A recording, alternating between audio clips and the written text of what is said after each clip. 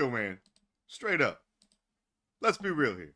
You can have like a Twix bar, but when you open that baby up, you can have one of them. I know there's two in the pack, but you can have one of them. That's terrible. How's it going? How's it going, everybody? Sorry, I had to. I had to do it, man. I had to. Welcome to day 2 of the Extra Life event. Those of you that missed what the thing was about, that one of the game challenges we did at the end of the previous night was Captain Novelin at the end of the last night's leg of the marathon, and we chat's eating it up. Captain Novelin is that game about diabetes or whatever, and in between levels the doctors tell you like the foods you can and can't eat, and one of them is this black doctor he's got this look about him like, man, I told you not to have that Snickers bar. What's your problem, dude? We just started inventing all these things that he was saying. It's like, for breakfast you can have like a piece of toast and like a pickle, but you can't have none of them Frosted Flakes. That's just nothing but sugar, dude. It's right there in the name. We were just going into this, we were just like ad-libbing that for like almost 20 fucking minutes last night. Hold up, man. You having cookies in bed? You can't have none of them Chips Ahoy, dude. That ain't good for you. I warned you about that, man. We turn on the air conditioner in here, man. I probably should have done that earlier. All right. There we go. All right. Well, we are. His nickname is Big Chocolate. Damn. Well, off to a good start. It is day 2 of our 13th annual Extra Life Charity Marathon benefiting Driscoll Children's Hospital, right here in my hometown of Corpus Christi, Texas. I'm Draco. This is Gatorbox. This is Nessie. Hang on. Yeah, she's got a 4th medal on. She's going through all my shit. I figured when she had the first one, I was like, oh, well, she knows where they are. And she's wearing 4 of them. So can't wait till we get to the end of this marathon. I'm going to keep that running gag going. Anyways, we've done this every year for the past 13 years. And for the full story, the full skinny, you can go to gator.co/extralife. You can read about the history of the marathon there, who we're raising money for and why. We're doing the marathon right now, but all the highlight reels and our playlists from previous marathons are all on that page as well if you want to see all the things we've done for the past 12 years, these marathons. You can also make your donation there, and you can check out the schedule of events. We've already done our first day. That was yesterday. So today is our second half, and we got all the big draws coming up on the schedule today. But before we get into all the things you want to see today, I should point out that we're doing an incentive this year. Oh, we have 2 incentives. One of them are the aforementioned the game challenges. Remember we did the Black Doctor? Yo, man, that's terrible. That was one of those. We got the challenge box here. For every multiple of $100 that we collectively raise, I've got some time set aside at the end of the schedule today to do our 15-minute game challenges. These are community-submitted challenges. Obviously, the submissions are closed because we're doing the marathon right now, but we open them up for about a month out before every marathon. So if you want to get in on this, next year's marathon, which usually happens around this time of the year, I'll make an announcement for the marathon and also have a link to the submission so you can get in on that. But they're 15-minute challenges. Most of them exist just to torment me, like Captain Novelin and all that other shit we did. We did 5 challenges yesterday. I won 2. I lost 3. We got Jaws. I got Jaws and I got the other one. What was the other one I did? I did like Jaws and Putty Squad, I think, that terrible game. And then I screwed up on the other ones. It's a recurring thing. So you don't have to donate. You individually don't have to donate $100 to a challenge. You can if you want. I'm not going to stop you. In fact, I would appreciate it if you did. But it's collectively. So if like 5 people donate 20, that's $100. So we're at the thing. We're at $560 right now. As we ended on yesterday. So we're about $40 away. It's actually like $40 and like 21 cents or something like that, because you guys are donating pennies, like fractions of dollars. So get going on that. And so the prizes we have this year. For the past couple of years, we've done like a raffle. We've done like one big prize. And it's cool, you get an autographed copy of a game, one of them signed by Reflex, the Monster Jam game, because the truck he drives was in that game. It's really cool. But I also realized that when we do the raffles and stuff like that, only one person gets the big prize. So I was like, it's cool, but all the people that donated enough to make it into the raffle, they didn't get anything. So this year, we're doing something different. There's no big prize. We just have a million little prizes. And for $7, all we did for $7, you'll get 2 stickers. You'll get a Gatorbox logo sticker. These are vinyl stickers, waterproof, weatherproof. I mean, you don't want to put it on your truck or something. It's probably not that waterproof, but you can put it on like your binder, your water bottle, your laptop, those kinds of things. You get the logo sticker, and you get Nessie in her bikini. The most recent art we did of her earlier this year for summertime. So you get these 2 stickers. I will send them to you anywhere in the world for free. It doesn't matter. I don't care if you're in Antarctica. If the Postal Service will let me put one of those international stamps on it, you'll get some. So we got those 2, and I'll send you a cola card with autographed and dated for the marathon this year, in case you collect, the Gatorbox cola cards for special events. I'm sure somebody out there does. I've given out a lot of them. So that's what's going on the schedule today. Or I mean, that's the incentives for today. It's $7 minimum donation, gets you some stickers. There is a selectable thing on the Extra Life page where you can just do $7 and it'll ask you, it'll send me your address so I know where to send them. Unfortunately, if you donate more than 7, like if you do a custom amount, like 20 or 30 or something like that, it doesn't, when you click the sticker thing, you can't do $7 or more. You can only do 7. So it kind of pisses me off. So if you wanted to donate like 20, you could do 7 and then just make a separate $13. You know what I mean? You could, and it's still 20. But this is the first year I've done the built-in incentive tool on Extra Life, and it's rough around the edges. So if you donate more than $7 and you use a different option, I will email you after the marathon to the email address you provided, so that you can get your stickers. You can send me back the address you want to have them sent to, and I'll mail them all out. So I'll make sure everybody gets their stickers. Like I said, first year we're doing it through the incentive option through Extra Life. It's a learning experience. I'll know for next year unless they change it.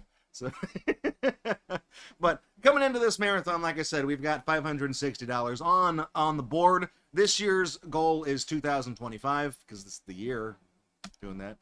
If you're new to the marathon and you haven't caught what we're doing, this is our 13th one. So a lot of the games on the schedule today are horror themed. They're monster related because it's, we're playing into the whole Friday the 13th, the unlucky 13 theming and things like that. This is only the second time we've done a themed Extra Life marathon. So this one is all about horror games. So let me click on over to the schedule. You can use the schedule command in chat, or it is on the gator.co/extralife page. I'll run through some of the things we did yesterday to give you an example. We did Monos, The Hands of Fate, which has been featured before, but that kind of fits in because it's a horror game. We did a Crimson Room Decade, kind of a spooky game. We did Innsmouth no Yakata for Virtual Boy, the Spooky Mansion monster game, the H.P. Lovecraft one. Of course, we did Maniac Mansion. We did Biomenace from MS-DOS back in the early 90s. And we also did Pony Island, Nightmare on Elm Street. So we got all the spooky games. And of course, the bullshit one yesterday was Bigfoot. Not the cryptid, not that, the monster truck. Right? Because it's monster truck. It counts. It counted, okay? So we did that. So coming into today's half of the marathon, I mentioned earlier there are 28 games that made it to the schedule this year. That's not counting challenges. The challenges are not, it's their own thing. Different games that we do runs of this year, there's 28 of them. 24 of those 28 games met the criteria for being the spooky, 13th, Friday the 13th thing. And then of those 24, 19 of them are brand new to the marathon. We've never had them on the schedule before, so I had to learn 19 runs coming into this marathon, which some of them have been a disaster if you saw yesterday's half of the marathon. Some didn't, kind of blew up in my face. But there's 4 games in there that don't fit the monster theming, so we'll run through those real quick. We got, starting in a couple of minutes here, we've got Ivan Iron Man Stewart's Super Off-Road.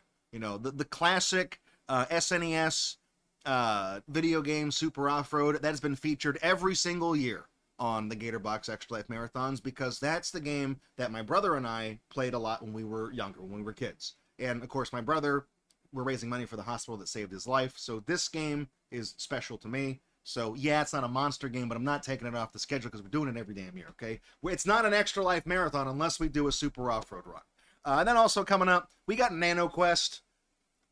Just because, you know, it's Nano Quest for the longest time, for like the past like 2 or 3 years, was not on the schedule because Windows Update kind of messed up how it's a very old, it's a Macromedia Flash game, or Shockwave, made in 2005, so it kind of stopped working at one point, and it works now because I reinstalled Windows, so now it's back on the schedule. We're doing a 100% run of Nano Quest.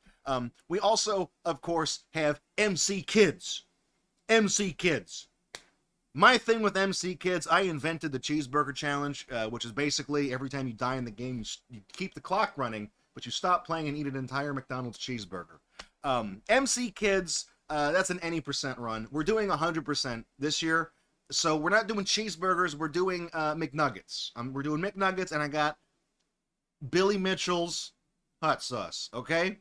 The man, the myth, the legend. Perfect Pac-Man Billy himself. Danky King. I got some of his Ricky's hot sauce, so we're going to have that as the stuff on there. So we're going to do all that. And then, of course, the last game that's not a monster-related game is Bible Buffet. That is our tradition to end our marathons with Bible Buffet. And some of you that were looking on the schedule, you might have noticed that Bible Buffet has a time slot on the schedule for 1 hour and 45 minutes, which is ridiculous because usually it's only a 40-minute time slot. You're probably wondering, Draco, why? Are we reading the Bible? No, I'll do you one better. This is a never before seen thing, okay? Never. Not on here, not anywhere. This is brand new because I had to work with somebody. I partnered up with a guy who knows his shtick with the NES, and we put together some codes to creatively break this game in a way that no one has ever done before. Bible Buffet, if you've never seen it, was a board game. It's like Candyland. You spin the spinner, and you do. And when you land on the squares, every square on the board game is it's like a level. It's like Gauntlet, the original Zelda, you know, it's like a top-down. You walk around, and you pick up food for your church, your food pantry in your church. But, you know, let's say you spin the spinner, you land a 4. Okay, boop, boop, boop, you know, you go 4 spaces. Well, you passed up 3 of them. What are those levels, you know? Every time we play Bible Buffet, we do land on a couple of spaces we've never hit before, so they're new, and it's new to everybody. But I was like, okay, dude, this is like the 9th or 10th time we've featured Bible Buffet in a marathon on Extra Life here. I want to play every stage. I want to know, is there a way to make that goddamn spinner like a cheat code or something? There's got to be a Game Genie code that when you flick the spinner, it doesn't matter what it lands on, the game is like 1. Boop, and you play every single stage. But sometimes the thing has to land on 2, so you skip the shortcuts in the action squares, you know? You skip all that stuff. So I hooked up with Displaced Gamers on YouTube. I'll talk more about him when we get to Bible Buffet. Displaced Gamers is a very programmatically oriented YouTuber. He does breakdowns of really infamous and well-known NES games that don't really run very well. Not just bad games too, like good games like Ninja Turtles and Strider and things like that. And does a breakdown as to like why the games don't run very well. And he even comes up with little patches on how to fix certain things. So I reached out to him. I was like, hey man, I want to do this thing. I want to do this thing for my charity event. And I feel like you're the only person who can help me out here. And I told him, I gave him my little elevator pitch, and he thought that was hilarious. And he said, you know what? I've never looked at Bible Buffet before. It seems like there's a lot of moving parts. But give me a second. I'll get, you know, I'll reach back out to you. 4 hours later, he just like marathoned it. He was like, okay, I really got absorbed into this. Here you go. So never ever before seen before. We're doing Bible Buffet, the whole buffet. Every single stage. We got Game Genie codes, right? Every single stage on the board. We're playing them. So that's why it's got a really long feature, because we've never done it before. So anyways, that's going to be the end of the marathon. So stick around for that. You don't want to miss that. Out of all the stuff we've done this year, I'm the most excited for that one. So that's the non-horror game. So coming up, we're going to get into them in just a second here. The horror games we have on the schedule today. We've got The Last Half of Darkness. All right, you feel me? Last half of dark. Where did I put? Yeah, okay, that's my route for last half. It's on the other side of that. I knew I wrote it down somewhere. Last half of Darkness '89, which was a Friday feature a couple years ago. We recently put it on YouTube. That's on the thing. We're talking Sonic.exe. All right, you heard of him? I Am God. That's the guy. We're going back to I'm Scared, a pixelated nightmare. One of the very first games ever featured on Gatorbox. I'm Scared. Now on the schedule for the very first time for Extra Life. We've got 2 games that I made: the Ohio Weed Eater Mishap for the Atari 2600, and Escape from Flea Market Montgomery for PC. We're playing both of those. We got all 10 endings of Fatum Batula, which was another Friday feature game. We've got Alex Jones NWO Wars, which is not necessarily a horror game, but that's the world that Alex Jones thinks he lives in, and it sounds like a fucking nightmare, so that made it in on technicality.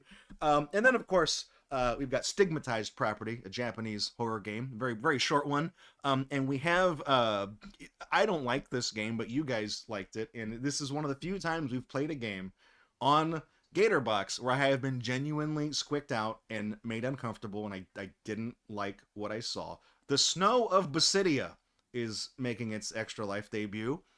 Graduating out from a former Friday feature as part of the Haunted PS1 Madvent calendar, Snow of Basidia is it's a very frightening body horror game that looks like Ocarina of Time, and it doesn't take long to beat, but I'm not going to enjoy a single second of it because it makes me feel uncomfortable, because it is genuinely like the one thing I'm actually afraid of. I remember when we played that game the first time, and I like in real time as we played through it, and I pieced together what was going to happen. I was like, oh man, oh fuck. It's not on YouTube yet. It's in our VOD archive, gator.co/VOD. It's in there somewhere. But yeah, no, it was one of those ones where I like progressively was like, I'm not gonna like this one. So we'll get into that. So that's my opening spiel here. We're gonna have a fantastic second day of the marathon. I know we're only about a quarter of the way to our goal, but the second day of the marathon, that's when we got all the big stuff we're pulling out. Sven of the Dead's got the schedule down right there if you want to see what's coming up. That schedule link automatically adjusts to your time zone, by the way. So I know if you're watching in Europe or Australia, or you're unfortunately in California, it'll adjust to your wherever you are. So if you're connecting through a VPN, you might want to turn it off real quick, because if you're connected to a VPN and it says you're in Japan, what's going to show you times as if you're in Japan. It's not going to know. So so there we go. So that said, coming up, hang on, let me check something. Let me open my schedule so I don't lie to you guys. Hey, hang on. Real quick. This is going to be a good intro for our opening game. Our opening game is Super Off-Road, specifically the Super Nintendo version of the game, the port of the game. Super Off-Road was an arcade game that was released, I believe, in like 89 or 90, I think. It's the one you would recognize. That it has the red, yellow, blue, and silver trucks, and they have the 3 steering wheels at the base and the pedal. And you do the trucks, they go around the little dirt track. You got nitros and things like that. It was a hugely successful arcade game when it came out. I think it was like the highest grossing arcade game that year. I like the year it came out, I'm pretty sure it was. It stayed in production for a long time. It was really popular. It got a track pack that gave you 8. You have 8 tracks in it in the original one, and then the track pack gave you 8 more levels. And the game got a lot of console ports, but the one for the Super Nintendo is, I think, the best one. It's the most complete. You have 16 tracks. You have the 8 regular ones and the 8 track pack tracks all in one game.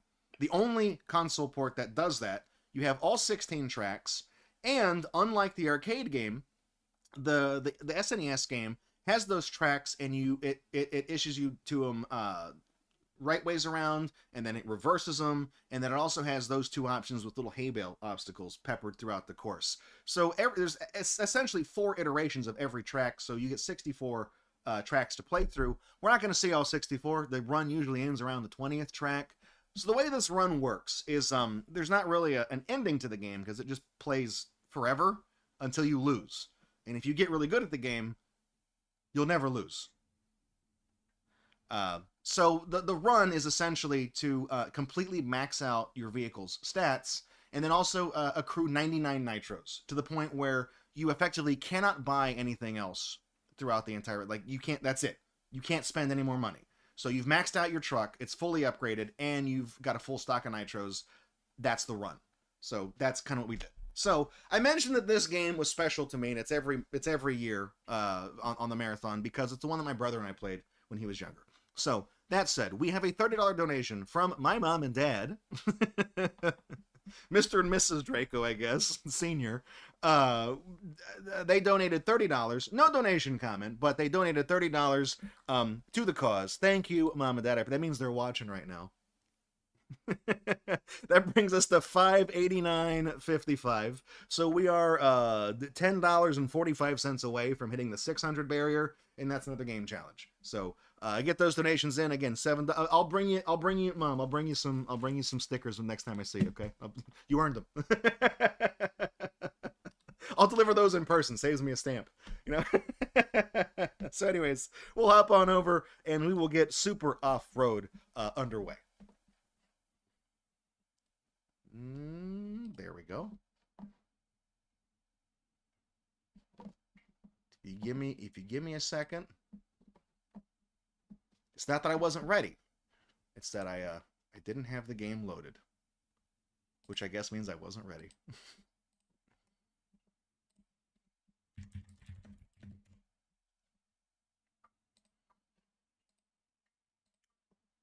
I will say that this game has an incredible opening riff. You're going to enjoy it. One sec.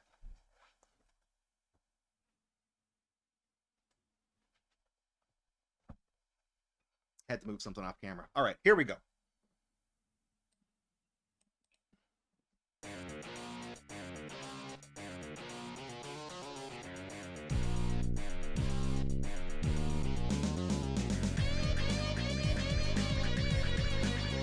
It doesn't have to go that hard, but it does.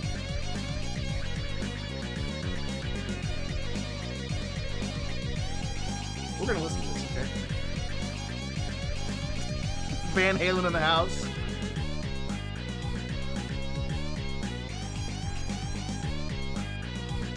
All right. There we go. All right. We'll turn it down a little bit.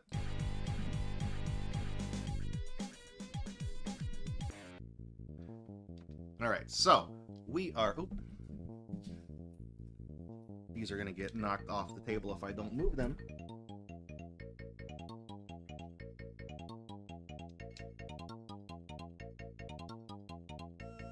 All right, so time starts as soon as we commit this. So here we go, 3, 2, 1, super off-road. And that didn't actually, I did exit, there we go.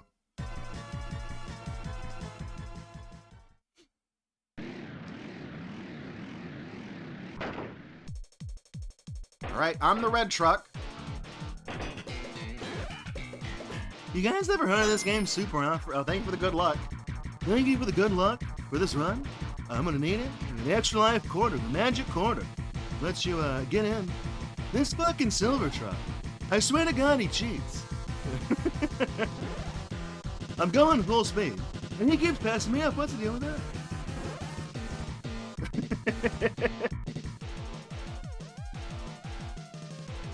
This shit ain't nothing to me, man. I'll floor that truck. I'll drive into the stands and backflip off the scoreboard. I really do this shit.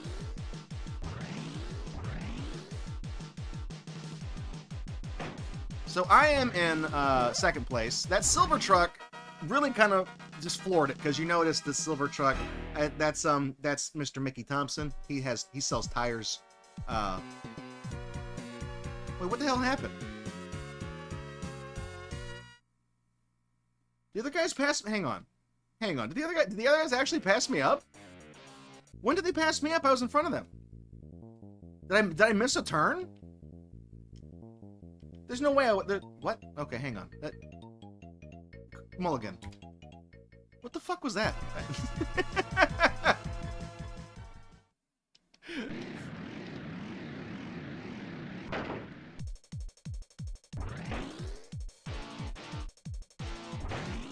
Okay, let me start that over. Because I know I don't have an upgraded truck or whatever, but... Oh, that's not good. Oh, this run's already falling apart in the first stage.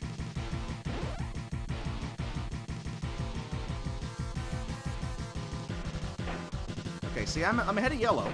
Oh, wait, silver got spun. Okay, okay, fine. This run is falling apart for everybody.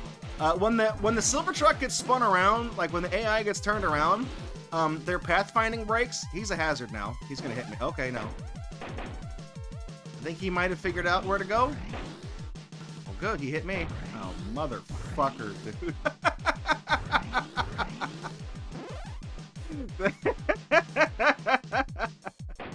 We're off to a great start. It's gonna be a great marathon, you guys. I can feel it, alright?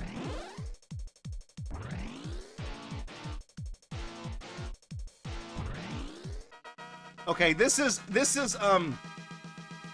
actually the most cursed run I've ever seen. The yellow truck never ever wins. The yellow truck is our 4th place guy. He just got first. I will see this through to see how this goes because we might be playing the haunted cartridge, okay? You're right, I'm sorry. I got spun around too, that's not good.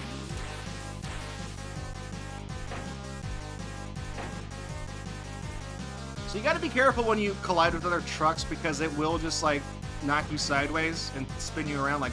It's not so much it 180s you, it'll like turn you 90 degrees in the direction you don't want to go. Like every time.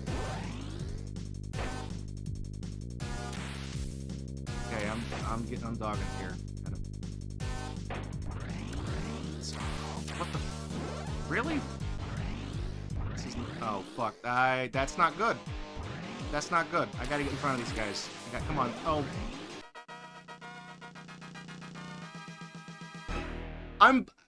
I bought wheels and shocks. How am I getting stuck in the water?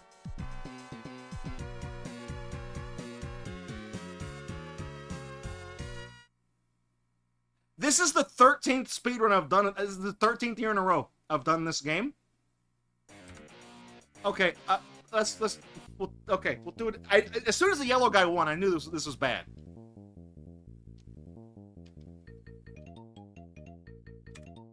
We're good. We're doing good. Okay, I'm just gonna go straight for. I'm gonna do a different route. I'm just gonna go for top speed. Usually, I have a specific I have a prescribed path I follow for buying upgrades.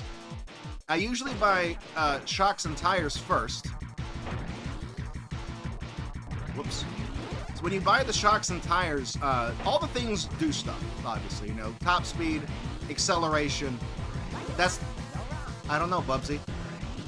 The top speed and acceleration is pretty obvious what those do. But the shocks and wheels affect your maneuverability and your turning. The tires, as you go through the stages, you may have noticed that the second level had sand on the left side.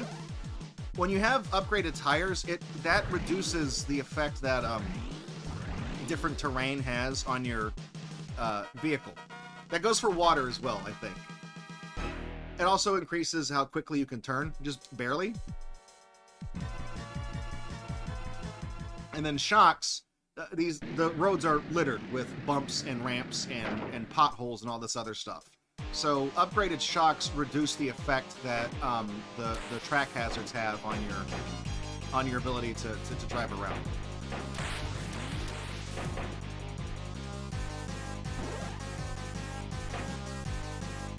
So usually I spring for those two upgrades first because rather than, I mean, you can go fast, but what the hell was that?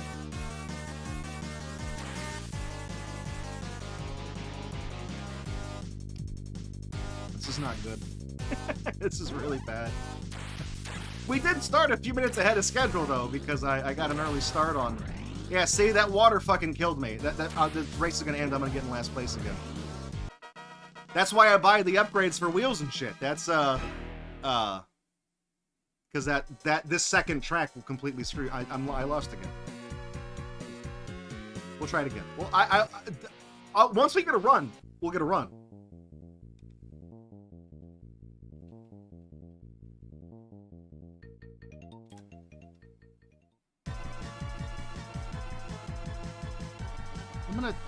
I don't usually buy nitros to start with because it's a waste of money.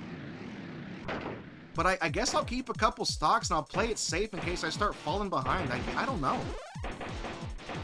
Because like I said, I have a system. Like oh my fucking god, dude. I do need that flow.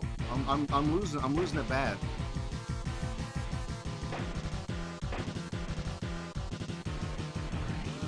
You don't want to be near any of the vehicles. Like if you bump and grind and trade paint with the trucks and they hit you, it'll screw you up.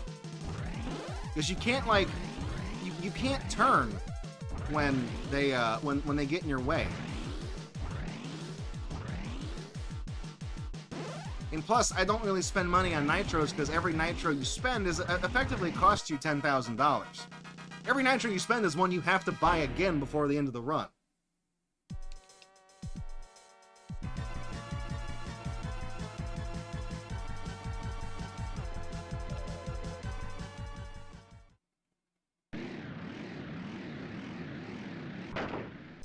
Okay, I'm just going to pull up ahead and see if I know they're going to try to catch up and fire off nitros, but if I can put some distance between me and these guys.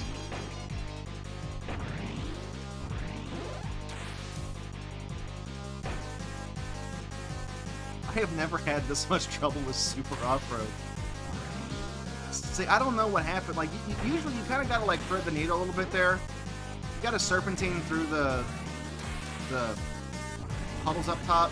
If you thread the needle and go straight through the center, kind of like that, you kind of get a freebie on it, you get a pass. Now that guy got the money. It's like right there, that's the optimal route, because you don't get stuck in the water. It's fine. So now that we have a run going, the silver truck generally wins the first few races because he does have a vehicle that is not maxed out, but he has a slightly faster one. He starts out with better stats than you do. And then you notice every time he wins a race, he just spends all of his winnings on nitro.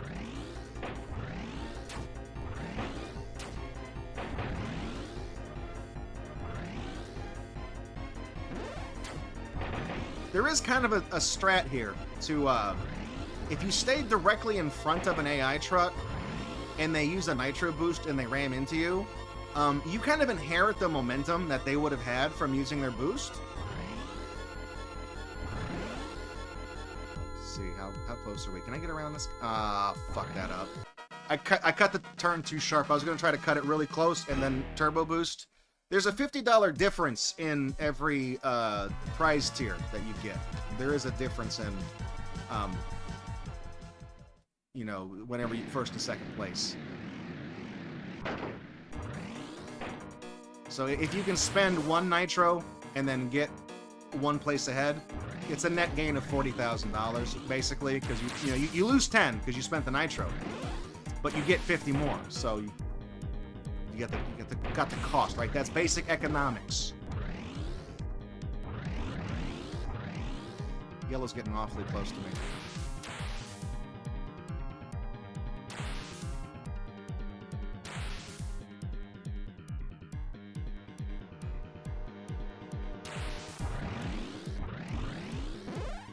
That may not have been smart. That may have been my famous $50,000 turn. I didn't want to get hit by the blue car. Checkpoint! Thanks! We got it.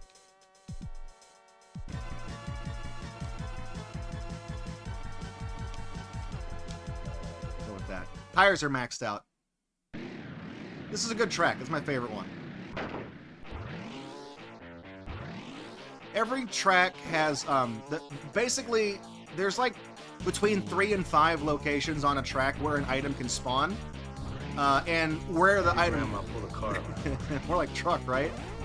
Where the item spawn, like, where the item spawns is random, but it will appear in a few, like, that money bag has appeared right there 3 times.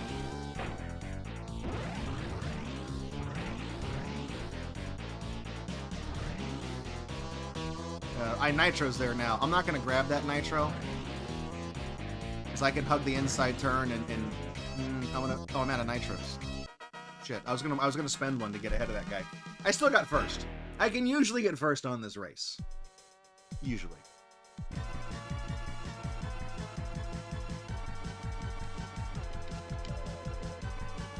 I'll hang on to the money. You know, I'm a little worried. So we're back at Huevos Grande.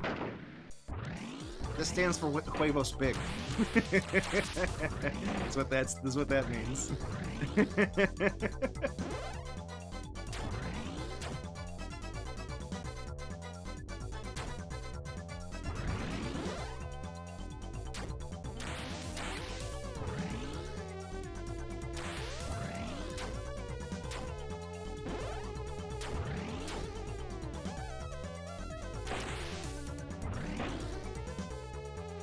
I'm not too concerned with the truck, the silver truck. Oh, he got that though. God damn it!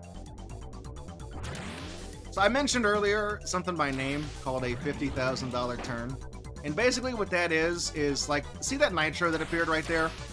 That's not a very good spawn location for this track. I mean, it is when the track is backwards, because you can hang that turn and hit that ramp and go across the water. But the other way around, that's not a particularly good spawn for the item. So I tend to not go for it unless I'm way in the lead. But if you're neck and neck with somebody and you make a deviation from the course to go grab an item and it costs you a space in the like the placing, it effectively costs you $50,000 because, like I said, that's the difference in every podium position on the game. So it's highly unlikely that the item you're going to get is going to be worth $50,000 because the value of things goes up by one increment every time. Silver truck got me and spun me around. So you'd have to collect, the money back item would have to appear 5 times in a row for it to be worth $50,000. And that's what it caps at, by the way. So you would effectively fall down a level and lose $50,000, and whatever you would have gained from the item, you know, you might get a little bit of money for it, but it's not going to be equal to what you lost for messing up and you know, getting greedy and going for the item. It's a really bad item spawn in this course. It's in the upper left. We'll see if it appears there first time like it always does. There it is. You can drive, like, not even the AI goes, I think they want you to, like, avoid the little hills right there. But you can just drive across them if you have high enough stats, and it doesn't really affect your speed at all. That's why I want to get shocks and tires, especially shocks right here, because that makes it so that you can drive over that, and it doesn't even slow you down. But not even the AI goes up in that corner up there to grab the items. Like, they just ignore it. They just completely disregard it. Once the item spawns there, you're not going to get any more, because I'm not going to go out of my way to get that, because that might even be a $100,000 turn. That's such a bad item location. Like, I'm not going to go for it. It's terrible. Just terrible. I don't usually spend a nitro at the beginning of a race, but I do on this one because the trucks at the start of the race, they will kind of bunch up, and it's really easy to get sidelined and get spun around. I'm not going. Okay, he got the nitro. I was gonna say I'm not going for the nitro down there because that's the titular $50,000 turn.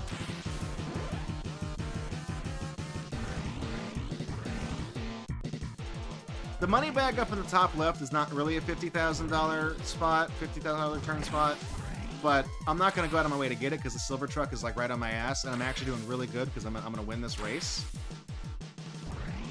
Nice. If I would have gone up there to get that, they would have given me $20,000 because that's the second time it appeared, and it would have cost me $50,000. So I would have lost $30,000 getting greedy going for that. Big Dukes. So this is the second time we've seen Big Dukes, and this is with the little track hazards, little hay bales. I think the hay bales, you can hit them 3 times before they just break and disappear.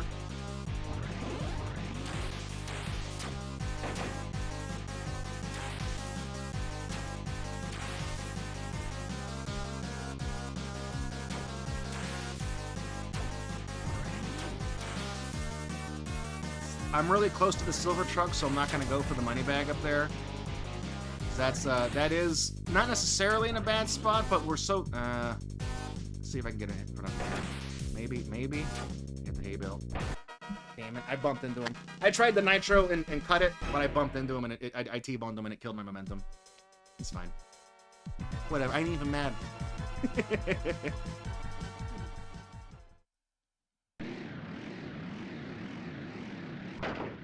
This is an interesting track, cliffhanger, because you have to go on the outside and then go on the inside. And this turn right here, actually, if you just let off on the gas, you can hook it really... You see how the AI turns like really wide making that final turn? They're not good at this course. Sometimes you'll see, sometimes even the silver truck turns so wide that he'll go around that bottom left pylon, and it'll put him out of bounds, not out of bounds, but he will have invalidated his lap. I'm not avoiding that money bag. I'm actually trying to hook the turn in really tight, but I'm right in front of silver. Okay, I got it. I managed to hook it on that last turn. It's just in a really inopportune spot because you have to slow down to grab it, and I was in the lead, so I didn't want to risk it. You know what I mean? It's in a very antsy spot. Back at Blaster. So, anyways, I started blasting. I should have fired off a nitro there. That's got a really tough start. It's okay. I pulled ahead. We're doing good. Oh, so yellow fucked up. Did yellow get back on track? I think yellow did. It's always really hairy whenever a truck loses a track because like they have pathfinding. They can get back on the course, but they never do a very good job of it. They kind of become a hazard in and of themselves, especially if they're heading the opposite direction.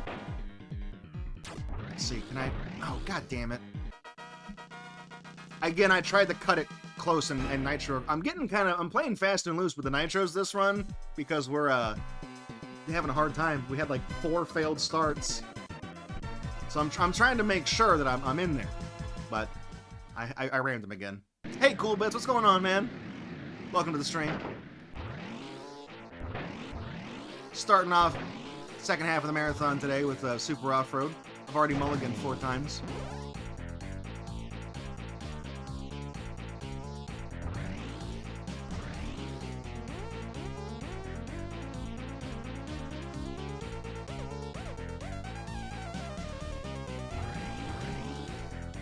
Okay, Blue's getting awfully close to me here. I'm gonna spend the nitro to pull ahead of Blue.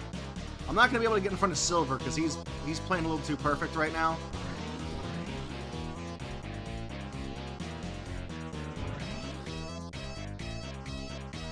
See, I probably could have passed them up if I spent all of my nitros, but that basically would have cost me $40,000 spending all the, because I got to buy them back to finish the run. It's just better. It's better not to do that. All right, now we're going for top speed power-ups. I'm almost done. It is very easy to accidentally get spun around on this course. These figure 8 tracks are a little difficult. Damn it. It wasn't quite a $50,000 turn because that item is kind of on the way when you come around this corner right here. You can just kind of hook it in. Because ideally, the ideal path is to avoid that giant puddle. And the easiest way to do that is to go slightly wide around the right. I want that money. Nice. Got him. Bueno. $210,000 in prize money. Okay, I'll go for it. I only got 4 nitros. Now we're just only nitros. Only getting nitros.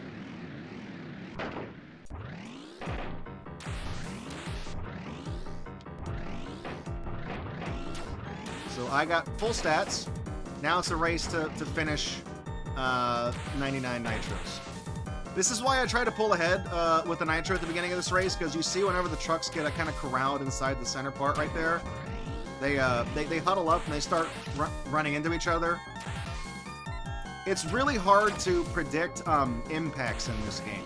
Because like I said, sometimes AI will ram the back of you and you'll get their nitro. You can do that to them.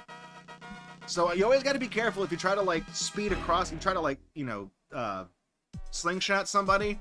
It's very likely you unintentionally just ram into them and they'll get your nitro. So you have to be really careful doing stuff like that.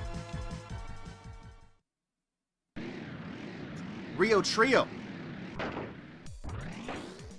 That stands for Rio 3. That's not a good spawn for the item. Like, either front ways or back ways, that's a bad item spawn, because it's in that little nook. You'd have to turn really... You'd have to hook it really wide to get that, and with how close the silver truck is to me, I'm not going to get it.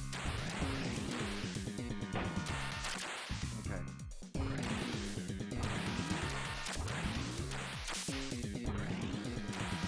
Motherfucker. Oh, you bitch! Oh! He was going through the water. I thought I had him. I spent the nitro to try to catch up and pull ahead. I just barely... That was a photo finish, dude. The spare tire on the front of his truck went over the finish line before I did. Bullshit.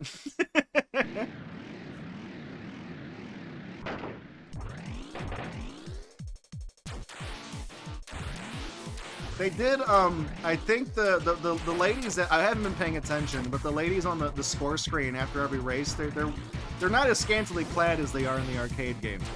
They're wearing, like, fawn bikinis and stuff in the original.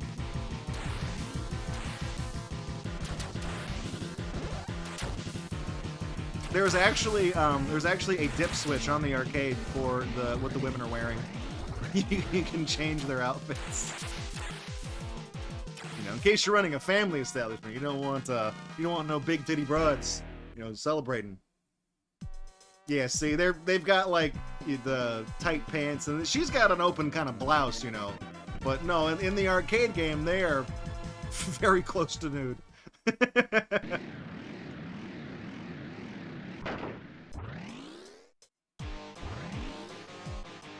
This is a fun track to me. It's my favorite one because it's very execution heavy. You know, you kind of stay on the inside slope here, and then you very carefully kind of snake it through. That's not a good spawn for the item here. I'm not going to get that. There's no way I can get that. Not with silver on my ass.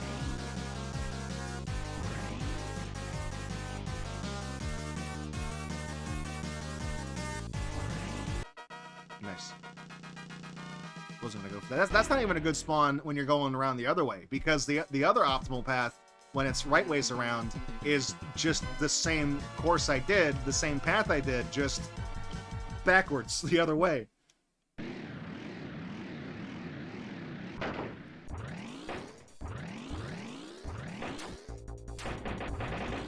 That's what I was afraid of happening. Oh, god damn it. Okay, that's fine.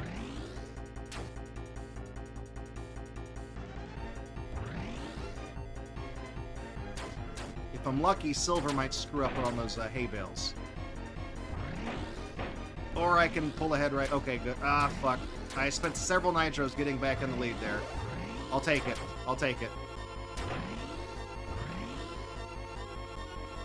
I always try to be mindful of the hazards in this level, because that top row is really killer, because you have to snake through it, but if you go too far down, you'll come down the thing and you'll hit the part you're supposed to go around. And of course, that'll set you back. Eliminator boat duel. I should learn how to run Eliminator boat duel.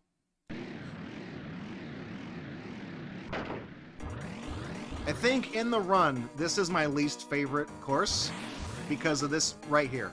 Coming up that side of the hill, you can see it looks kind of strange from the perspective. You can't really tell like where you are relative to the thing. So if you get rammed by somebody as you're about to go up that hill, it is very likely you'll overshoot where you think you are, and you'll hit the side. I usually go to the left side, the upper left. I go too far left. I'm winning a lot of races though, which is good, but compared to the time, I don't know if I'm PBing on this run. I don't know. I don't know off the top of my head, I don't know what my best time is. It's been a long time since I said a PB in Super Off-Road. If I play my cards right, we can do this in at least 3 races.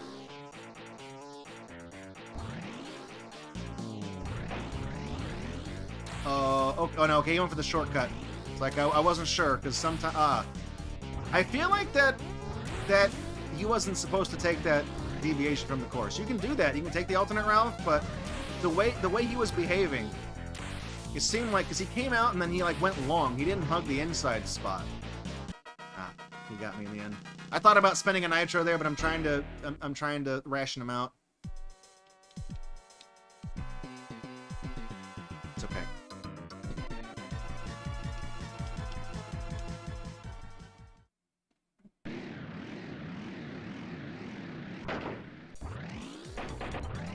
So this is weird because this is the first time we get a repeat. The track order is not randomized. It looks random, but we get the same tracks in the same order every single time. So I don't know why it doesn't cycle through all 64 iterations in whatever pseudo-random pattern the developers designed before you start getting repeats, because this was like the 4th race we did was Sidewinder Frontways. Oh, I didn't realize that. I thought we had one more lap. I could have nitroed and gotten ahead of him. Whoops. I was looking at the money bag down there. I was about to remark how that was, again, a terrible item spawn. We're not getting very good item spawns in this run. We're getting... This is usually where the run ends. Positively, by the way. Boulder Hill.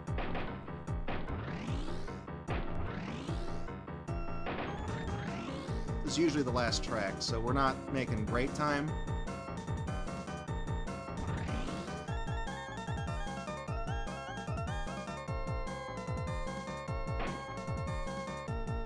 This track is a goddamn nightmare, by the way. It is just as much fun to play as it looks. I am in second... I think I'm in second place. But it's weird to read placement. Am I in second? Okay, good, I was. That level, the rocks, for some reason, the game has a hard time calculating placement in there. Because sometimes you'll be ahead of somebody and the game will be like, eh. Alright, if I play my cards right, if I get at least second place and I don't spend any more nitros, assuming I get no item pickups, then we're done after this race.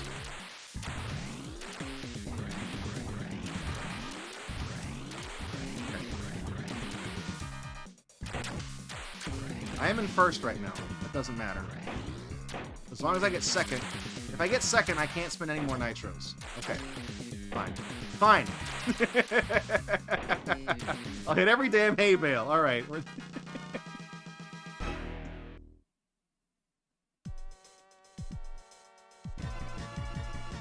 All right, and that is 99. I'll start the next race to prove it. We have full stats, and on the scoreboard down there, we're at 99. So we did good. There we go. Stop. Stop. 22. What is my best time in Super Off-Road, actually? 22:48.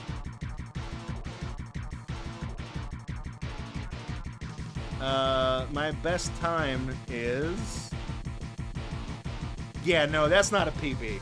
My best time in this game is 19 minutes and 7 seconds, so that was not good. Like I said, I don't usually... I kind of took a slightly different path through this. I guess you can call it marathon safe. I don't know. I cannot explain why I bombed the first 4 attempts at the start of this run. I have no idea. No idea what the hell happened there. That has never happened before. Genuinely. I've never dogged it that bad. But, like... Because we had a totally cursed run where, like, the yellow truck got a first place finish. I'm like, no, man, that's not good. That's a bad omen, okay? That's not good. That's like walking outside and finding a dead bird on your porch and you don't have a cat. It's like, I'm not going to work today, man. Bad juju, you know? No, thank you. But, yeah, no, that was... I usually buy all my stats all at once. I mean, we kind of ended around the same time, but I still felt like it was slower overall because I didn't win as many races.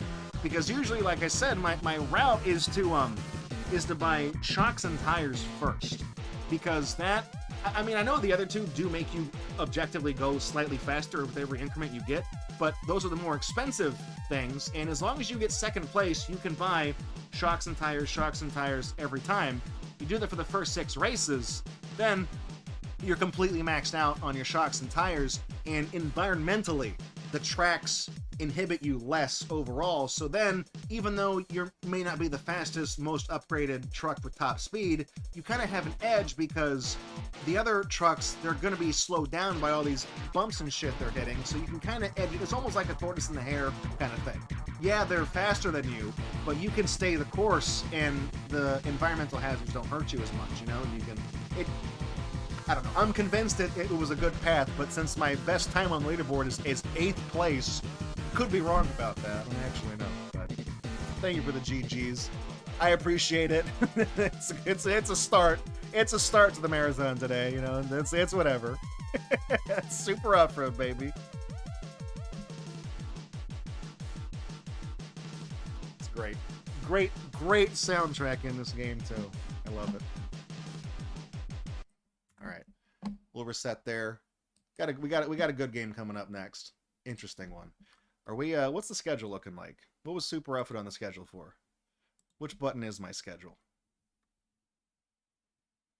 30 minutes. So we're on target. I'm not gonna jinx it. I'm not gonna jinx. I'm not gonna say anything. All right. Let's go back to our talking time layout. Bada bing, bada boom. Take a sip. Celsius, baby. Not a sponsor. Just felt like having an energy drink this morning. All right, so that's one game down on day 2 of our Extra Life Marathon. So coming up next, this game we have is Fatum Batula, which I believe means dead birch tree, like the birch tree. So this game was something I heard about while we were doing the Haunted PS1 Madvent calendar streams. We do one every year. For the last Friday show in October is generally the Madvent calendar stream. And Bryce Butcher made a game that was in one of the Madvent calendars. And the games I like, I go and look up like what else have these people worked on, because I want to see what they've made. And Fatum Batula is one of the games that he worked on, and I think I played a demo, or I don't know where I saw it, but I was like, that seems interesting. I'm going to do a Friday feature for Fatum Batula. And essentially, the whole point of the game, it's kind of a small game. It got a Friday feature, and it is on YouTube, and it is every ending on YouTube. And we're going to do a speed run of every ending. Specifically, this is all endings, no save load abuse. So what that essentially means is when you play this game, the objective is to water the tree of life. And you can water the tree with any of the liquids you find in the world. And each one gives you a different ending, of course. There's 10 endings. We're going to go through all 10 of them. And essentially, you have 3 vials that you can hold liquid in. And the reason the game gives you 3 is because you can kind of mix them, and you can do things with them, or you can have one of them. And then, because some of them, environmentally, they do things in the environment, like the world. So you have to like pour it in the ocean, or if you give it to a character, you know, so they do different things. But because you can hold multiple liquids at once, you could, in theory, collect 3 different liquids and then make it back to the Tree of Life and then save, and then do one, get the ending, load it right where you were at the end of the game, pick a second vial, dump it in. You can knock out 3 endings in a row. So that's called save load abuse. So the category we're going for is no save load abuse. So it's going to be there's going to be some repetition. We're going to visit some places more than once through this game, but it's an environment. It's atmospheric. I like the world the game exists in.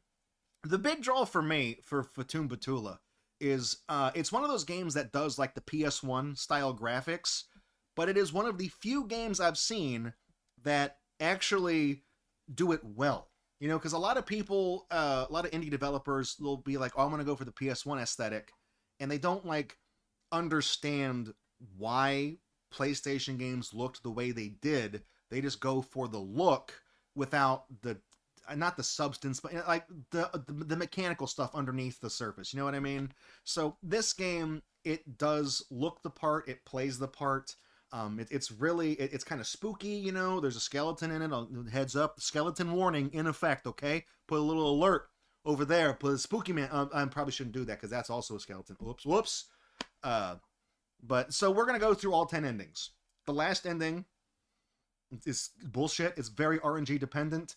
And when people do runs of this game, they do the 10th ending. They do that one first because it's complete RNG whether or not you're gonna get it.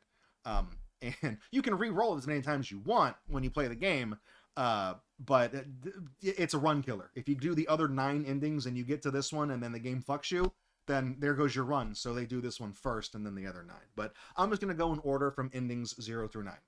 So we're doing that. So we're gonna hop on over and get this one underway. There we go. Bada bing, bada boom.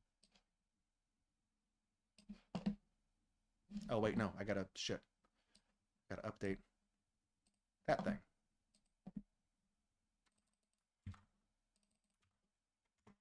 And then after Fatum Batula, we have Ohio Weed Eater Mishap.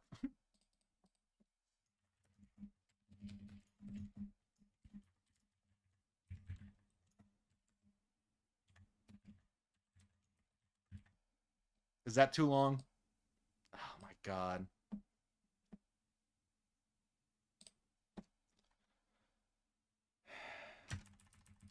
Can I fix this?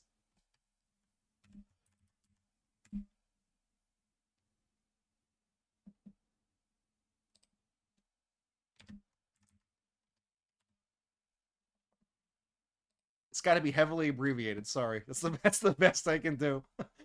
I've always had trouble with the now, next, and later thing on the layouts on this damn thing.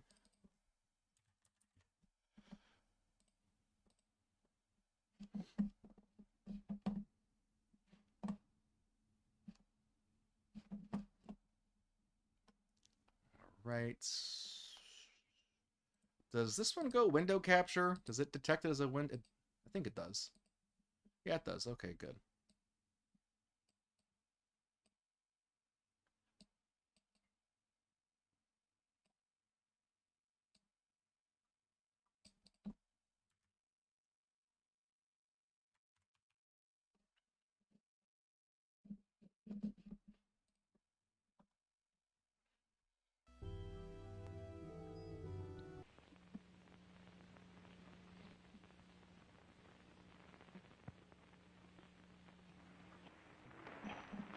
Hang on, let me see something. If I...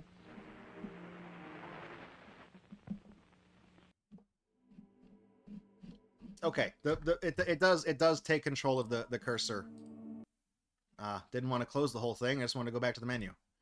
I was trying to see if the game locks in the cursor when it's on. Because we played Locked In Syndrome yesterday, didn't do that. Okay, here we go. So, I'm gonna do a lot of button mashing here because we're gonna see the intro to this game 10 times. So, bear with me. 3, 2, 1. Batula. Batula Matata. All right. So up to our right here, that's the Tree of Life. Not very big. You got to make it grow. So we're gonna wait here, and this nondescript monster creature being is gonna come out from this ether here, and he's gonna give us the vials. He's gonna tell us to water the tree, and he's going to warn us not to water the tree with what you bleed, which is one of the endings.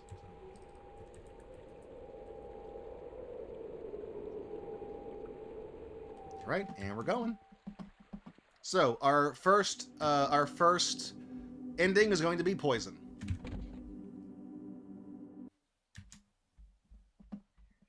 This is ending 0.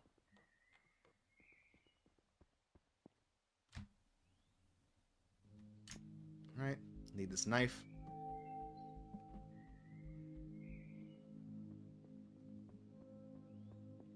A little bit of speed tech for you.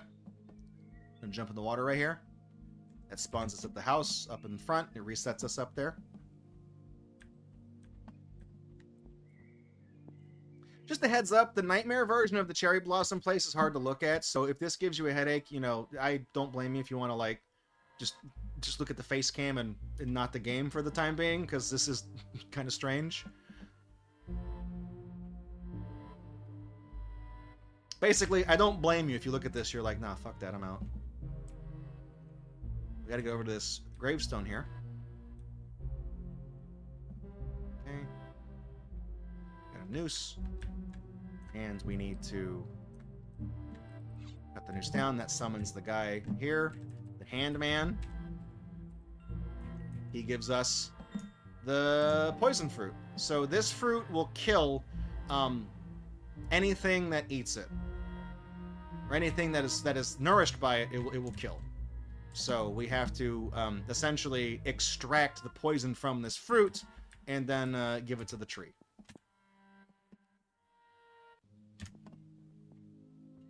You do have to wake back up into normal mode to leave here, because if you try to exit after this little pagoda, if you try to go to the exit in nightmare mode, it just keeps endlessly looping this map. So you do have to run back to the bed and wake up.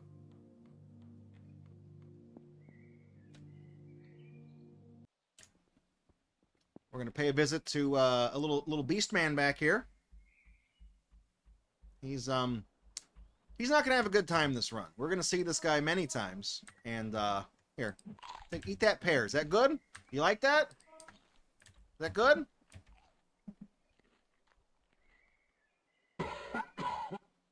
I don't think it was good. He's dead. All right. So we extract the poison from him, and we can use that. We're gonna see him like half the endings we need. We have to talk to that guy. So here we go. All right, dump it in. Whoop. That's one ending. Done. 1 down, 9 to go.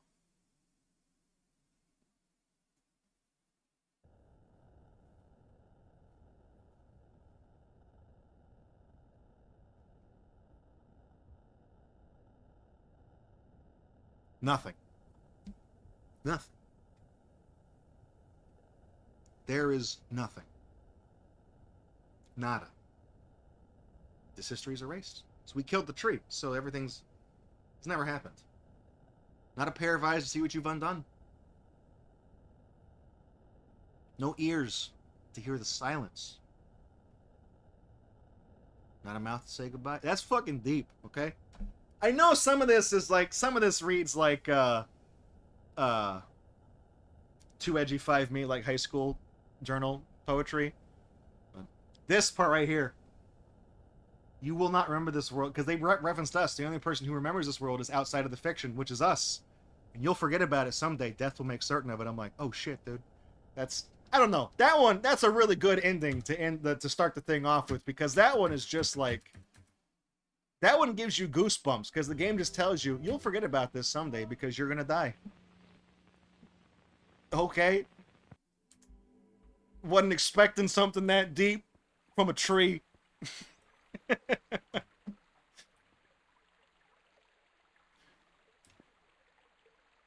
We gotta wait for this guy to show up again. And you have to maintain eye contact with him, because if you look away, he will disappear.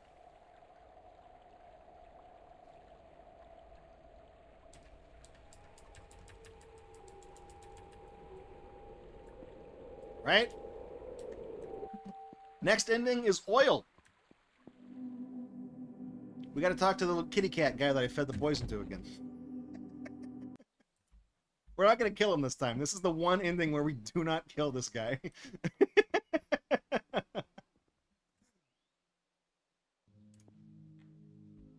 But if you actually talk to the cat guy, you'll find out that he's telling you how hungry he is, that he's starving, he hasn't eaten in forever. So we need to give him a snack, all right? And not a poison fruit snack. We need to give him actually some good, nourishing, healthy, omega-3 protein fish, okay? So that's what we're gonna give him.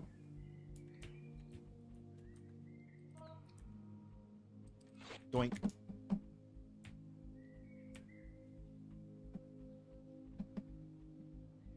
I guess if I was smart, I could have ran right in the water and it would have put me right here.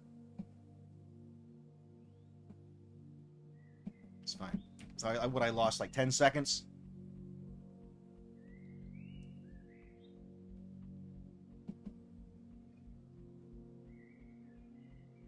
So there is a fish right there.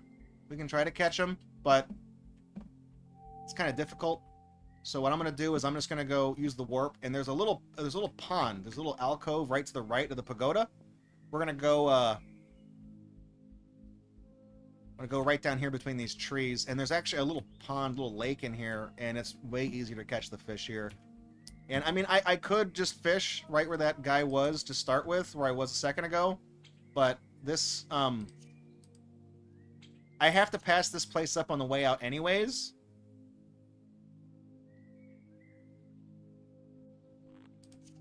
I have to walk past on the way out, so I might as well go fishing here because it's easier here. At least that's my justification.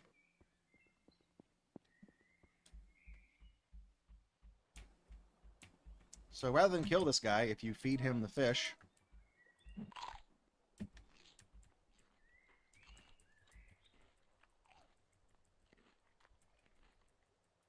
It's good, isn't it? So he tells you that this was the one thing, the place where he came from, that's the one thing his people made was oil. The oil does nothing in this game. It's only used to get an ending. You can't use it for anything else. You can't, like, mix it with anything. It doesn't, you can't light it on fire. You can't do anything with it. It just, it gives you an ending.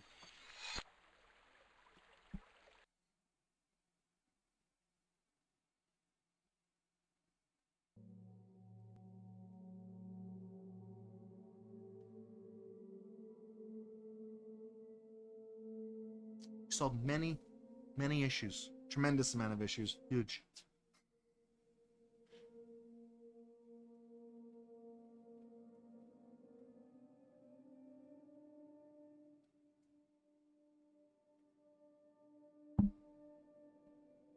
Would you say it's 1%?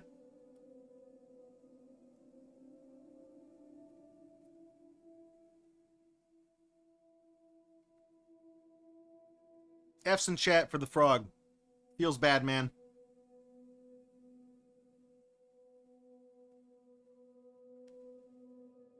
So you water the tree of life with oil. It says the roots will grow to hell, the branches will rise to heaven.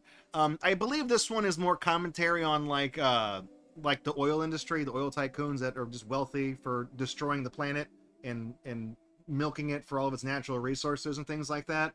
The parasites, the few that have made, you know, reclaiming what is dead, essentially. It's I think that's the commentary they're going for here. At least that's my best guess.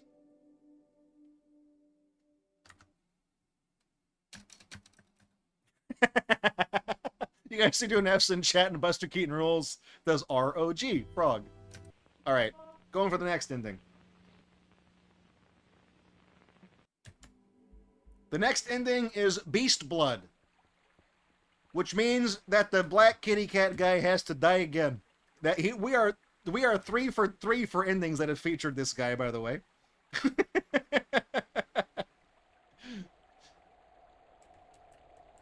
Like I said, he's in a lot of them.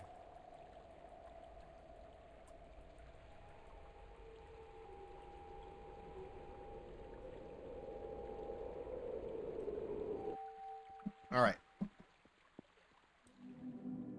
This is one of the fastest finishes in the game. Like the endings to get this one's really quick. I think this one has the fastest IL time because we're doing all the endings no SLA for this run, but there is an ending. There's a leaderboard for every individual ending as well. And this is the fastest one because you run out to here, you grab the knife, and then you come and just stab this guy in the face.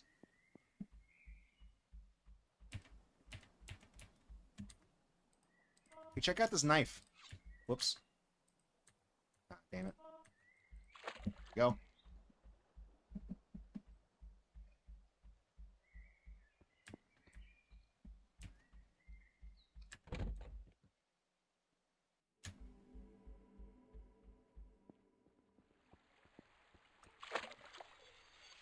Beast blood. See, that's quick. We ran out, got the knife, killed the guy, ran back.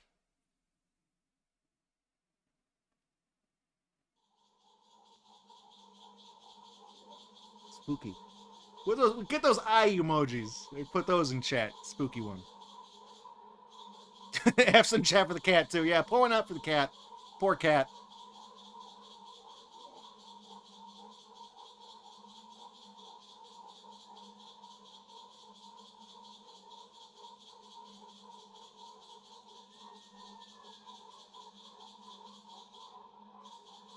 Endless river. What? That's a lot of damage. That was a lot of damage. Flex tape. To prove the power of the Tree of Life, I sawed this cat in half.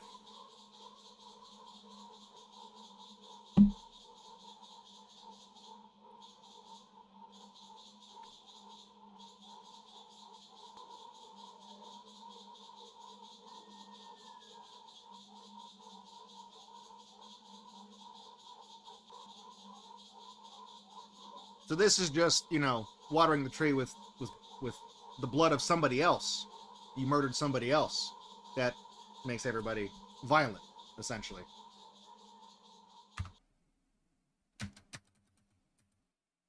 We did just pour one out for the cat, and look what happened. Alright. Now the next ending, your blood. You, the player. You exist in this game as well. You don't use the knife on yourself directly, but you do exist in this game as an avatar of yourself that you can see. You can visit in the game. It's very fourth wall breaking. We have to go to the suburbs. Come on. You can start talking to this guy before he gets all the way up to you, so shave a couple of seconds off the time. So we are going to need to go get the poison again, because we have to kill the cat because we need the poison essence. So the guy, that's our fourth ending. This guy's gonna have died 3 times.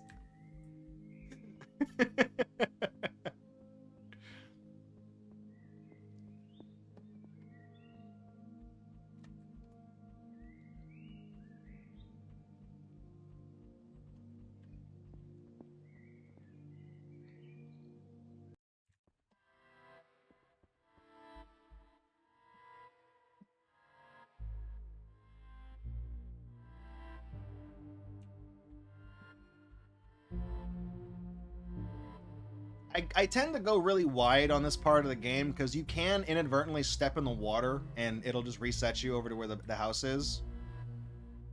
Because like the wall texture inherits whatever the camera is currently rendering, so it's kind of hard to look at.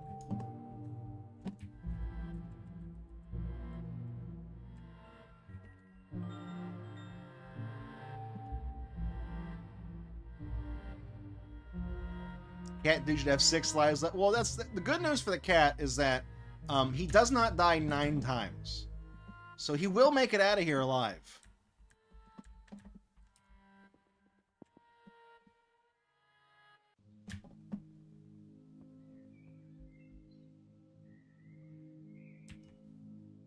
We do have to give him the devil's fruit, the poison fruit.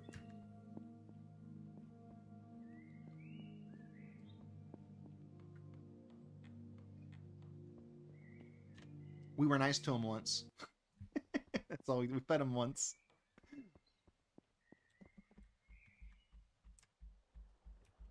Hey, dude. Check this out. What Pac-Man level is this from? Crunch.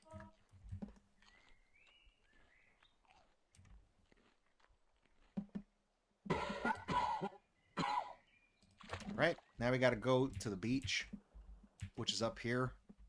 You know how hard it was to find this place? I didn't know this was a place you could go. This is a cave. Takes you out here. I'm gonna do something slow real quick. I'm gonna talk to this guy. This is such a beauty she is. He loves the sea. He could watch her forever. Don't put anything in the... You mean like this?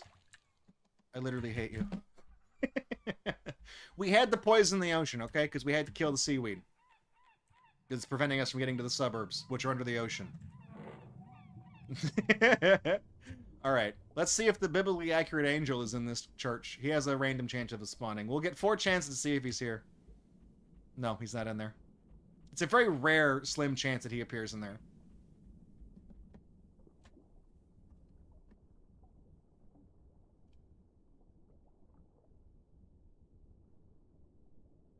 Falling to the bottom. I think I was talking to Just LSD when I was like routing this game. And I was like, I think the reason why the suburbs are at the very bottom of the ocean is I think it's a very obtuse Talking Heads reference. I think it's once in a lifetime. You know, the suburbs is just like where life happens and life passes you by, and one of the most famous message in Once in a Lifetime is you know, there's water at the bottom of the ocean, water dissolving, water removing, you know, flowing over you is as a metaphor for time passing by. Anyways, here's I am. Here's I am. TV head. Whoops, I killed the kid. All right, my blood. And these doors that have the cult symbol on them take you, they warp you back to the cathedral. But yeah, no, I do think the suburbs. Again, I might be reading too far into it, but this game, like kind of like Crimson Room Decade, is like the whole thing is that it's all symbolic. Every ending is something. You know, here the ending you get for watering the plant with your own blood means it's the self-sacrifice of giving up yourself and just becoming a product of the world that raised you. You killed your inner child. Literally, that's what I did. I took his blood. That's like a metaphor for growing up, losing your innocence. It's a whole thing.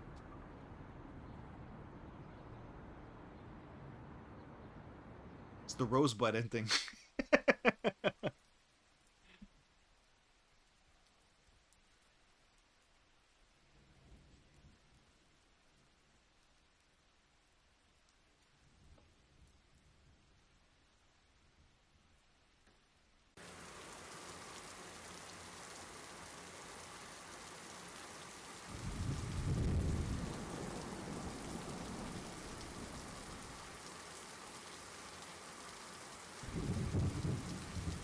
And you can end it as soon as the credits appear. All right, going for the next ending, which is wine. This is one of the most involved endings. This is like the second most involved ending in the game.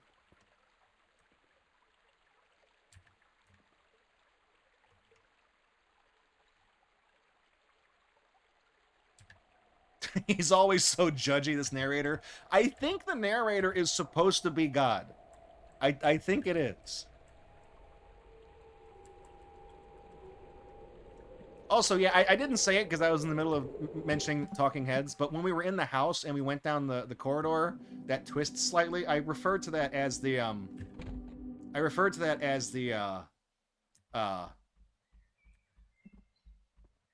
the forest temple, like the thing from Zelda.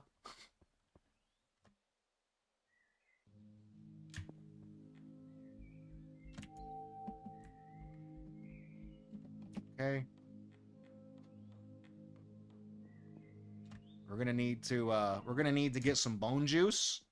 Unfortunately, the kitty cat man dies because we also need beast blood. So, I had to grab the knife. Hey, dude, sorry, man. You got in a raw deal this game, all right? We have to go over here. We've never been to this side yet, but this is the little like the fall area. We need to grab this jar. So it's like a memory jar. The jar can hold memories. So there's an NPC that we've actually just been very close to, but we haven't seen him yet because he's around the other side of the house in nightmare mode. He's a fisherman. He's the ghost of a fisherman who tells you about a painting that he saw that he can't remember.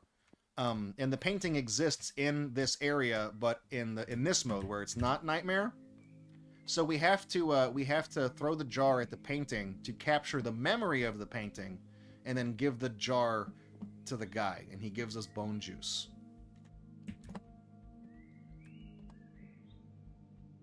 Does that make sense? Logically. Here's the painting. And if you pay attention, this painting also tells you that that orange fish that he ate is what killed him. And we need that for another ending. Hey, dude. It's this guy. Alright. Check this out.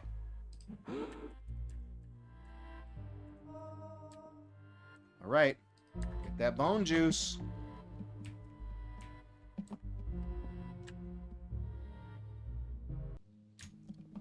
So what we need to do here is... So I mentioned earlier you can mix things. So if you mix the blood of a beast and this bone juice, you get like a magical serum that'll make a plant grow.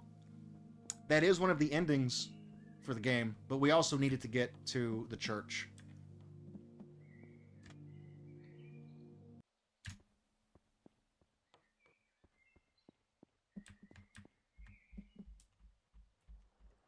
We're gonna dump that in there.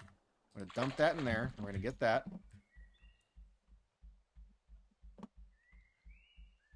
So we got to make a pit stop here because I mentioned when I said there's the biblically accurate angel who has a chance to appear in here. This is the second chance we're gonna see if he's here, but he's in the sunken church, and the key to the church above the ground is in this church. He's not in here.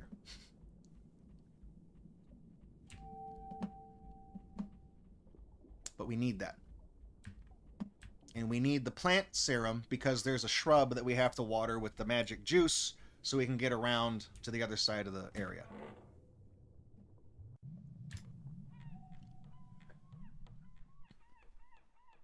Like I said, this is like the second most involved ending in the game in terms of like things you got to do.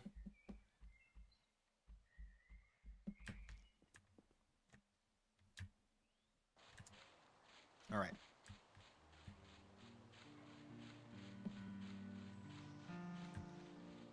Here it's this. Water the plant. That lets us up. We go around here, and we very carefully go here to dodge the current. And then jump down.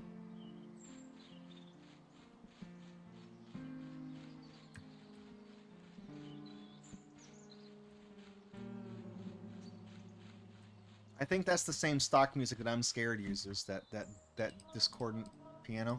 All right.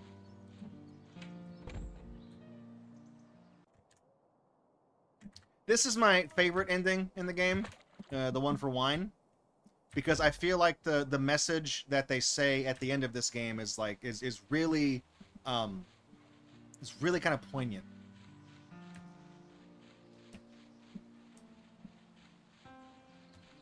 We're gonna jump in there. We're gonna reset the. Ooh, whoop.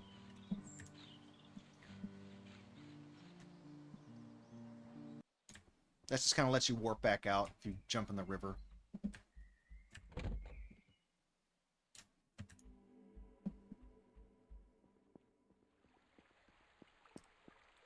Here we go. Wine. We're halfway through the run. It's 5 endings.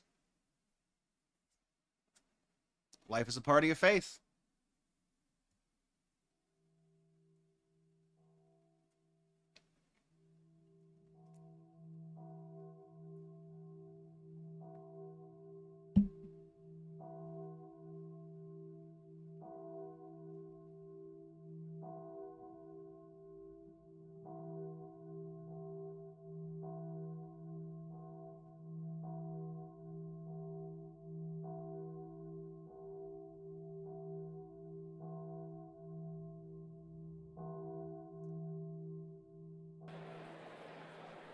Death is not invited. But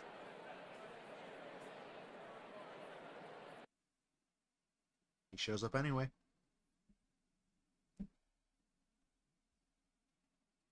That one's spooky. That one's chilling. That's my favorite one in the game. I like that one the most.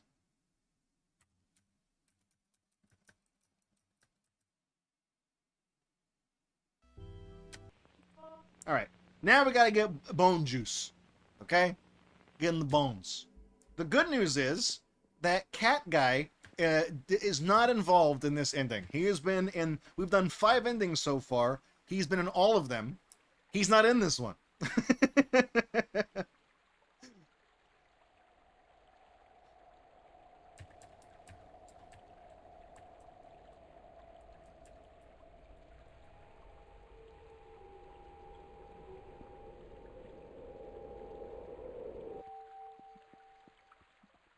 So yeah, the bone juice we got from the guy in the nightmare mode, you can just use that to water the tree as well. So we're gonna do that. This is the spoopy ending, okay? It's kind of the joke one, but it's still like they still try to have like a message in it, you know, like because of what you've done. But it is definitely the hokey, you know, haha funny ending.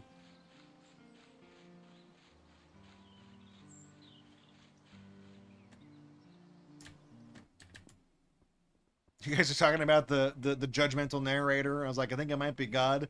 And Just LSD is like, God be judgy? No way. It's kind of his whole thing, isn't it?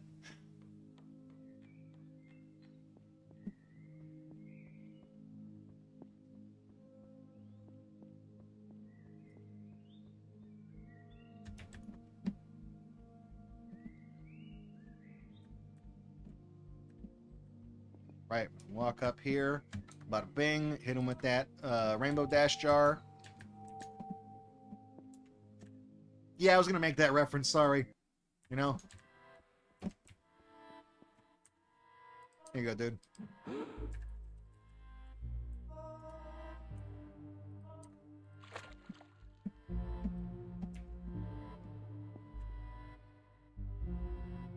Wake me up inside. Can't wake up inside. Just couldn't hold back, could you? No, I had to. Imagine giving him that jar. Oh, I don't want to remember that. Oh, that's something I wish I could have forgotten.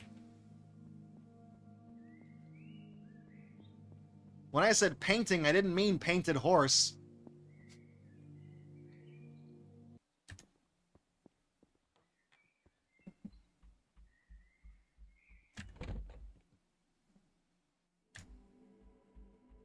Here we go. We're going to dunk it in.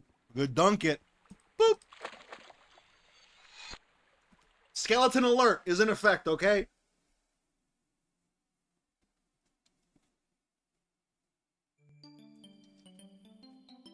Ah. Everyone's a skeleton now. Everyone's a skeleton.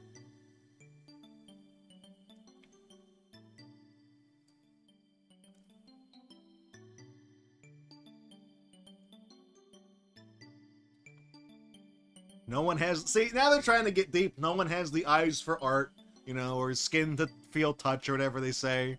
You know, yeah. And they try to be deep with it, but it's like, you turn them into a goddamn skeleton, okay?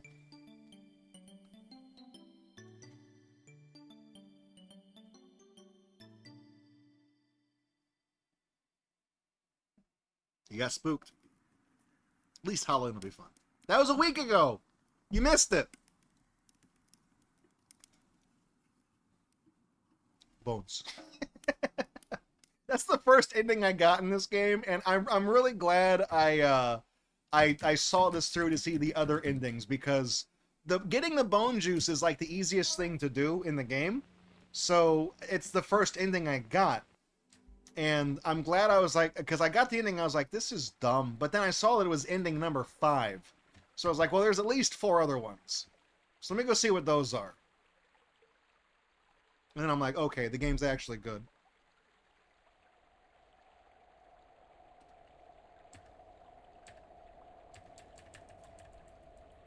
Alright, creepy dude.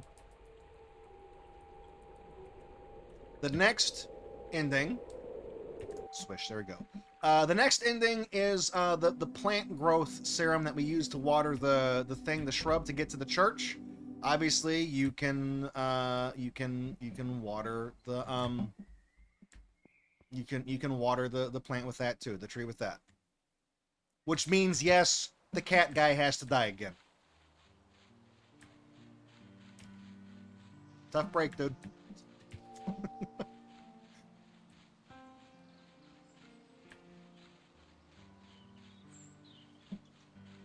We've done, this is our 7th ending. He's been in all of them but one, and in all the endings he's been in, he's died in all of them but one.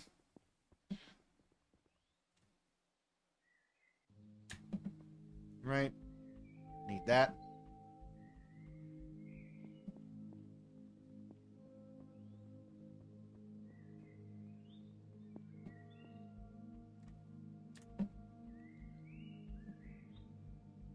That fish over there that I just saw in the corner of the left side of the screen, that's this fish in the painting. So we will need to go get that fish, because that is for the ending that comes after this one. You go, dude. Check this out.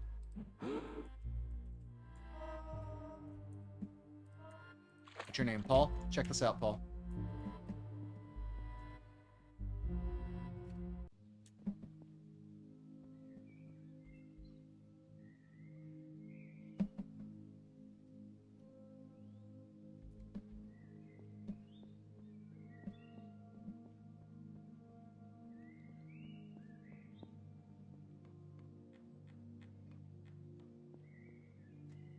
This was a really fun game to figure out the first time I played it, because there's all these different, like, all these different endings you can get.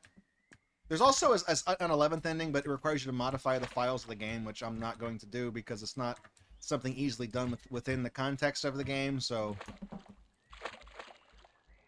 you have to close the game, edit a file, and then open it, and you have to like corrupt your save intentionally to give yourself a different liquid that doesn't normally exist in the game. Or no, you have to put yourself in a developer room to get the liquid that's in there, is what you have to do. Anyways, the plant growth serum. This is also a pretty good ending. It's kind of a scary one. I like it.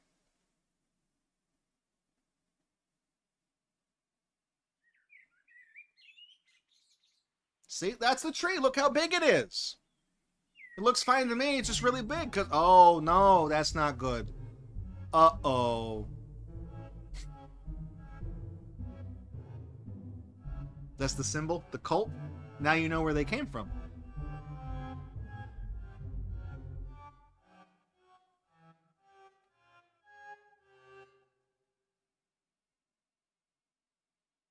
Every year, sacrifices are randomly picked.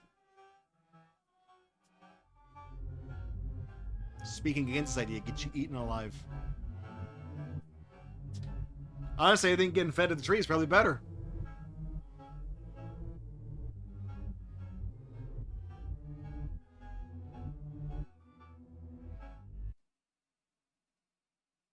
I think what happened there is because you fed it with a mixture of like this fertilizer that was made with blood, so it used that for nourishment, and then it's like, oh, I like the taste of blood.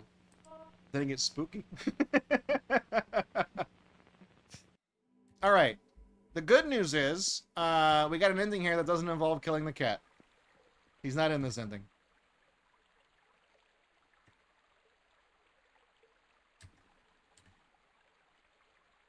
But he is in the next two.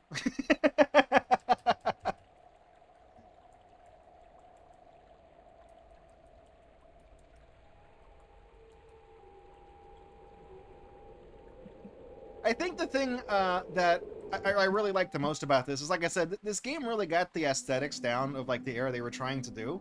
But the thing that it's hard to notice in some of the endings, especially the ones that don't have a lot of animation. But the thing that I really like is that when they play like the FMVs for the ending, they're all interlaced the way that PS1 FMVs usually were. So I do like that it's that kind of attention to detail that I really appreciate, because like most people wouldn't think to do that. So that's kind of like when I was like, yeah, they were going for the look, but at the same time they also understand the function and like why things look the way they did. I don't know. I just noticed stuff like that. It's cool to me. All right. Doing that time save we talked about earlier in the run that I forgot was a thing.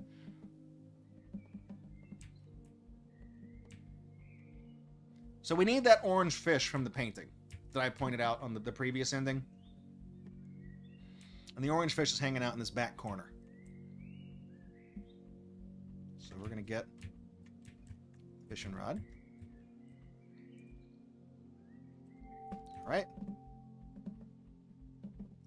So this this fish can kill any it can kill anything. It's even more powerful than the poison. The guy who gives us the poison fruit specifically tells us that it will poison the blood whoever eats it, so you can use that to kill this tree. He wants you to end existence, is what he wants you to do. But there is an NPC we have not talked to at all, who's over in the part of the game where the leaves are. And he is someone who wished for immortality and was cursed. Of course, that's always a monkey's paw wish, because he didn't die, but his body did. So he's just this skeleton that cannot die, and he just wants somebody to fucking kill him. So the poison orange fish is so powerful that it can kill immortal beings. So you have to feed him the fish. And then there's a guy who wants the head of somebody who's immortal, and he uses it to make immortality. So he's going to make the same fucking mistake that the skeleton did. It's one of those things where it's like, it's the folly. It's somebody who's misty-eyed, who yearns to be immortal, versus somebody who is immortal and he understands that it's not something you actually want. You look at this long boy right here. All right, here you go. Eat it. Get that crunch.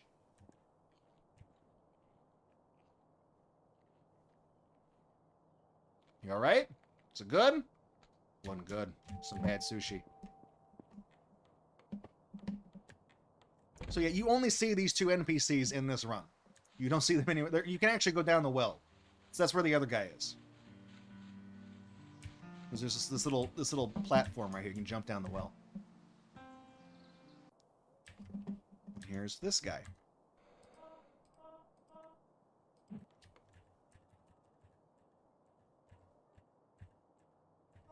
All right, immortality, liquid immortality, and of course that's the cult door, so that takes you back to the cathedral.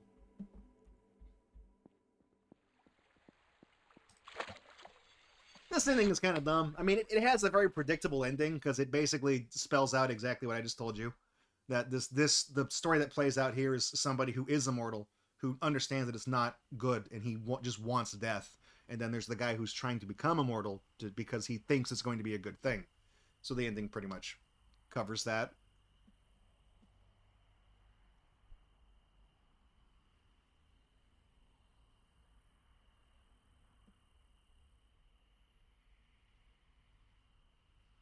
And we're looking at those right now. Like every star you see up in space is dead. We're seeing what's left of the light it's shown billions of years ago. That moon looks weird. Oh, it's a balloon! I knew it.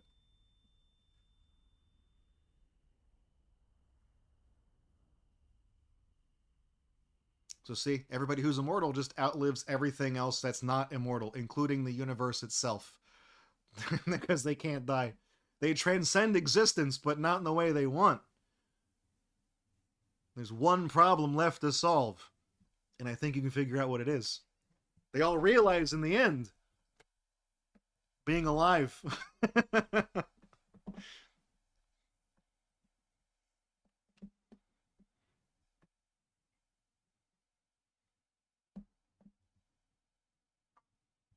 All right.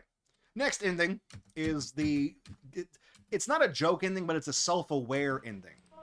We need to water the tree of life with tomato soup. And to get there, that's in the suburbs, so the cat has to die again. We got to feed him the fruit because we have to kill the seaweed that's underwater.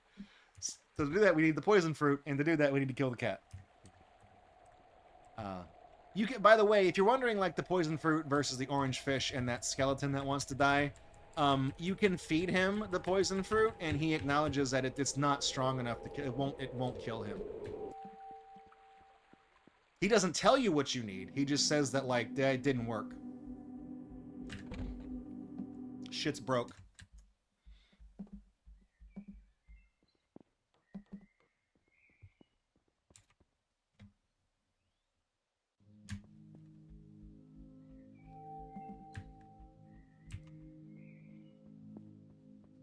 The tomato soup ending is kind of funny, and I'll point out why it's funny to me whenever we get there, because it's something that happens like in the ending itself.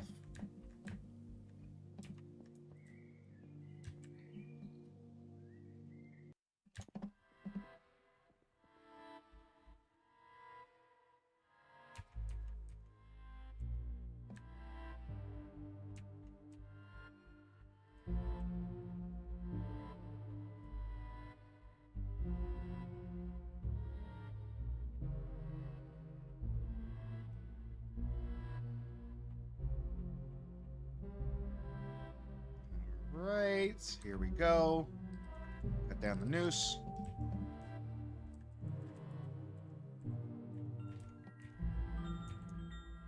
Thanks, dude. Appreciate it.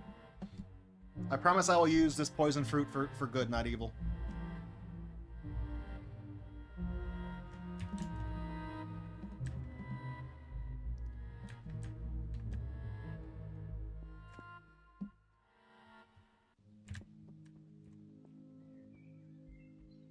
Hey, Jaggy, welcome to the stream, dude. You're just in time to see me feed an anthropomorphic cat a poison fruit, so probably not the best time to have tuned in. Hope you're doing well, man. Glad you can make it in.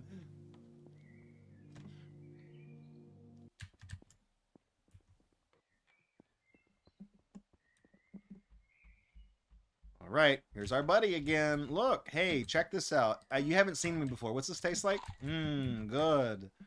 Mmm, yummy. Mmm.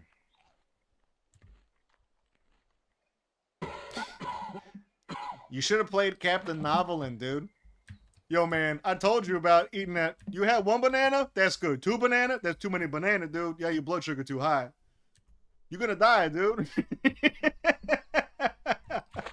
Man, that's terrible.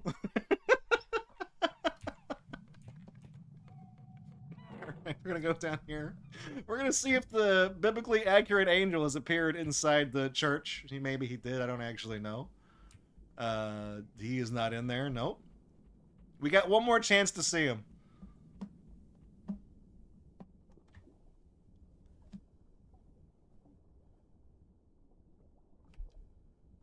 Letting the days go by. So we're back in suburbia, and to find this ending, if we keep walking, it looks like this is a really small map, and every time you hit the boundary of it, it reloads, it spawns you back at the beginning, and it keeps extending it forever. But once you do this enough times, there will be this weird interdimensional ship thing that appears, and it's going to have been inhabited by a human who somehow stumbled into this eternal suburb, and he doesn't know what the fuck is going on. And he's researching things, and all he's able to find to eat are just these cans of soup, and that's all he has in his ship, because he's used up all of his resources, all of his food and everything. All he has left is this soup. So that's all he has to eat. And so he's slowly, like, you can look at his computer and read his, like, journals and stuff like that, and he's, like, slowly going crazy, because he's like, what the fuck is going on in here? You know, this doesn't make any sense. And he becomes aware that, like, none of this is real.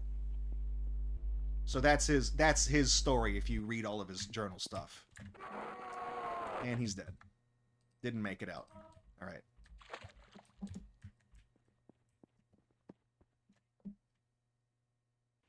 So we're going to run real quick, and we're going to run into the house, because if there's the warp that goes back to the cathedral upstairs. So we'll just go here and go to the store.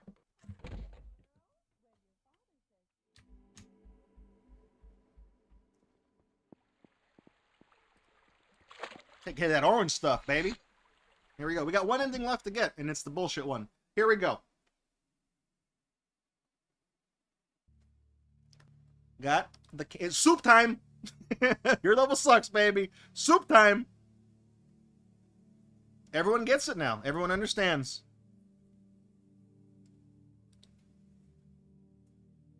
None of this is real. They wake up to the fact that, like, it's not that this all doesn't exist. But if you look, the skin on the texture on the can is slowly disappearing and fading away.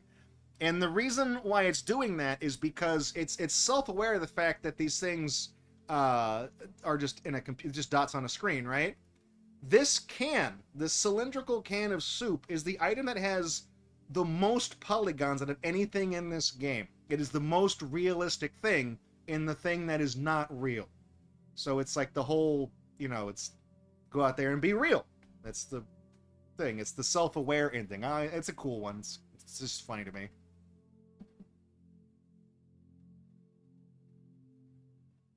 All right. So we're not on world record pace or anything. We're actually at the bottom of the leaderboard now, because I don't have, like, all the strats down for this game. But we have one more ending to get, and this is the one that RNG can completely fuck you on. So if when people are serious about doing runs of this game, they do this one first. Because you can do the endings in any order. It's just that, as per leaderboard rules, you have to get all 10 endings. In any order, it doesn't matter. I'm just going down. You notice we've done sequentially 0 to 9. Because it's not like you do the save load abuse, where you actually have to route in, like, the different liquids you can get and hang on to, like, the bone juice and the blood and stuff like that. Thank you for the good luck. So this next one, we need to go back behind the church. So to go behind the church, that means we need the plant growth serum, and, say it with me, guys, that means the cat needs to die.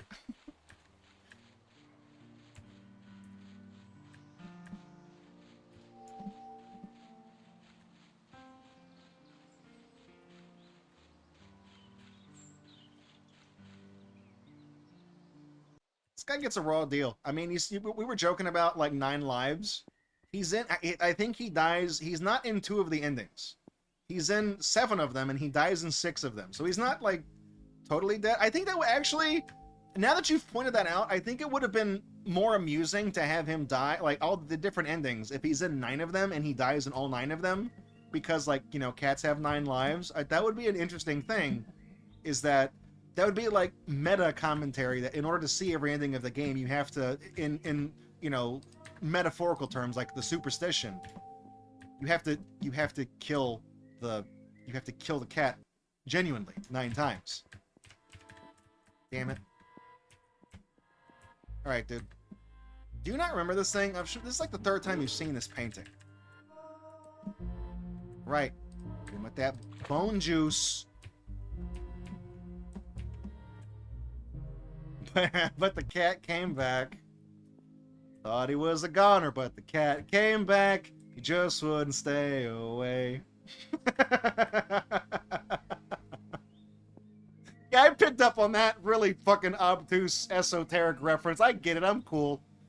I'm hip.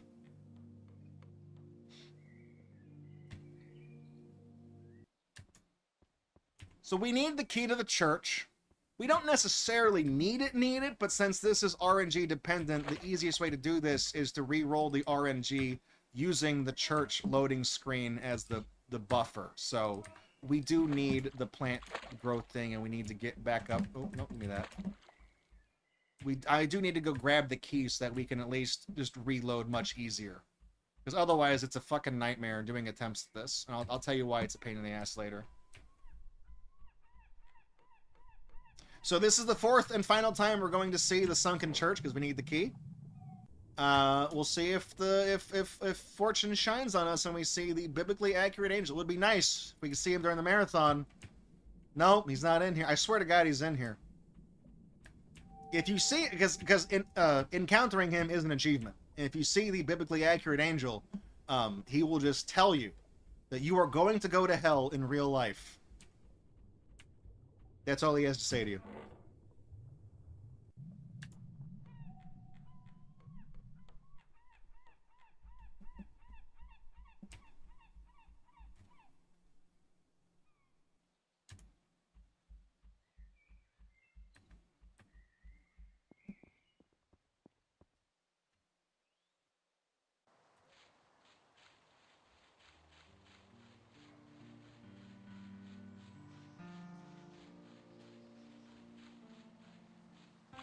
Right, here we go.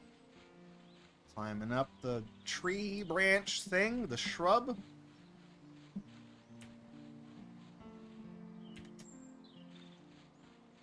Just for shits and giggles, let's see if we actually got perfect RNG, and we'll see if the thing that we're supposed to encounter is behind this church.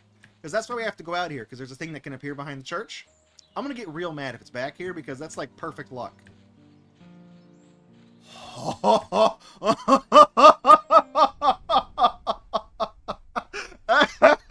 I'm not mad.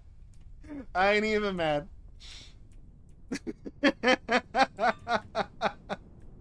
Fuck off. Yeah, Just LSD is like, wow, dude. He saw me rehearsing this run. How many times did I jump in and out of the, because the whole reason I got the key to the church is because you can hop in and just reload the map, and that you get a random chance that the moon is back there. And I think I must have did that at least 3 or 4 dozen times. Hey, look, it's God.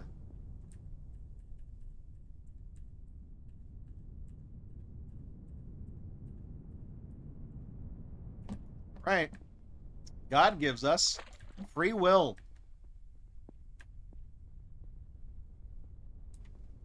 God is also a real stand-up entity that puts this door to the cathedral back in the thing here. This shit ain't nothing to me, man. I straight up talked to God and got the spirit of free will and dumped it in the tree of life. I really do this shit. That's time on Fatum Batula. 51, 54, 22.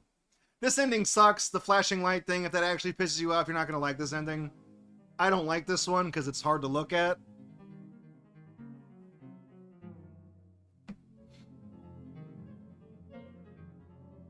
is like the Great Awakening, when everybody realizes that, like, oh, dude, we didn't have choice. Everything here is fate. Everything, we're just on a string the whole time. We can make our own choices now. It's free will. It's the story of creation. Original sin, though.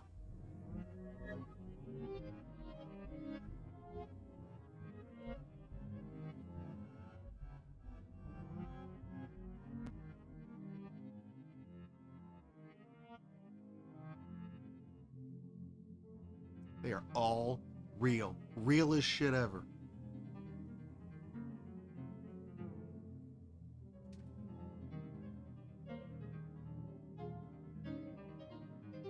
Thank you for the GGs.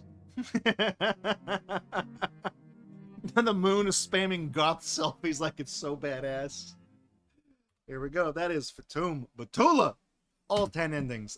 That was perfect RNG to get the moon first try. Like I jokingly said, when I was doing the rehearsals for this run, I could not get that to happen. Like I did a couple of, like, I know how to get that ending. So it's like I didn't need to necessarily practice that ending multiple times, but just LSD watched me as I was doing rehearsals for that game, and I went in and out of that church. Yeah, he says at least a dozen, but it was like 2 or 3 dozen times. I was just in and out of that church because, like, you load in that map, and there's a very, very slim chance that the moon will be behind that church. And the whole reason I went in to get that key underwater in the sunken church is because if you go through trouble getting out there and the moon is not there, to get back behind that church, you have to leave that map, you have to go back out and get another thing of plant serum from the pool where you mixed it, go back in, water the shrub again, go around. So the easiest thing is just to go ahead and take the deviation of the course to go grab the key and then go check behind the thing. And if it's not there, unlock the church, go in, come out, look, go in, and keep doing that until he's back there. If it was back there, I called it, dude. I was like, man, I'm going to get pissed off if I go back here and the moon is back there first try. Because that's, I mean, there is the possibility because you loaded in the map and there's a chance it could be back there. Because even though you had to go through the whole trouble and you haven't been in the church yet, you loaded in the map, it could be back there. And it was, so nice. So there we go. Hey, if you're looking for a donation game to play, you can donate $1 or $2 for every ending we got, which because there's 10 endings, so $10 or $20. It's just an idea for things to do. To give you guys stuff to think about.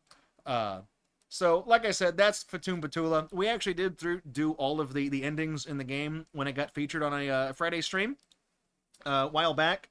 That playthrough is on YouTube, by the way, if you want to see the process of learning what all the endings are and figuring stuff out. I think I did have to look up the ending for the moon, because that's one of those things, my only gripe is that there's nothing really telling you that the moon is behind the church. Other than the fact that, like, you do talk to God and they give you, like, so you can understand, okay, it would be near the church. You don't know that going into the game that's what that is. And the thing is that you can look behind that church and not find anything, and the chances are so slim of the moon appearing back there that you could look back there, like Just LSD said, 2 or 3 dozen times and not find anything back there. And if you don't already know that there's a minor chance that something appears back there to get an ending, you'll never find that. So that one's kind of a bogus ending. I feel like either have an NPC or something convey to you within the context of the game that there's something behind the church potentially, or make it so that the moon is just always back there and you just go, you know what I mean? Like it's just you just go back there and you go there. Something a little more rigid, because if that's meant to be one of the main 10 endings of the game, it should just be easier to get to and not just up to literal random chance. So there we go. But like I said, that's Fatum Batula, a fantastic game. I think it's like $5 or something. How much is it? Let me open up Steam real quick. I'll check for you. It's like $4.99, $5.99, $4.99. That is absolutely worth every penny. That's a fantastic game. So, highly recommend it. All right. Clear the splits. Let's go back to talking time. How are we looking on the schedule? I'm pretty sure we finished Fatum Batula ahead of schedule. Yeah, we did. We definitely did. So we are a little bit ahead of schedule. I'm not going to jinx it, okay? Because everything has the chance to go terribly, terribly wrong. We still got 1, 2, 3, 4, 5, 6 games until we get to our first intermission. So these next games are going to kind of come really fast. They're 10 to 15, 20 minutes on the schedule apiece.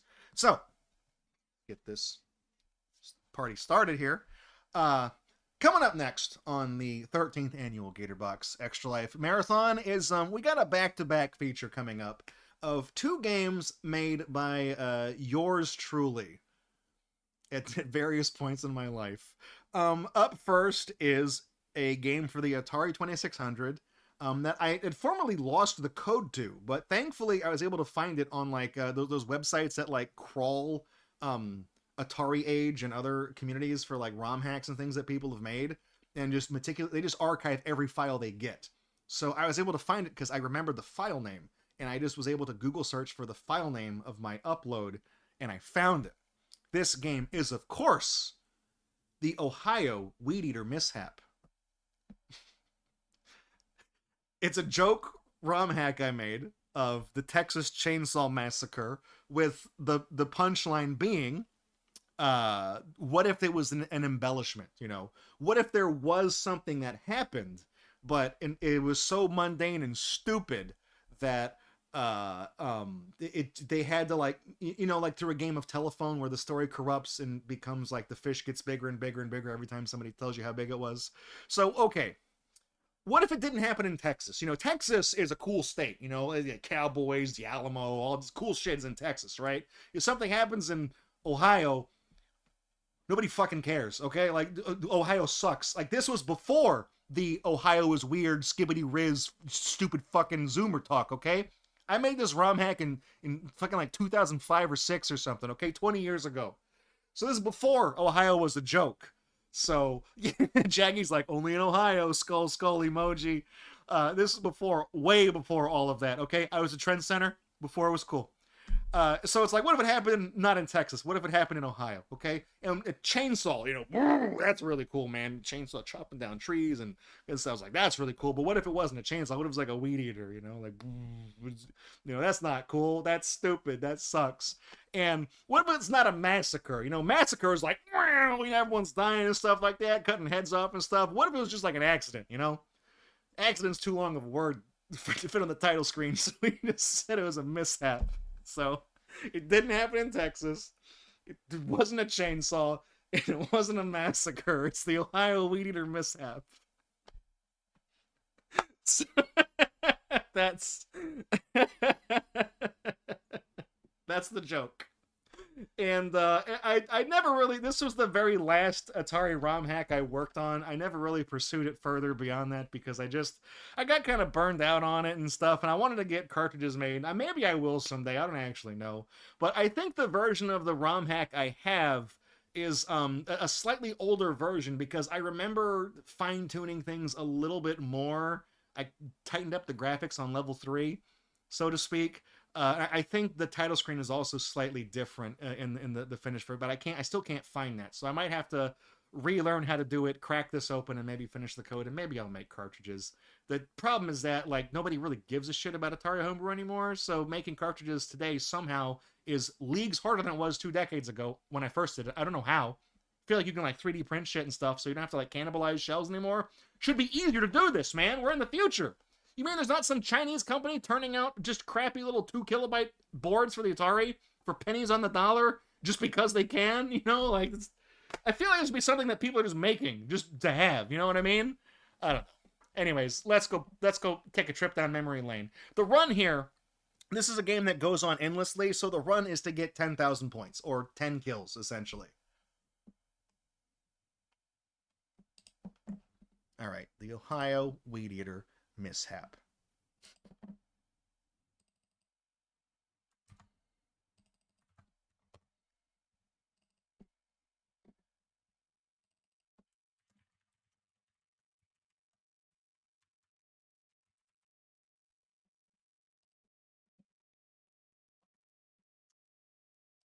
That next game coming up is a doozy. All right. You should be able to go to, I think it's in the folder, right? Oh, there it is. Right, yeah, so I have this one tagged as the early version of the Ohio Weed Eater Mishap. So it is, it's not the final version, but we'll go with it. It's the best I can do.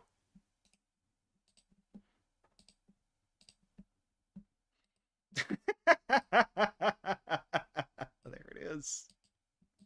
Oh, it's good. Good.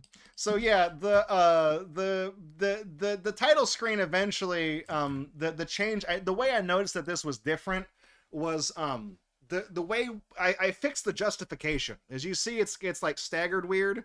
So we did the Ohio to the left and Weed Eater justified right, and then the later vision I did Mishap is justified left, and then next to it I cobbled together a little drawing of a Weed Eater next to it, so that, because it was weird, because it's like that's a full line, and then the third line is like 2/3 of a line, and it looks weird because it's not like a full stripe.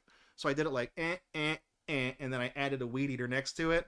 I also added a date to the bottom, and it's supposed to say 2006, I think, but it doesn't. So oh well. So yeah, this is not the final version, but maybe I can polish it up and finish it again. Who knows? We'll see. All right, so we're going for 10,000 points. I'm going to turn it down a little bit because the screams in this game are just sustained notes. There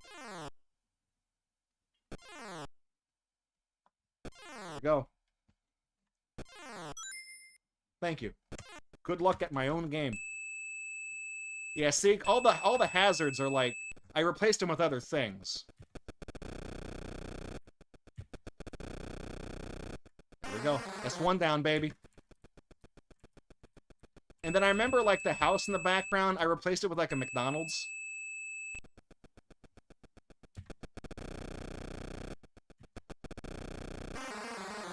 Got him. I made it like a truck, and the truck is going to the McDonald's or whatever in the background. And yeah, the things that are moving really fast, those thumbtacks, I think I replaced those. There's a white little toy truck on the ground. I think I replaced the black thumbtacks with the toy truck, because when I was making these changes, I didn't know what items were which, and I didn't know like that was the one that moved fast from just looking at the code. So it's like, obviously the thumbtacks should not be something that moves faster than everything else on the... Uh-oh. Got away. I had to juice back up. Oh my god, had to reload. You're dead, buddy. I'm gonna get you.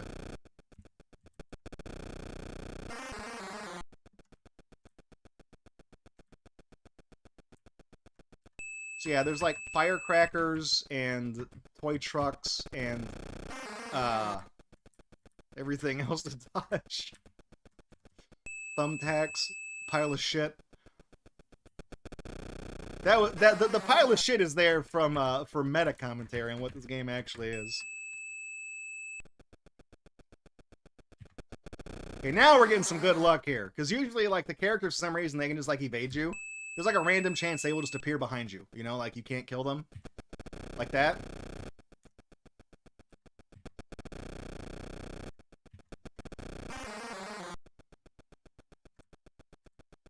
Then you can see, of course, Leatherface is running around with his little Weed Eater. It's not a chainsaw anymore.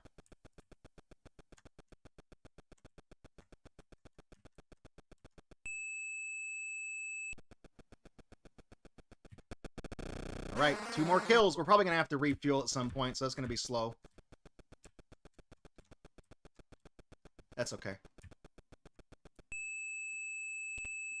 Alright, you're going down, buddy. Ah, damn it. I had to refuel. So the refuel mechanic clears the screen, because it's basically losing a life. Alright, 1 more kill. I put this on the schedule for so long because it's one of those ones where if you just get piss poor RNG, anything can happen. You can just lose outright. The game can apparently super off-road you if it decides to, like it did at the beginning of the marathon today.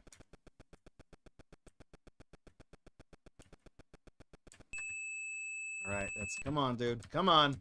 1 more kill. Oh, got him. 3:13:30. So let's go for more. Let's see how many more we can get. Oh yeah, see, the game speeds up at 10,000. That's like 1 loop.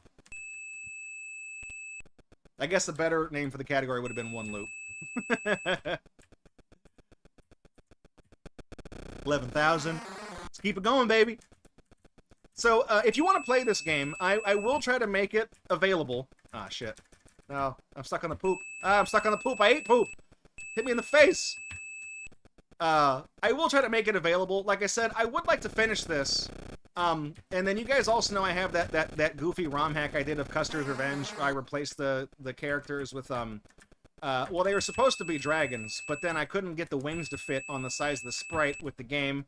And then I turned them into alligators because they're drawn the same. What's a dragon without wings but an alligator, right? And so I did that. I wanted to get that made into cartridges, but I had a problem with that game where kicked me in the butt. What? Oh, dude, kicked me right in the ass, right in the butt. I shit my pants and died. That's how they defeated Leatherface canonically. They kicked him in the ass. So, but yeah, no, the Gator Love game that I did, you can download that on itch.io. Gator Love is available.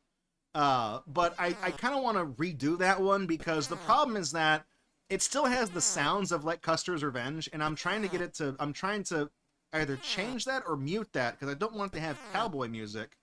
There's also remnants of like when the game was supposed to be dragons. So like the background is like a big castle. There's like a knight in shining armor who's like watching the dragons banging and he's like confused as hell. Like there's the environment in the game was based around them supposed to be fucking dragons. So, so I kind of want to redo it and make it like not it's like they're not. Why is there a castle and a knight and stuff? Why is there all this medieval shit when they're alligators and not dragons? So we'll do that. Yeah, that's right. Emporio 13 kills for Extra Life 13. Again, if you're looking for a donation game to play, we do $1 for every kill. That's 13. You could say it's for that, or you could just say it's for the 13th marathon. I wouldn't even know otherwise. Okay, I wouldn't know. But anyways, that's the Ohio Weeder mishap. If you guys are really into stuff like this, like I do want to put my old games back into print. At least this one, which never made it to print. And I want to finish the Gator Love one. I want to put that in.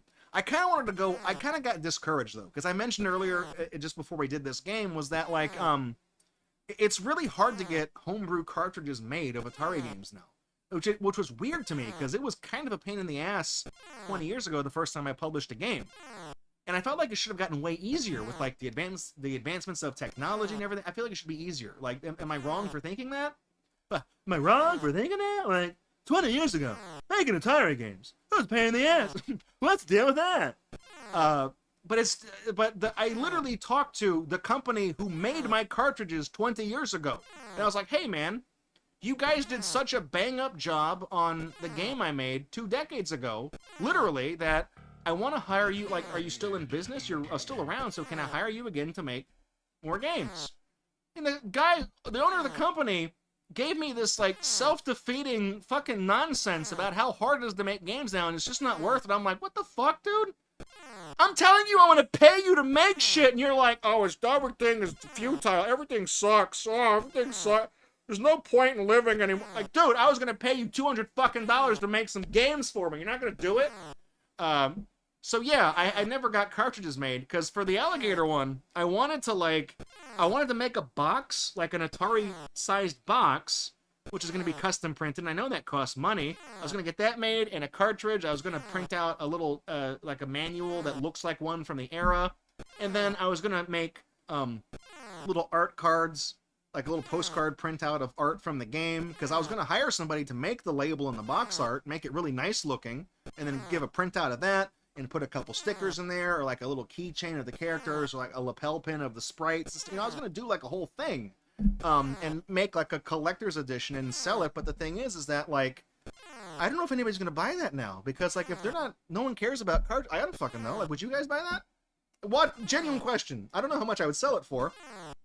$80 maybe, because making all this shit is not cheap. I wouldn't be doing it to make money. I'd be doing it because people wanted it. Because I don't really do things to make money. But genuinely, like, if you're watching this, like, live, you can leave me a message, or if you're watching this on the YouTube upload, leave me a comment. Would you buy a collector's edition of a gimmick furry sex game for the Atari? Honest question. No joke. No troll. Don't cyberbully me, okay? Alright. We'll run that. Let's go on to the next game. Here we go. Alright. Got like muscle shirt. I can wear this again. I lost the weight, so I can wear my muscles the alligator shirt. There we go. Looks nice. All right. So we are a little bit ahead of the schedule, so that's fine. Well, thank you, Buster Keaton Rules. I still want to make it. It's one of those things where it's like, if you, the more you make, the less it costs, like per thing. So it even like buying 25 Atari cartridges compared to just 5 is cheaper per thing. If you have somebody make, I was trying to see if there's anybody who makes like boxes for Atari homebrew games, and just because they clearly have the layout, you know, like the press, the punch to cut it, they can do all that. But still, $5 from them is more expensive than per box than 25 or 50. So it's one of those things where I might do a Kickstarter for it. I don't actually know. That might be a thing to kind of get the word out, but I don't know. That's a next year project. Okay, I got more on my plate right now. So we're rocking and rolling. We're moving on to the next game on the schedule. Okay, I'm talking Gatorbox 13th annual Extra Life the 13th Spooky Marathon. Okay. We're raising money for Driscoll Children's Hospital in Corpus Christi, Texas. You can go to gator.co/extralife right now. Punch, and open a new tab. Go on your phone, okay? You watch this on your computer, go on your phone. Go to gator.co/extralife. And you can go there and you can read a little bit of history about the marathons we do, why we run them, who we're raising money for, where your money's going to go. You can make a donation right now. At least $7, I will send you some stickers anywhere in the world. I'll send you a Gatorbox logo sticker and a Nessie sticker, right, in her bikini, wear her swimwear from art we got earlier this year, and I'll send you an autographed Cola card, signed and dated with the marathon today's date. I'll send all that out. $7 get you in on that. You can donate more than that, but you have to donate at least $7 to get the stickers, the goodies. So we've had a lot of takers on that deal so far, and I got plenty to go around. I got like 24 Nessie stickers here and like 50. If I need to make more, I'll let you guys know and I'll order more from Vistaprint. But I'm pretty sure I can fulfill all the orders. So I have another whole bag of Nessie stickers, so I can probably knock it out. But like I said, every $100 we collectively raise, we're doing game challenges at the end of the marathon today, the end of the schedule. These are 15-minute challenges that are submitted by the community, and they exist to torment me and make me regret doing this marathon every year. So, so yesterday's challenges had some real standout bangers. Captain Novelin is probably Captain Novelin was such a banger of a thing that I made an emote. They haven't approved it yet. I made a Franker Faces emote of the fucking doctor, the black doctor. It says, "Yo, man, that's terrible, man. What are you doing eating all them crunch bars? You're supposed to have that. Superman's weak to kryptonite. You telling me you can't even have juicy fruit?" Yo, man, that's terrible. So we're doing that. But the previous game on the schedule was the Ohio Weed Eater mishap. And the next game we have coming up is the second game on the schedule this year that I made. It is technically a ROM hack. A very, very long time ago, one of the very first games that we ever featured on Gatorbox, this was in the 2012 season of Gatorbox. One of the very first games we featured was the video game adaptation of SCP-087B, the stairwell. Okay? Actually, SCP-87A is the stairwell. B is the entity that resides within the stairwell, okay? SCP-87, again, this was 2012. This is before the SCP Foundation went to utter dog shit. There was like only a couple hundred entries back on the wiki back then. It's the staircase that never ends. It just keeps going down endlessly. And there's an entity. It's the face, the upper half of the face that is just there. And you can see it out in the distance. And it appears, and basically they send people down to just see how far they can go to inspect and investigate what's down this stairwell, and the people never come back. Then people report weird things, and the radio cuts out after a certain floor. So it's a spooky. It's back when the SCP Foundation was just investigation logs of anomalous entities and places and objects and things like that. And it's more of the things where it's like horror by means of omission, where you don't actually know. It's the horror of not knowing. And SCP-87B was one of the very first games featured on Gatorbox. It was the debut stream of Just LSD, who was watching the marathon today, who's also donated. He made his stream debut in that stream and then did not appear again on Gatorbox for 13 years until reprising his role in our Mylon's Secret Castle stream earlier this year. It's the longest time between guest hosting spots on this show is 13 years, and he's got that record. So he was on that stream, and the reason I bring up SCP-87B is because the game was done in a really early Unity engine thing. So a lot of the files, a lot of the code and the assets and the textures and all that are easily editable. And I found this out a while back. And a few years after we featured 87B, we did a Game Hell feature of SCP Foundation games. And the big reveal at the end of the stream was that we refeatured SCP-87B as part of Game Hell, and I debuted a ROM hack, for lack of a better term, a reskin, a repaint of 87B called Escape from Flea Market Montgomery. And I turned the stairwell of 87B into an endless Flea Market Montgomery that does not ever end. And the entity that chases you, of course, throughout the stairwell is now none other than Mr. Sammy Stevens himself. And all of the weird atmosphere, environmental sounds of ambient noise is, of course, replaced with the hit single, Flea Market Montgomery. And so all of the little sounds of the creature in the stairwell that like breathes in your ear and you know, like growls and stuff at you really audibly. I replaced all of those sound effects with quotes of Sammy saying, "Flea Market, Montgomery," and shit like that. Be like, "I've been blessed with the flea market. Bye." You know, he does a little kissy, like all the fucking quotes.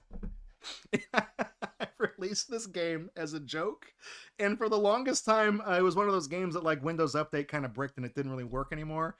But I managed to get it working again. So the next feature on the schedule is Escape from Flea Market Montgomery, making its re-debut on Gatorbox and its Extra Life debut as part of our marathon.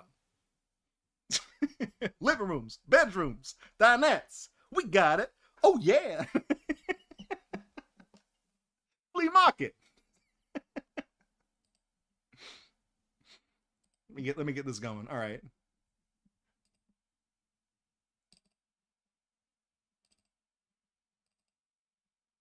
I should be able to go here.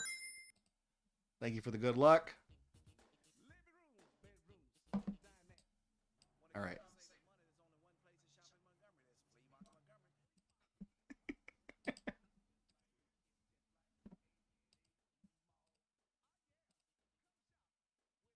Here it is. All right. Thank you for the good luck, by the way. Oh, whoops.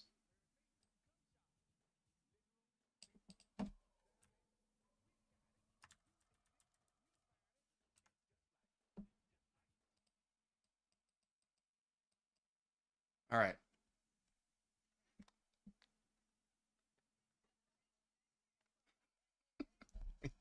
Give me a second. I gotta restart this real quick. I gotta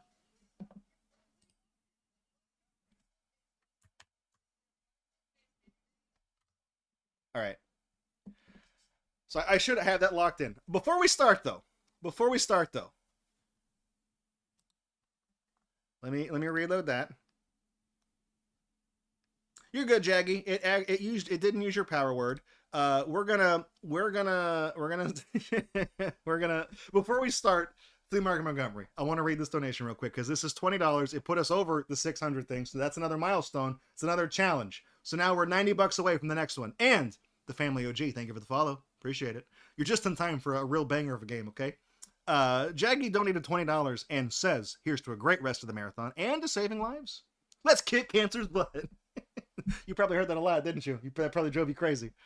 All right. So, I didn't mention it, but this actually, the run we're doing of the game is actually 30 floors. We have to make it 30 floors deep in Flea Market Montgomery because the game goes on forever. So 30 is the cutoff. So that is where we are heading. All right. And I'm going to put this back on, and here we go. Learn some fucking shit already, alright? When it comes to saving money, there's only one place to shop in Montgomery. That's Flea Market Montgomery. Oh no! I gotta go. Oh no. Flea Market Montgomery!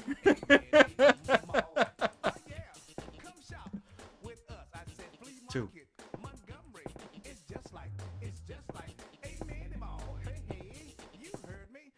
Alright, we gotta run. We gotta get out of here. We gotta get out of here. I've been blessed with the flea market.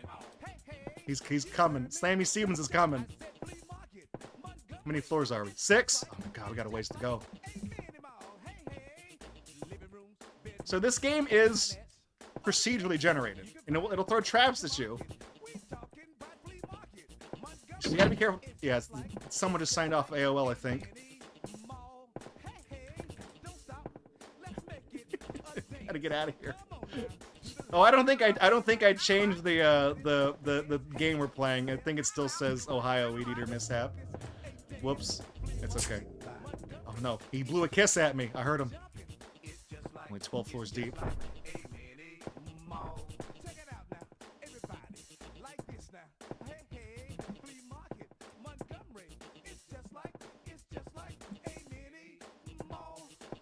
Once you hit about 20, the randomness really ramps up.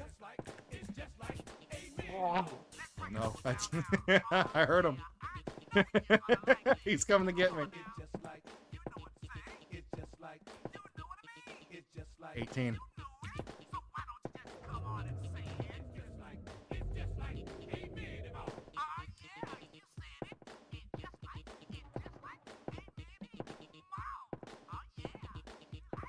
That's 20. All right, this is where it gets weird. Or rather, the likelihood of the entity appearing starts to really ramp. Yeah, like that. Where is he? Where's Sammy? Sammy, no! His face texture is not really applied very well. It's because the only part of the model that has any skinning is the face. It's supposed to be that Jeff the Killer smile is what it looks like. 23.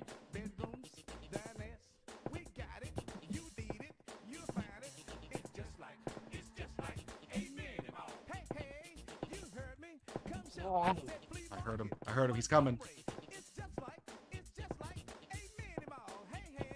Flea Market, Montgomery. No, Sammy, no! Sammy, no! Flea Market. Oh, damn it! I got Flea Market. I ran it with that end. God damn it! I'm so close. Can anybody? No, nobody can truly escape from money. There's only one place to shop in Montgomery. That's Flea Market Montgomery. I don't know how to fix the bloody face texture because it still calls that from somewhere in the game's files, and I don't know where that. A mini mall. I don't know where that is in the game files. I don't actually know because that's the old Jeff. That might be like baked into like the executable somewhere. Made the wrong turn again.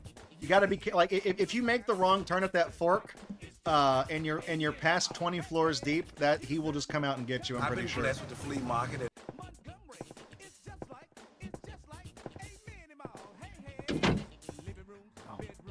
Someone signed off of AOL. When you hear the door close sound, that means you can't go back further up. There's no reason to retreat further up in the hallway, but you can't turn back.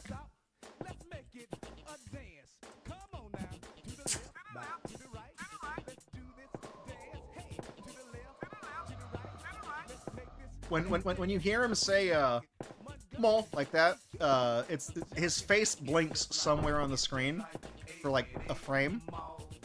It's really hard to see because oh no. I don't need it. I don't need it. Sammy Stevens, no.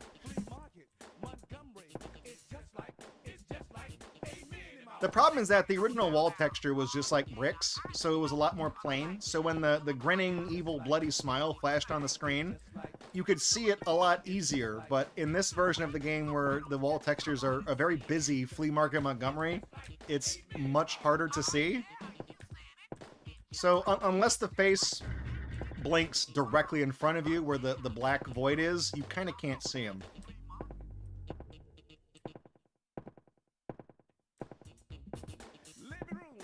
You need it. Oh no, We got where, it. Sammy, where is he? You can find them at the market. Flea Sammy, market, no! Montgomery. Sammy, no.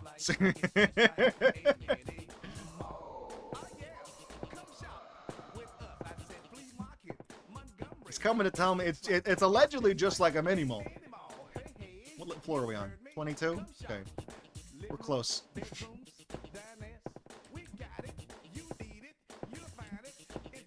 Because there's also a random chance in this game that, like, when you go down a level, the thing that tells you what floor you're on, like, does not update. And it just repeats the floor. Because that's also a chance. So, it's all RNG. Every room you go in is... Uh-oh. No, Sammy! Don't get me. Don't get me. Sammy, no! Sammy, no! Sammy, no! Market, Montgomery. I got flea marketed!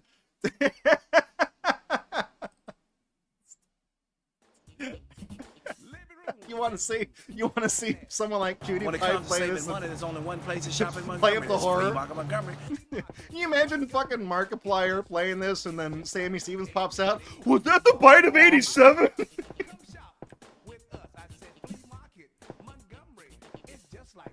Kyle, make Flea Market Montgomery go away. No.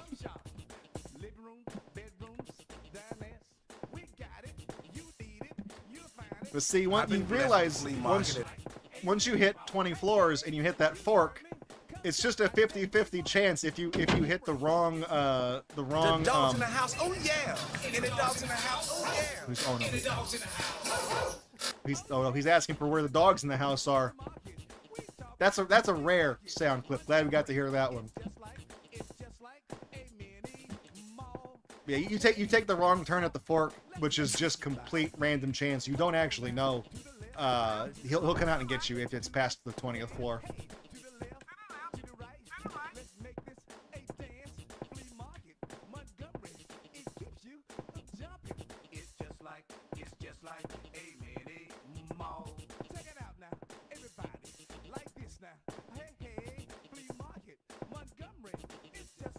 This game, this does have an entry on Twitch, by the way. If you know how you can like set the category you're streaming to on Twitch, you can look for a game and then set it as your category, kind of like how our stream says retro right now.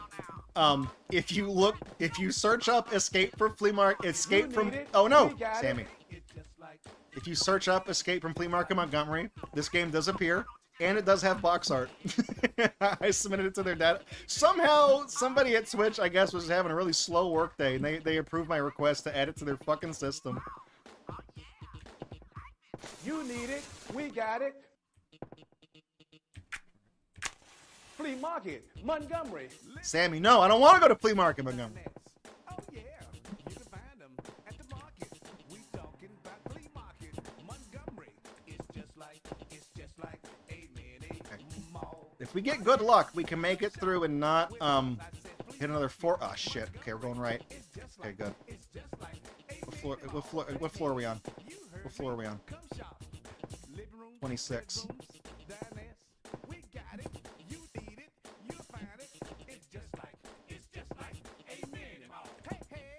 No more forks. No more forks. This is it right here.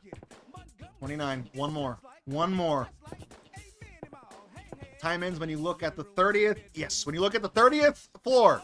That's when time ends. You need it. Uh-oh, Sammy's coming. Sammy's coming. Bedrooms, Sammy, no. dinette, No. living rooms, bedrooms, dinette, living rooms, bedrooms, dinette. Let's see how far we can make it down. Let's finish the run we're on. Living room, bedrooms, dinette. For my next trick, now that I've actually done a run of Escape from Flea Market Montgomery, I'm going to request a page for it on speedrun.com. I'm going to see if they'll add that. Oh,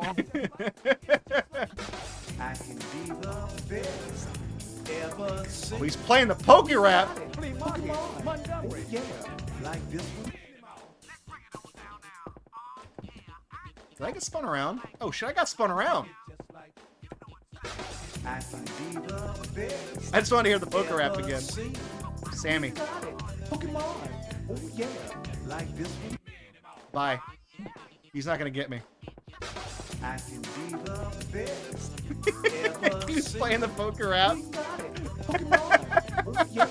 Like this one. Living rooms, bedrooms, dinette. Sammy Stevens is going to eat all the Pokemans. At the market, we talking about flea market. Montgomery. By the way, that's from a video of him singing the poker rat, by the way. It's a real thing. Dinette. We got it. You need it. 40 the Flea market. 41th Montgomery. floor. It's just like a mini mall. You see, the further down you go, all the erratic things that happen, like the way he appears and all the quotes he starts throwing out, like there's certain quotes that, like, he only starts to say when you get far enough down in the... Uh-oh. We got it. No, Sammy, no. Bedrooms. No. Dinettes. Living rooms. Bedrooms. Dinettes. Living rooms. Bedrooms. Dinettes.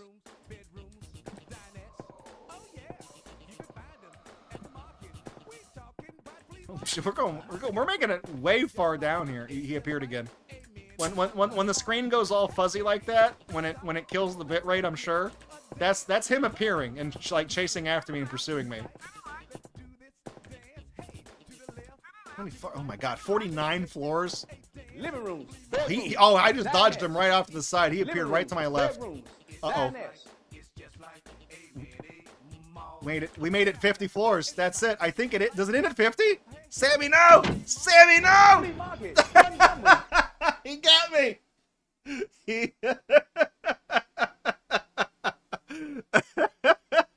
We made it 50. I don't think I've ever made it 50 floors down in that game before. I don't think I've ever done that.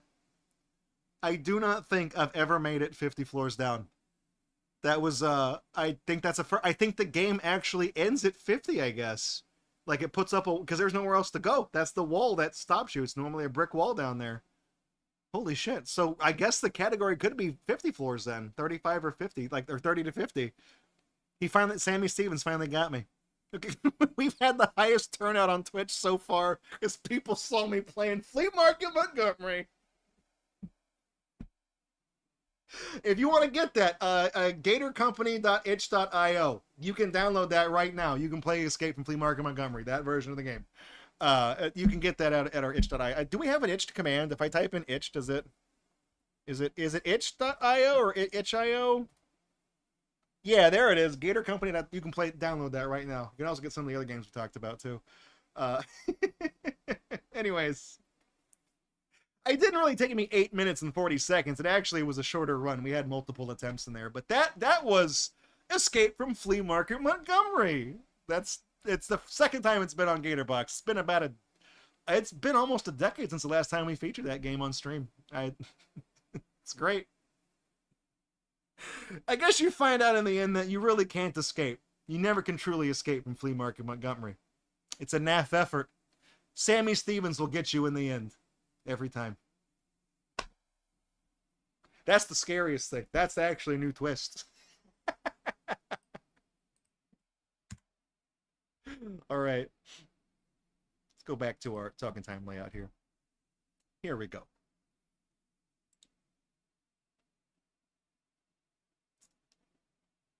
right, this next one. Hang on. I gotta get a browser ready for this one.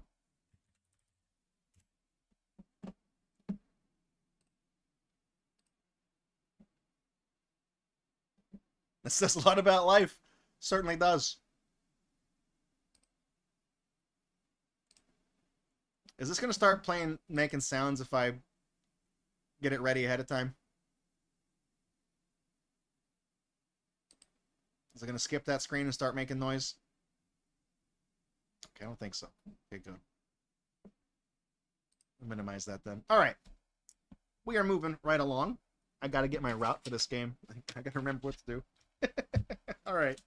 So, coming up, if he is mortal, bring a knife, or is that you replace him if you kill him? I don't know. I don't know what the mythos is with Sammy Stevens. I don't think he's ever seen that game, by the way. I don't know if Sammy Stevens knows I made a game where you have to run away from him. I don't know. I don't know how he would react to that, to be honest with you. Whoops. All right. So, we have had, hang on. Real quick, I'm going to tacked this on to the in the previous video. All right, so we're moving on and to our next thing. But we had a couple of donations come in, guys. We really rocked the donations for Flea Market Montgomery because we had 2 donations come in during the previous run.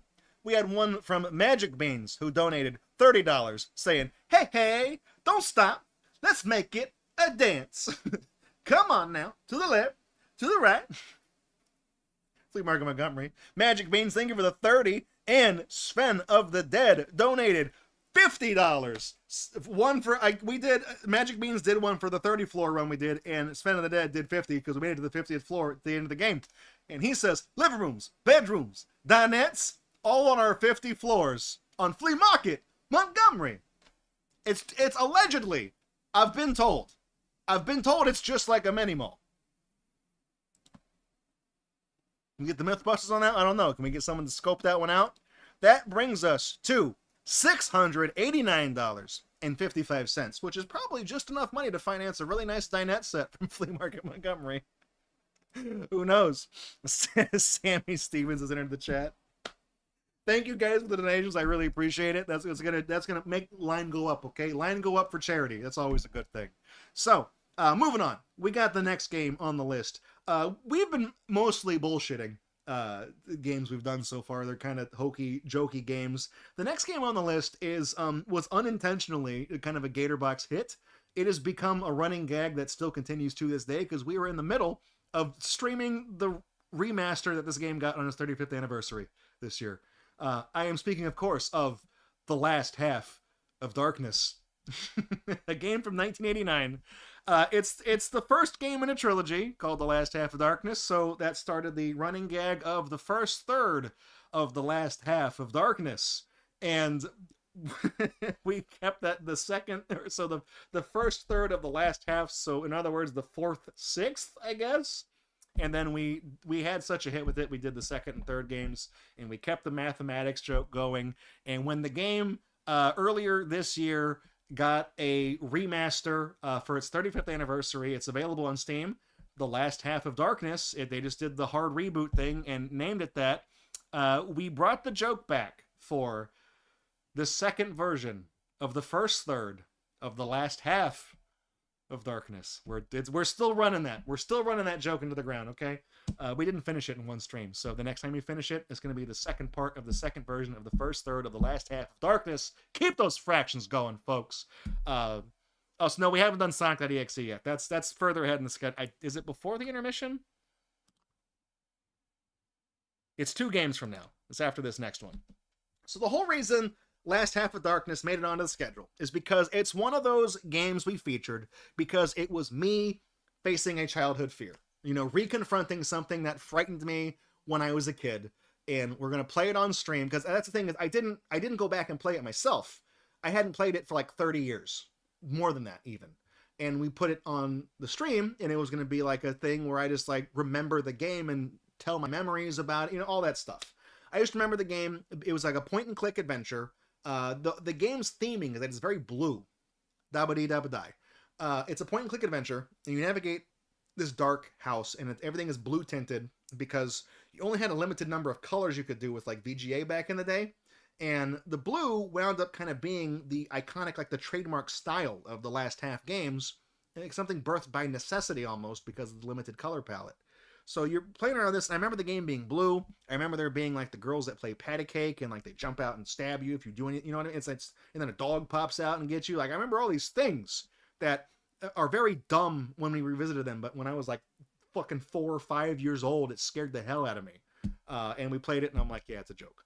And it is possible to 100% this game because every time you do stuff in the game, you get a dollar bill for doing certain things. Some of it plot related, some of it is just like bonus stuff you do.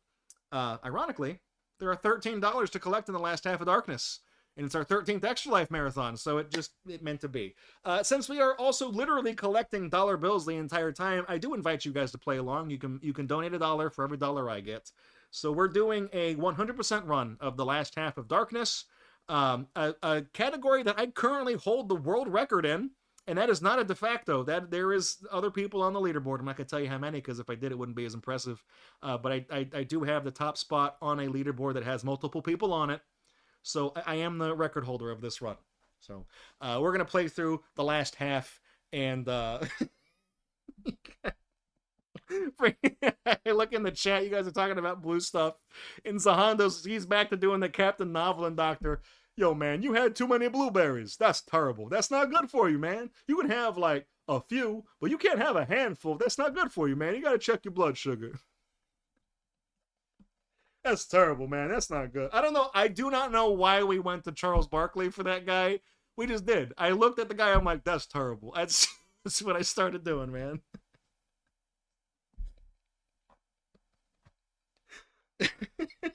Anyways. I will walk you through this game. I don't think this will be a new PB, because this will just be, you know, running through and hammering out getting the $13. But there is an order of operations you have to do. So we'll run through it. I will fix the layout this time too, because I didn't update this thing. It's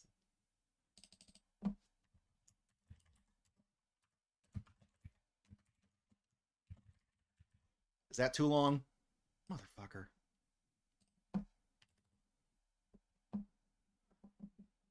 And then after Last Half of Darkness, it is it's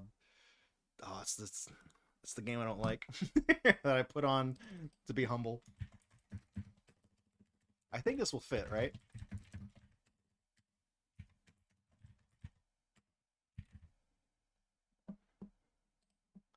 That'll fit. All right. So let me get this rolling. Get this pulled up.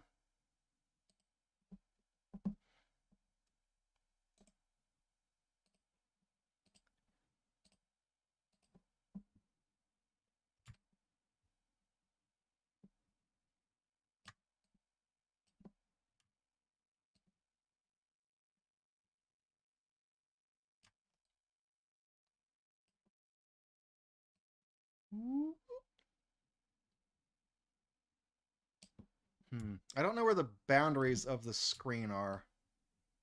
I'm going to guess and say they're right here. We'll see.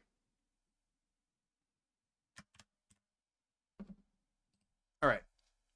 Here we go. The last half of Darkness. The first third of the last half, even. Here we go. Am I in the game?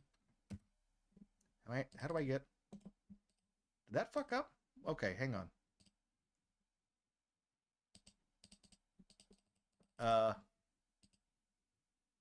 Uh-oh. Are we not... I can fix this, hang on.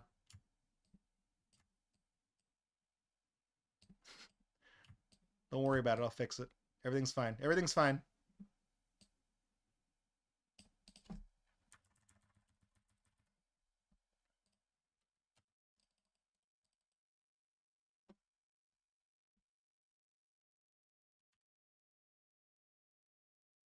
Okay. We're going for mouse, PC speaker. We got a fast system, right? All right.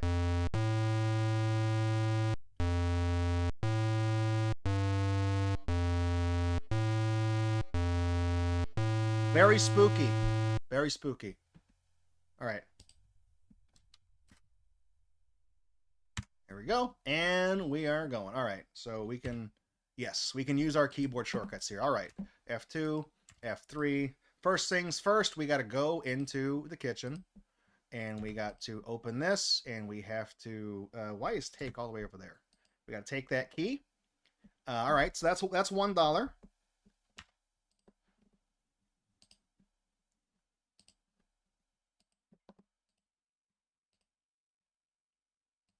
So now we are going to operate the key here. We get a thing for opening that. We're going to open that door. We're going to go up here. We're going to keep going. We're going to open this. We're going to go in here. Hey, baby. I'm going to take your towel just because I'm that kind of asshole. Hang on, wait.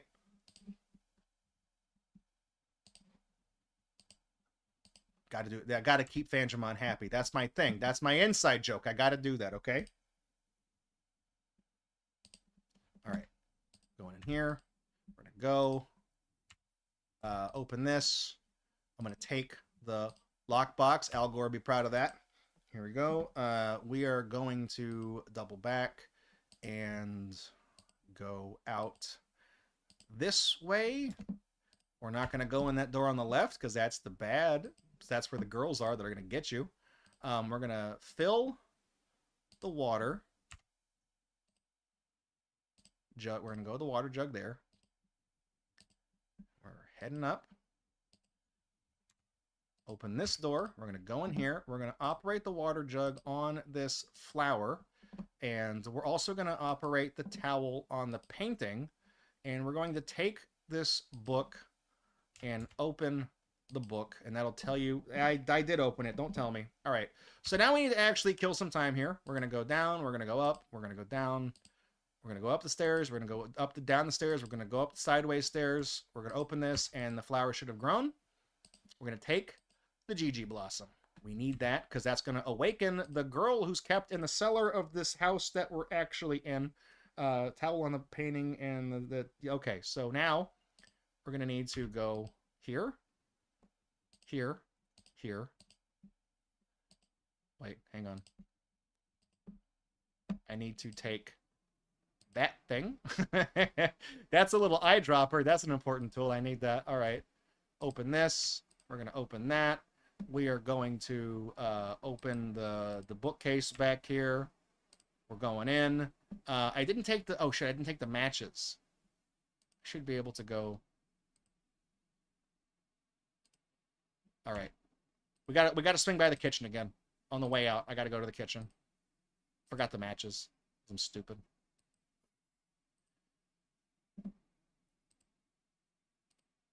All right. And you got to open the matchbox. You got to do that. The game's going to make you do that. Whatever, dude. All right. We're going to run out here. We're going to run out here. We're going to go in the shed. We're going to, oh, there's a spooky man here. Hey, look, take a drop of this. Uh-oh, got him. Knocked him out. I know this game makes no sense in the context of anything because I'm just running around doing dumb shit, but that's, hey, dude, what's going on? We're going to, hey, give me that lantern. Oh, wait, hang on. What, you want me to do? All right, boom, got him. All right, give me that shovel.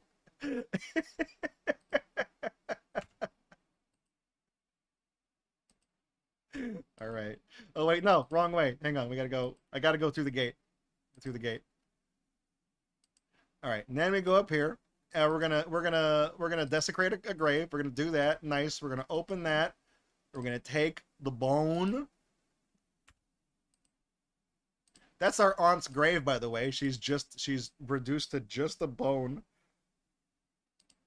All right. So here's the part of the game that is completely random. I'm gonna save real quick.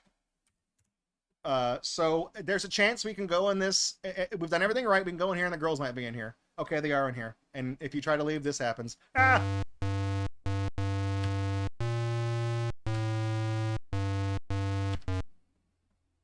So that can happen for no particular reason. It just, sometimes the girls are just in there. And I'll tell you what we can do, actually. We do need to go back in the laboratory. We'll just go ahead. We'll kill some time here. We'll light the Bunsen burner. We will operate the GG flower on the burner there. We'll operate the empty eyedropper on that. And we got green liquid. If you open up the bottom drawer on the thing, the filing cabinet, a snake will come out. Okay, good. The girls are gone. All right, nice. We're going to operate the axe on the wall. We're going to go. We're going to go again. We're going to speak. Oh, hang on. Do I got to go here? Okay, now we speak. All right, we're going to say. Hang on. I fucked this. Going to speak to the girl. We're going to say Habacus Ojeka Misto. That's correct. Hang on. What the fuck?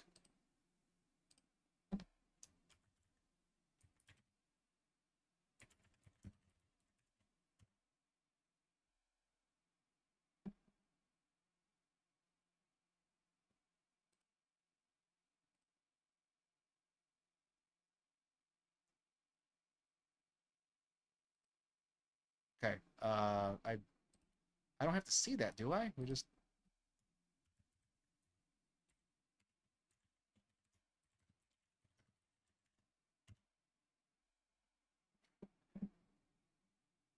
Dude, that's... You go here and you say the...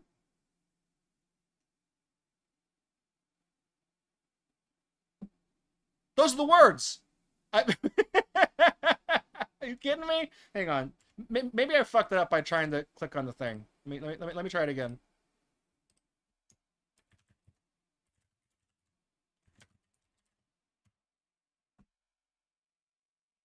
Is it... Hang on. Did they do it? Is it a different...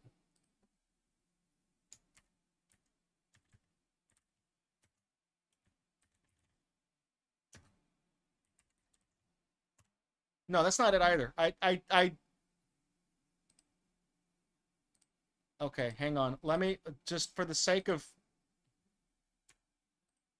I don't think I have to see the,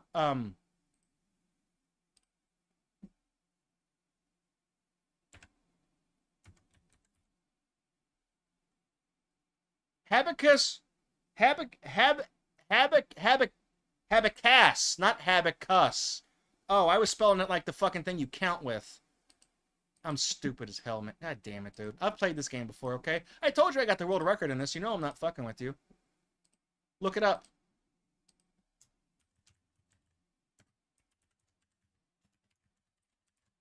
Oh, there we go. Ah, first try. All right. Now, operate. Boom. Here, lady, look. Woke her up. Done. 8 minutes. Fast enough, okay?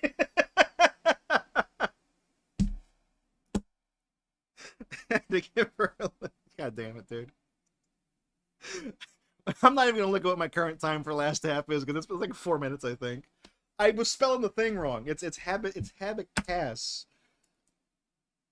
I looked at that and I thought it was the word abacus with an H. And I spelled it that way, because it's... I don't know why I thought that. The other things are not words either, but... It's a quiet game. There's really no audio unless the PC speaker's making noise. So yeah, that was $13. If we run down the thing, you get $13 for getting the key in the kitchen. That is mandatory. Unlocking the attic. That is... Hang on. 1, 2, 3, 4, 5. Hang on. So, okay. You get 1 for getting the kitchen key. And that is mandatory. Right? No. That's not actually mandatory. So you get the kitchen key. The key unlocks the attic, which was the padlock we did. And we went upstairs to take the towel from the booby lady, who was a different booby lady from the one we just woke up in the cellar, by the way. That's not the same chick. So those 3 things are optional. Number 4 is taking the locked box that's in that bedroom that I opened up the drawer in and got the gray box. That is mandatory. Watering the plant on the left of the other room is mandatory. Taking the Gigi flower that grows from that plant is mandatory. Using the towel on the painting in that room is not mandatory. Killing the Axeman is mandatory. Killing the caretaker is technically not mandatory. Neither is exhuming the grave. Breaking the boards is mandatory because you have to get down there. Saying the Habacus Ojeka Misto to make the platform appear is mandatory. And awakening the girl to finish the game is mandatory. So some of those things you can actually skip. You don't have to actually do. It's like 6 or 7 of the things that you have to actually do to complete the game, and the other ones are just optional for being thorough. The reasoning why you can, I mean, technically, if you've never played this game before, then all of these things you do have to do, because the kitchen key unlocks. I'll explain real quick. I'll do the breakdown because we're a little bit ahead schedule. The kitchen key unlocks the way to go upstairs in the attic, and you take that towel from the attic, and then you have to use that towel on the painting in the bedroom where you get the flower, because the book you get from the safe behind the painting tells you the computer code, the password to the computer in the laboratory, and the laboratory tells you the magic words to say to wake up the girl, or to make the path appear. But if you already know those words, you don't have to actually do that to beat the game. That'd be the any % route, is to run straight down there and say, abracadabra, and then go across the thing. You don't have to actually go get the towel and wipe off. You don't have to do any of that because you already know how to do that. But if you need to get every dollar bill, then yeah, then you actually have to do that. So you do that. Killing the Grim Reaper guy that has the axe, you do have to do that. You need to get the red eyedropper and knock him out because you need his axe to break the boards. Killing the caretaker with the axe and taking a shovel to dig up the grave is not mandatory, but once you do those things, if you don't take the bone out of the grave, if you get lost and wander around the house, the dog that he's with can just randomly pop up and kill you in the house. Because you kill the caretaker and the dog that's with him, he leaves. And he becomes a random encounter. And you can make the dog go away if you have the bone, and he goes away permanently. So if you didn't do that, then obviously the dog, you effectively soft lock the game. Breaking the boards with the axe, you have to do that, and then you go down there, say the magic words, and then you use the eyedropper on the girl to wake her up. So that's the order in which you beat the game. So if you've never done the game before, then understandably you do all 13 of those things in the process of figuring it out. But you don't have to do all 13 if you go straight to the ending, you know what I mean? But yeah, that's Last Half of Darkness. I currently do have world record for this category. This is, like I said, it's a game I played when I was a kid. Spooked me, scared me. I was like, it was mostly the girls with the patty cake, because I remember it was like, it made me think of like The Shining, which was not a movie I had seen when I was a kid, but I knew about the scene with the kids, and, saying, "Oh, come play with us." I knew about that, so I was like, I don't know. It's kind of spooked me, kind of made me uneasy. So I knew about that, and then of course, when I was a kid, I didn't know about the dog. Just once you kill the caretaker, I didn't know that the dog just becomes a hazard in the game, because there's a few places you can go in this game that are not mandatory. You don't have to do anything in, not even to get $13. You don't have to go there. The caretaker's house way in the back, we didn't go there. We didn't actually really go anywhere in the attic. There's another bedroom you didn't go in. This is like a whole other thing of rooms you don't have to go in. But if you've never played the game, you're probably going to go in those rooms to see where everything is, and then that's going to give the dog free reign to come find you. So you never know he's going to come out. But yeah, that's Last Half of Darkness. You can play the first 3 games on archive.org, and the remastered version, Last Half of Darkness 2025, is on Steam right now. I'm enjoying it. It's kind of rough around the edges. It's a very long game. It's a lot longer than I thought. We were actually going to feature this game and the remaster immediately after it, but I haven't even beaten that one yet because we were doing it as a Friday feature, and then I was going to learn the run really quick. We haven't done that yet. So if you want to catch the second half, though, it's going to be coming up pretty soon on Gatorbox. So that's Last Half of Darkness for you. Last half of Darknaciando. Did we get a donation during last half? Or is that just rounding it up because we have spare change? No, we're at $6.89.55 and because we're ahead of 50 cents, it says we're at $6.90. So anyways, like I said, if you guys want to do a little play along game at home, you can donate $1 for every dollar I got in Last Half of Darkness. And if you do that, by the way, I will send you some Gatorbox stickers because it's more than $7. So there you go. All right. Let's go back to talking time and reset the clock. And what's the next game on the... Oh, right, I know what the next game is. It's the spooky game. All right. We are back on schedule. Me botching the Last Half of Darkness put us back on schedule. How about that? All right. So, moving on. Next game on the list is it's a game that has it's got a history on Gatorbox. For the past 4 years, the last Friday show we do our main weekly show every Friday. I don't think I've said that once this marathon, but if you are having a fun time, I do a show every Friday night at 9, and we play a bullshit game and do an unbox and stuff like that. But the last Friday we've done for the past 4 years in October has been one half of one of the PS1 Haunted PS1 Madvent calendar. It's like a game jam. It's like a little it's a collection of games. It's an anthology from a bunch of different people making games, and there's 24 of them in each one. So we do 12, the first 12 and the back 12 in 2 years. And then we go to the next Madvent calendar, the first 12, the back 12 in 2 years. And then we just finished the last half of the second one this year. So next year, 2026, we're going to do the first half of the third one. And so far, Usually, whenever we feature the Advent calendar, we play a dozen games each time. And in that 12, there is usually one game, at least one game, that is the standout one. There's one that I absolutely hate. And then there's some that are kind of middling that are like, there's some good ideas here. Maybe it needs more time in the oven, or whatever. One of the games that popped up, I think in like the first or second feature we ever did for one of these, was a game called The Snow of Basidia. And I turned the game on and I was like, oh, okay, I get it. It looks just like Ocarina of Time. It looks like an N64 Zelda game. Like, really good.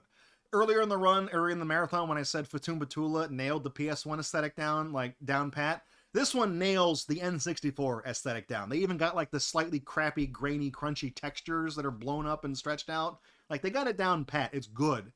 And The Snow of Basidia is it is one of the exceedingly few times in the 14-year history of me hosting this show that I have been genuinely perturbed by something I have seen on something we've played. Usually I will make joke. I mean, I was making jokes, but like usually I'll be like making jokes and just be laughing and calling shit out and making fun of shit, and you guys will be clowning on it too. And as we played The Snow of Basidia, and it became more and more apparent of what was happening in the game and where I knew that these events would lead, I became much less invested and jovial in getting to the end of this game because I knew what was going to happen. And it's the one, there's not a lot of things that squick me out that I don't really like, that I just don't want to look at. But this game hit the nail on the head. And it's one of the few times that has ever happened in the history of this show. I'm intentionally not spoiling it in case you've never seen this game before. It's very short. It's only on the schedule for 10 minutes. That includes the time I'm telling you what it is right now is part of the 10 minutes, and it doesn't take long to beat. But it is it's certainly an experience, you know.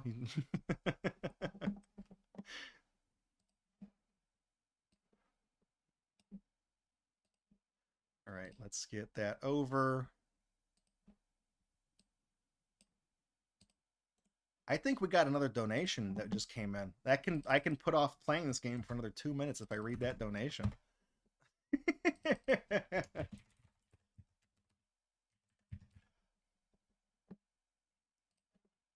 Oh, you're fine, Buster Keaton Rules. All right, let me see here. Before we do that, who donated? Because that put us over $700. We did. Oh, nice. There we go. Hey, that's.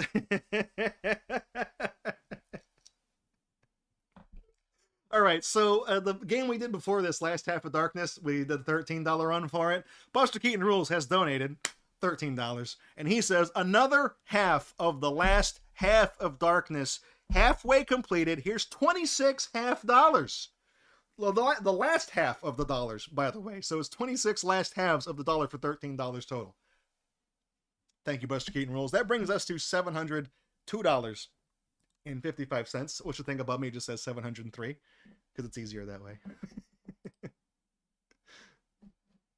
Oh, I got this game on my desktop. I don't even need to do that. I just go straight to this.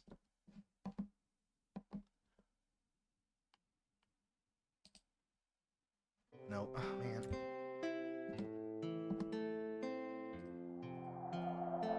Is that Kakariko Village I hear?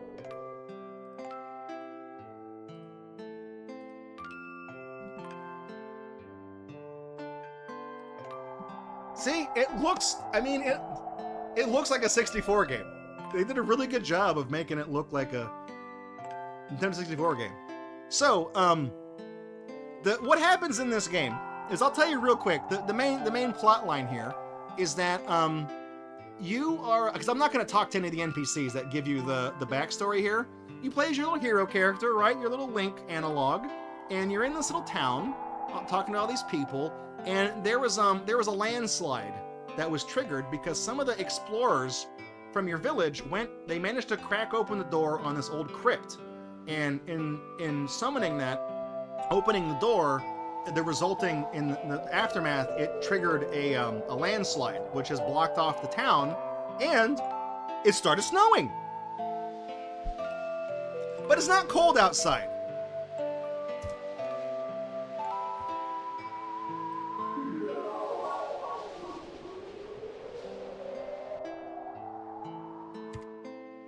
All right.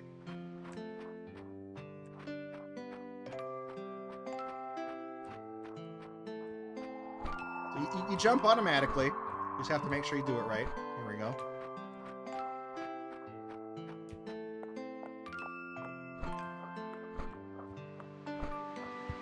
See, you got these little vents that open up. You see he's blowing snow around. Running in. Run past. It's a cave. There's a couple of mushrooms there. It's all right. We're coming in. These guys are going to tell us, like, wow, I can't believe they opened up the big crypt over there. It really shook the ground when it opened. Jump down here. This is the hardest jump in the game.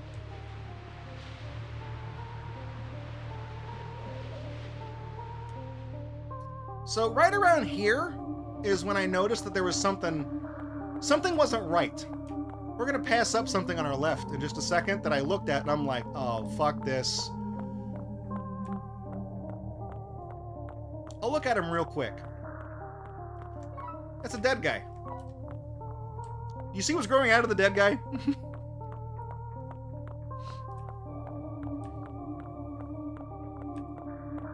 If we look closely, there's another guy right there. If we go back around the staircase, there's another. You see him? If I run up down here, he's hanging from that. It's not a tree, whatever the hell it is. So here we go. Look at this. We got a big cheese ball. We're gonna investigate this. This is the thing that's at the center of the crypt. The doors that we walked past and opened. We're gonna look at it.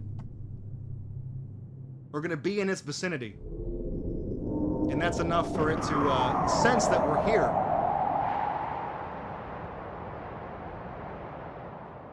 You've probably put together that that's not snow. All right, and here we are. So we're just all the way out here.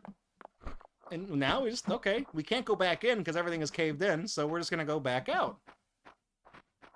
And now we have to talk to all the NPCs to make it so that we can actually get to the ending. Hey, dude, what's going on? There's something crawling in my head.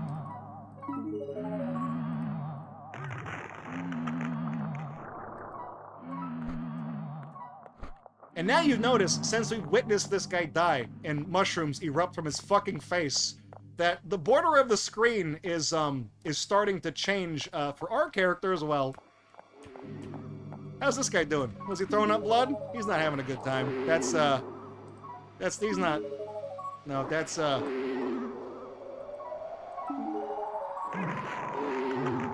right, you can walk it off, dude. You're fine. I think that's the worst one, because he's not dead yet. There's a kid in the tree here who was playing around on the snow. Every time we witness somebody die a very gruesome death, the border becomes a little bit more intense.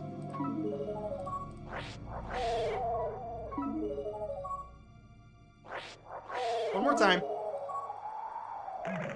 There you go. And then there's the guy who's watching the gate out here telling us that the thing is caved in.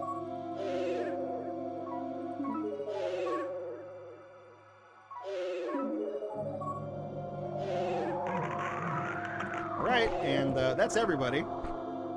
And we just have to kill some time now. Literally.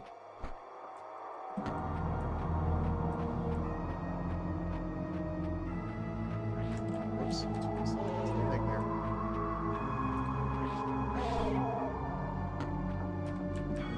There's a thing you can do where you can, I was gonna see if I could jump off and die in the middle. That's time, by the way. I was gonna see if I could, like, jump off and die in midair. So yeah, that's how you die, because you eventually realize that whatever those people were exposed to, you were too. So that's what the creeping little tendrils on the side of the screen mean, is that that's you. That's gonna happen to you. And that's the end of the game. And you can see that kind of body horror is absolutely not my thing. And that was one of the most genuine, visceral reactions to something on stream, where when we were walking down that corridor Because you walk down the thing, right? It's like, okay, obviously there's an earthquake and it's snowing, and one of the characters is like, oh, there's snow, but it ain't cold outside. It's kind of suspicious, right? I hadn't put it together yet. I was like, whatever, dude. And you're walking down the corridor, and there's a couple of mushrooms in the thing. It's like, yeah, it's a cave. Who fucking cares? And then you walk past the guy who's right there, and he's dead, and he's got mushrooms on him. And in that moment, I was like, oh, dude, fuck me. Fuck me, dude. So I am so... Oh, I'm not gonna like how this game ends. And for the record, I don't, okay? I mean, I do, but I don't. Link, welcome. Thank you for the raid earlier a second ago. Welcome to the stream. You were just in time to see the one of the few things in the history of this show that's ever given me pause. We have played through a lot of horrific things on this stream and seen some shit, and this is the one thing, and I'm like, I'm not enthusiastic about this one. Like this whole thing with the fungus growing out of people's faces and shit. I have heard people sing the praises of The Last of Us, and I've never played the game. I've never seen the show. I'm good. I don't need to see it because I know what happens and I don't want to see it. Okay. Tell me all about it. It's like, it's a great show. You should have seen it. As I played the game, and wow, they've already remastered it 4 times because it's so good. I'm good. I don't need this. I don't need to see it. Okay, I'm good. I will enjoy it. Not enjoy it. I'll be this far away from it, and you can watch it and play it all you want, and I'm not going to. But this one, of course, I ran into it, and I was like, I didn't know what I was gonna get. But that is one of my favorite ones from the Haunted PS1, because it's one of the few times that I've been actually like put off by something. I'm like, I don't like it. I don't like this. So I did that one. Did that one for you guys. Fandramon also thought it was funny that I put that on the schedule, so I did it for her. But all right. Let me reload that, and we got 2 more games, and we're going to take our first intermission. So we are rocking and rolling. We are on schedule right now. We're on target. We're good. We're good. All right.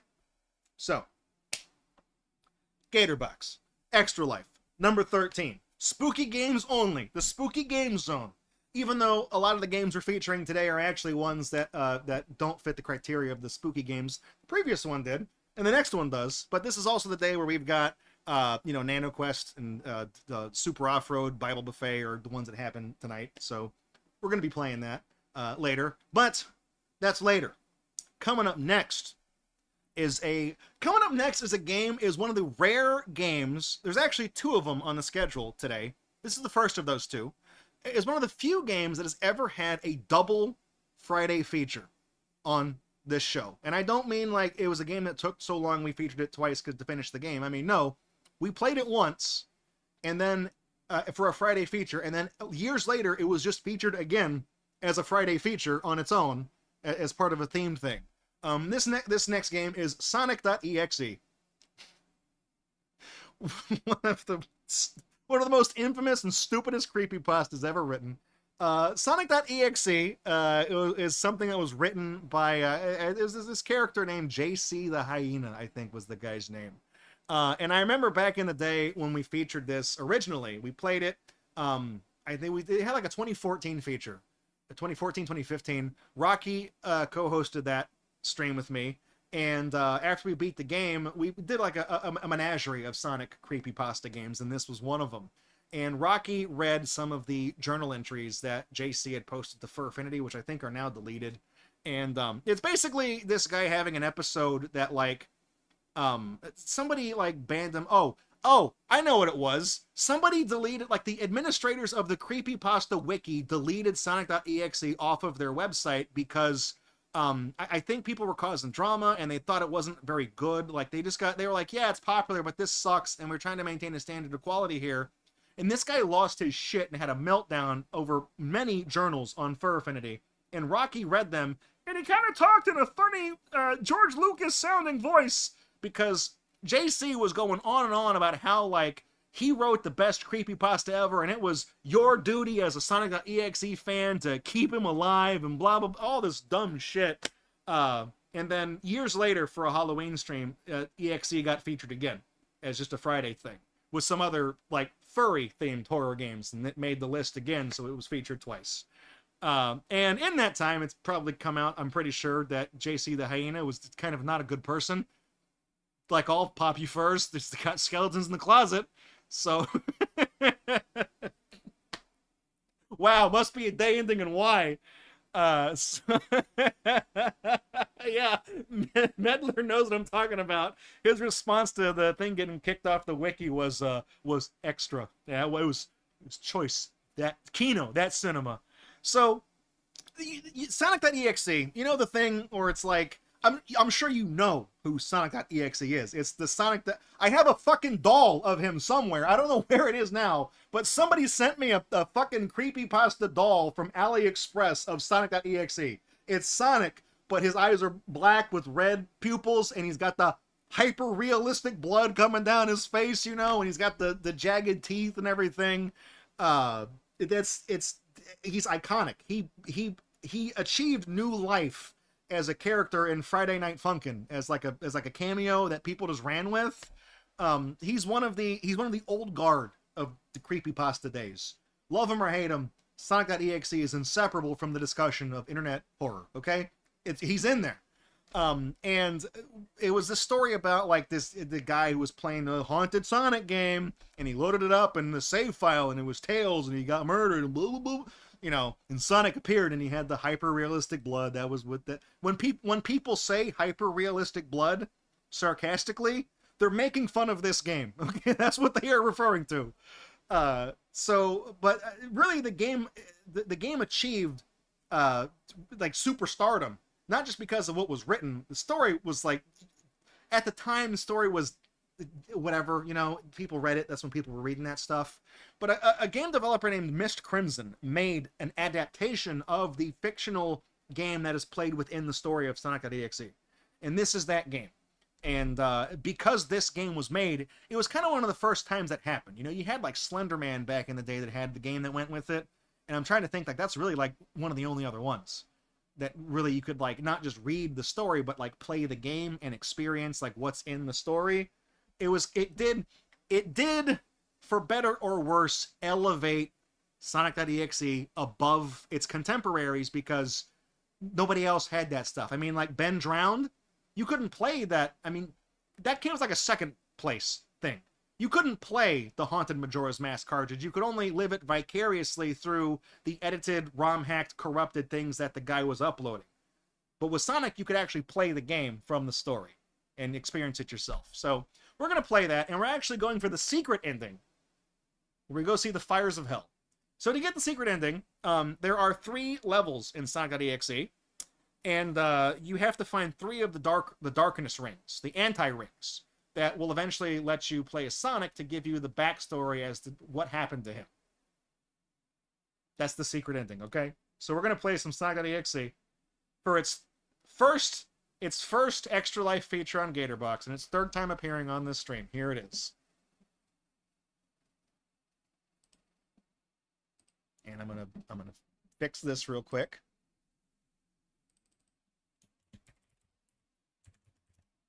Then after Sonic.exe, we have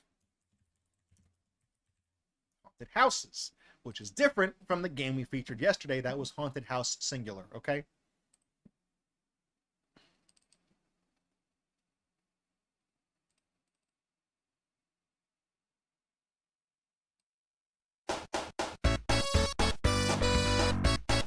Hang on.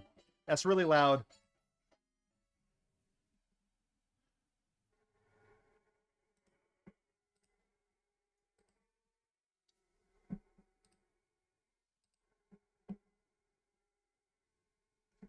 Okay, it worked.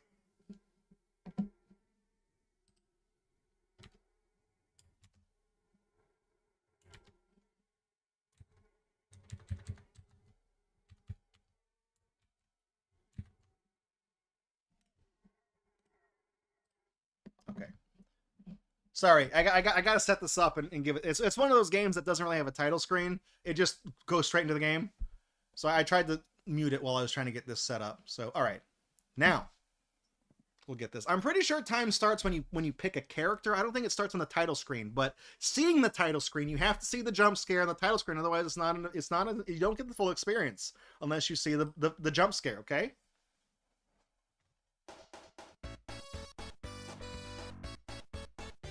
You still might. Oh, okay, here it is.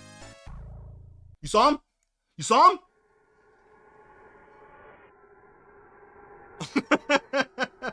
All right.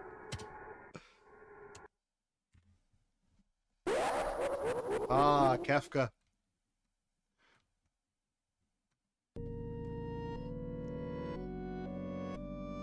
Here we go.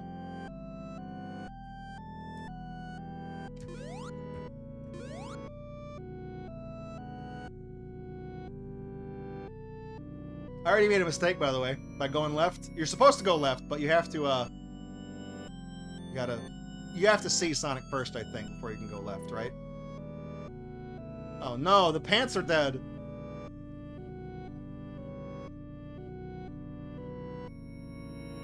Guys, they're playing the music backwards.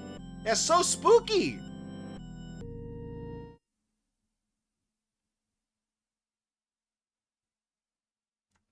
Sonic, what are you doing here?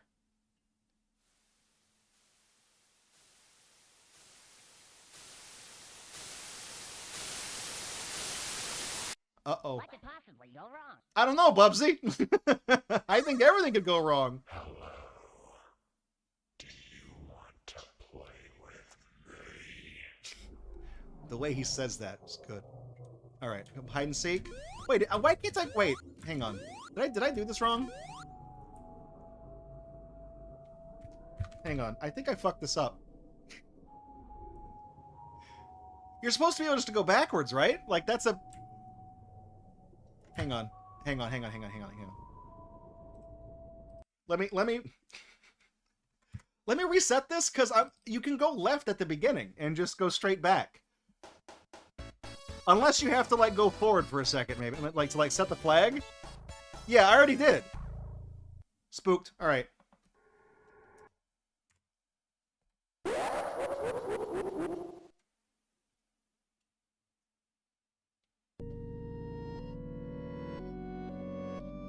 You like walk forward and then you go back, right? Like you can unlock the left. I literally just I walked forward and then you walk backward and you unlock the left side of the screen. There you go. Okay, we're in Lava Reef Zone now.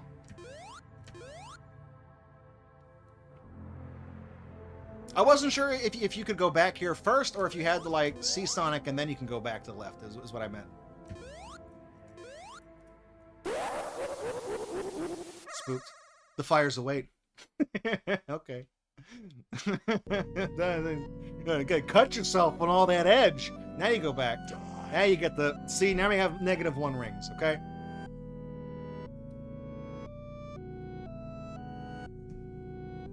I'm gonna hold that down and switch tabs real quick. Look at something else. Okay, just making sure. I'm trying to read chat. Thankfully, this game is not too interactive here, alright?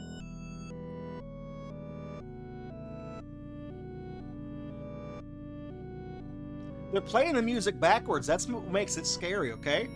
That's what makes it spooky.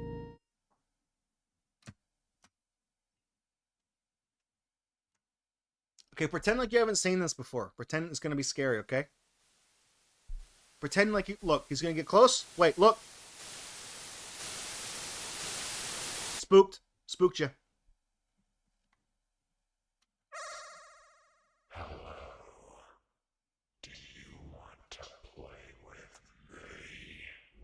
Yeah, I remember Meddler. There used to be a version of this game where if you tried to go left, it would just put you like a big, giant, bloody troll face. That was before, because this is an updated version of the game that actually has the secret ending, the expanded lore.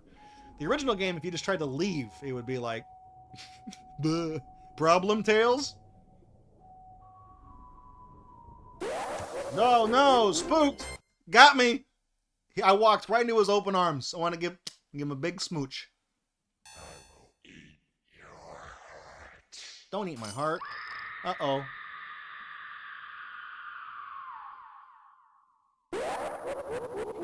You're missing an apostrophe. Don't tell me you didn't put the apostrophe because it's not in the Gaslight font typeface, because neither is that question mark. You just put that on there, so I know you know about other fonts. There's no apostrophe there, right? Now I'm not going to unsee that. You're going to play as Knuckles? We're going to jump down. We're going down. All the way down. Later.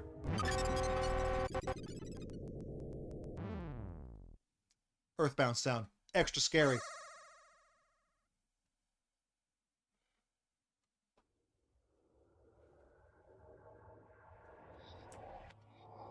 They're gonna do that spooky thing where they try to like name drop you, but I'm called the E because this installation of Windows that I'm using at one point in time was Windows 7, and it's been upgraded and strung along to 10. So it was 7, 8. I don't know. I don't know. Basically, it was when they first asked you to tie your Hotmail account to your Microsoft account, so I registered it to that. And it's my account I made when I was in like middle school, the Evil Pikachu. So it only has like the first 5 letters. I don't know why. I don't care. There was an apostrophe on that one, so don't tell me you don't know about it.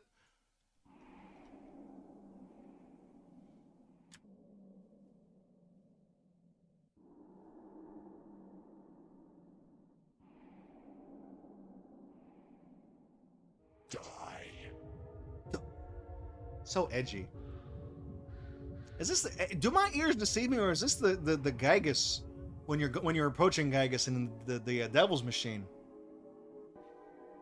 I did always think that was funny that the Sonic 2 font was called Gaslight. I think it's named that after the lamp, because it's the old-timey Broadway style thing. But it just, you know, Gaslight in this day and age has adopted a different meaning. The Sonic 3 font is called Andes, like the mountains. Uh-oh.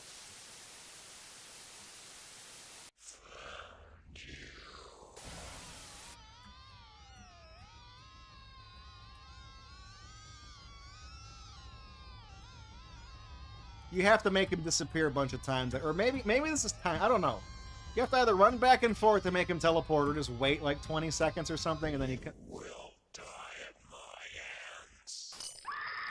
I like that for his death animation. They did when Knuckles is balancing on a ledge.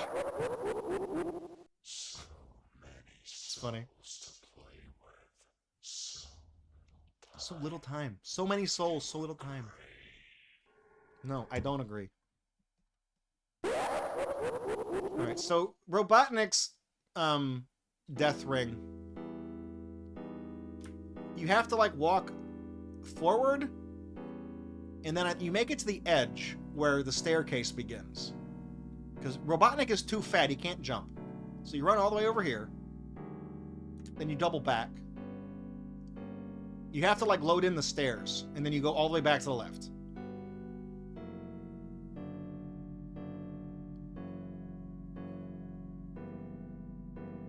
Now's a good time to read donations. This is so scary, it's from Sonic Advance. Your flesh from your body. Who did they get to deliver those lines? Because you know they had way too much fun saying that shit.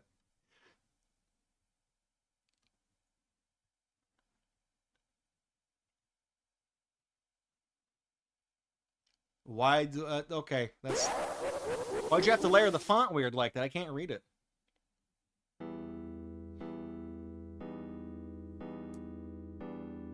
Alright, that's 3 rings. Alright, that's 3 plagues. You're out of ammo, mister. That would have been scarier. You get to the end and it's just King Ramses.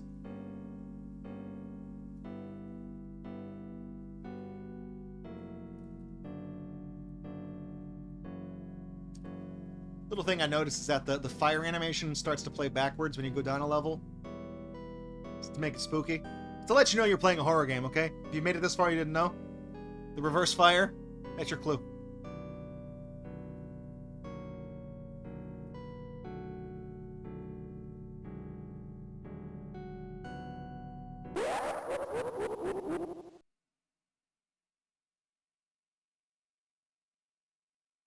It's been 30 seconds. Oh, okay, okay. I was gonna say, since my last jump scare, I'm not even afraid of this.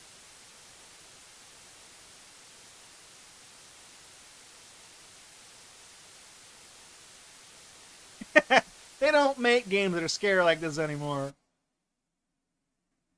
This is not the good art. I like the original one. That it looks really badly drawn. Like this one, I guess, is supposed to be the hyper-realistic version. The titular hyper-realistic blood. This just looks dumb. He said it. He said the thing.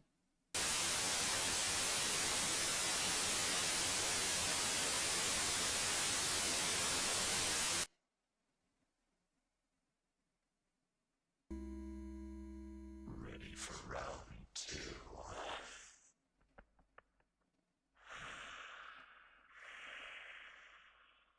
You mean like the boxing game?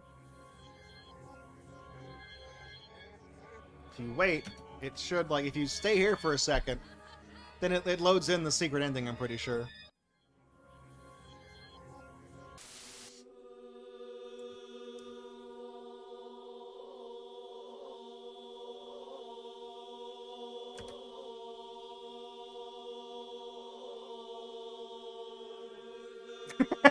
Jackie was like that game over thing. That's a hard image right there.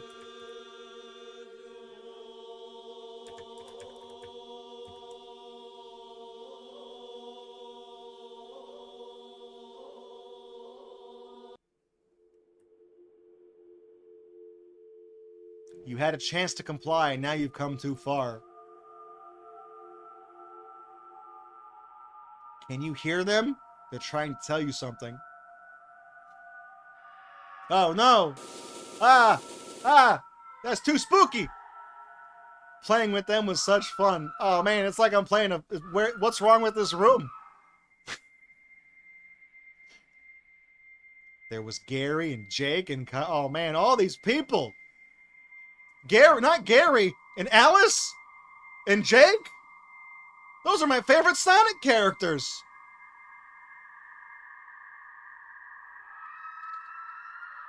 I think what that is supposed to do is it's supposed to name other people that have accounts on your Windows installation. What was it, a PewDiePie video now?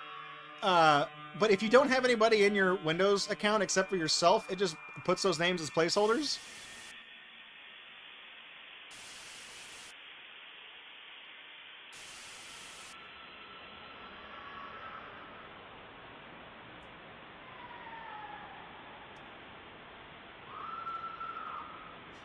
This just sounds like the sound effects you get in one of those, like, 100 haunted house sound effects to put on your...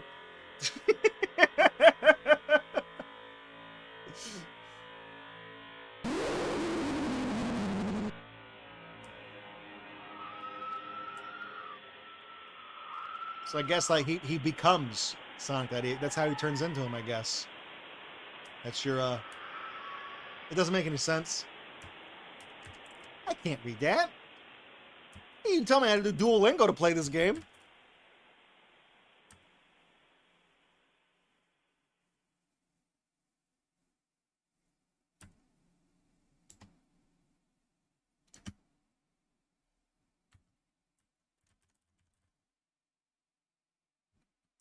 Was that time? I forget how many of these screens they throw in your face where they tell you that, oh, when you got spooked again. I want to end the clock unless it's like I know there's... I think that's the end, right? That's the end? I'm waiting to see what's going to... I know Sonic runs to the end and you see the big demon face, and I was like, I can't remember. It's been like 15 years or whatever. 10 years? I don't know. Too long.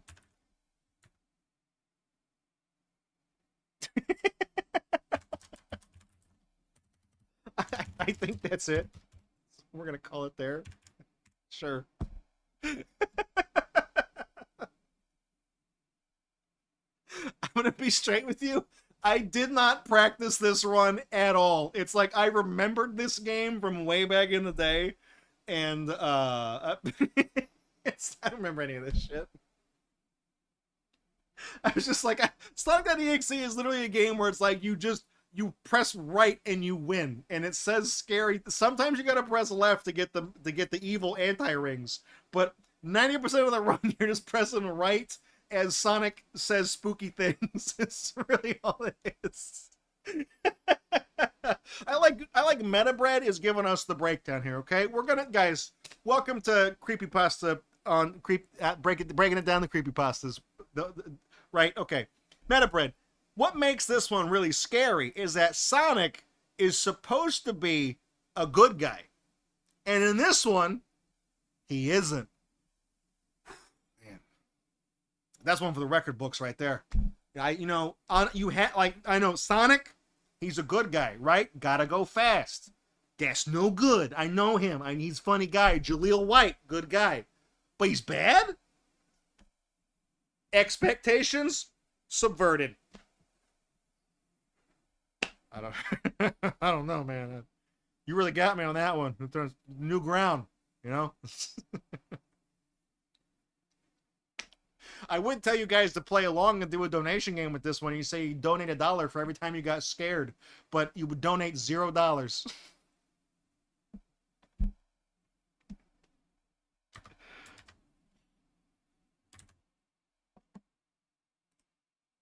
All right. That's Sanic.exe. Sanic. Let me get Steam open back up. Get that rolling. We got one more game to do before our first intermission, and then we got one of our big draws coming up after this. Okay, one of the big boys coming up after this. All right, Magic Beans. I'm starting to think there's not going to be any chili dogs. I don't know. All right, so here's what we're doing. You guys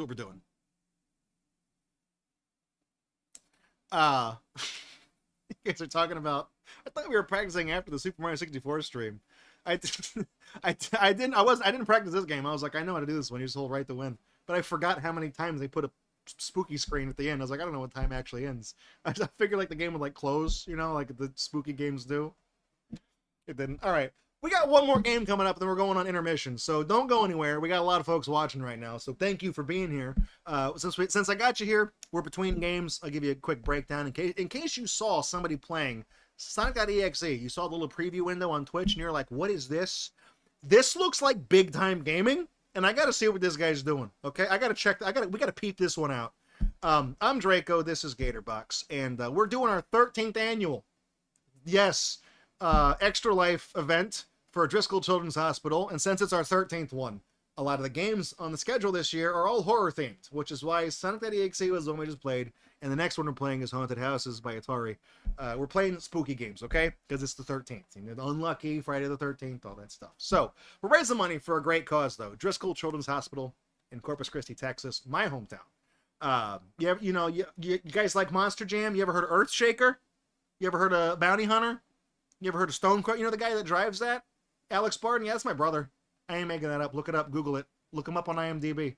You'll see Gatorbox is the thing he's been on. And you click on Gatorbox and you'll see me as the host, because I've hosted way too many episodes of this show. Checkmate, atheists. Anyways, when he was a little kid, he had to go to Driscoll Children's Hospital because he got very sick, and they literally saved his life. So, I've been doing these marathons for 13 years, non-stop, as my way of saying thank you. So you guys know I'm serious about this stuff. I will do this flex every chance I get. This is one of Extra Life's Lifetime Achievement Awards. I got this in lieu of a medal, like the kind that Kazooie's been stealing throughout the entire marathon. I'm not gonna look at her because I know she's back there. They gave me this in 2023 instead of a medal because we got the we passed the $10,000 lifetime raised for that. So we got one of these bad boys. Not a lot of people have these. So this is a big, tremendous achievement for me. So that's how you know I'm serious about charity. And if you donate at least $7 to this fund through gator.co/extralife, it'll take you to the page. You get a Gatorbox logo sticker. You get a sticker of Nessie in her bikini beachwear, new art for this year, and I'll autograph a card for you and sign and date it for this year's marathon. So I will send this to you for at least $7 anywhere in the world. You don't got to pay postage, none of that stuff. I'm just donating the stickers for free. I'll send them to you. You can use the option on the Extra Life page to donate exactly $7, or if you choose to donate more than that, the system won't let you input $7 or more Just $7 only. So if you want to do like 20 or 30 or something, just make sure you have a valid email address, and I will personally email everybody after the marathon and find out where you would like the sticker sent to. So one way or another, I'll make sure you get your stickers. So we'll do that. Which monster truck was driven by the guy who was named the same as Chris Chan's dad? That's Bob Chandler. That's Bigfoot. We played that game yesterday. We played Bigfoot. Right. So we got one more game to get to before we take our break. After the break, you're going to want to stick around after the break because we're doing MC Kids, okay? Big deal. Big deal. I got to get the food. That's a weird segue, isn't it? I got to get the food? What? Stick around if you're new. The next game coming up on our marathon is Haunted Houses. You're probably saying, Draco, I am a big fan, okay? I'm a big fan of this Gatorbox thing. This Extra Life thing, I've seen every single one. I've seen every marathon you've done. I know them like the back of my hand. You played that game yesterday, idiot. I played Haunted House. Singular. Also by Atari. Haunted Houses is a game by Digital Eclipse and Atari, released as part of the Atari 50th Anniversary Collection. It is a remaster of the original game Haunted House from '81. It's done in 3D. It's the same game. You go through these haunted houses, collecting the pieces of the urn to get out of the mansion. That's the game. So this one is 3D. It's a fun little reimagining of the original Haunted House. Same goal. It's called Haunted Houses plural because there are 4 houses to go through. It's the same objective in every house. So you go through, avoid the monsters, and get to the urn, get to the exit. Same game as the one we did yesterday. Just looks nicer, and there's more to do. A lot of references to other Atari games in the decorum in the house, too. It's really cool. So we're going to do this. The first house of the 4 is the tutorial stage, and we're going to skip that. You don't really need to play that one. There is a leaderboard for this on speedrun.com, but there are no runs for it. And it seems like they only made a category for the Atari 50th collection for like a couple of games. And then this was added under the Atari 50 banner because it's on the thing. But not only has nobody run it, nobody's ever written rules for the category. So what I'm going to hopefully do here is it's like a de facto record just to put something on the leaderboard. And hopefully we can establish it being like the run is the 3 non-tutorial houses. And you beat those. So we're going to get Haunted Houses pulled up and do that. All right, here we go. Boop. Let's go to this, and I think we got a donation. Oops. Haunted Houses. Oh, no. Haunted Houses.exe. Babe, wake up. New creepypasta just dropped. All right, what was that? What just came in? Let me reload this page. Uh-oh. It's getting spooky in here. So Hondo's keeping Hades Flame. The fact that you submitted Captain Novelin as a challenge this year and it got picked has been paying dividends because the Black Doctor from Captain Novelin has been the breakout star of this year's marathon. So Hondo donates $13.13 and he says, "Ready for round 2? Nah, man, I'm gonna eat my Butterfinger instead." Sonic, I told you, man, you can't be eating so many chili dogs. You gotta watch your blood sugar. That's terrible, man. Don't be... Sonic, you eating all that junk food? That's no good. Hey, wait a minute. That's my line. That's terrible, Sonic.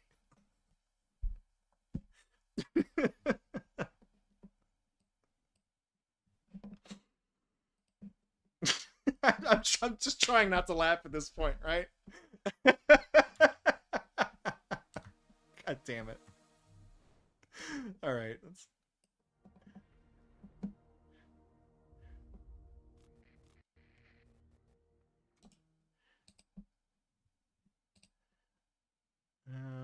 This one. All right. We good? All right, we're good. Hey! So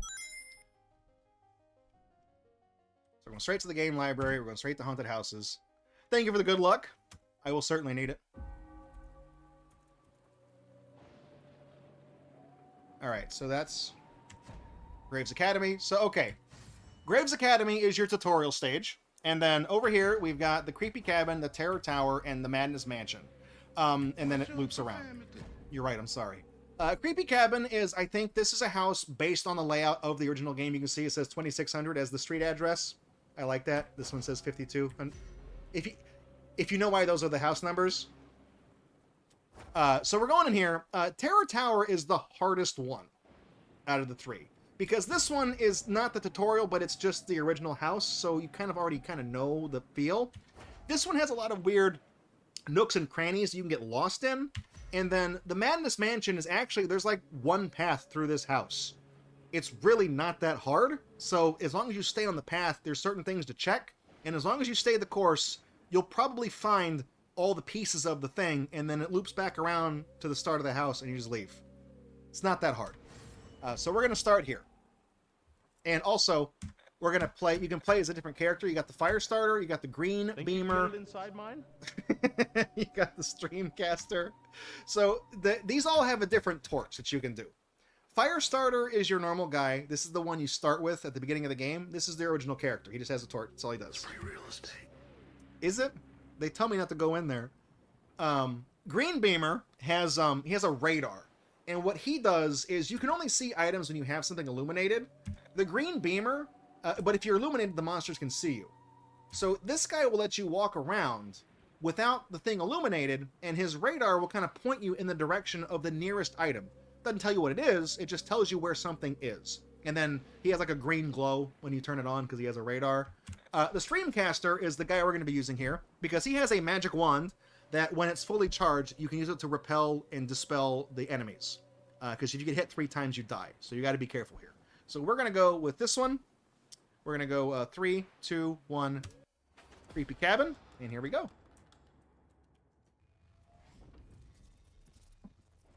All right.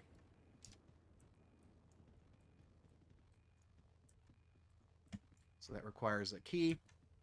Not too worried about it. You do get penalized every time you turn on your little caster thing. It's just part of the game's mechanics. There's a money system here. You don't get to spend your money. It's just how they keep score. So the purple fog means there's a guy nearby.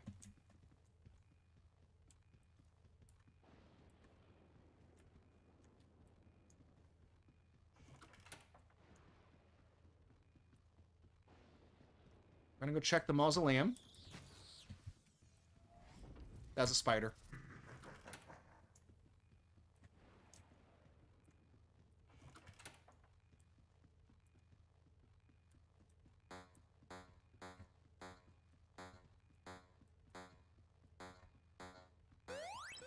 I got that for the extra life. That's for the insurance. They said it. They said the name of the marathon. They said extra life. Also, yeah, we are playing as the same character. It's just the disembodied pair of eyes.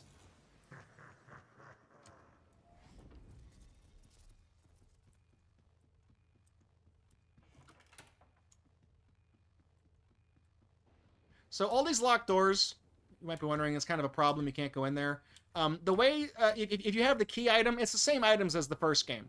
If you have the key, you can, He's behind me, isn't he?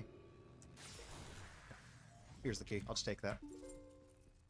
You can open the doors with a key, but it is possible to navigate the entire house without opening any doors.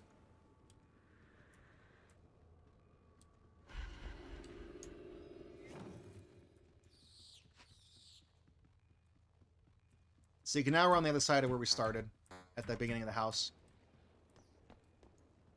I'm checking the usual locations where the urn pieces spawn, and I haven't found any of them yet.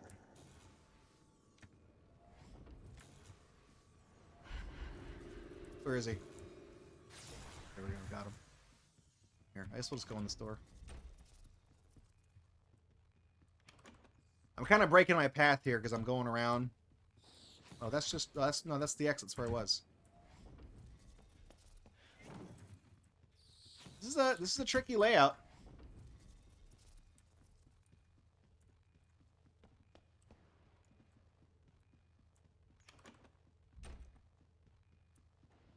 I mean, I assume it did spawn the pieces, right? We're just...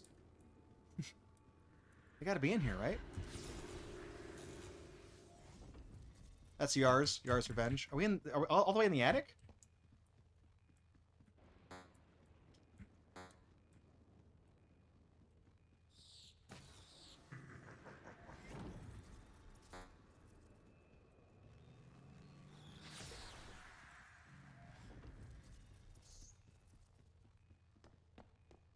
There's kind of a soft time limit. You guys probably see there's a clock down there that's counting down how much time we have left. That's not... You don't die if you run out of time. It just... you get a lower score if you don't beat it in the target time. Like, the more time you have left on the clock, you get a higher score. Finally, here's something.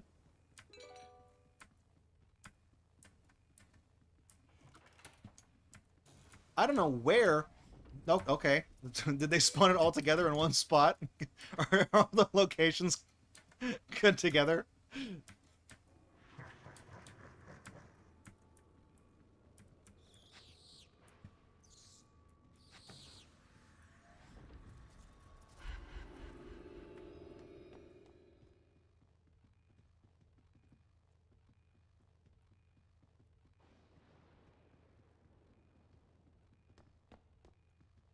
We've been down. I don't think it's in the we've been in the basement. So there's one more piece of the urn. I said this was one of the easier ones. This is like the medium difficulty house. It's the exit. I guess I can just drop that. Right. How do I drop the thing? Uh-oh. Never mind.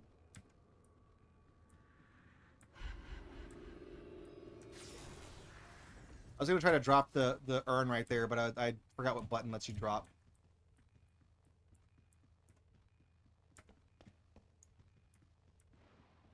This is a hard game. This is why this game is so long on the schedule, is because it's really... You're kind of at the mercy of whatever the game gives you.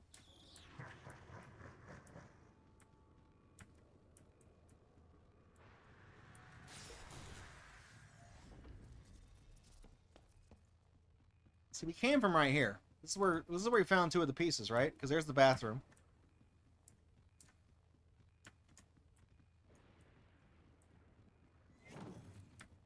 When you run out of money, your money is just your score. So if you basically go broke at the end of the stage, you get a rank based on how fast you complete the house and how much stuff you find. And if you have $0, you get an F rank, which is fine. It just means you just suck at the game. So we're gonna get an F rank probably. Can I get in there? If I go around, I don't think I've been in that room.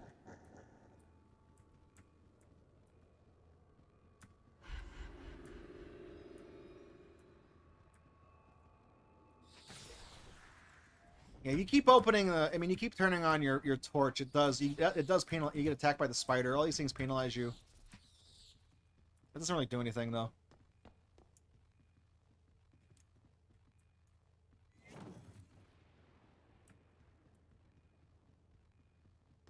Let me check the basement again. I know we've been down here, but it's like...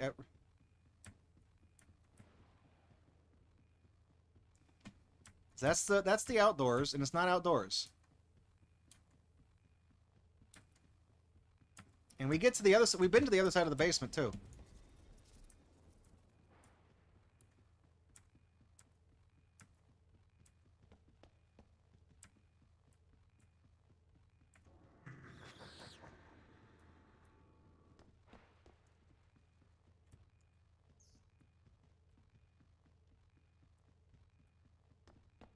Right, because we're on the other side of the...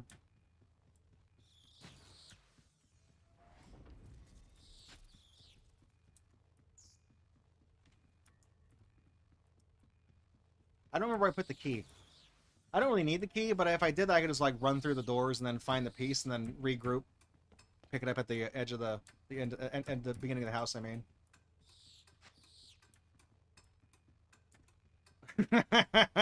Don't let that spider bite you.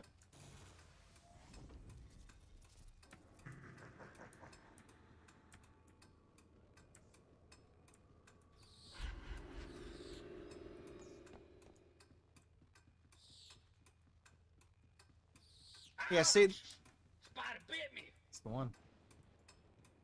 Jesus Christ, we are going to expend the entire clock. Where is the other piece? Shut up. I'm good at games. Okay, where have I not been?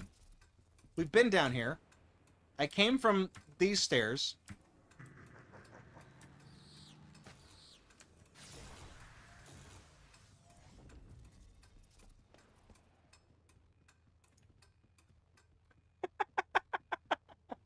We've been in this bathroom. We found one piece in this bathroom. We've been in here. That's where there was one over there. Oh, that's where the key is. Shit. Okay, well.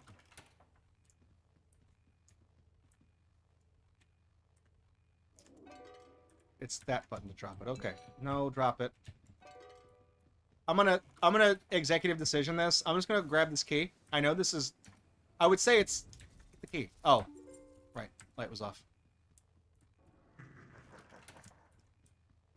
I'm just gonna find the damn piece and we're gonna come back to the bathroom.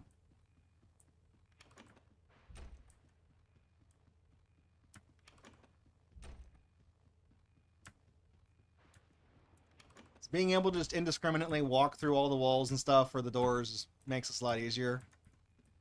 We've been to the attic. It's not in the attic.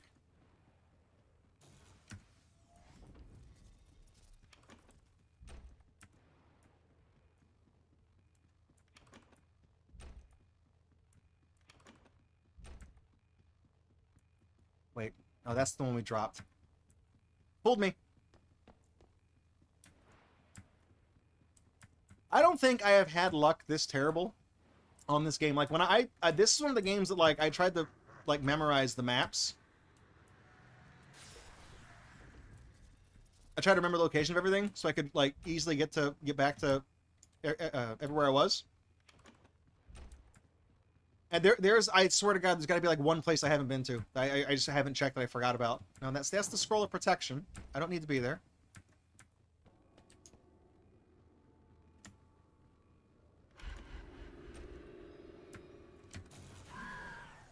Got to be facing him.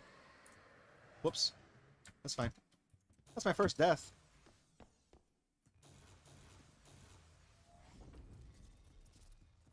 Did you get spooked? Okay.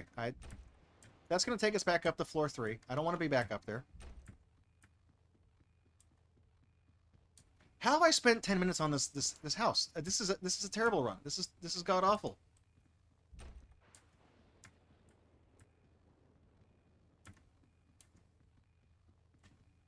It's not in the basement. I've gotten spun around.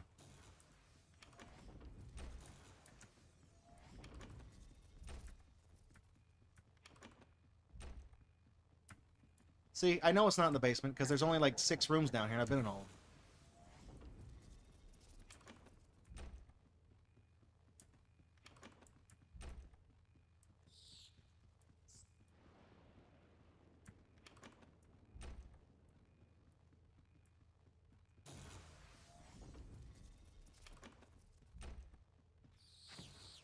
This is confusing the hell out of me.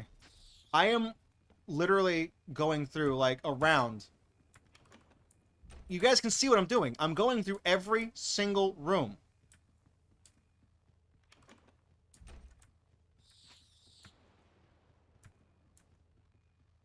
I'm literally combing. I'm zigzagging across.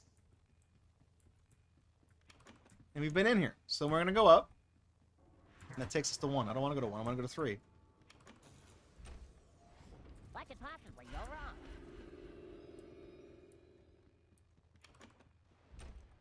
Okay, I'm gonna go.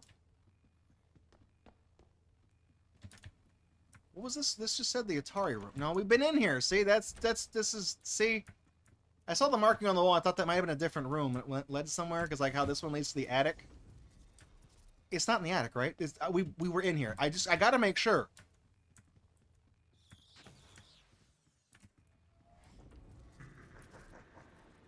No, I see. It's not in here.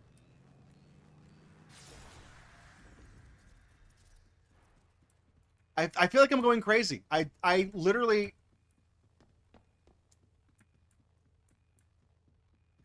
Is it possible for the game to render a mansion that like you can't do? You know, like it's not winnable?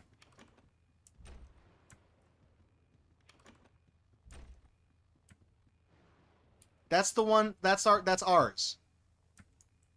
That's not the piece we're missing. That's the piece I left to try to find where the fuck the other ones are. Okay, I gotta... There's one place it might be, and if it's here, I'm gonna lose my fucking mind.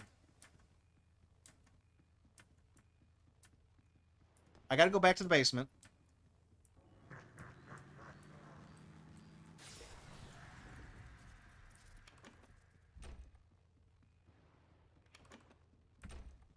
Is it... It might be behind the mausoleum? I don't know if you can go back there. I've never been back there.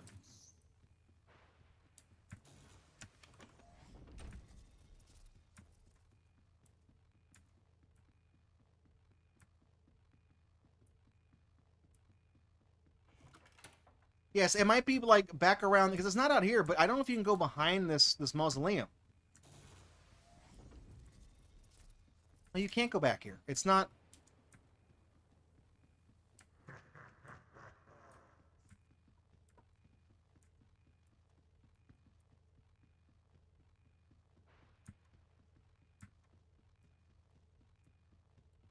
Oh wait. Oh no. Wait, you can go in this grave? Oh, don't tell me. Don't fucking tell me. I didn't know you could go in the grave. Dude, I just saw the lad. Oh my god, dude. Are you oh.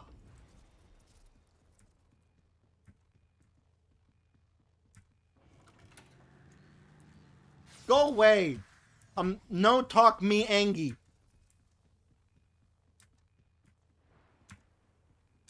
I made a grave mistake. Ha ha ha ha ha. You're real Nick fucking Cannon. You're hilarious.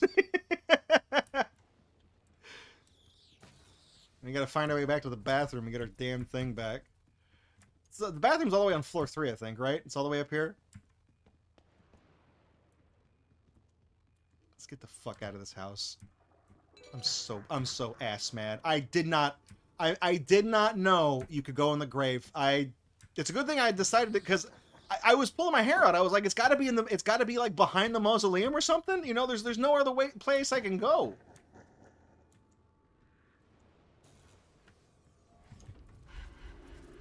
All right, dude. We're one down. Rank F. I jokingly said I was going to get an F, and now I did. All right. I'm going to Terror Tower. This is actually... I said this was the hardest one. And I sucked on the first one. So, uh-oh. All right. So, one place that these always spawn, real quick. I'm going to run back around here. There's always one. I don't even know if this is a permanent spawn, but it appears in here every single time I play this stage.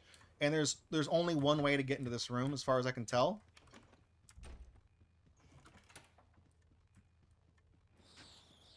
See, I fucking knew it. There's always one in this room.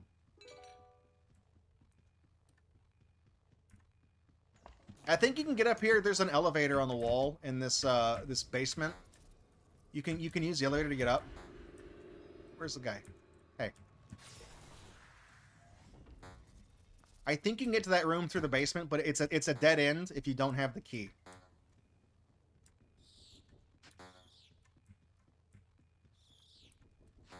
That little blurb on the wall tells you if you have the magic wand, if you've unlocked this character, you can use him to chase the guy off. Okay. We're gonna go back upstairs. Watch this. These next two houses, we're gonna knock them out. Quick. Nice and quick. I'm totally not gonna get all ass mad that we're gonna go through all these different apartment complexes and go through all these damn things. Is this the room that has a spooky cat? Yeah, it's right here.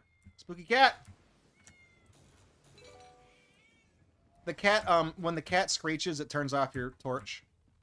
But you need to have your torch on to see, you need to have torch on to see where the items are.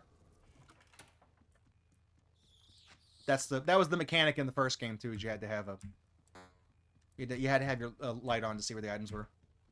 Otherwise, you're feeling around in the dark.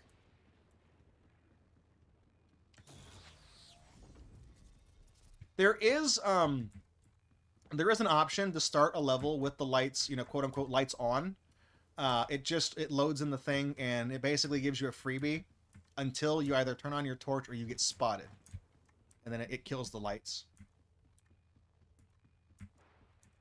It's kind of like a handicap. It's mostly useless though because out of habit I just keep turning on my damn torchlight. Torchlight. You know, like the RPG, torchlight. Alright, so we're going to comb this way. Now we're going to go around this side. Different way we can go. There's a lot of areas that look like you can get to them, but they're actually kind of blocked off. This is on the other side of where we just were.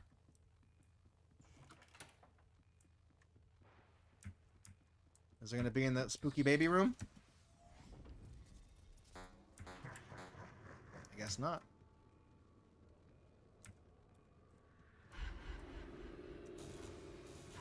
Damn it. It takes so long to turn around. Hey, Necros, welcome to the stream. Oh, gotta go out. Gotta go out. Alright. We're getting spooked. We're getting scared.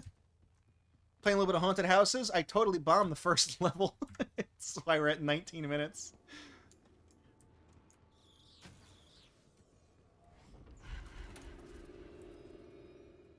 We in here? Have I been in here? Some of these rooms look the same. No, we haven't been in here. See, look, there's the thing. Alright. Now we're getting out of here. See, this one, I guess the first house, I guess it kind of confused me because it really is just like a big... It's basically just a big maze. Because if you don't have the thing that lets you... The key lets you get through the doors. I'm not going to say it's impossible to get to. Like I said, you can get through the game without needing the key. I went the long way around. Where's this guy? Where is he?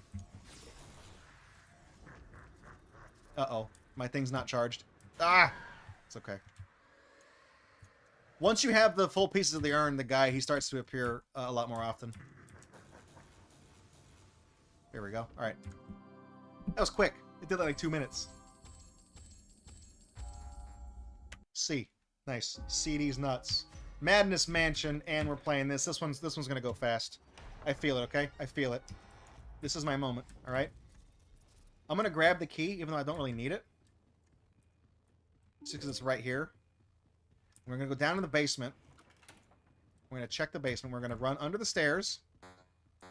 We're gonna check this back right corner. Sometimes there's a piece back here by this light, and it's not back there, but it is right here. Boom. We're gonna go upstairs. We're going to go through the box maze. Make sure it's not on the other side of this box.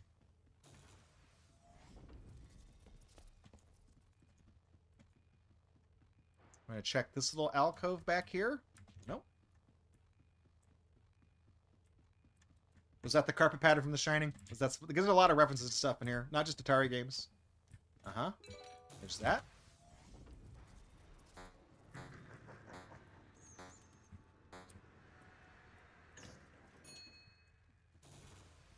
Okay, we're in the laboratory. We are kind of taking a while here.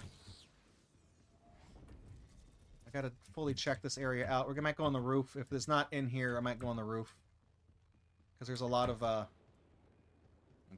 Well, let's just go walk out here.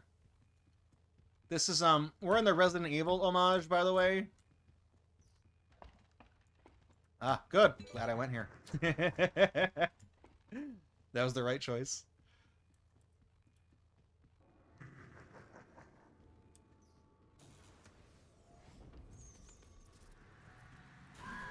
Oh, I didn't see him. I didn't see him. He went right through the wall. He got me. He spooked me. Shit. Once you have the urn, he just really starts pursuing you non-stop, so it's kind of hard to... Okay. Let's go. Oh, wait, that's the wrong way. Whoops. Where is he?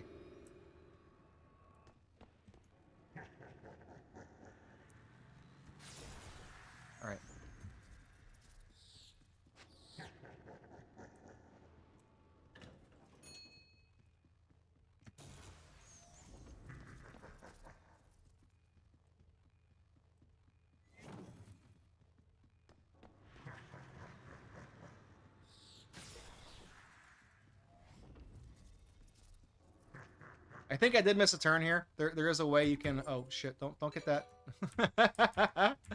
Forgot I put that there. Fuck off, dude. Oh wait. Oh shit! My thing's not charged. You can tell when it's charged because it has a little ring around it. Now it's charged. All right, there we go. Fine. That honestly, if that first level didn't take us so damn long. What was this on the schedule for? How long was this abysmal run? Haunted Houses was on for 25 minutes, so we are underestimate, and I put it on for 25 minutes specifically just in case this exact thing happened. So I had the foresight. I had the second sight to know that the game was going to screw me. Shit. I do like this game. I do like that it's a faithful recreation. Oh, we got 1, 2, 3, 4 is the bounty. If anybody wants to donate $1,234 to celebrate the occasion, that will put us very close to our target of 2025. Got a little too excited talking about donating $1,000. Sorry. All right, that's Haunted Houses. It is a nice little reimagining of the original game. I think it's a lot of fun. This is part of the Atari 50th collection. You can't get this by itself. It's just included in the thing. This is one of a handful of spiritual successors and remakes of the other Atari games. They have one that was called like Vector Sector that it starts out as like, was it asteroids, and then it turns into Lunar Lander, and then it becomes like Tempest or something. It just like mixes all of Atari's like similar games with the spaceships. They have Neo Breakout. Maybe Neo Breakout is the one that turns into Tempest. Because it starts out... No, Neo Breakout is the one that, like, as you continue to play, it starts out as, like, the original arcade Breakout, and it evolves into all of the different ports and remakes and remasters and revisions they did to Breakout. It, like, evolves as you play it into modern whatever it is today. They're all really cool games. And then, of course, Atari 50th is the one that has Sword Quest Airworld. When we did our Earth, Wind, and Fire and Water marathon for Sword Quest, it was in this. This is what made that possible. So even just the games that are not just part of the archive, because you also get Jaguar 2600, 7800, 5200 Lynx. You get all these different and arcade ports, the games that never had an arcade port or a console port from arcade before. This is a fantastic collection just for all of that. Not even counting the Atari games you get, but you get these new ones too. It's all a lot of fun. So that's Haunted Houses. Terrible run. I guess I might just submit that so there's something on the leaderboards, and maybe I'll try to improve on it later if I start doing speedrun streams and stuff again. I don't know. I might. I'll think about it. But that's that's speedrun. Or no, that's Haunted Houses. If we go here, like Neo Breakout, yeah, that's the one that like it evolves as you play it. Quadra Tank is combat with 4 players. There's Air World. Touch Me, that's a remake of it's like a Simon Says.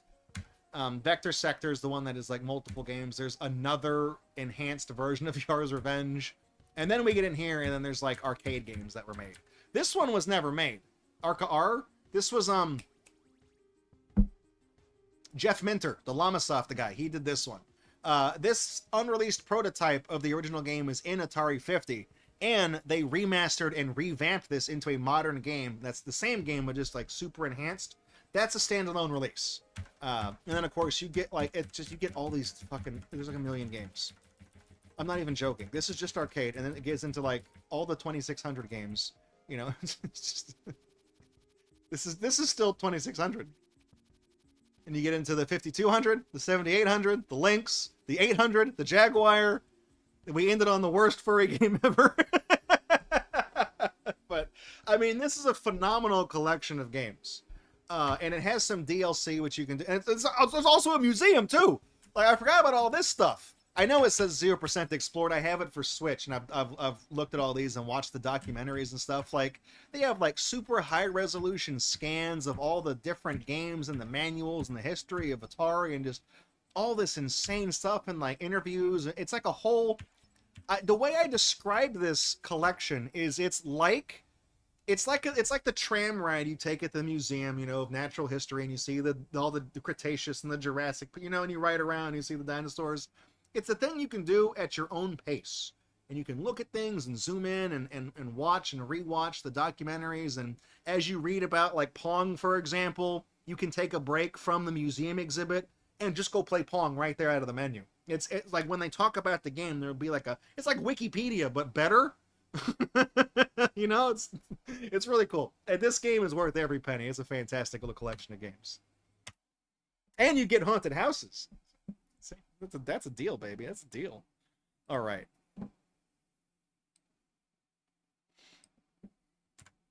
So we have got a thing coming up.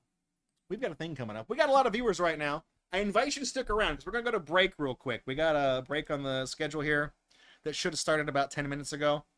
So I am going to, I know I've been saying our intermissions are ways that we can kind of keep the schedule on schedule. So for example, we take a 30-minute intermission, but we're 10 minutes late, so we'll take a 20-minute intermission. I'm not going to do that for this intermission. This is going to be a 30. And the reason for that is because the game that we're going to have when we come back is going to be MC Kids, okay? And the reason we got to take the 30-minute intermission is because right now, as soon as I put up the clock and put on the music to say be right back, I'm going to leave where I am. I'm going to drive across town to go to the McDonald's and get some chicken McNuggets and bring them back here because we are doing, it's called the Cheeseburger Challenge, but that's for the any percent run.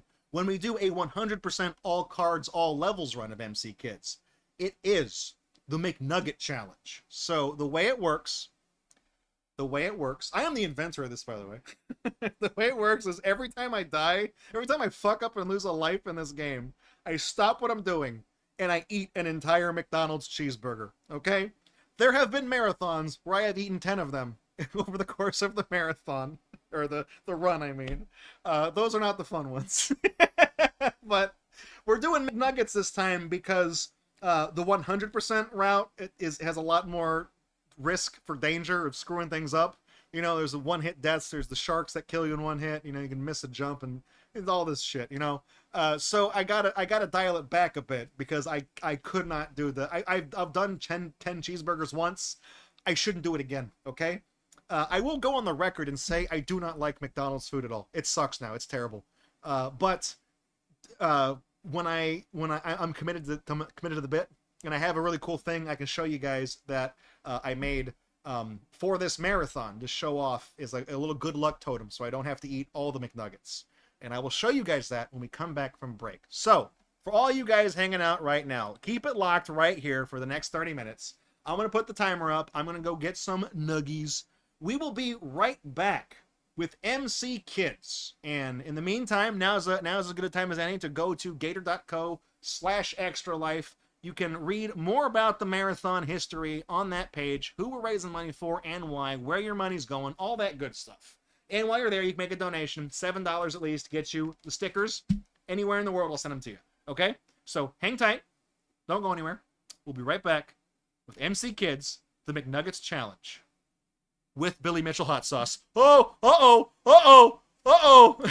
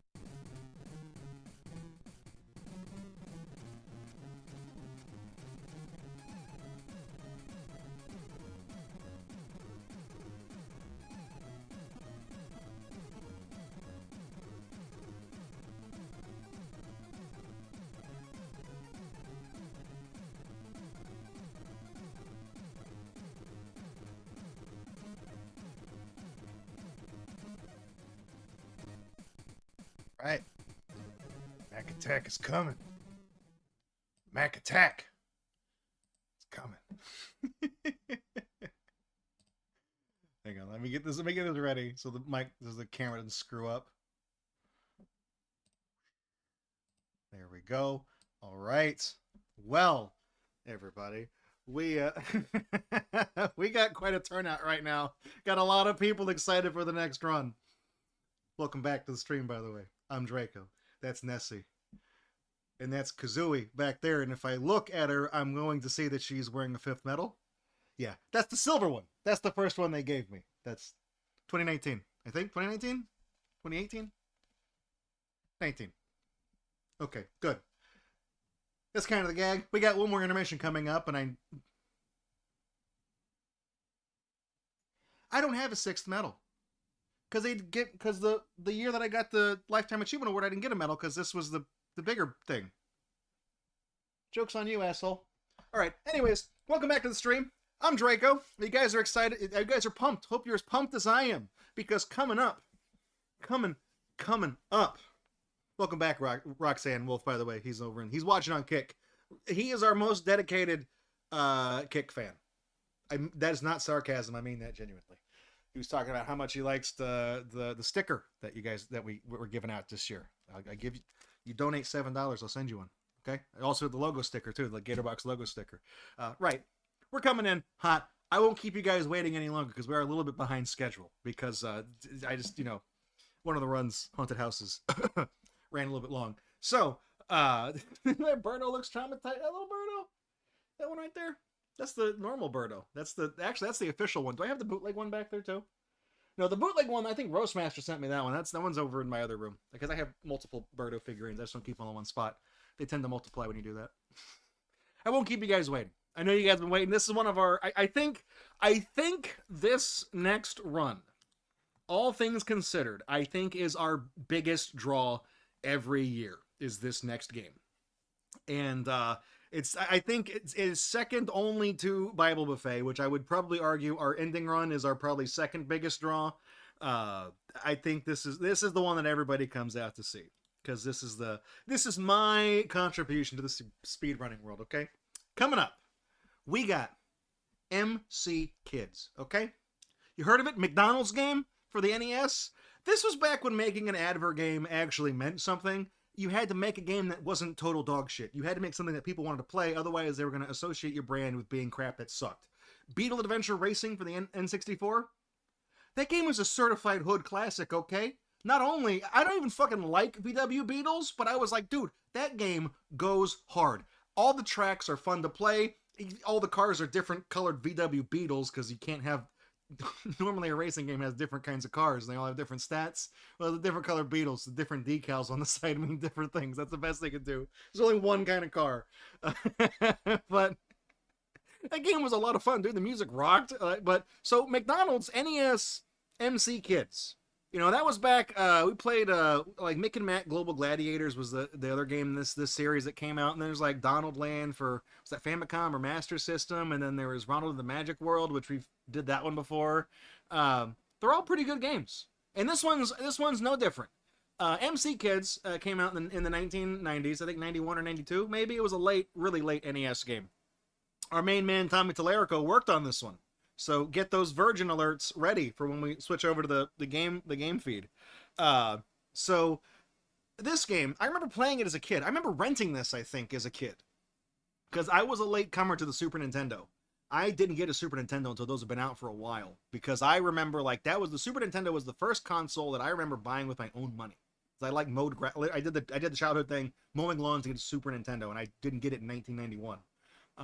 So I rented MC Kids, and I remember liking it so much. I just asked my parents, like, can you buy this game for me? Like, when at Toys R Us or whatever, or Walmart, I don't know, Target, service merchandise. Can you give me MC Kids, please?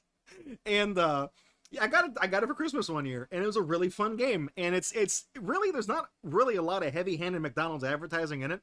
You pick up the little cards, which are the little McDonald's logos, the little M, the arches, and the items you collect are the M arches. And there's, of course, Ronald and his friends are in the game too, but like the levels themselves are not really McDonald themed. So it's kind of low key. And it's a good game.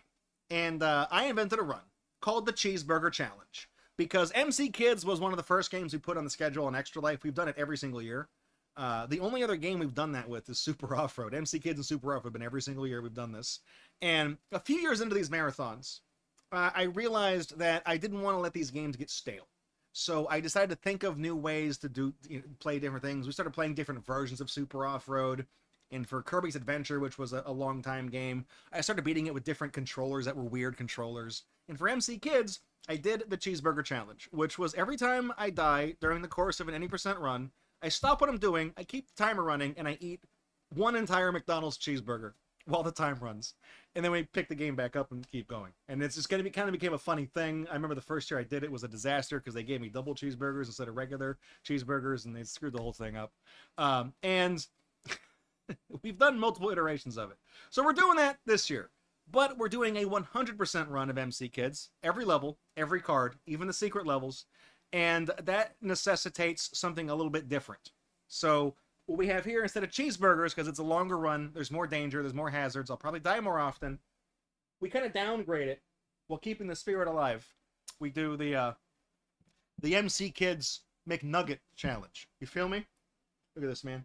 Got the little, there's more than 10 in the plate here. There's 40. Which kind of pissed me off because they sell McNuggets in packs of 4, 6, and 20. Not 10, but the 20s come packed in 2 10s. So I could have just bought like 30-ish, you know? I buy a little more than I need because I can just reheat them later. So I will eventually eat these. They don't reheat very well, but I'll still eat them because I'm a fat slob. I was like, you could have sold me 3 10s. Instead, you sold me 2 20s. What I also noticed is that they got a fucking thing. They don't have the dollar menu anymore. They got the McValue menu. And you can get a 6-piece chicken McNuggets by themselves for $3.99. These are like $7.19 for a 20-piece. So you can get 6 for $3.99, and for $1 more, you can get another 6. So you can get 12 for $5, or you can just get 20 of them for $7. It's like, I feel like they just assume the people that go to McDonald's like don't know how to do math, which is probably true. So, one thing I do like about McDonald's is that the people that work there are fucking dumb as hell, okay? I don't usually like to order on the tablets. I don't like those touchscreen things, but they've gotten rid of the person who runs the cash register. They're just not there anymore. That's the person that hands out the DoorDash orders now. So now you kind of have to play with the kiosk or whatever. So when I ordered this, I didn't tell them I wanted anything else. I just said, I want these, and don't give me any sauce because, a spoiler alert, I got the fucking Billy Mitchell winners only Ricky's Famous Hot Sauce, okay? We're gonna dip them in this every time I eat one, okay? Anyways, I didn't order anything else. I told them no sauces, nothing else. So when they put out the bag, they put up a big fucking paper sack, and I said it was my order. And I was like, hey, what? And I opened the bag, and then I asked them whose order this was. And I said, is this the 2-piece 20 nuggets? And they were like, they looked at the tag, and they looked at the TV like, yeah.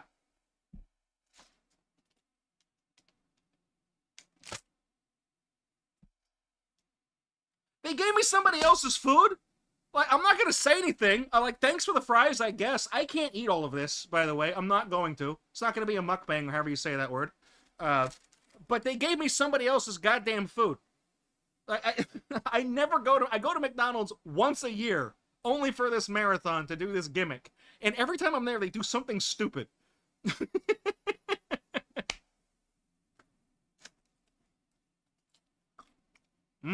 They're not bad. I just don't go to McDonald's because I try not to eat their crap. Did they go back to beef tallow? I can't even tell anymore. I've forgotten what the mythical fries taste like. They don't taste bad. They're whatever, you know. So I got those. I'll snack on those for the rest of the marathon when they go cold, I guess. I don't know. But I did say I have a special good luck totem, okay, to get us through this. Let's check this out. Check this out. All right, you feel me? Set these right here so you can't see them. What I have here? Who's that? Who's that? Who is this guy? Look at this little kid. Look at that, man. That's Mac. That's Mac Daddy himself. It's a little figurine of Mac. This is not a real... I painted this. I got this little... I saw this little figure... No, it's not official merch. It's not... It's the bait and switch. I found this little black kid, this little figurine was in like the 25-cent bin at the charity shop here. And I saw that he had the fade cut, so I was like, "Oh, dude, that looks like the kid from MC Kids. I can just paint his clothes blue, and I will be the guy." So I got a little. It's the guy who jumps higher. There you go. So I got a little good luck totem to help me get through the game. I got Mac right here. I'll put him right there. And to celebrate, I did a little bit of arts and crafts. I made him a little McDonald's M, the little cards. It's a little cube. So he can get those. Got him the little block that you throw in the game. Got him one of those. And I also got the little candy corn thing that sends you back through the stage and rewinds the level. So I got him his little stack of blocks there. Got him his little thing. There we go. Anyways, so I kept you guys waiting long enough, so let's hop on over and do some MC motherfucking Kids. All right.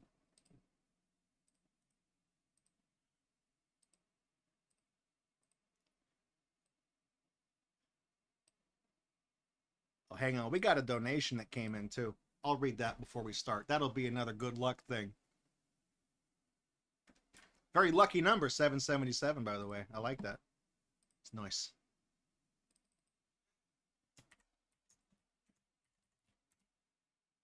And then what is after it? I think it's NanoQuest is after MC. Let me just make sure I'm not... Let me stay honest. It is NanoQuest. Okay.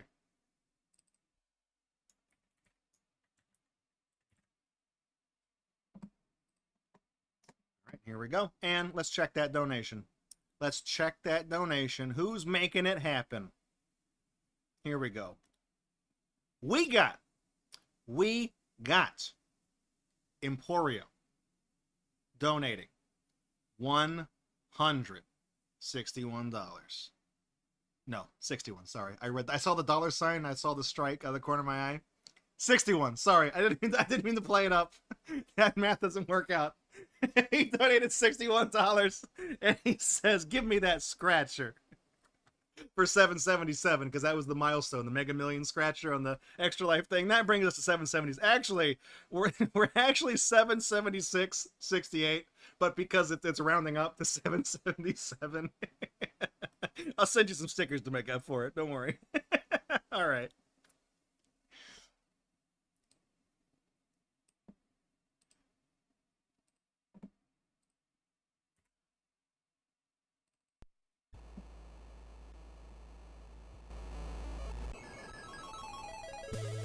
This song is unironically an absolute banger. And we're going to listen to it. We're going to listen to it.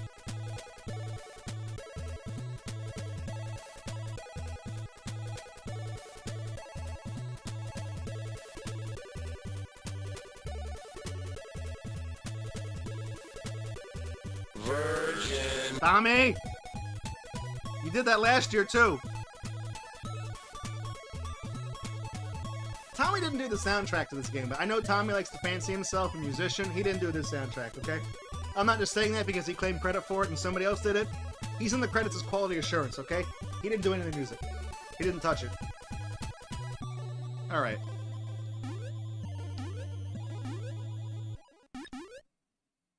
It's my guy. Let's go.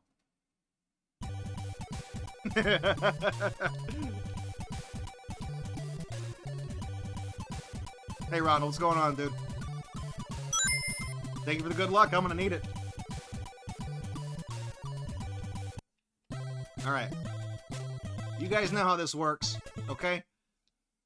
Look, every time this happens...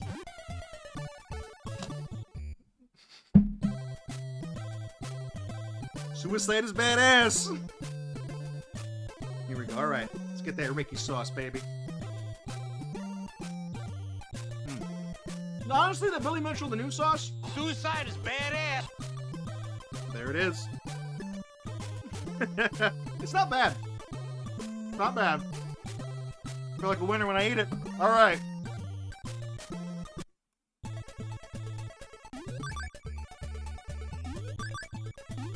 Let's get those cards.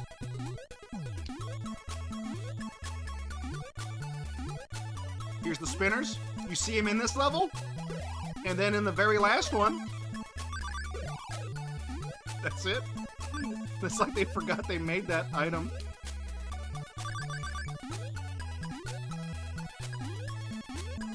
Alright, here we go. Jump. Okay, I'm gonna try to get the M. I can barely see it. There we go. Alright, so let's break down what just happened here. The reason why I waited until for a few seconds there is you noticed I hit the M on the finish tape. And when I hit the M, a bunch of M's appeared on the finish line and ran out down the thing. And one of those was not an M, it was actually a little block icon. So that's an important thing. Every time that happens, that's going to put a block on the final stage. And it helps with fighting the final boss. It also helps make some of the platforming easier if you actually manage to get a lot of them. You can skip like some of the riding around on all the dumb shit they do, but it's not really an important thing.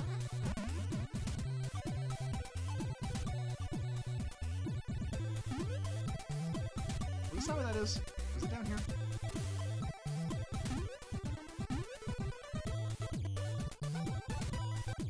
Okay, it's right here. So I was waiting for the fish. Those are in later stages.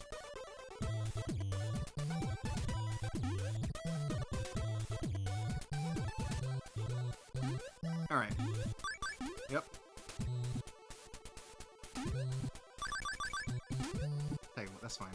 We're gonna jump this way. We're gonna fall back here. Get it? You see the block? I'm gonna try to get a bunch of those. I'm gonna get more than I need. I'm not too concerned about the final stage. It's not really difficult, it's just I like the insurance. So like I said, in a 100% run, I don't think we don't do level 2. But we do actually stop by level 4 because that one's a required one.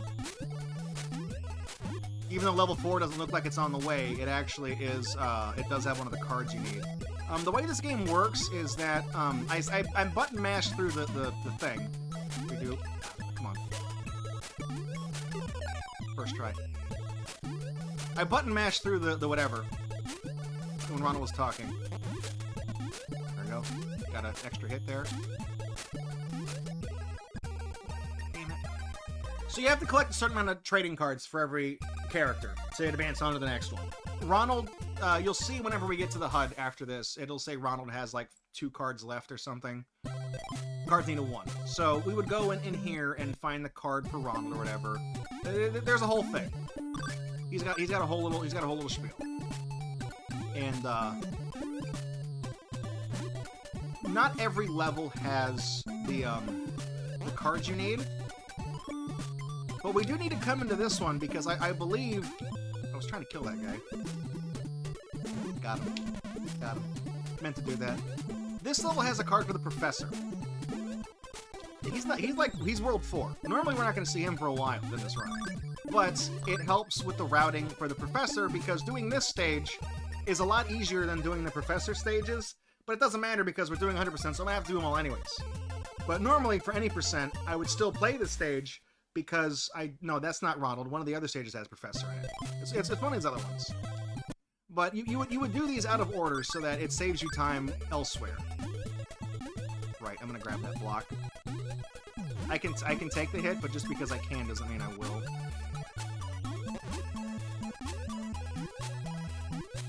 I'm getting these 1-ups because I got a 40-piece nuggets and I only got 6 lives. So. You want me to eat all these damn chicken nuggets?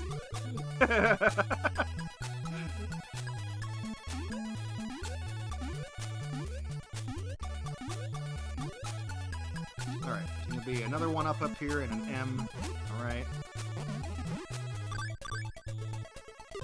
Never mind, I got that confused with the boat stage.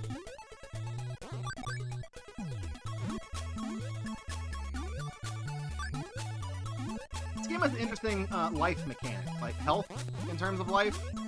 You notice I've got 4 hearts, but I started the game with 3. To refill your health, you can do like little trick shots. If you hit like 2 enemies with one block, or you bounce a block across the stage and it'll skip and hit a guy after a few bounces, or if you get like a long shot. There's all these different criteria that the game just like randomly checks for.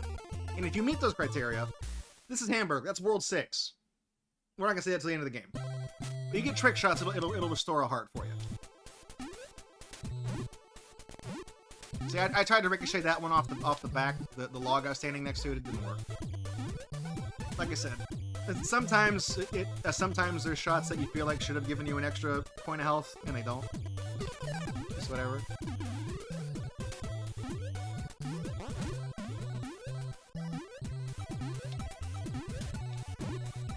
I believe there's 2 cards in this stage. Oh, the one up right there.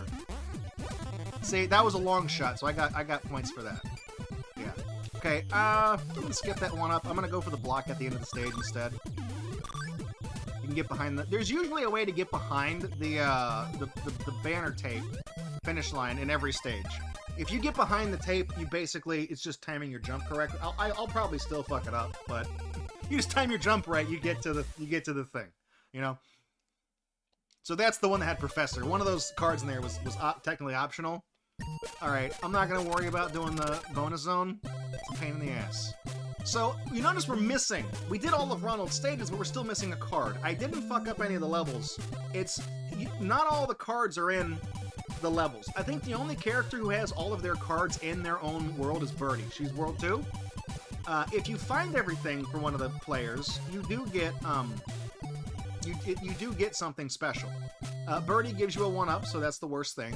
Ronald will give you a secret passageway to show you the 7th world that's optional, Puzzle Land, which we're going to do in this run.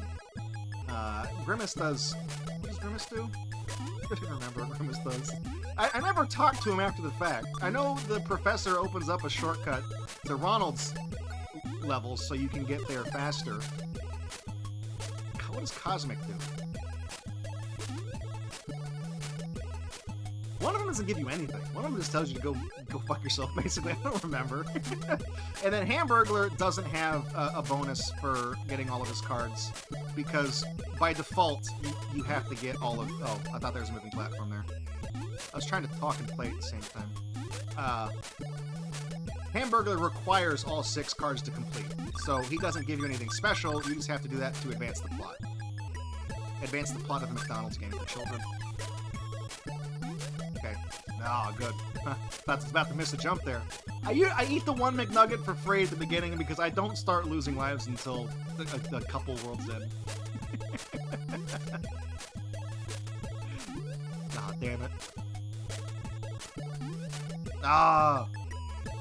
You know, I had the opportunity here at the start of this run. I could have been like, yo, Draco, what are you doing eating all them McNuggets? Don't you know that's bad for you? That's terrible. That's terrible, Draco. Tell you what I will do, though. I will go in here.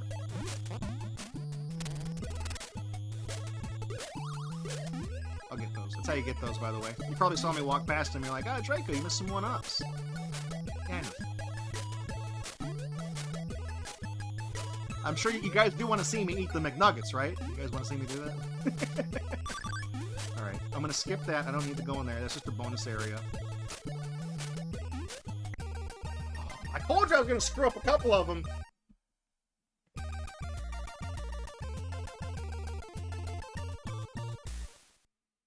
See, there's another... One of those cards was Hamburg. I think the card above me at the start was Hamburglar. I never know which one is which. Alright. This is the run. I got the shot. That's nothing. That's just a thing I do. It's a little superstitious thing. Here it is. Flow like water. And flow like water, okay? Flow. Oops. Nope. Okay. Nope. Nope. Nope. Alright. Very careful. Exactly. Oh. Exactly. Exactly. Exactly. Oh, shit. Okay. That's fine. That's fine. We're good. To get around that, you have to hold a block and hit the big trampoline so you're heavy enough to set it off. And if you hold a block, you will break all of those platforms if you do not land on them pixel perfect. I messed up one of those jumps and held jump down for too long, and it didn't break on me. But if I would have had a block, it would have killed me. Because you drop straight down and fall out of the stage. I just never do it. Alright. Here we go. We're gonna come get this card right there. That's our first secret card. The secret cards, it just says secret. It doesn't say who they correspond to. You find out that those are the ones for World 7. So when you get all of Ronald's cards, he'll he'll tell you, he'll open up the path to World 7. You can get there before you beat the game. In fact, you kind of have to, because once you beat the game, it's over. You gotta reset. But, you go to World 7, you can't go anywhere until you get all your, until you get all the cards. Uh-oh. No. There we go.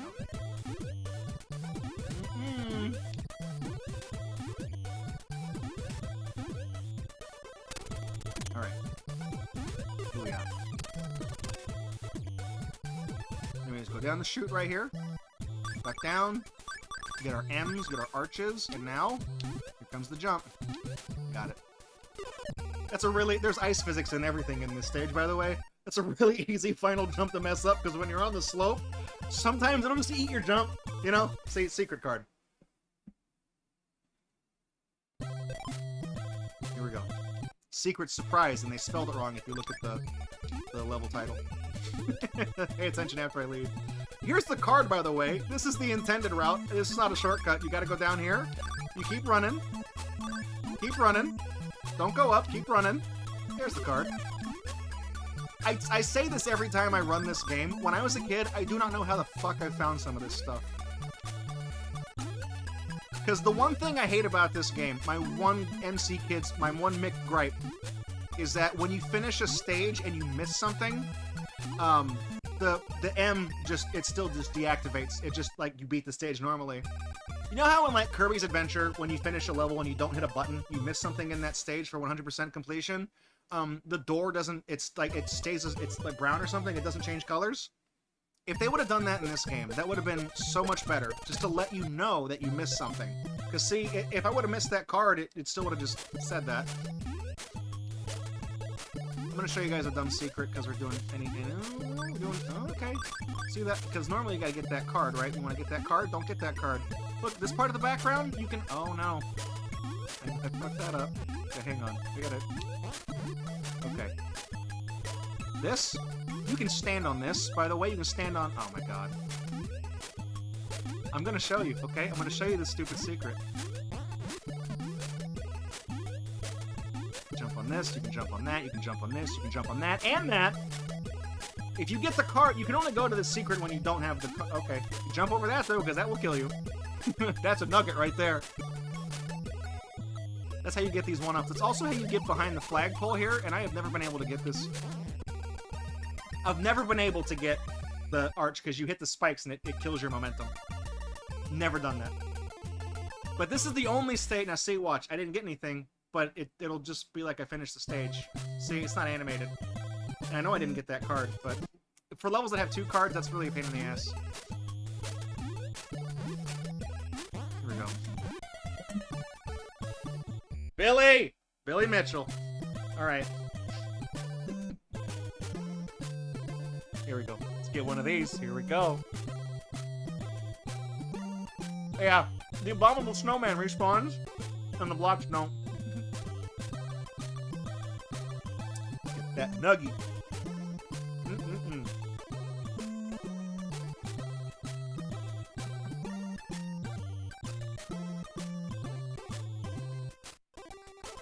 I don't chew and play.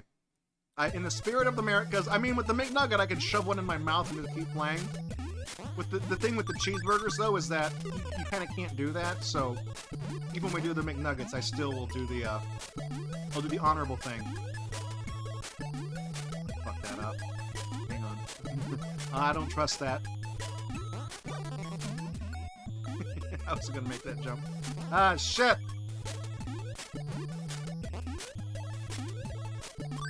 Oh, I lied. There's a spinner in this stage.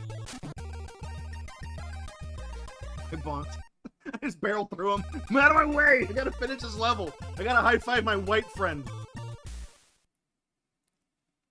Oh yeah, Rotor Baron. Those are McDonald's nuggets. That's what I'm all about. I've had a couple of them so far. Okay, right here. I'm gonna make that jump. First try. First try! Okay, second try.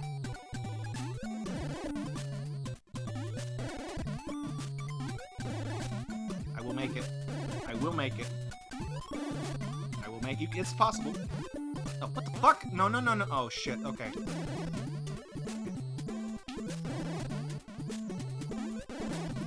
I will do this once. And I almost had that. I will do this once in an extra life marathon. I swear to God, I'm gonna do it. Come on, man. I don't think I've ever... I think I've gotten to jump once. Ah, shit. Okay. Oh, my God. I don't know what that was. It was funny, so I'm glad I did it. Alright. Get 2 up here. That's such a I don't even know why that block is there. It's like moving back and forth like an inch.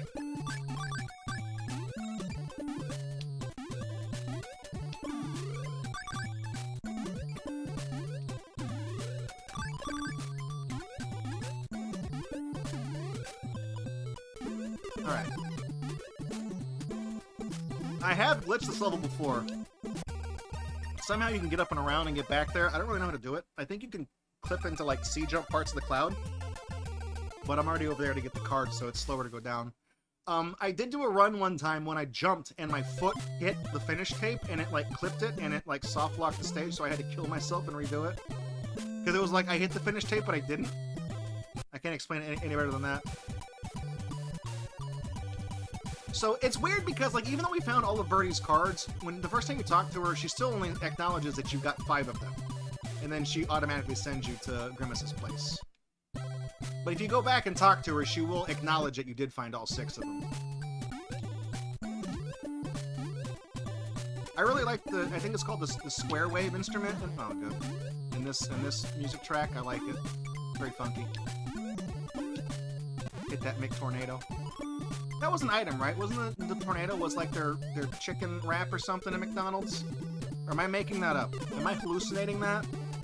Am I Chat GPT hallucinating the Mick Tornado?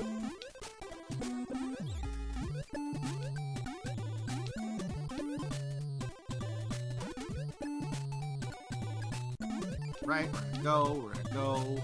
I'm not gonna go in there because you can jump off from this. Oh, God damn it, come on, dude.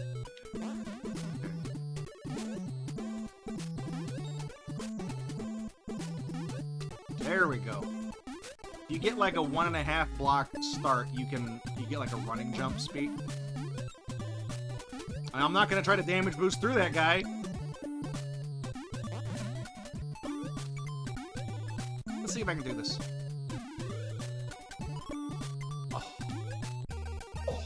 Nice!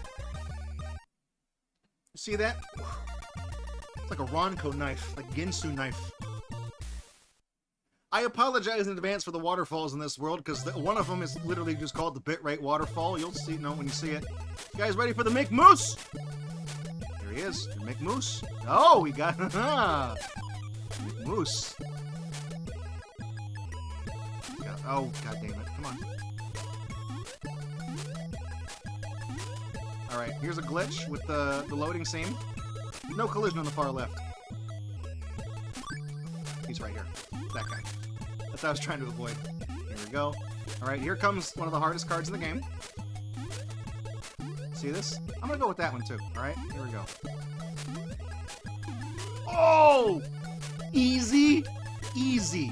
Easy first try every time. Easy. That was so easy. I went even hard.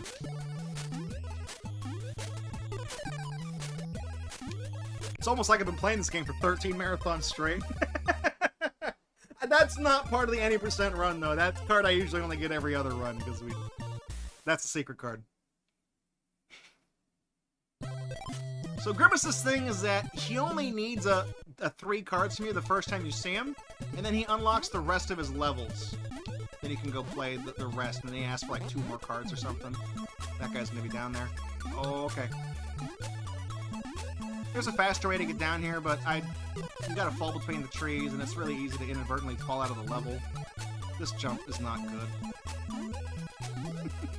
Alright. Alright, here we go. Here we go. Alright.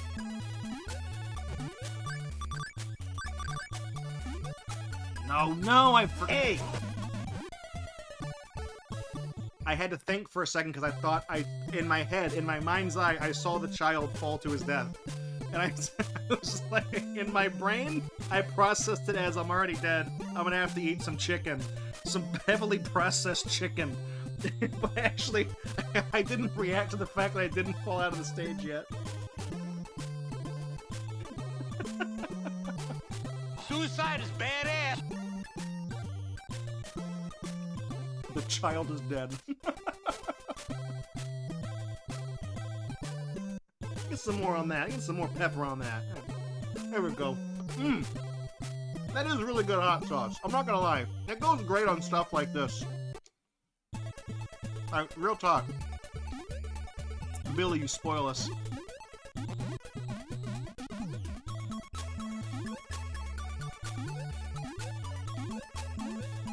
So yeah, if you die in a stage, obviously it resets your progress. You do have to go back and get the cards again. Anything you did, you have to do it again. Alright. Oh, god damn it.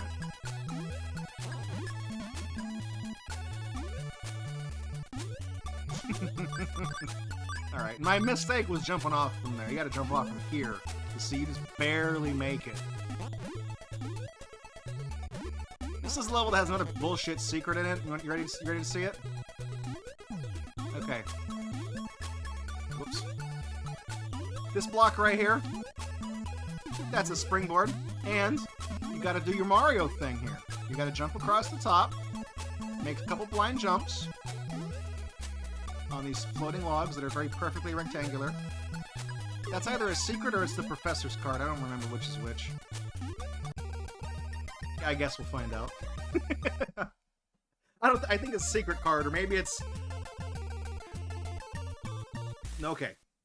I think what that was is... So, in an 80% run, you don't need every card from one of the characters. So you only need, like, however many Professor wants, like 4 or something, I think.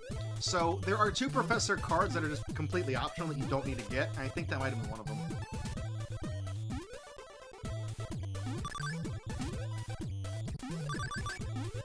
Alright. This jump. This jump. Alright, there we go. Ah, I hit that. He's gonna come back. Oh, no, he didn't. Okay. I thought I was gonna spawn him off the screen. This is the actual intended route for this stage, by the way, to get the card. There's only one card here.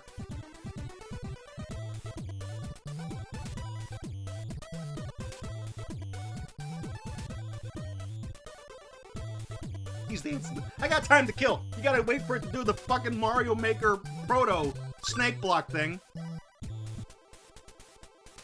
Okay, that's enough. Here we go. Swish.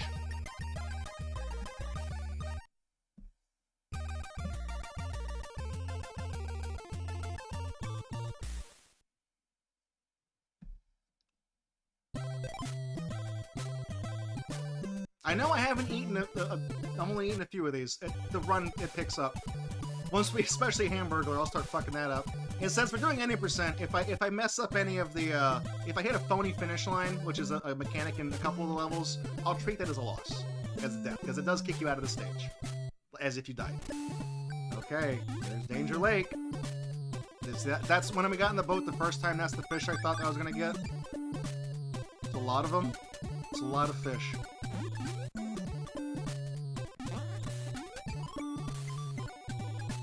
Thankfully, you can kind of predict where they are because they always appear as part of the background. Alright, I'm gonna ride this down, not all the way, a little bit. That might have been not enough. It's okay, here we go. Up. Okay, now we're good. We're good.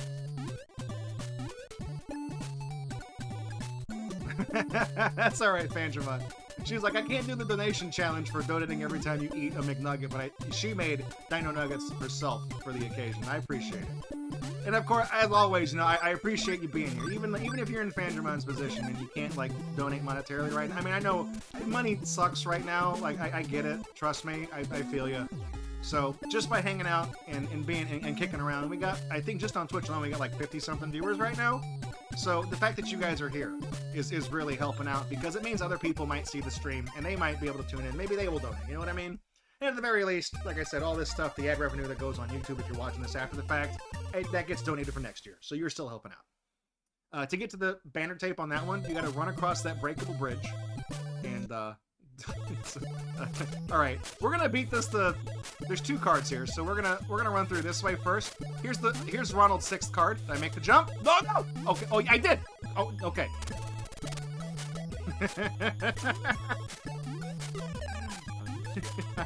I instinctively, I have so little faith in my skill at this game. I just immediately assumed I fucked that up. So that's Ronald.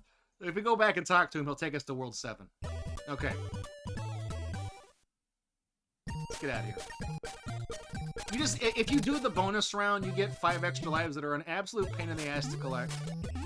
It's not fun. It's a crappy bonus stage, one of the worst I've ever played in any video game ever. You gotta ride those little elevators up. It takes forever to get to the bonus stage, and there's not even any guarantee you'll get all 5 1-ups. That was not smart. Okay. Here it is. You ready for this? Ready for this? We gotta lure this. Okay. Oh man, do you know how many times do you know how many cheeseburgers I ate last time we did this run in that spot? No. All right. Okay, we're gonna hook it in. Hang left.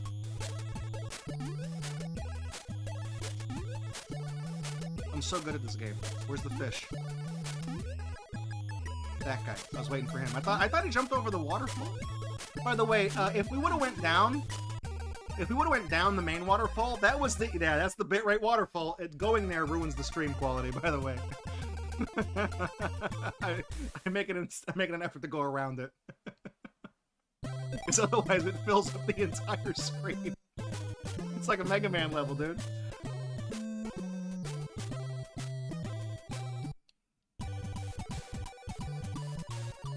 And also, you noticed the finish tape on that level, actually, the M was not spinning anymore.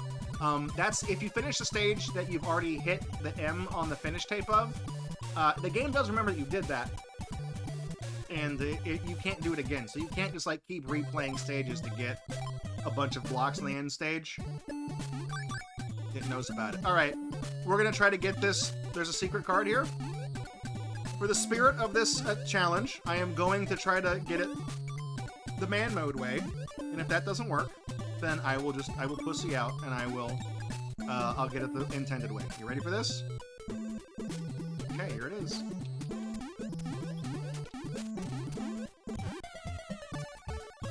You gotta bait that guy back, and you gotta bait him, and then run, and then bait him, and then run, and I'll show you how to do it the real way.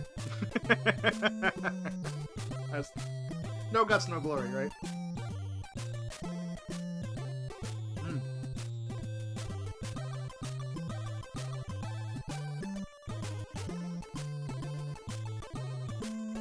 You know what? I don't really like McDonald's food all that much, but I am not getting paid to say this. But the Billy Mitchell hot sauce, like, I'm not a big hot sauce guy, but that's the right level of spice for me. Coupon code Carl Lobst, 10% off, okay?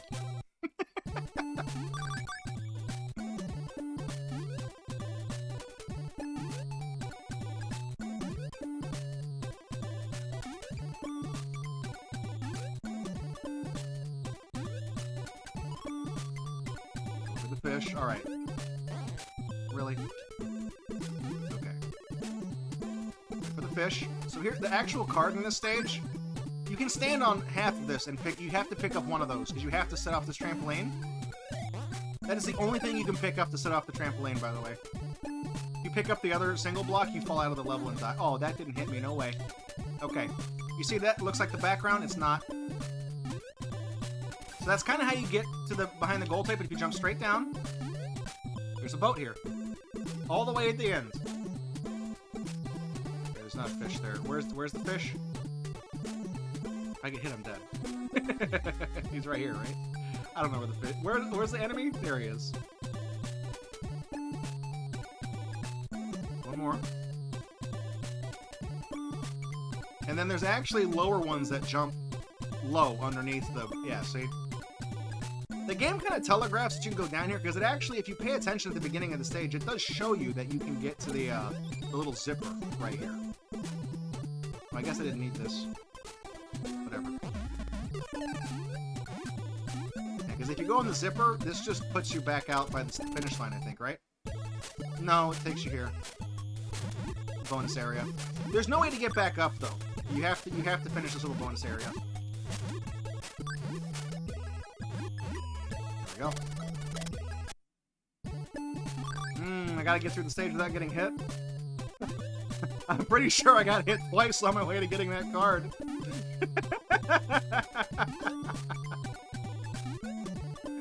Okay.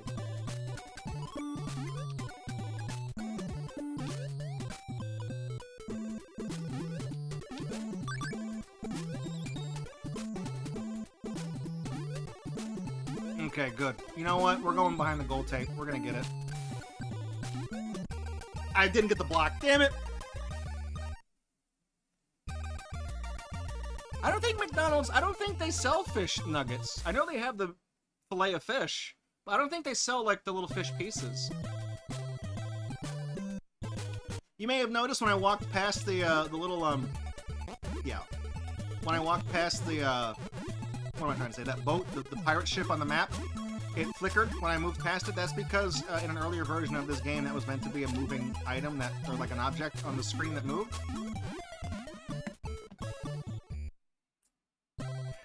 Hit my baby toe. Here, watch. See? It's actually a sprite. It's not part of the background. It was meant to move at one point, as if, like, maybe you would, like, sail on the ship to go to another level. So, it's on the map as something that should be interactable. Because the rocket ship is also a sprite. It moves. That's how you get the space. Alright. I'm running low on sauce. I'm gonna have to fill it up again. Double K. I did kill him. I got the kill when I died. Yeah. Alright. Coming for this. This stage, I used to really not like this level until I figured out there's a strategy here. Thank you for the follow, by the way. Oh, I'm hitting the roof. I was like, I know I was facing the left that time. Thank you for the follow, by the way. Alright. Rid of this guy. Actually, I realized I lied to you again. There's a spinner over here. It's another one. It's up to the side. It's that one. Okay, here's the way this works.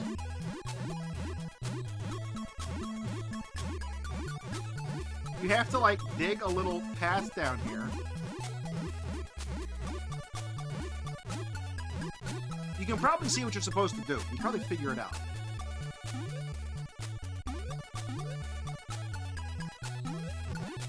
I forgot they come back when you know what, I can't get past them without, yeah. Let me just make sure real quick. I don't think there's a card over here.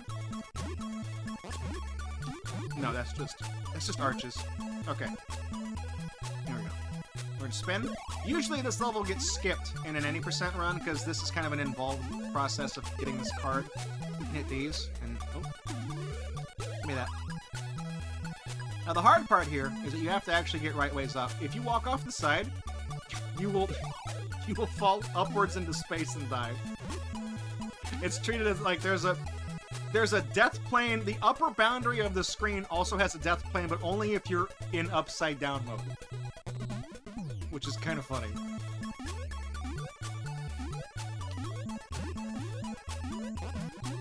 Fine, I didn't need it.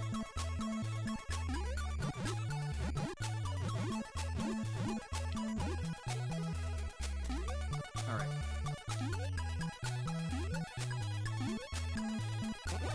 Sometimes, for some reason, I don't know why, but if you just hit those things, the game calculates that as like one of those trick shots that it scores for you. Was there a card over here?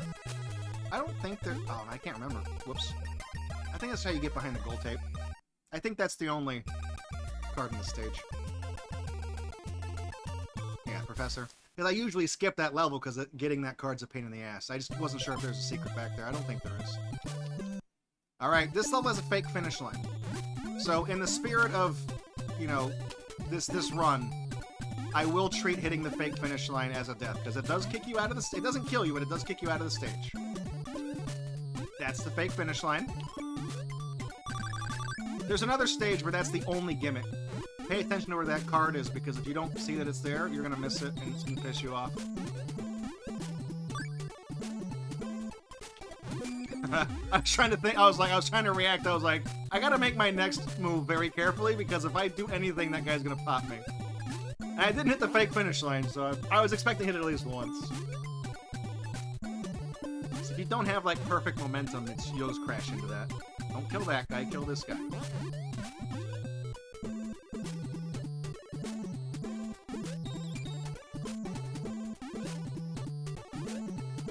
Shit, I knew that was gonna be a problem. Alright, the zipper takes you to the other half of the stage. You're above those trees. Hug the left wall. Get hit by the guy that's gonna be down. I see he always fucking spawns down. Oh my god, really? That guy? I knew he was there. I knew he was there. Alright, let's see if we can get up. Oh! Oh! You fucker! Oh, man! I shouldn't have done that. The way to get behind the gold tape in that stage, if you run up that slope and jump at the top of it, you'll carry with as long as you have running momentum. Your character will basically like launch off of the slope and you'll fall behind the thing. And that was the fake exit stage too, so I might actually hit it this time. I thought I cleared it. It's like the Crimson Room. I thought I escaped, but I didn't.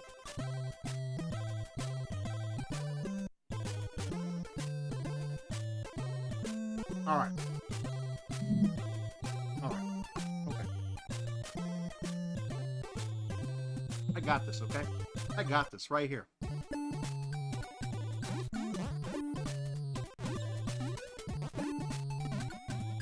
it. Get him out of here. Jump over the beaver. Jump over the fake finish.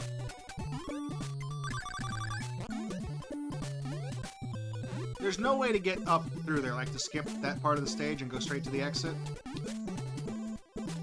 This backtracking is mandatory. Okay. Oh, you fucker. Get away. This is the only... For some reason, when enemies touch the fill-in block, it's because this block doesn't get removed after it gets picked up. I think once it's been interacted with, it becomes activated. And anything that touches it just takes damage. I mentioned the McMoose is only in that one stage. The Beaver is only in this stage. He only appears in this level. Which is funny because the other enemies appear in every damn stage just about, but the Moose and the Beaver at least appear in levels that you do have to play to finish the game, and you do get to see them. Okay, I'm gonna wait a second here, and then pick this up. Sometimes you gotta get in their head. You gotta figure out how they think. Okay. Right here. I don't know why I'm doing this. It's not gonna work. I didn't have enough speed. I got too anxious to go all the way back. High five. We're making our way to that boat. Just because I can. I'm gonna get that one up right there. This level, this might be a McNugget stage. I knew that guy was there. Man, what just made that game chug? What chugged?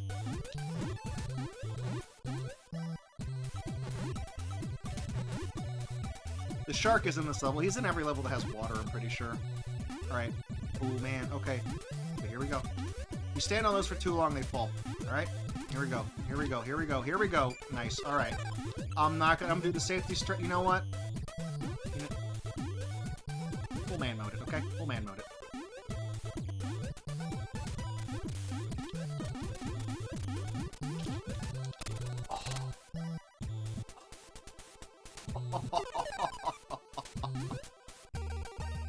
Normally you gotta get a boat and go. I just skipped the entire second half of the stage. That is so not easy to do. He almost got my ass too.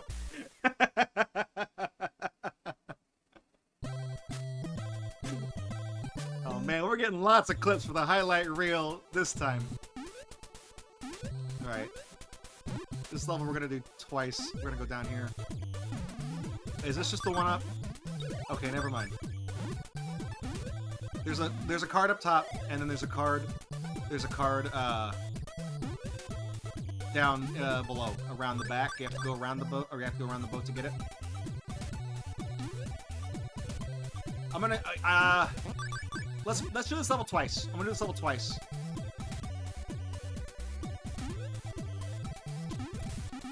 Uh-oh. I fucking went under the thing. I didn't cut that close enough.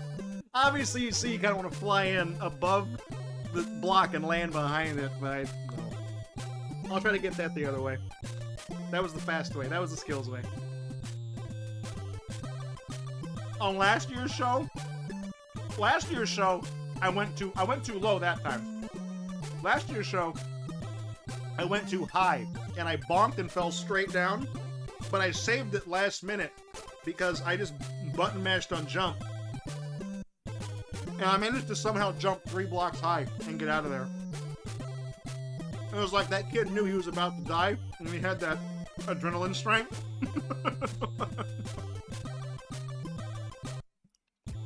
I guess I'm gonna go down and pick up this one up again. That way I break even, I didn't actually die. Nobody ever dies in MC Kids, it looks and feels that way. I'm gonna go for the other card first. Oh, did I make it? Did I make it? Okay, hang on. Where's that guy? No, I just despawned him. Okay.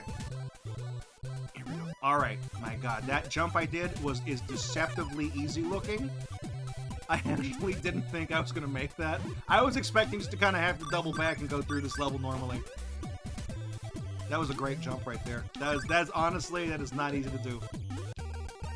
We gotta go around the back because there's a card back there. And you have, so where I landed, if you jump off and go down, you land on that platform I tried to do the crazy jump to.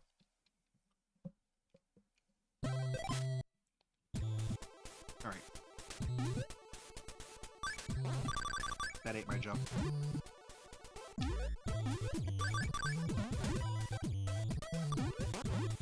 Alright, so we're gonna go up, we're gonna go down, and here, and then we're gonna jump like this, and then that. Oh shit. Okay. I was off by a couple of blocks. It's that mast. You need to hang on to one of these, because you'll make it all the way back over here and find out that there's a super trampoline. You could say it's a super tramp. Oh no! What did I... I'm never talking about that fucking band again. I was gonna make a joke about that song they have that I absolutely fucking hate, and I fuck Super Tramp. I clipped through it. Did you guys see it? I caught the edge of it. I just went right through it. It's fine. I ain't even mad. I ain't even mad.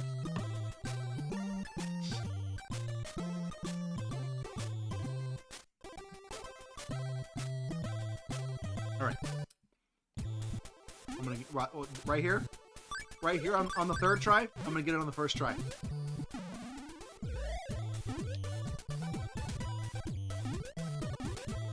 Yeah, see, usually I just bonk and I miss that jump. That's why when I made it, I was like, wait, did I actually make that jump? Holy shit.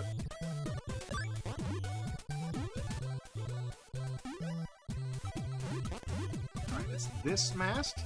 Oh, no!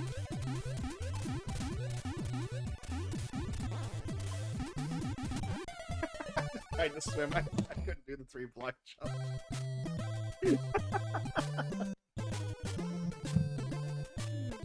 This level sucks. Hades Flame. Big dumb idiot eats hamburgers. Well, it's McNuggets this year. We got a 100% run. Shouldn't talk with our mouth though, it's rude.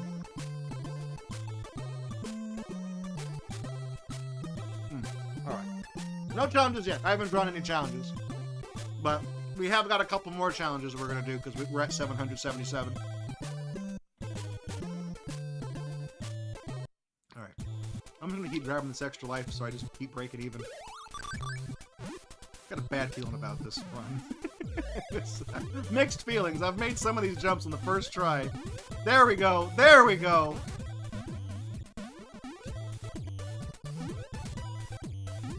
Okay. Okay, it's this mast. It's that one. You fall straight down here. No, it's not that one. Oh my god, I counted that way wrong. Okay, good. I did the mythical jump again. The problem is that there's literally there's like 11 of those in a row, and I keep like I'm in the moment jumping and dodging those weasels. I don't know where the fuck I am. All right, here we go. My fade clipped the finish line.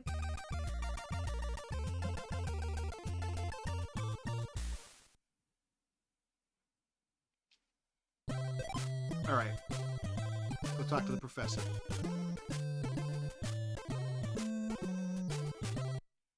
Yeah, dude, I got all your crap. You need to fix that little piece of green up on the top of the rocket that's covered up by the speech bubble right now, okay?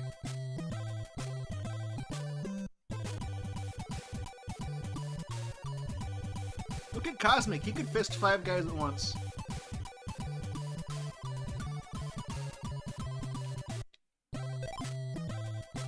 I don't even remember Cosmic. Wasn't McDonald's gonna make like a Starbucks competitor with this guy or something at one point? There's moon gravity, by the way. I don't know if you can tell. Everything is.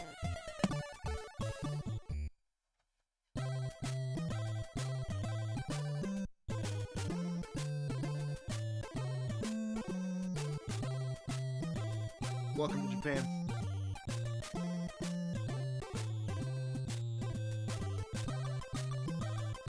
Have to buy another bottle of this hot sauce for the end of the run.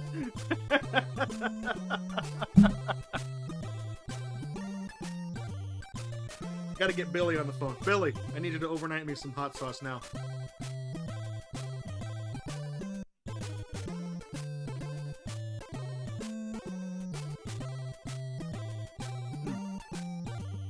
Pretty good.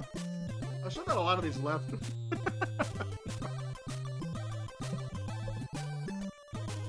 Alright. Whoops. There's a flow to this stage. I didn't have confidence I was going to clear that guy. I intentionally fell short. Okay. Right here, this 190-degree angle, if you jump out, that's how you get to this.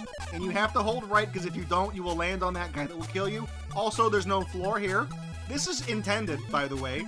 All this shit, you're supposed to be able to know you can do this.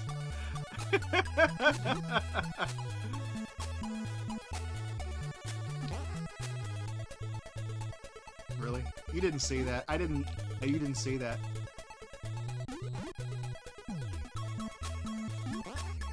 In my defense, that is a black outline on dark blue, okay? I can't see that shit. I'm taking that too. Alright, let's get the hell out of here. Alright. There we go. Jump. Damage boost over that guy. Don't clip into the platform here. Go all the way right.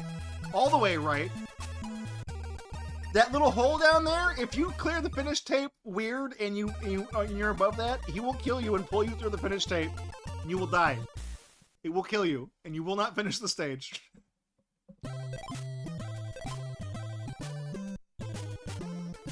Alright, Switzerland. You guys know about cheese? You guys know about cheeses?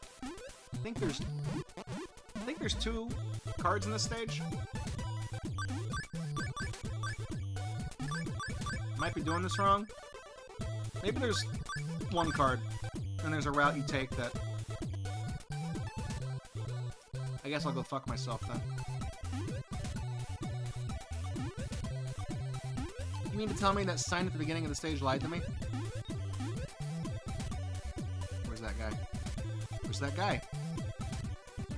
There he is. Oldest trick in the book. Fell for it again award. Nope. There's a 1-up at the end of the thing there.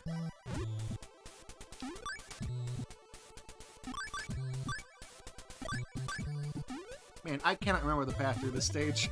This is kicking my ass.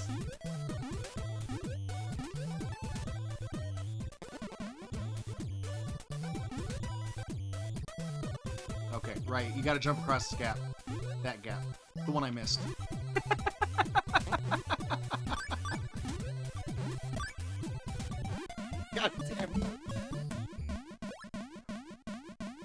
been giving me crazy... Okay, I was about to say, did I fuck it up? I had to pause. I was like, uh-oh. Now's a good time to point out that this game does not have a save file or a continue.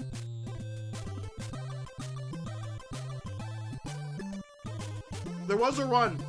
It was our 2015 run, I think. Yeah, you can only stun those guys. But it usually gives you a heart when you hit them. In our 2015 run of Extra Life for this game, I managed to soft lock the game because on the final stage, I was going to see if it's possible, because there's a lava block that you can reuse. And there's a lava block you can reuse, and I was going to see if I could bring it to the final boss, because that way, if I could do that, that would save me having to collect all the boxes past the goal tape, because I can bring that one block with me and use it over and over again. So I tried to make a very difficult looking sea jump, and as it turns out, it is possible to clear that, to make that sea jump in such a way that you get to the end of the stage. But unfortunately for me, I didn't know this. When you load in the final boss, it unloads anything that's not supposed to be there to load in the blocks and the final boss. And that includes the lava blocks. And it despawns anything that's touching those blocks, which includes the player character. I managed to delete the kid. He deleted himself. And it soft locked the game, and because the player character icon was gone, I couldn't... Damn it. I couldn't pause the game. I couldn't quit the stage because I couldn't pause the game. I couldn't die because the game soft-locked. On the final level, I managed to fuck up the game in a way I've never seen anyone do before. Alright. The one... There it is. Now I just gotta not die.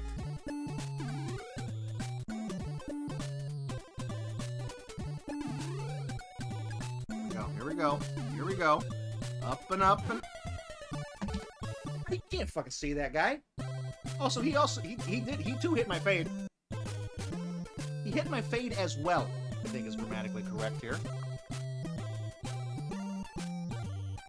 That card that's tucked under the bottom, that's a secret card. It's not too hard to get if you know what to do. But I think that's my least favorite secret card to get. I hate it so much. Alright. There we go. Like I said, in the spirit of the run, I will not play the game and eat at the same... Oh, really? Okay, here we go.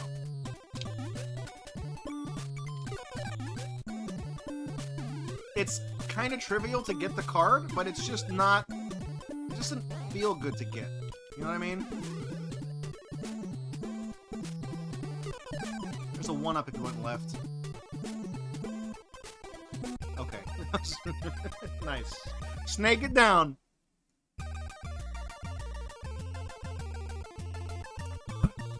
I do like the Moon 5, okay? That's one of my... I like the nice touch there. That there is the low gravity applies to the level, too. Okay, left path, don't die. I knew that guy was there. I knew he was there. Hold left, hold... Oh, you... What? What? I did it! I did it! I Mick did it! Damn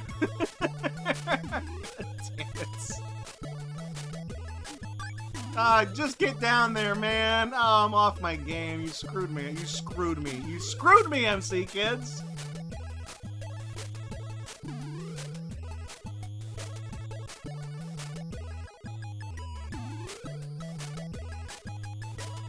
It's 1, 2, 3, and then one more right there. We go. All right. I'm gonna try to get some health here. See, multiple hits. No, didn't get. Try it again. Okay, there we go.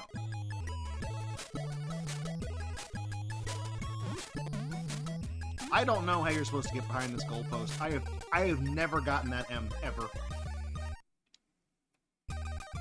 Doctor approved. Nah, it's not Zondo. Draco, how many times you died?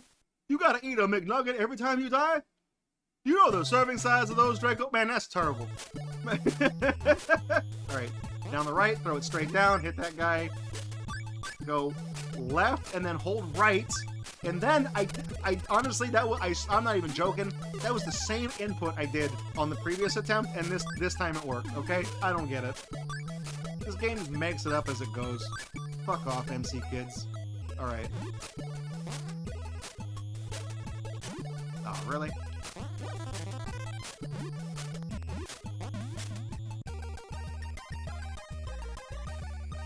That's all Cosmic cards, at least. That's like the easiest stage in this guy's world, once you know how to do it. Again, that's one of those things where it's like, you have to know to, like...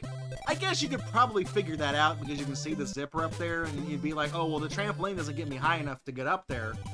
So maybe there's a hidden path. You know, I don't know. I don't think Cosmic gives you anything for finding all of his... One of these characters gives you nothing. It might be him, or it's Grimace. Grimace tells you how to beat the final boss, I thought. I don't know. Alright, so if we did everything right, okay, good. We got 3 of his cards. Because he's got 3 levels, and he has a card in each stage, and he has 1 secret card. I'm playing this fast and loose, okay? Normally you're supposed to throw both of these cards, both of these blocks down. But I know I have full health, so I can take a hit here and just ride it through.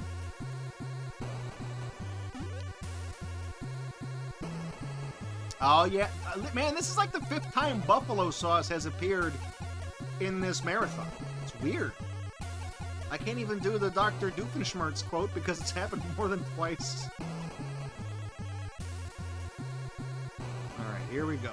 Getting up here. Here's where our card is. And go in here. Wait for the face. Fireball. Jump. Nice. All the way to the right. Twice as nice, baby. In there.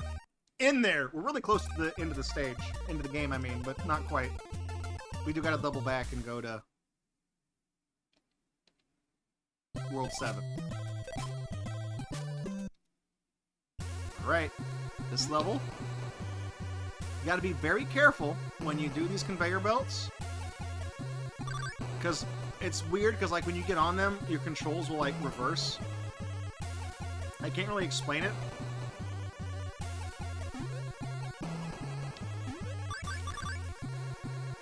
It depends on the direction you're facing when you land on the treadmill, the way it moves. So like right here, I'm pressing left and it made me go right.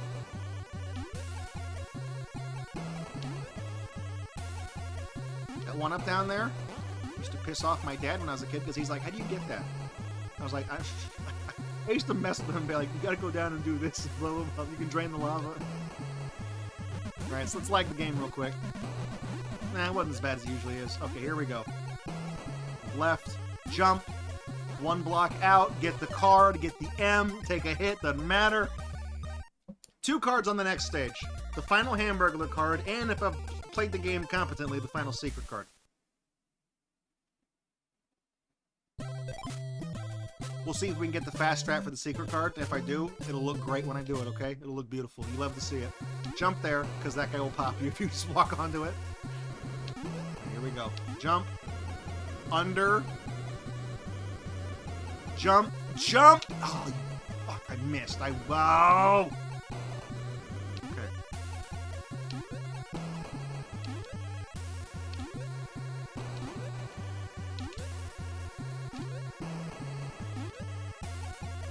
I'm not gonna get this the intended way. I'm not gonna do it. Okay. Spinners, you gotta hit these at the top. Hit them at the bottom. Kill you. Alright. So here's the way to do this.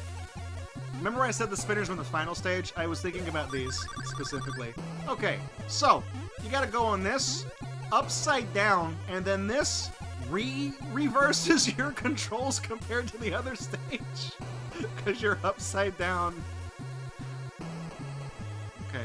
I can do this. I can do this. I can't do this. I can't do this. I can do this. Okay. Now, we're going here. You have to be careful because this also... My controls are reversed again because I got on this facing the other direction. This is such a bullshit level.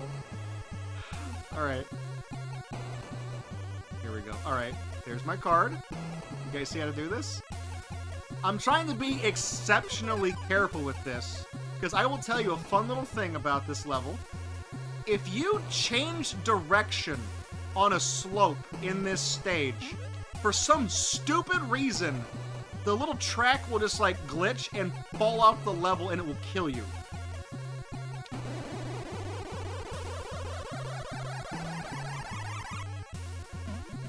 You did not.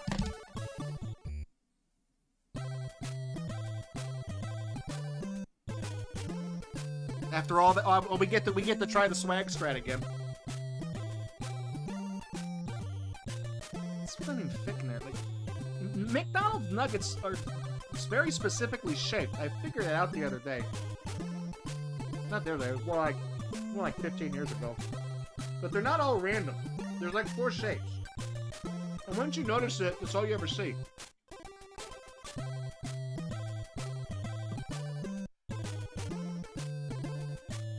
I guess you gotta hit the spinners higher.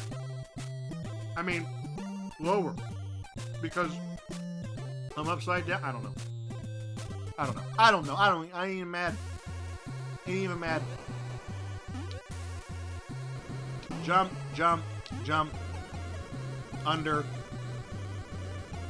Jump. Oh, damn it,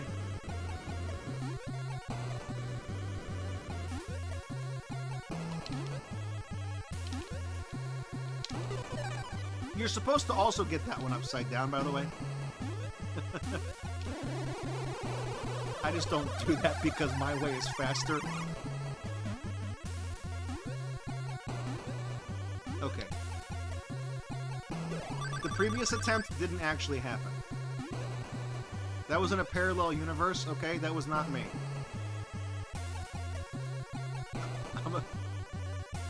I'm a multiple system, and that was the Draco that sucks at games, okay? That was different. That was a different version of me. God, I'm trying so hard not to get fucked on the slope right there.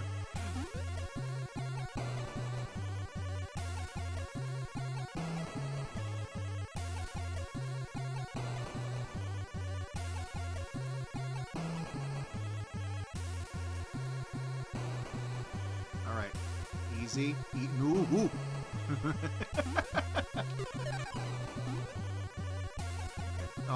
Oh my god. Oh my, did you? Oh! No, you, oh, I saw it blip. You saw it do it, man. I saw it blip and I immediately ducked back the other way and I thought I saved it. Oh, I fucking, man. That's not even my fault, dude. That's not even my fault. The game was just crap right there. That's... No, don't even... No, that's not even DSP. Nuh-uh. That's not even... It's bugged, dude, but actually it is.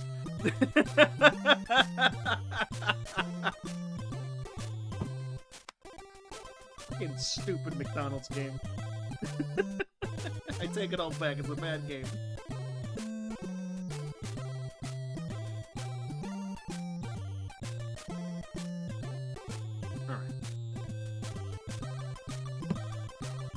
How long has MC Kids on the schedule for?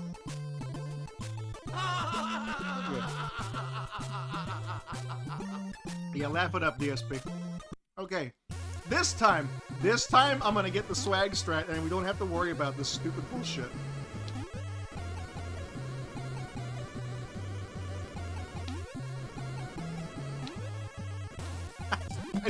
I was gonna try to go back and do it again. I don't fucking care at this point.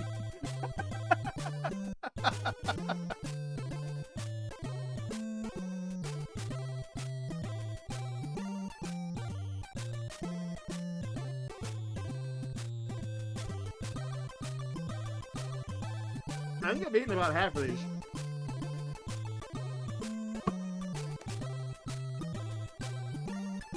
They've also gotten cold because I can see the clock right here. They've been sitting on that plate for 65 minutes out of their packaging.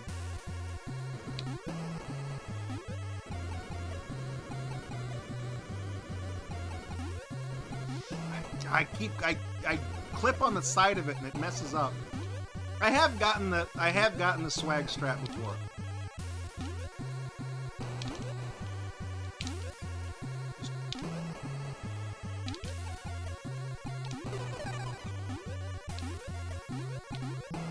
Hamburglar does want me to get diabetes. Yo, Draco, that's terrible, man. Stop trying to go for the swag strat. Every time you do it, you gotta eat more calories. It's bad for you, man.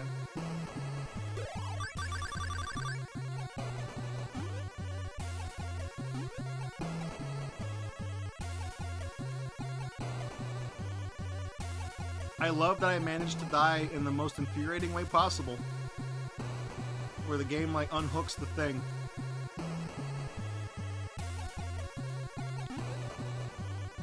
I can't believe that shit. I saw it unhook from the track and I tried to save it. Bullshit. Stupid game. You see how hard it is? You have to, like, ease it in. You know, you have to, like, very carefully... You have to, like, just... go down and then... Oh, I'm fucked. I'm fucked. Okay, I'm not fucked. Okay.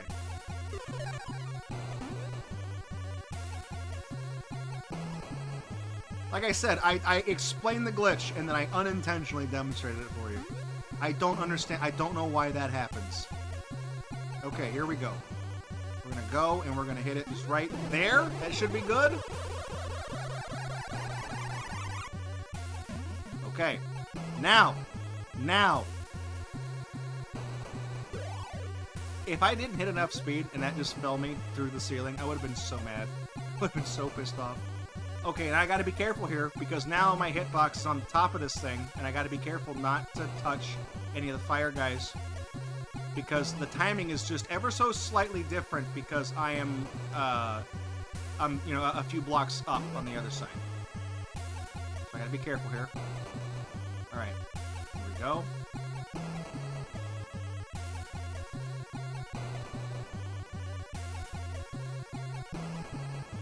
Just go through. Alright. Alright. Alright.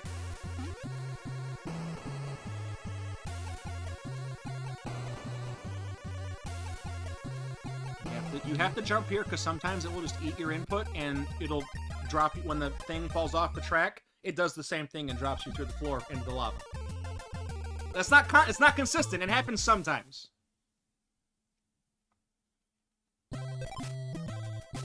But it's happened to me enough times for me to not trust just standing on that. All right, let's turn in our cards here.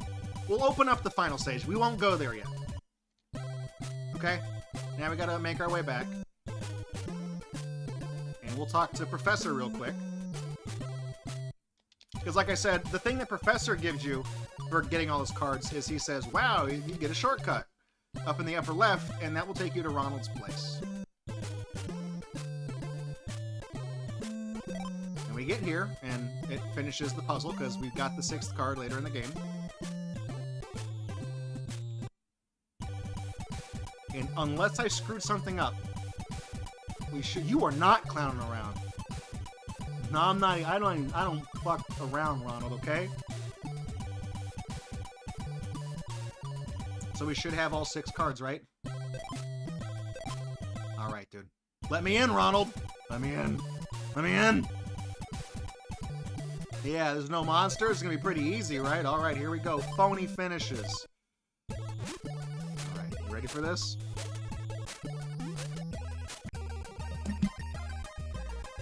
I said I'd do it for phony finishes, okay? I'll count it as a death. I'll count it.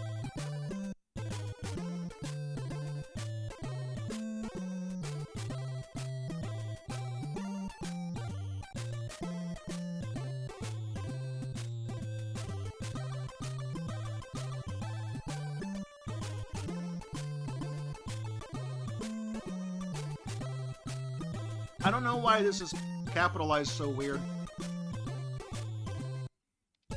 I do know that, like, there doesn't exist a capital letter Z in the files for this game. They just didn't draw one because no levels use it. Maybe there is one, but no levels use it. I don't actually know. It's one or the other. I don't know.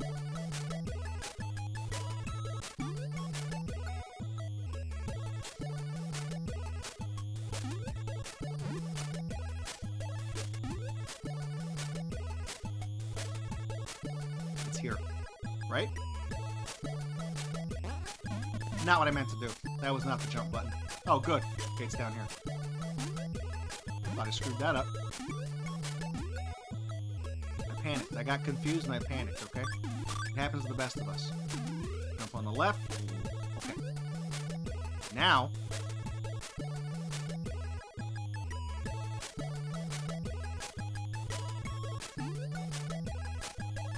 I wasn't paying attention. Right here.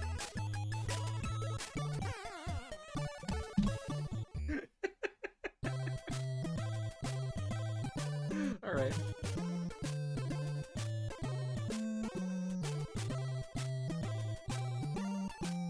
When I make fry instead of make pizza.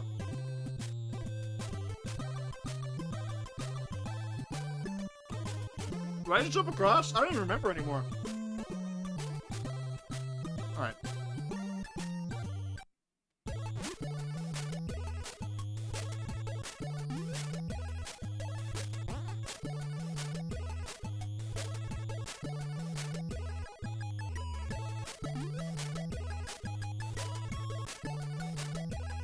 Gomamon has been summoned on the little displaced gamer banner off on the right. I see it.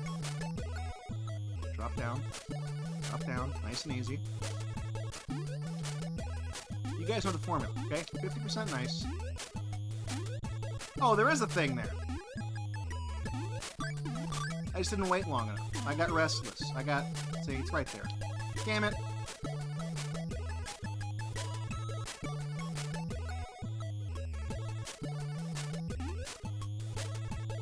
I'm not gonna risk it because I know if I miss that jump, I'm gonna die. Hey, one of you guys should do the Kazooie command and see what words of wisdom she has for me. I'm not, not going there. I'm not doing that right. Ooh, no, no. No, no. Uh-oh.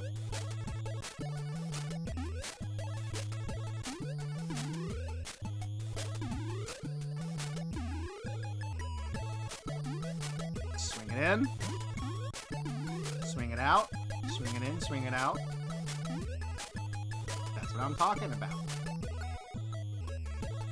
Kazooie says, who the fuck is the waitress? Where do you want me to go? Down? Okay.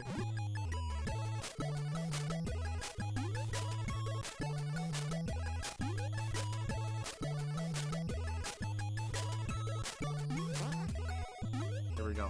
Up, nice and... Oh my god. Okay, it's fine. This is fine. I'm in control of the situation, okay?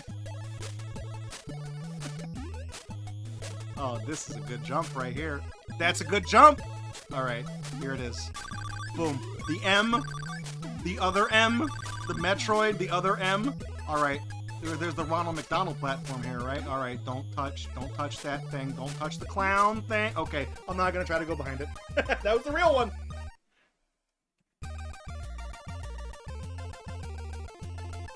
There's no cards, by the way. I don't gotta worry about cards in these stages. You just gotta beat them. Oh, nice! A bonus round! I can't wait to not play it.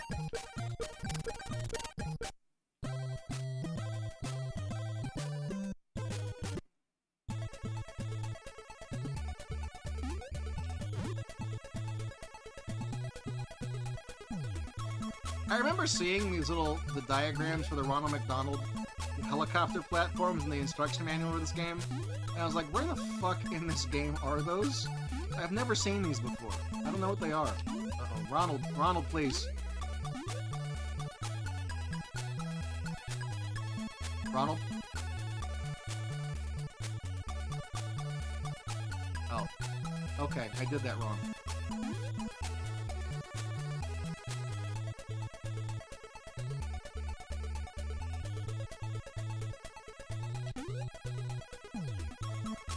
Oh no! I gotta jump down to the right. I didn't know that. I mean, I would have known that if I played this game recently.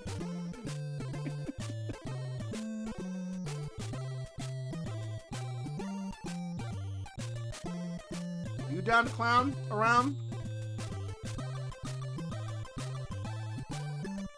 Yo, man, you ain't clowning around.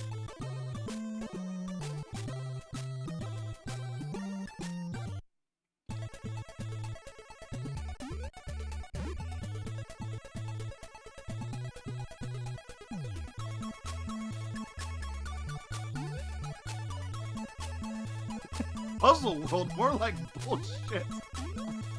Phantomon, I respect the fact that you maintain the stupid capitalization of that when you wrote that message.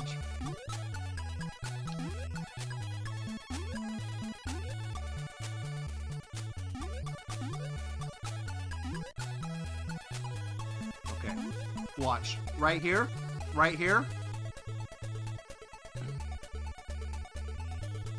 Where'd it go? All right, right here.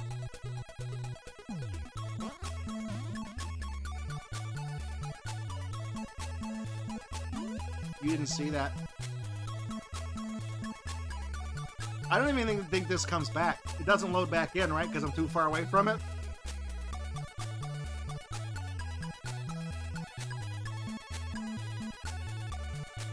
Ronald? Ronald? I'll make it, watch, I'll make it back right here.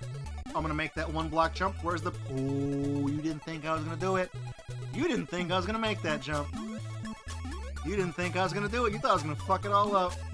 Draco's screwing up. He's sucking at the McDonald's game again. You thought.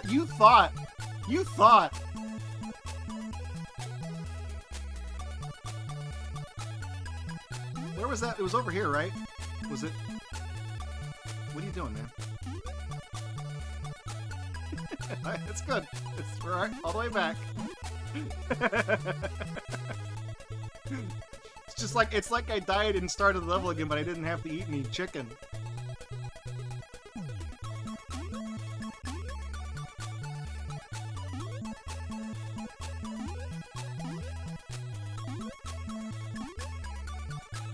We're gonna try the throw from the other side.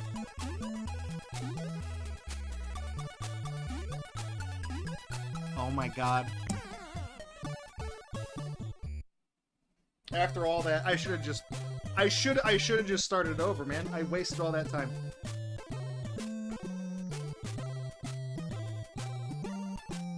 Welcome to the reason why I got nuggets to the cheeseburgers. I did, I totally jinxed it. I totally fucked it up.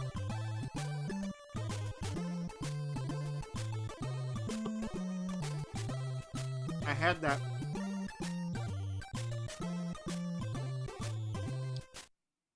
I clenched defeat from the jaws of victory.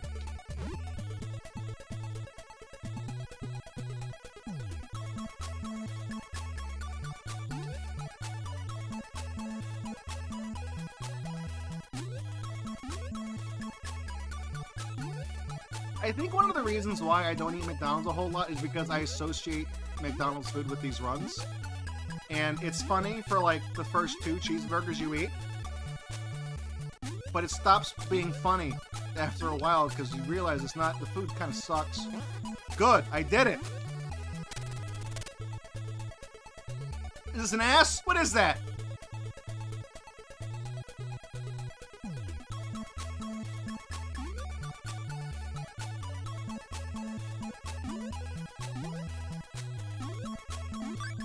Ronald.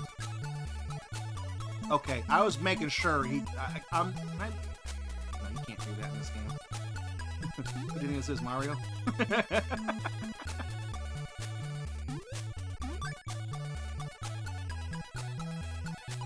What did that accomplish?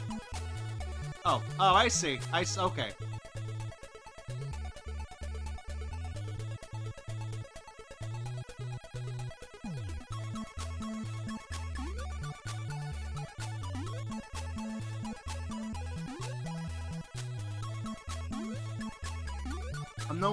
No more clowning around. I'm done clowning around. I don't want to do any more clowns. Can we not? Alright, I remember this part. Oh my fucking god. Okay, this is my moment, okay? This is my moment. You ready? This is my moment.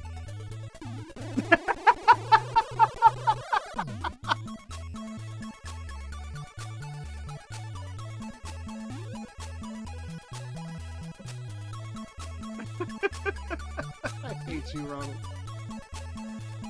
I'll never eat McDonald's again. We're not doing this run next year, or ever again. This is it.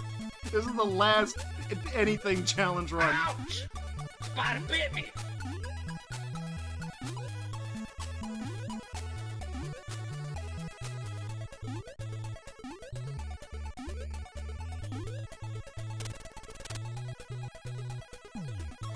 We've got to go into the Mick ass.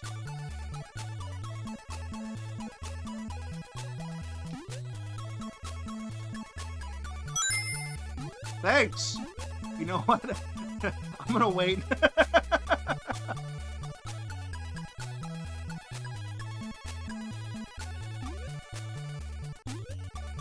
I'm gonna wait one more cycle on that too because I'm not in a hurry. Okay. What do you think this is? A speed run?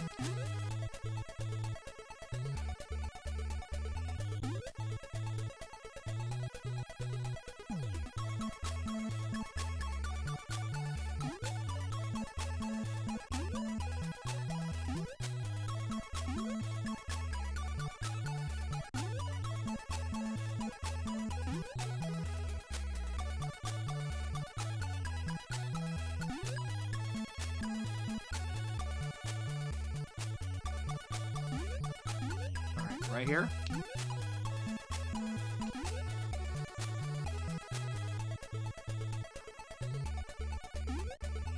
Oh! Okay, oh my god, dude. Oh, I almost shit my Mick pants. I almost shit my Mick pants. When I clipped the thing, I really just thought I fucked it up. I really did. I really totally thought I screwed this up.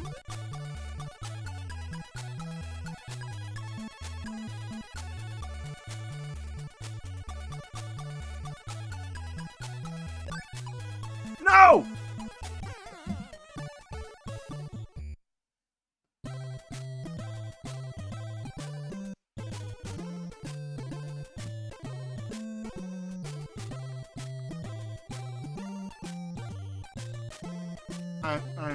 Whatever, man. That was on me. That's a lot of damage. Yep.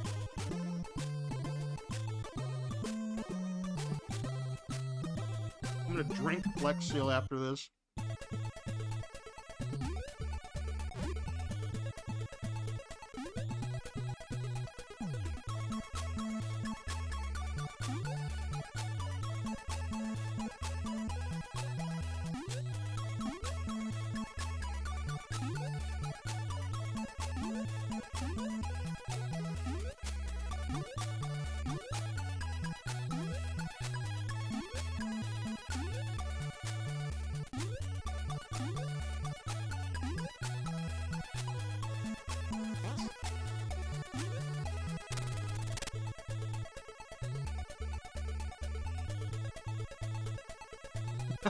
I'm gonna make fucking do it.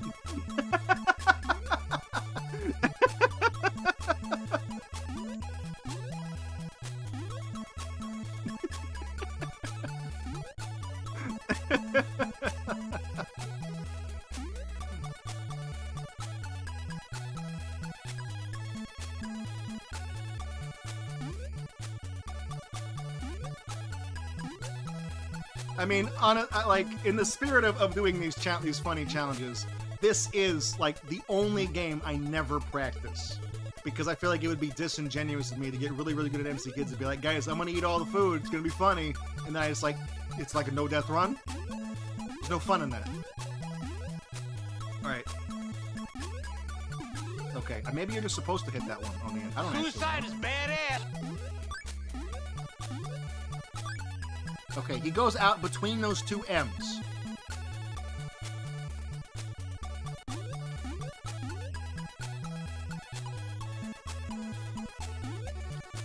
Ronald, don't do it. Don't do it, Ronald. Please, Ronald. Oh, I'm gonna get fucked so hard by that. That's gonna do it. I'm gonna die right here. This is it. This is it. This is it. Oh, I didn't touch it! No! Rewind the tape! I didn't touch it! I am not even joking. If you clip that right there and you look at the pixels, none, not the fade, not the kicks, nothing was touching any of that bullshit.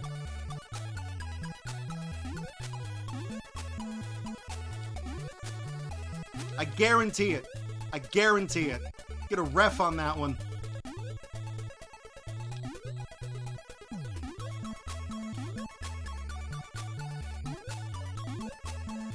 I'm gonna call Donald Trump right now and have him. I'm gonna have Ronald McDonald executed. We're gonna send him to El Salvador. I don't fucking care.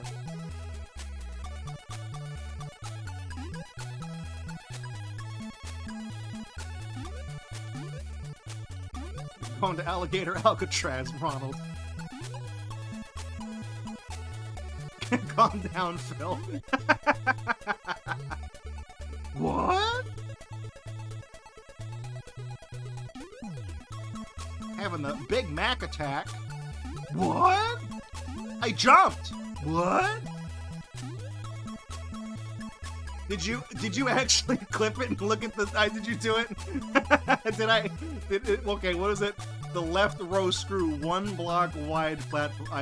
Okay, fine. I'll admit defeat.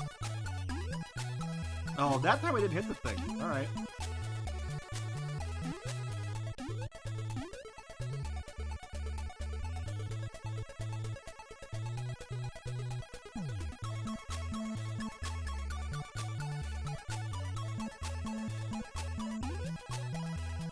That's such a hard jump to do.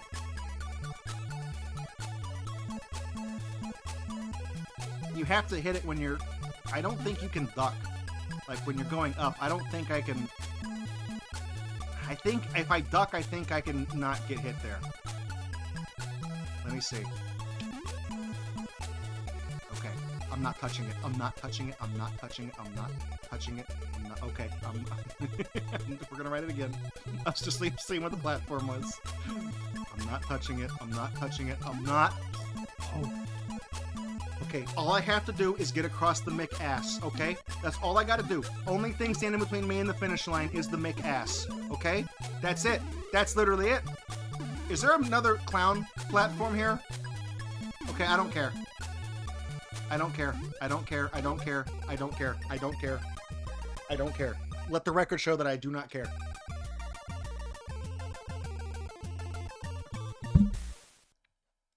Where were you, white boy? I'm doing all the hard work.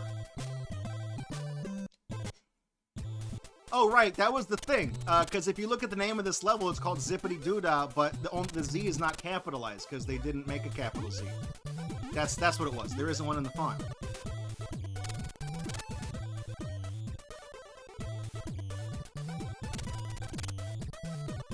Was that? Hang on. I sort of know the path in this stage. I remember it vaguely. You gotta go up, right? No. Oh, that's what it was. There's a clown platform there. That's what it was. Right?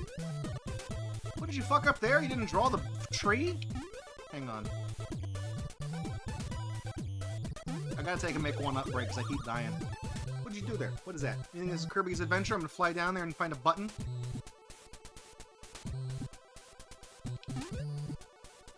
Draco, Kirby doesn't fly, he floats. Shut up.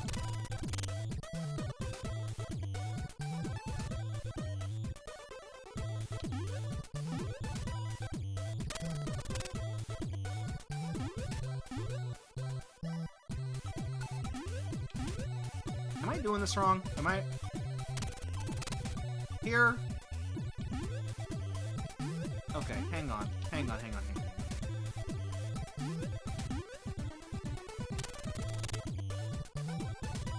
Right, and then it's across another McAss.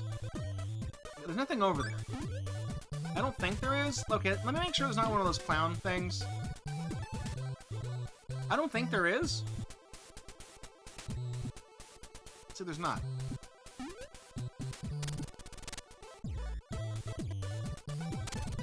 I just think I did this wrong. We go like this. The M's down there, and okay, one of these is a fake out, right? That's what it was. They want you to think that that zipper takes you back to where you went, and it doesn't. It takes you here later in the stage. Except that's also wrong because I've been here. What's down here? Oh, I know where this is. This is the platform. There's a thing under here. Okay.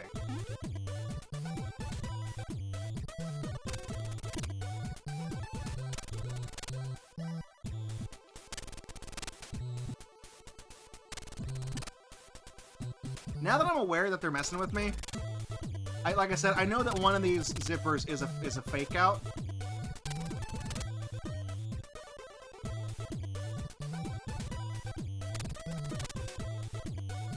Okay, those keep respawning this screen. This one takes you down.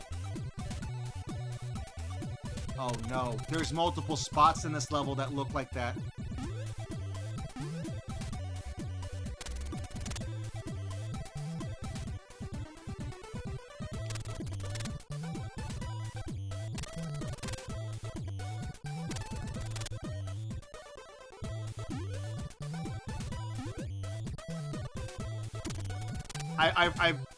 I lost the route. I lost the route. I knew this in my head. Like I don't practice this game. Okay, we went over here. We went in the left, and then I went in the middle, and then that takes me down a level. No, god damn it! What did I do wrong? Is it this one? It's that one. Okay. Then we go in here. Then we go in here again.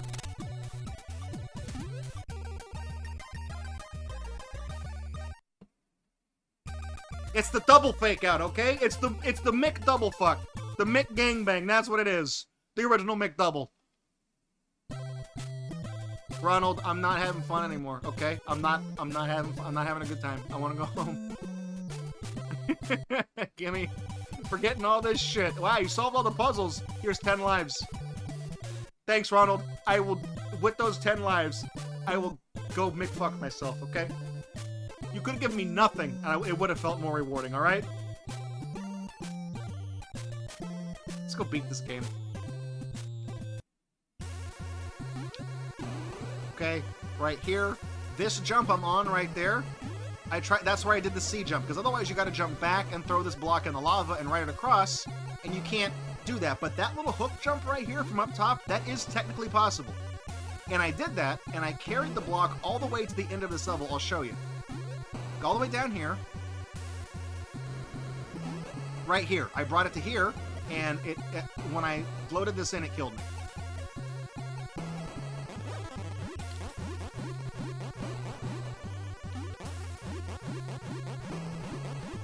The story here is that the Hamburglar stole Ronald's magic bag of garbage. So this is like that tie ribbon that you pull out and it never ends or whatever. Alright, we're gonna get the magic wand. He's gonna try to blast me with his stupid voodoo spell. His demonic spell. Oh, he got me.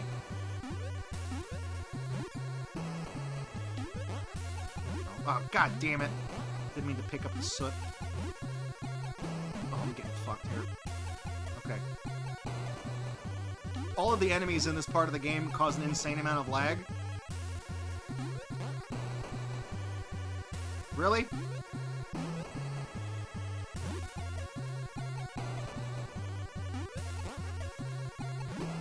Okay, one more hit on this guy. Then we get the rabbit. We get the bunny. You guys like bunnies? You like bunnies? Here it comes. Okay, usually the bunny gives you health when you hit him, and he's not doing it. He's not doing it.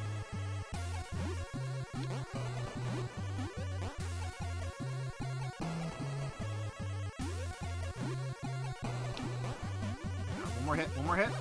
Okay. Wait, I got him. That was 2 hits. Okay. Here we go. Magic bag. Done. 135.28. Sin a very nice 69. Stole its bag of non-fungible tokens. Jerry, my tokens, they've been funged. They did it, Jerry. That's it. Roll the credits. That's not even a... What is my current PB for this 100% MC Kids?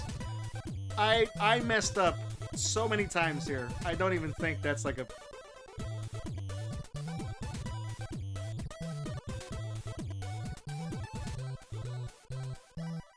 No, that fails to be a PB. That fails by 4 minutes. That's not a PB. My most previous. You guys ever heard of this game, MC Kids? You're running around. You're playing as the kids. You guys know why they're called that? Mac and Mac?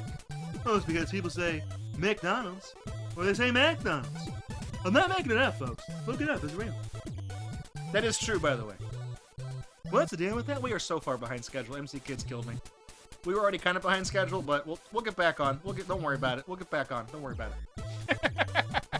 That's my most famous run. That's the big turnout for this marathon is the MC Kids Cheeseburger Challenge.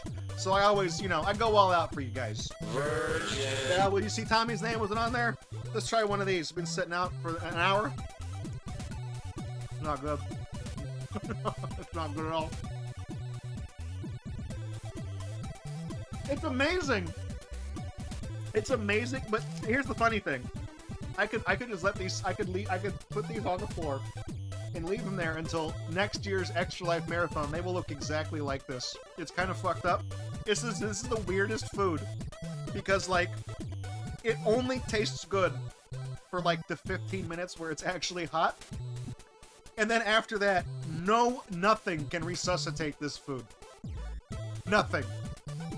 Microwaving them, putting them in the fire again, nothing will resuscitate this food. It is good. It is good for exactly 10 to 15 minutes. And if you do not eat it in that window of time, it's over. That's it.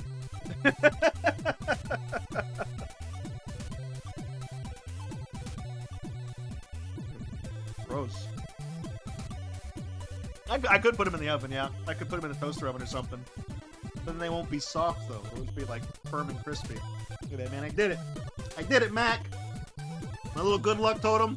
Maybe. I didn't get a PB, but I still beat the game at least. How many nuggets do I have left? We'll find out how many I ate. How many do I have left? 4, 5, 9, 11. Never forget. 14, 15, 16, 17, 18. I ate 22. So it's a good thing I didn't just get a 20 piece, because I would have been too short, because I'm bad at games. There we go. Salted away, the food will stay good forever. I mean, it's kind of their thing, isn't it? It's kind of their shtick. So yeah, there's a reason why. I guess I'll point this out. I remembered. When you do this game, you might be inclined to go through and beat the game or whatever, and maybe you can think afterwards you can go back and wrap up what you didn't do. No, the game is done. You have to reset it now, and it doesn't save your progress. It's my main gripe about this game. There's no save file, so you have to beat it all in one sitting. And so it kind of sucks because, like, if you're collecting those secret cards, you might be thinking, like, if you beat the game, do they do something? No. You gotta go back to the beginning of the game and turn them in. So you might be collecting them thinking if you beat the game, there'll be a hidden... No. So it kind of sucks because you can go do all that work and then not realize you screwed up and beat the game and be like, oh, crap, I screwed myself. So, there we go. All right. That's the MC Kids Chicken McNugget Challenge. Guys, we are rocking and rolling in there. And look at that, dude. Look at that, dude. Hang on. Is that... We got... Is that going to reload? Is that frozen? We are at $999.68, which means when that reloads, it will erroneously say 1,000. Can I just manually refresh this thing? Can it?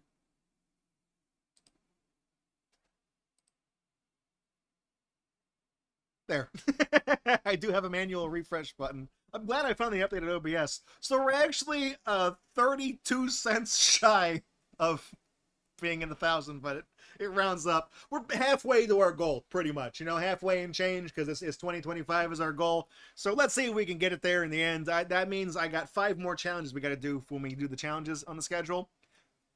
Got some donations here. We got $50. $50 from Geek Boy, who says, "This is to announce my new charity, Get the Hamburglar Out of Hell Fund. It's been 13 years. It's time. We're gonna raise some money to bust him. Like, he's in hell because that's his hideout. He doesn't live in hell. They just where he put his base. It's in a volcano, I guess. I don't know. I don't know where he lives. I don't actually know."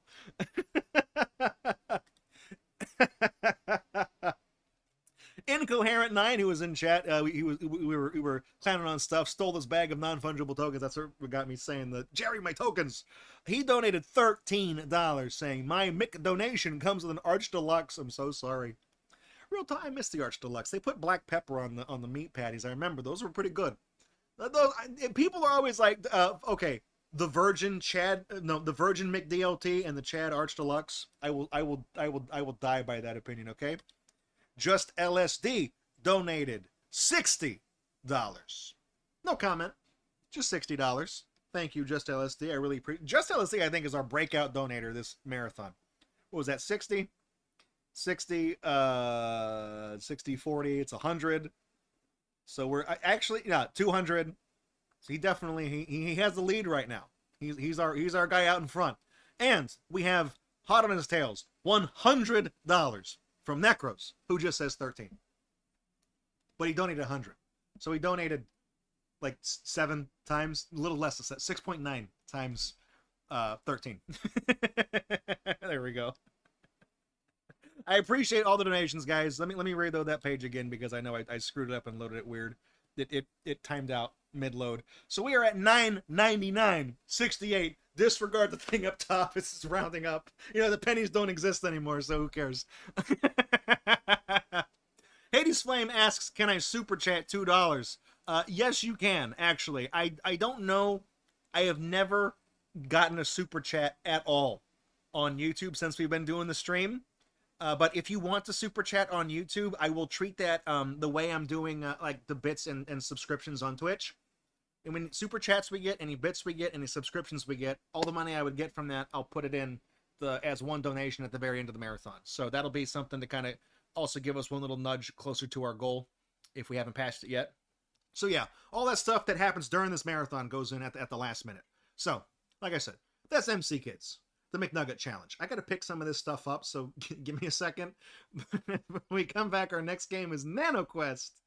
Also 100% run. I could downgrade it to an any percent to kind of force our thing back on schedule, but we're gonna go do that. I will skip the cutscenes though. I won't do those because I will try to get it back on because the cutscenes don't change at 100%. You've seen them a million times, but I will do the ending. Okay. You know what? I won't skip the cutscenes because it's funny. All right, screw it. Screw it. I'm doing it for you guys. We're doing it for the kids, and we're doing it for the lulz. All right.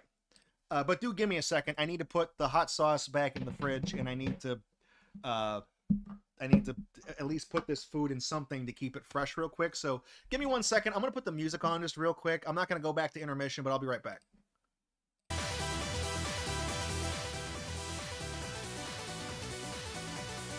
Kind of loud.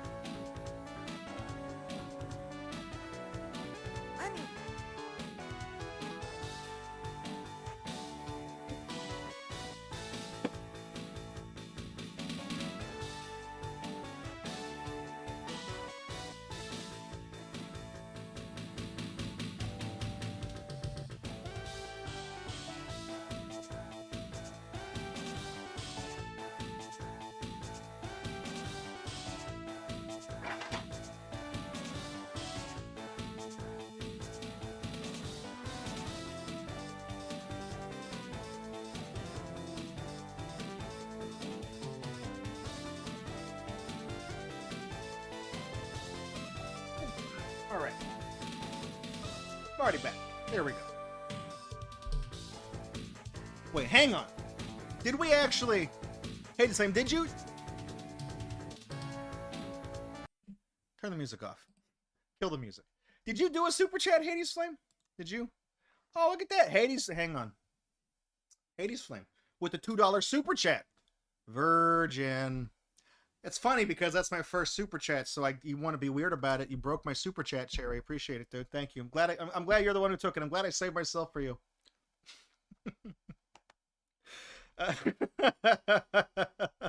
I'll make it weird right back. All right, you guys. We got that super duper chat. Did they actually? Was there an alert for the super chat? Did it go off? Hang on. Because I don't even know if that's I think as I should have an alert, right? I think it went off when I was putting the food away. Just load the Streamlabs. I don't even fucking know why I can't even load a web page on this. I don't do anything on this computer. It has a notepad document open and it has the internet open, and it can't do any of that. And it runs Ubuntu. It's not even running like some over bloated Windows 11 crap. This is also I can just see the alert to see if it worked. I love Streamlabs. I open up the page. There's some just pudgy, pasty white dude on the front. Like you couldn't have picked a better person to represent your brand. So you went with? I don't even know who that is. I don't even care who that is. It's just a look at that. I'm like, gamer though, right?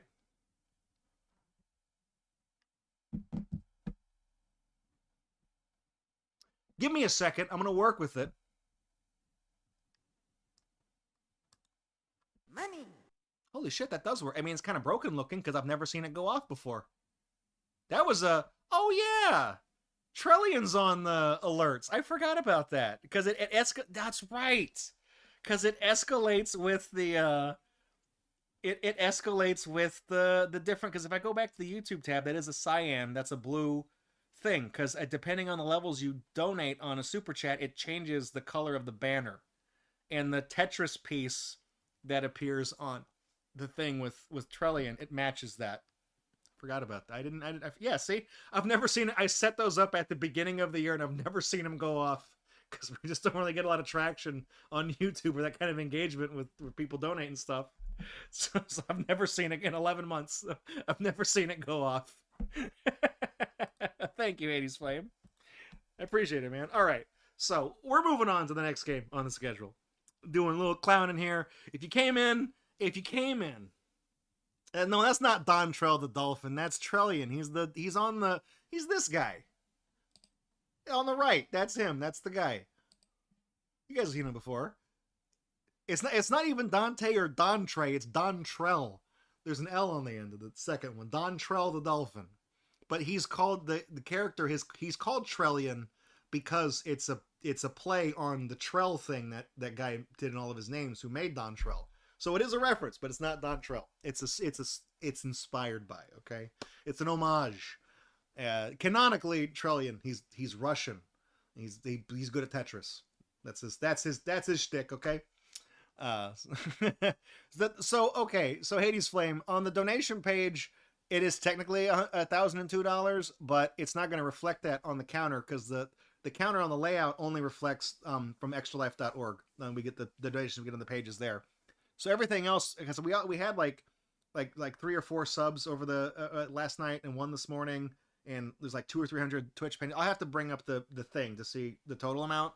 I have to make that donation myself out of my own pocket, and then whenever I get a payout from YouTube or Twitch, I will get that money back that I put in. But that's how I'm keeping track of it. So it's not going to reflect on the thing until the very end of the marathon, because that doesn't add up in real time. All right. Appreciate you clowning around with us right here on the Gatorbox 13th Annual Extra Life Marathon, blah, blah, blah, blah, brought to you by McDonald's and Cola. Have you had your break today? Food, family, folks, and fun, whatever the Canadian one is that I can't remember. So, the next game, we just did our MC Kids, our big draw. And I know a lot of you guys come in for the MC Kids thing every year. And you tune out after that. That's fine. You probably already tuned out. Don't worry about it. I appreciate you being here. I appreciate the hype. I know that for the retro category, we're pretty damn high up on there right now with so many people that were watching MC Kids. So I just appreciate you being here. Thank you. I mean that from the bottom of my heart, okay? But it's time to move on to the next thing. The next game on the list is NanoQuest, okay? It's a small world. I think it actually says that as a tagline for the game, and somehow Walt Disney did not nuke these people from orbit, because that's his thing. So, NanoQuest is a game, it's an edutainment game produced by Fable Multimedia and Can Do Interactive back in 2005. It's made in Adobe. It was Macromedia Shockwave at the time. I don't think Adobe had bought them yet. It's a 3D game for the PlayStation generation, and it teaches you about nanoscience, okay, tangentially. And it's a game, you know, you got Dr. O'Kelly. There's the emote. There's the guy, spooky man, looking in the window. That's composited from 2 different screenshots in the game, by the way, because the one where he actually looks in the window is not a very clear picture. So that's the photo of him at the end of the game, juxtaposed over the frame for the window. For the that who cares? You don't care about the backstory. It's a funny emote. Anyways, it's a game where your 2 characters, Jack and Orla. It's a very European name. Very Eastern European name. You have these 2 characters. They go through and one of them gets the doctor's, the scientist says, "Hey, that one over there is a quantum scaling machine. Don't fuck with it." And Jack is like, "Oh, boy, I'm gonna get in it." As soon as she leaves the room, I'm gonna get it. Look at this. And then Dr. O'Kelly comes in. He fucks he sabotages everything. He's stealing nano secrets. You'll see. He's not a good guy. So we're gonna go through. This game was almost lost media, but I made a big push for it, and when we came back on the air after Hurricane Harvey in 2017 put us off the air for an extended period of time, when this room kind of ceased to exist, we came back on the air the following year in 2018, and NanoQuest was our debut game because of preservation efforts from our very own Roastmaster himself. Helped find this game from the depths of oblivion. If you need something found, whether for positive or nefarious purposes, he's your guy. All right? I don't know how he does it. Is this your card? He works miracles, okay? Anyways, we're going to play some NanoQuest. This is a 100% run. That means we're going to get every collectible star in the game. That's really the difference between 80% and 100%. That's really it. So, we're going to get on over, and we're going to get all, okay?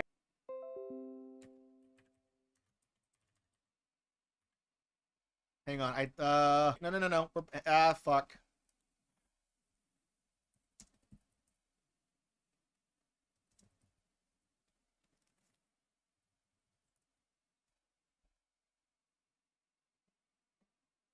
Maybe?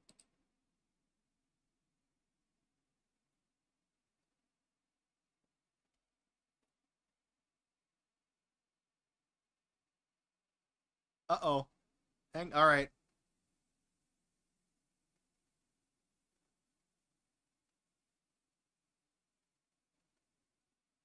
That's okay. Keep an eye on this real quick. We are live. It still says it seems to be one unbroken connection. It did spike in dropped frames, though. It went way up, and it did disconnect briefly. All right. I had to check. I need to watch that real quick. It's not kind of a problem sometimes. Every once in a while, the stream will just dip. We haven't had that problem in a while. Thankfully, we're between games, so I can wait to see if it stabilizes. Give me a second. I apologize for the wait, but thank you for your patience. I appreciate it. Now's a good time to read donations. I'll fix the thing that says stigmatized property too, because I got distracted trying to check the stream health. Yeah, not quite.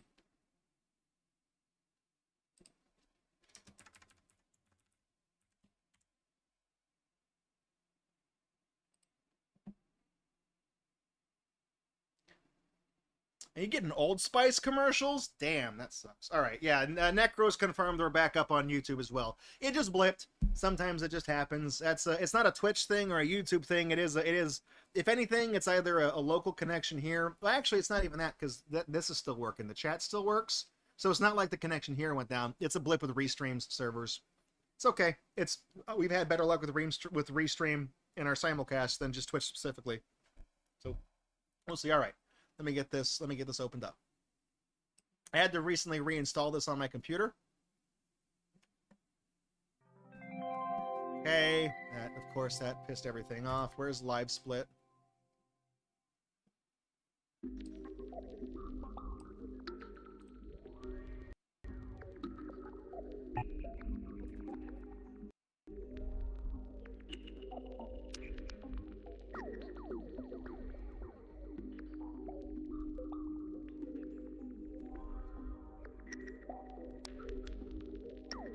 Let me see if that worked. If I turn that off. Let me see.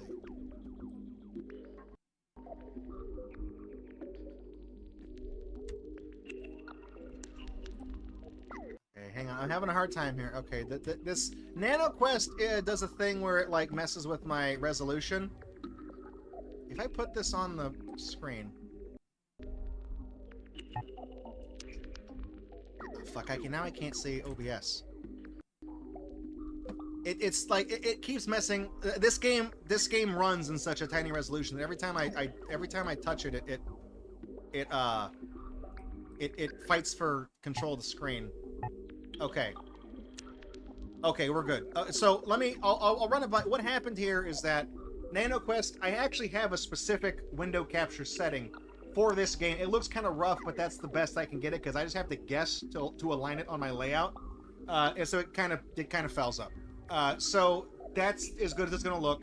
And the OBS or the live split timer has to be on the screen covering up NanoQuest because I can't put it on the second monitor because it drags it off to. It just fucks everything up when the resolution changes because it doesn't run in 1080 by 120. Okay, here we go. Play game. What did I do? What did I do? What? Hang on. Wait. It's windowed now and it's all.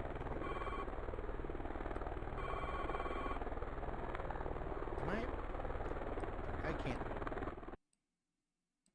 I'm okay. We're gonna go with that. Fine. That's fine. Okay. As soon as I hit play, it forced it into a window and then squished it weird. I kind of can't see the bottom of the screen. We'll run with it. This is Professor Darcy. She's a scientist who's in charge of wherever the hell we are.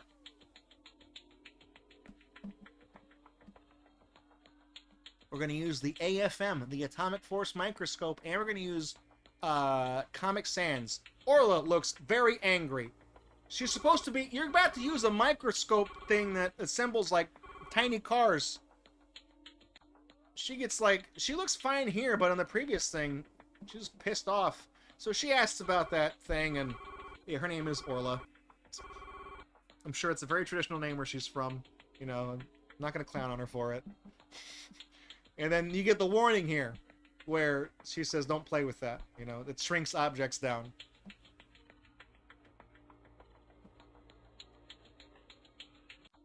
All right, we're gonna play as Jack. Immediately, they leave to get coffee, and he goes in. If you want that shirt that he's wearing, you can buy it at our store. By the way, here's Hitman. I mean, Dr. O'Kelly, Dr. Georgian O'Kelly. He likes winning and shooting squirrels. Not a good guy. In case you needed to know, he's not a good guy. Taking photos of the nano secrets. Top secret discovering science and engineering. So long, Bowser. Locks you in. Look at that, dude. That's it. That's the emote right there. That's the emote. Oh no, it's that Windows XP desktop. Oh no, here we go.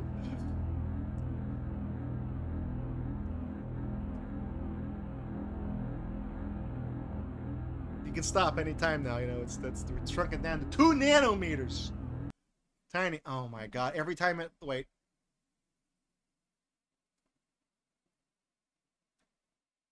Where's the game? Oh shit, does it? Hang on. Did it crash?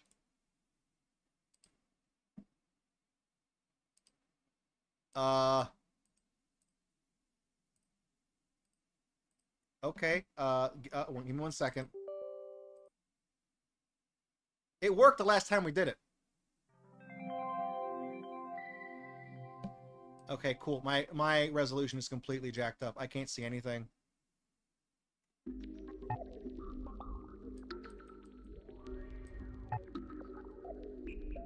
Are we still, where is my timer?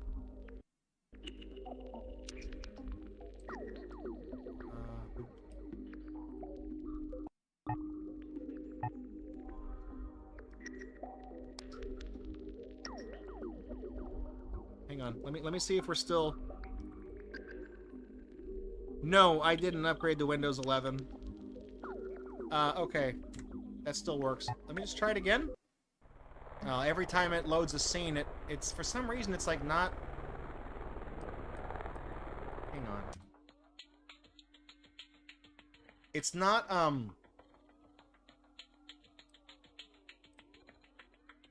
Where is OBS? What? Okay, let me see if this works. No, every time... Oh my god, every time it...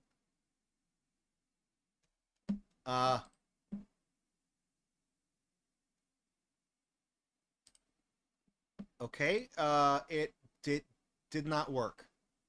It just crashed.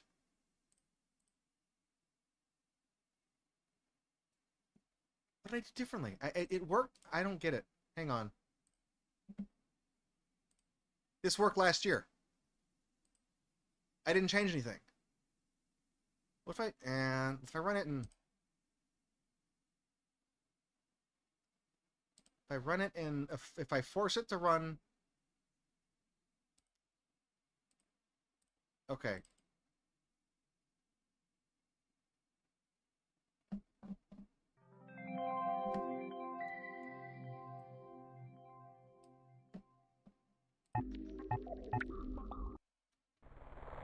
Yeah, every time it tries to load a new scene, it'll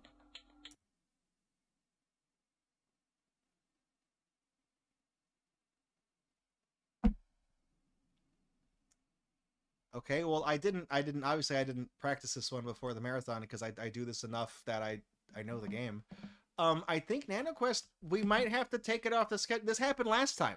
It did this before and it just wouldn't run. It just kept crashing. So we might have to just nix, and we're already behind schedule, like pretty badly. We're supposed to be on the next game. So let me just call NanoQuest. I don't know what happened. I don't have time to try to piece it all together. We're gonna go to the next game. Sorry, I'll do a quick opening for it. We'll cut this.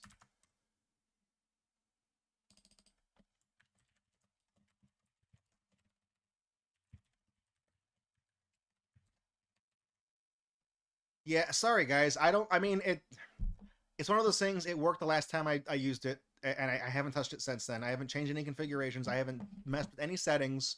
Everything is identical the way it was when we did this a year ago, and I haven't changed anything. It just doesn't work. So sorry. I meant to upsell you guys on NanoQuest, and it doesn't even work. So I don't know what to say. But I'm not gonna get too hung up on it because I know we got more games to go to because we're already down because of MC Kids, and we're already kind of behind schedule today. So we'll move on to the next game. Sorry about that. Coming up, the next game on the marathon is Stigmatized Property. This is a game. It's a Japanese horror game by a developer called Chilla's Art.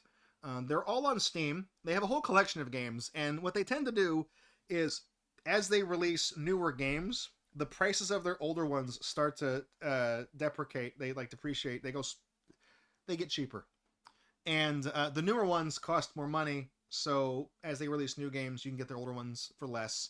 And this is one of the first games they did. And I think we actually took a gamble on Stigmatized Property because these games are short, little, easily digestible things. Little experiences based on like Japanese folklore and things of the sort. And I think we did them as double features because they're so short, and we have like 2.5 hours on a Friday show.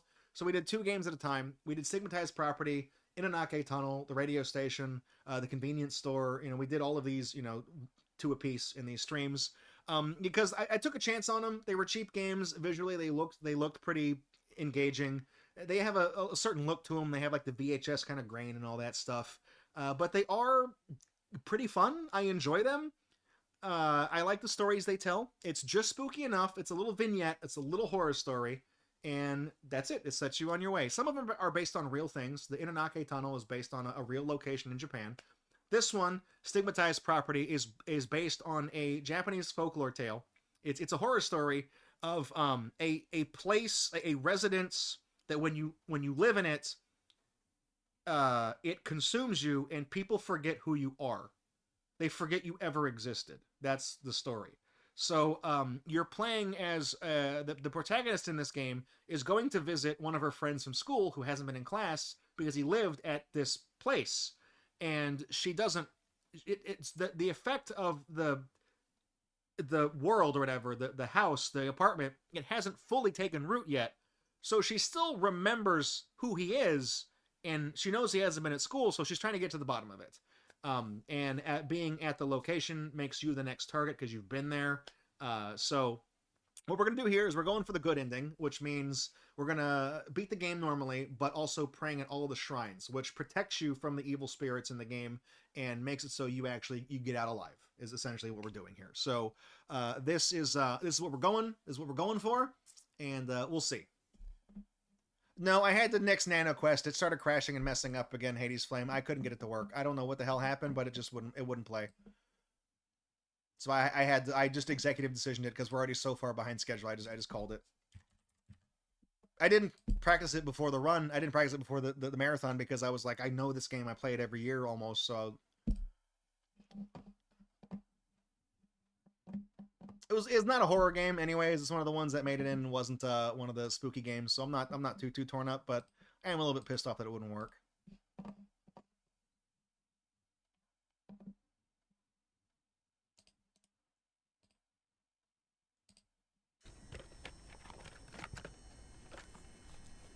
Yeah, the drive. Yeah, Nano Quest, it needs an emulator. What happens? The thing with Nano Quest is that it's one Shockwave director file that controls like 5 or 6 other files. Like all the cutscenes and all the levels are different files that get called and read by the Shockwave projector program, and it messes with the resolution because it can't maintain full screen, so it messes up. So all right, here we go. We're gonna start Stigmatized property in 3, 2. Okay, I'm just making sure that the timer works here because I never know when control is lost for hotkeys. 3, 2, 1. Stigmatized. All right. We're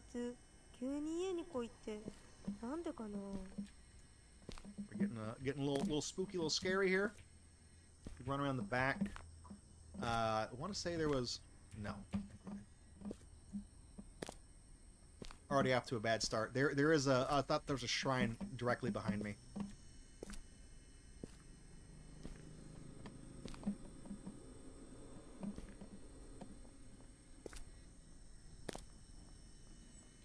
All right, 10 yen. We will need that later.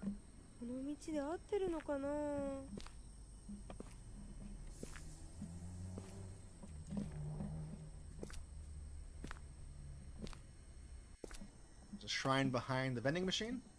There we go.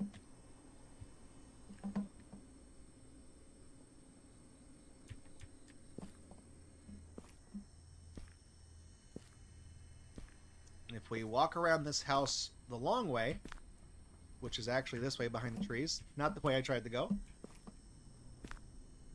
Another one here. There's 4 shrines.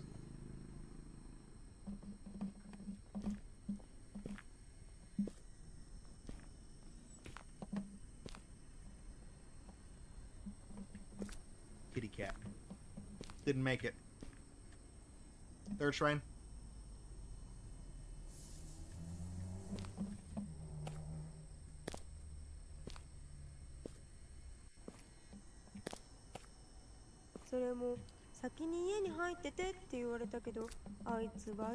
Right down here, there's a 50 yen coin down there. Gonna run upstairs real quick.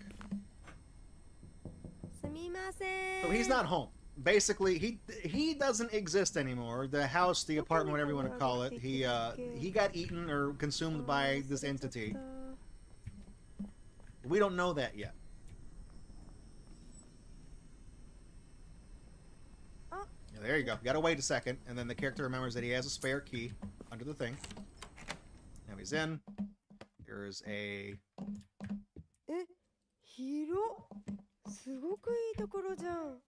book right here. So that spawns in this hook to let you start fishing for the pages. There is a crumpled up piece of paper stuffed in this hole. It was blocking the hole. If you read these are these are little journal entries that were written about the character, you know, trying to figure out where he went, things like that. You know, last time the main character saw him, all those things. If I was smart, I would have opened this door first and drained the tub, and then went and read the book. Actually, no, I don't think you can do that because it doesn't spawn in any of the papers because the hook doesn't appear until you actually look at the journal.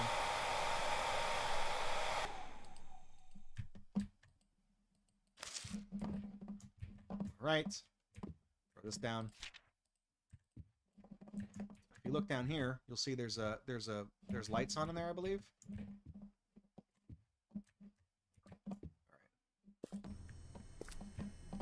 Go. Yeah. So you want to try to get in there. Okay. We did. I had to make sure we spawned the crow over there. Yeah. Once you get the two pieces of paper, yeah, the crow appears. And then somebody should appear down here after we do this as well. There's a dead fish here. You can also feed the cat to this crow, and because the crow is holding a piece of paper, so you basically trade with the bird, and he'll fly away with the food you give him. If you give him the cat, you do get an achievement for giving him the cat.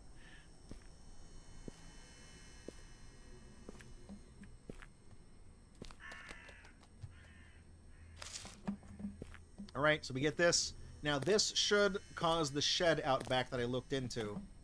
Looking at the open window and then getting the third piece of paper. Should be a person down in here now? Maybe, I don't know. If not, there's a couple other things I can do. I'll run back around this way. He's standing in the corner, right? Yeah, there he is. Tap on the window. He doesn't say anything. You open the, now you can open this. And, oh, he's gone. Ooh, spooky. All right. It's not revealed who that actually is. I don't actually know. No idea. The game is vague like that. Dropping off sheet number 4.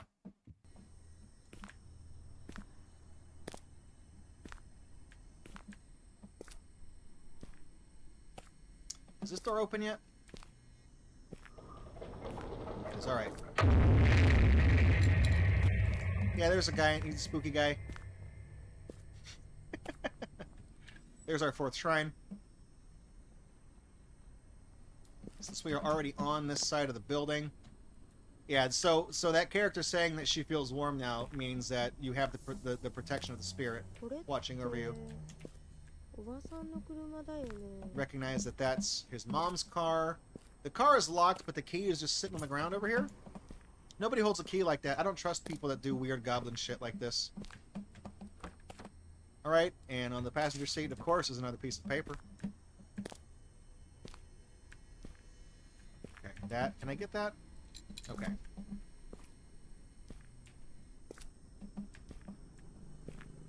There's a guy, we skipped his spawn. I think we went around the side and spooked him. So we triggered him, we didn't see him. He appears over there and he drops a noose on the floor. And then when he drops the noose, there's also a 10 yen coin there. It's not there otherwise. Now we're missing 2 coins because we need $1 to go to that vending machine in the middle. So now that we've done all this stuff, if we hang a left right here, there should be a ghost.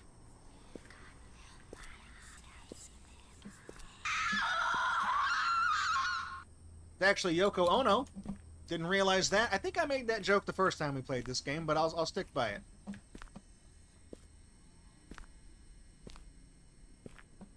There's one more coin to get. It is in the it's in that hole in the wall that we got the paper from at the beginning of the run. So we got to go in here. There's a step stool we got to get.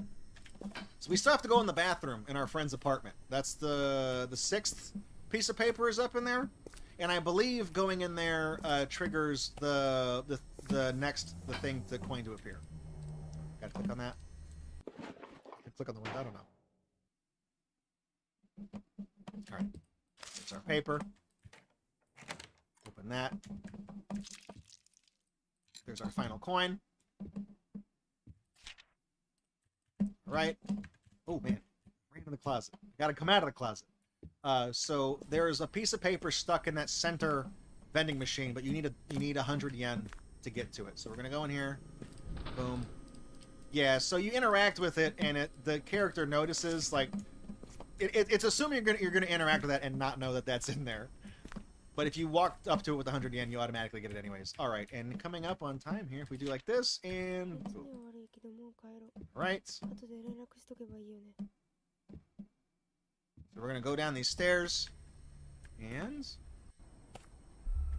it's time. So you leave. So yeah, the character says as she walks away, she felt like she was being watched, and no one was there. So she left as fast as she could. So if you actually didn't pray at those shrines, then the ghost gets you. So he's out from school the next day. Somebody else was there, asked his friends and teachers. No one knew who he was. So if you read those journal entries, it's journal entries from how as the character, because I think the way it works is that, and see now the main character is also forgetting her friend too. Was the apartment's gone? Is all a dream? I don't even know who this guy is.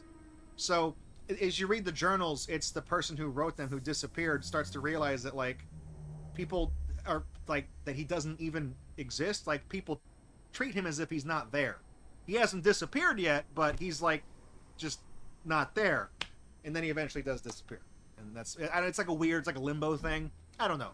I enjoy these little slices of like Japanese folklore. They're interesting stories. It's been a while since we've had a Chilla double feature on the stream. I think we're overdue for one. They're not really beholden to October streams. We kind of had a stacked thing for October. We had a lot of games to do and a lot of special streams we had picked out, but we might be able to fit these on the schedule a little bit. We had to retool the last few streams of the year because last half of Darkness 2025 is going to be 2 streams, so we might have to shuffle some things around. Sahano's birthday was a week ago on Friday, so he picked a game. He wants to do the second half of Tiny Tank, so we'll have to see, okay? Well, who knows?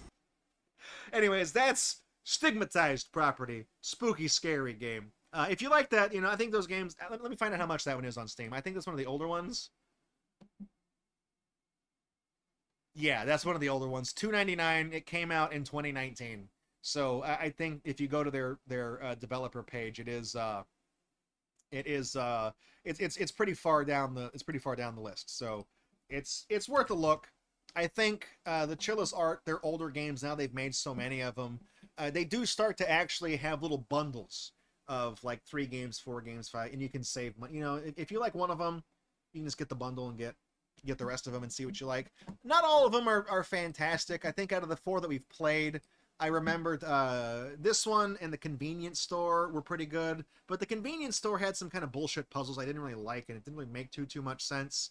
Inanake Tunnel was okay. And the radio station was also okay. I think if I had to rank them, I'd probably say it'd be in that order that I just said them. Would probably be those because I really didn't like the radio station one. The convenience store is probably the second best one, is what I would say, and this one's at the top. So really, really fun games. Anyways, that's all we got. Let's go back to Talking Time real quick. Do we have another? Like we have a. Okay, we got a couple of games coming up, and then we got an intermission that we're supposed to be at in 30 minutes. So it's fine. We'll get through it. We're not too far behind. I don't know how many game challenges we're gonna get to. We got kind of a weird schedule because Bible Buffet usually doesn't take as long as it is on the schedule right now, but we'll see. Because I don't usually do any challenges after Bible Buffet, but we do have a long. I'll have to do a cutoff for. I don't know. Well, you guys know. All right. So we'll do this real quick. We got another game coming up. Let me actually look at this real quick and change the switch on that because I know this game. This controller I have has a D-pad on it. This 8-bit Do Xbox thing. But there's a switch on the back to make it so the D-pad acts as if it's the left stick. This next game is expecting it to be in that position. So, moving on. The next game on the schedule is, this was usually the last game we play for a year, for one of our seasons. I try to pick something really stupid. I try to pick some bullshit, crazy game. I don't think I've put one on the schedule for this year because I was still looking for one to do this year. If I click over to the schedule, might still be blank. Man, this is going so damn slow. Yeah, I haven't picked a game yet, but it's going to be December 19th. I'll let you guys know when I do it. So, last year, the end of the season finale of the show was Funko Fusion, and the year before that, it was this game. And that game is Alex Jones NWO Wars. It is a game where you play as Alex Jones, the host of InfoWars, and he fights the New World Order. All the people he rants and talks about on his show are represented in this game. Talking Klaus Schwab, Bill Clinton, Jeffrey Epstein, Mark Zuckerberg, Justin Trudeau, Dr. Fauci, Anthony Fauci, Jill Biden, Hillary Clinton. They're all in this game. And his allies are here too. Tucker Carlson, Joe Rogan, Donnie, you know, they're all here. This is a weird game. We featured it because it is, I didn't know how to spin it. I didn't feature this game on Gatorbox as a season finale, as an endorsement, one way or the other, of Mr. Jones's opinions. I just thought it was an interesting oddity that in the midst of him being absolutely obliterated in court and being fined like, it was like $1.5 billion for the Sandy Hook lawsuit or something, out of nowhere he just pulls this game out of thin air and is like, hey, these guys made a game about me. You know, it used to not be on Steam. They wouldn't let you sell it on Steam. You had to buy it directly from the InfoWars company. And then eventually it did get put on Steam after the fact. And so it's the first this is the first definitely not woke game of the marathon.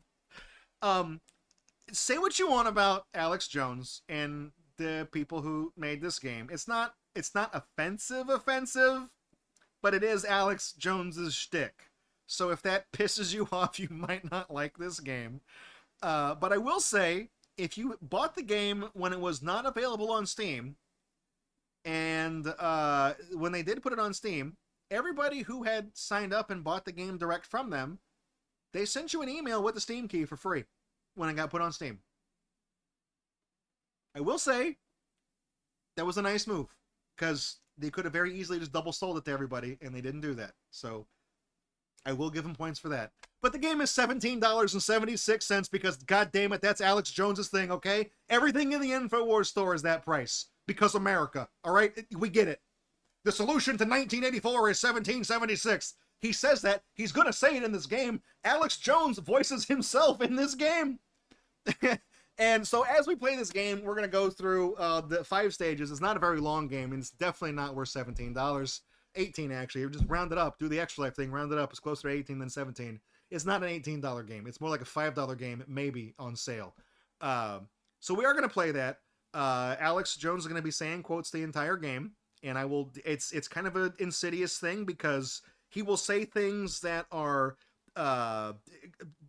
just completely outlandish, like the thing about the ducks. Did you know you can take the ducks from the park? I have 500 ducks. He says that in the game, and he says Paul McCartney's been dead for 50 years. He says stupid shit like that, and then he says like conspiratorial things that are pretty much just accepted as true, like the lottery is rigged, which a lot of people, I mean, I unironically believe that.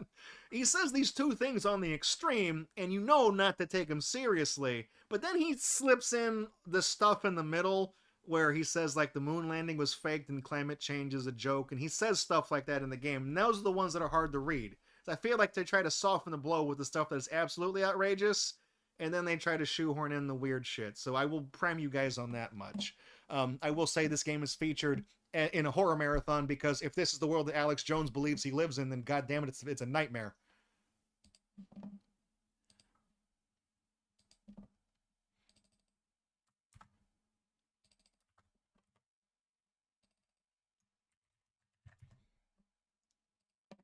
All right, let's get Alex Jones. Let's get Mr. Jones. Mr. Jones and me.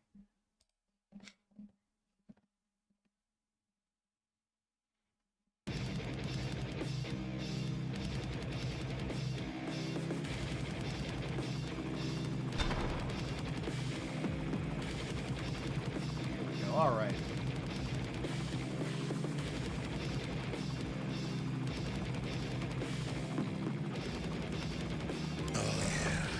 This is a quick game. It doesn't take long to beat. It's also possible to break the game at certain parts, and the Steam port is not too good. All right, here we go. Alex Jones in 3, 2, 1. Little Dr. Fuker has hatched a plan to turn everyone into a gay frog by Oh, no. injecting you with an mRNA LGBTQ tadpole technology vaccine that depletes your testosterone and turns you into a rainbow amphibian. See, he says that. Like, that's the thing. They're putting chemicals in the water that turn the frickin' frogs gay. That's the one that, like, that's the thing that everybody takes out I'm here to of, save the beagles. Stop torturing the puppies. that's the quote that everybody takes out of context from this guy. So he says, like, mean stuff like that. Woo! Say hello to my little friend. So, this game plays an awful lot like Metal Slug. You can kind of tell. It even gets to the point where, like, when you get close to an enemy, you'll knife them. You'll, like, melee. They're turning the friggin' frogs gay. He said it. He said the thing. Say hello to my little friend. The answer to 1984 is 17 machine gun. He said that, too. All right. We have the Virgin Billionaire, Bill Clinton. I'm going to lower the world's population.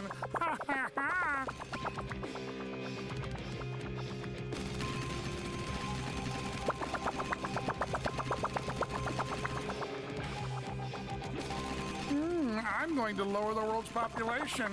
The bad guys only have, like, 2 action phrases.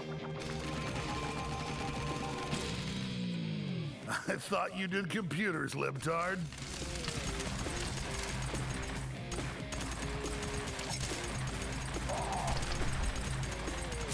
This is as fake as Big Mike being a woman. Say hello to my little friend.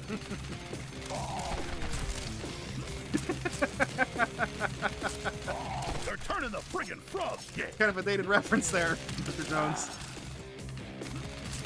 Machine gun. I may be behind the sight. The guy's gonna... Okay. I thought he was gonna fire me. Machine gun. Now we're gonna see all the puppies in the back, because there was that thing about how, like, Dr. Fauci, like, experimented on animals or something. Dr. Fuker, who reportedly created HIV in a lab. He created HIV in a lab. Like, that's... God damn it. Okay. There's a glitch you can do with the machine gun in this game, where if you stand directly in front of somebody and adjust your pitch of the... I was trying to dodge those things. If you adjust your gun up and down really quickly and adjust your aim, Big Pharma paid me big bucks. you'll do a crazy amount of damage because, like, I guess for some reason you're like, you fire multiple shots or something. I don't know. I don't know how the glitch works. It just works.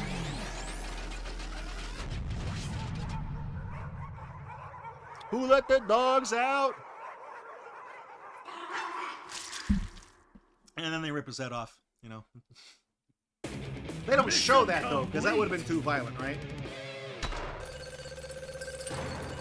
Next level. Big tech crybaby tyrants have banned us all.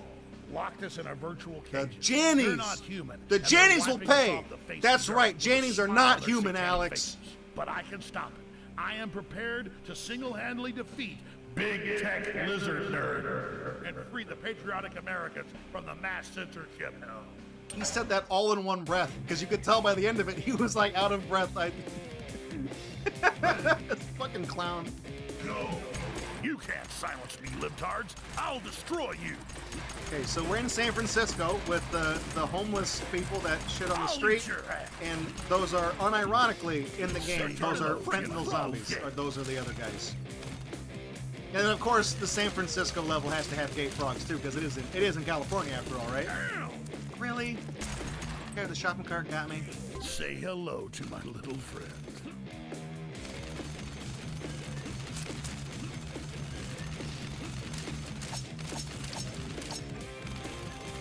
So the homeless guys that throw shit at you, they don't that doesn't actually hurt you. It just slows you down if you step on it. Yeah, so the thing that spawns enemies right there, the little tent, it's not supposed to just like shoot people out of it. But the Steam port of this game is a little bit jank. There's certain things that just like don't actually work right. When we played the standalone version for the season finale a couple years ago, those actually those did work. Ducks in the park are free. You can take them home. These I have globalists are taking 558 over, ducks. man. Joe Rogan. That's our guy. He's a centaur. I don't get the joke. I don't know why Joe Rogan's a centaur. I think I said this when we featured the game. I was like, if somebody understands this joke, please tell me. I don't remember if somebody did.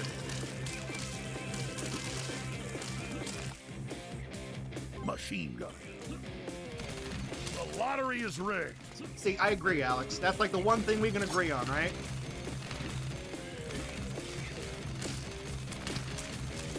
The elites don't want you to know this, but the ducks in the park are free. You can take them home. I have 558 ducks. That's an extra life over there. The super male vitality, the brain pills that Alex Jones sells. That is one big pile of shit. I'll say it. I'll say the line. I think I said that during the feature, too. Machine gun. The lottery is rigged. Search engine Stupid building. I think that might be Google. I'll eat your ass. Say hello to my little friend. So this thing, Stupid. see that's a little too small to do the glitch on to get the unlimited damage. The lottery is Super rigged. Vitality activated. Say hello to my little friend.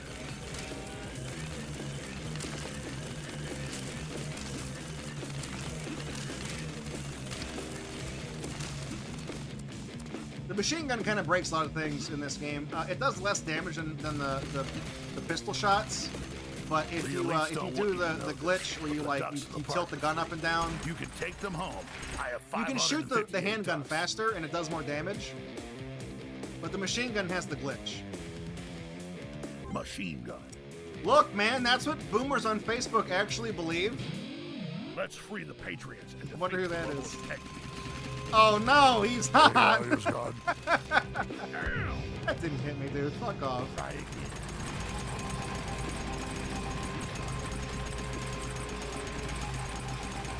Put on the VR goggles.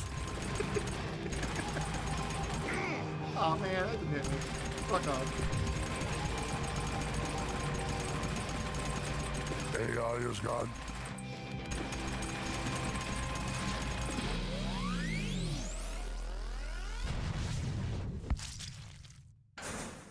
Oh, we freed all the Big MAGA tech people. Look at lizard that. Nerd. I'm saving the Patriots. I love Mission how complete. it's they just flip the sprites around when they face the other way, so it kind of looks like their shirts Jeffrey say Epstein may Adam. be dead, but his island is still ripe and full of pedophiles. I'm gonna have to bleep that, by the way.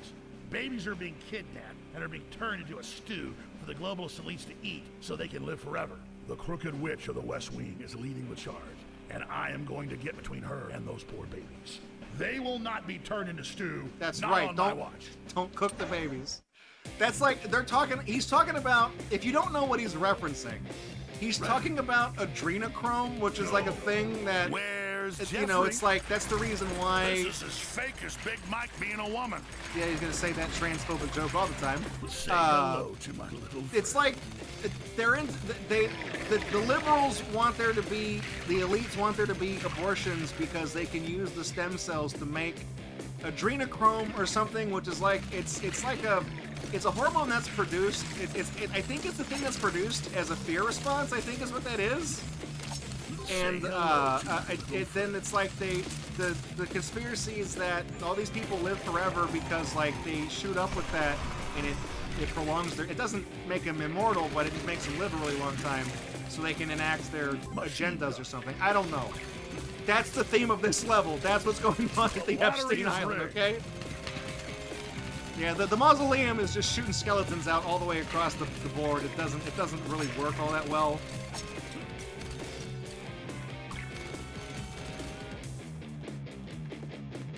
Say hello to my little friend. We got. Oh, Big Bill. We don't Say even hello call to him my Bill little friend. Clinton in the game. He's literally just called the rapist. Like the fucking gall of this game. I'm not even joking. Talk about no chill or whatever. I did not have sexual relations. This is as fake as Big Mike being a woman.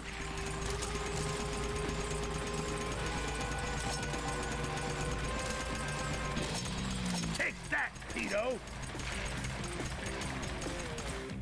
I know. I kind of like the design of the frogs too. I showed the game. I'm here to save the poor innocent babies. Machine gun. That's Alex, you are a patriot and a hero. Alex Jones, you are a tremendous warrior. my impression of Donald Trump is better than the one Look they at got those for this game. fake news gay frogs. Wow. Machine gun. What was I gonna say? Oh, the gay frogs. There's gay bats. There's also, what's the other one? Rat. Oh, there's rats. There's purple rats that have like rainbow tails later in the game. Say hello. I showed a screenshot of that to one of my friends, and he was like, unironically, we are he's going like, to defeat the globalists very bigly. very bigly. Believe me. Death can't stop. He told me he wanted to draw like fan art, like ironic fan art of Say the hello to the my bats and stuff. It's kind of like almost like a snarky, sarcastic kind of thing to draw like a cute rainbow bat twink or something. I was like, dude, go for it, man. I don't care. Ha ha! Crooked witch! Here's Crooked Hillary. I came, I saw, ye die.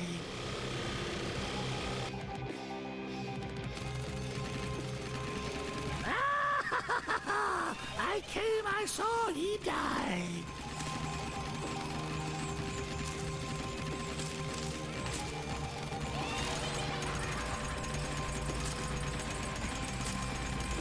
There we go. All right.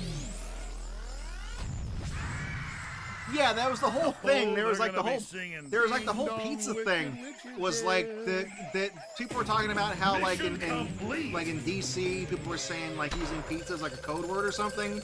I don't really understand it. Castro Jr. is on the list. Yeah, but that's why trying to people force showed up at that experimental pizza place and they're like, shops it's while like the looking Alamo. There's no a basement fruitcake in there. the process. The Canadian truckers are protesting the This is oppressive the Canadian government. COVID All protest, of their the funds Freedom have been frozen Convoy, by whatever the it New is. Order banks until the citizens relent. Castro Jr. must be overthrown. I think the reason why they called Trudeau Castro Jr. is because, like, wasn't there, like, that joke about how his father was Fidel Castro or something? Go. Unfreeze their money, you communist scumbags. Out!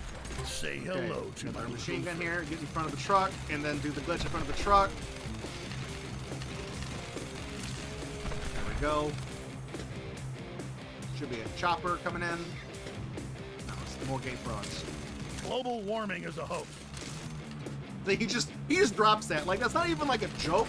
He just says, oh, global warming is a hoax. Like, I could get if he said something funny with it, but he doesn't. These gay frogs are really grossing me Say out. hello to What my is little going on? friend. Tucker Carlson shooting his spinning bow Alex tie Jones, you are a hero. at the trucks.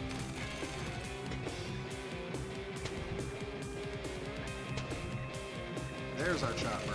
So yeah, see, I'm killing these enemies like way faster than the game is expecting you to, Alex, because using that little machine gun glitch and stuff like that. Alex Jones is saving the world.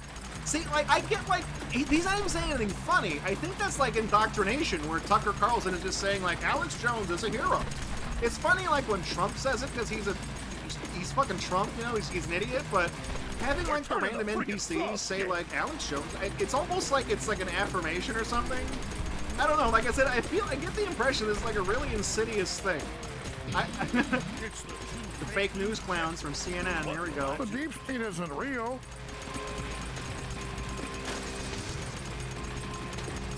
Say hello to my little friend. Okay, you see how quickly his health drops, by the way. If you take damage and kill the balloon guy at the same time, you will soft lock this stage. By the way, figured that out when I was doing runs of this for the to practice the marathon. This is one of those games? Yeah, see, there's the gay rats. They have like I can't really tell. They're moving too fast. They have like a rainbow, like a lifesaver's tail. It's all the rainbow flag colors. I sent a screenshot of all the things to one of my buddies, and he was like, "I want to draw those." I'll eat your ass.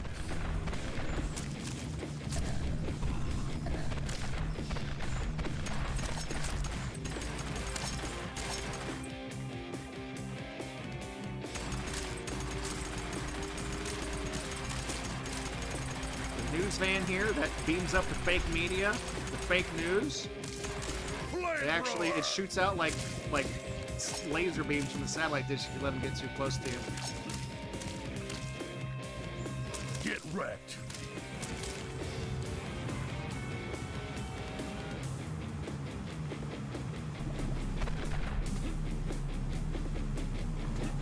See, the hitboxes on the... Okay, there we go. You can't... The glitch doesn't work with the flamethrower when you tilt it like that. I was just trying to hit as much of the hitbox as I could.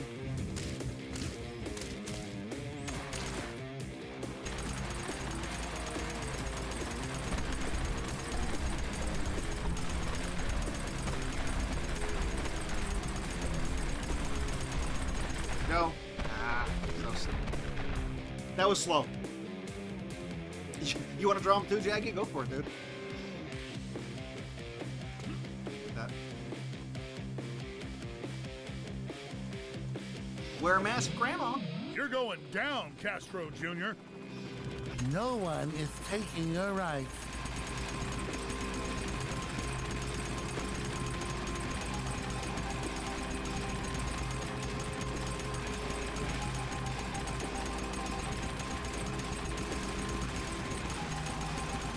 Wear a mask to save Grandma. I fucking love that quote. Did he actually say that? Was that a thing?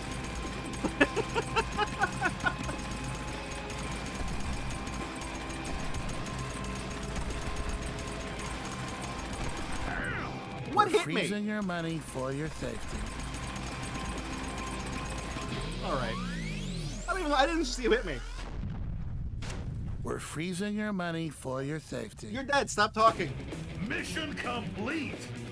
We're already at the last stage. We're going to Davos, okay? Is Switzerland the place where the elites go? This is it, This folks. is it. This The is it. New World Order headquarters, where every slimy, dirty, traitorous, no-good lying scumbag We're gonna get 'em. do They call their them Hitlers. planning. Davos, Switzerland. They're scheduled to drop a gay frog. Oh, nuke no. that'll turn the entire world into soft, mushy pink amphibians. I won't and do their it. I rule will not- be no. eternal. They want us to eat the bugs. Will not eat the bugs. They want us to live in a pod. I will not live They in the want us to pod. be gay. I will And not I be- say no. Never will I bow to Satan. Okay, this is two a at- war on I'll- our I'll souls, meet you 2 for a 3, war on Jones, okay? God.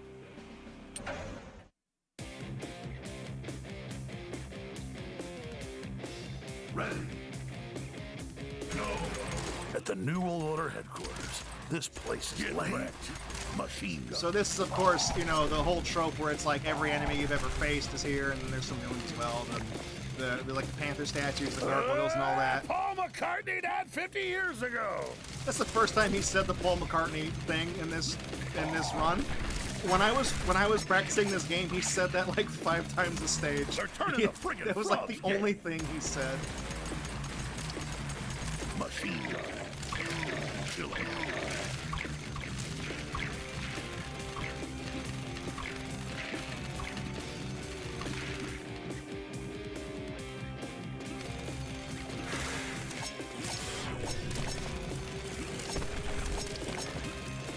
Say hello to my little friend. Alpha power. Right, we The got elites that don't mini want you to boss know from the this, Epstein but Island that's the stage. part He's already dead. You can take them home. I have 558 ducks. Oh, I got that guy before he shot off the Machine thing. gun. Cool. Woo! Okay, I'm gonna kind of hold off here and shoot some of these bats down because they will follow you. The bats never despawn. They will follow you all the way across the level here to this mini boss. This is a time of happy making. Damn it, really? We know you helped the Nazis, you Nazi scum.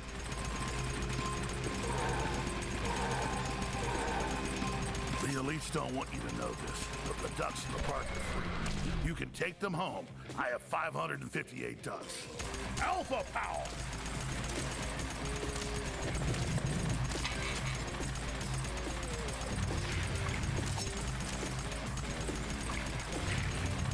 "911 was an inside job. It was a controlled demolition. It's the first time he said that one in the run, too.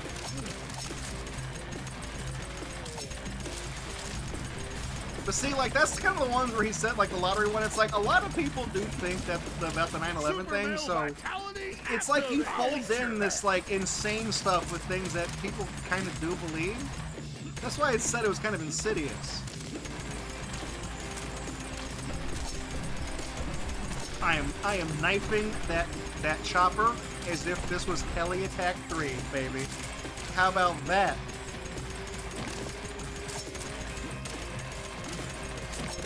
If I get far enough away from those bats, they will eventually despawn, but there's a chance that they might just also follow me into the next area. Alpha These guys are a little too close.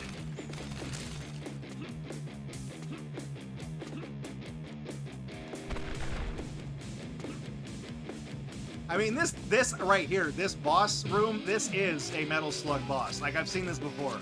Because when Miniclip made their game Commando, that's basically just an imitation of Metal Slug, this boss exists in that game too.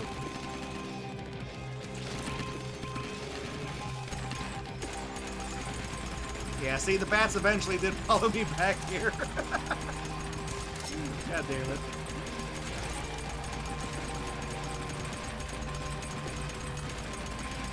That's why I tried to kill a bunch of them off. When I was doing rehearsal runs, I went like way too fast, and I couldn't. A lot of them followed me back, and that slowed me down and messed this whole thing up. There we go. All right, we got one more boss left, I believe. Alpha power.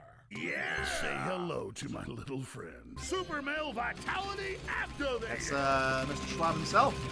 You will be happy.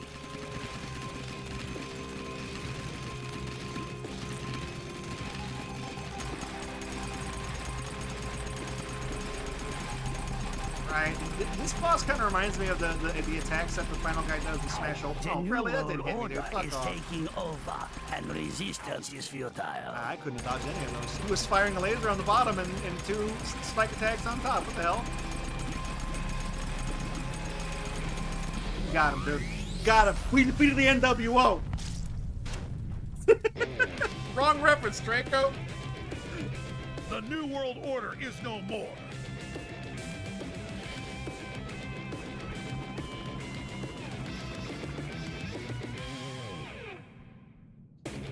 Mission complete. There we go. That's it. We saved the whole world.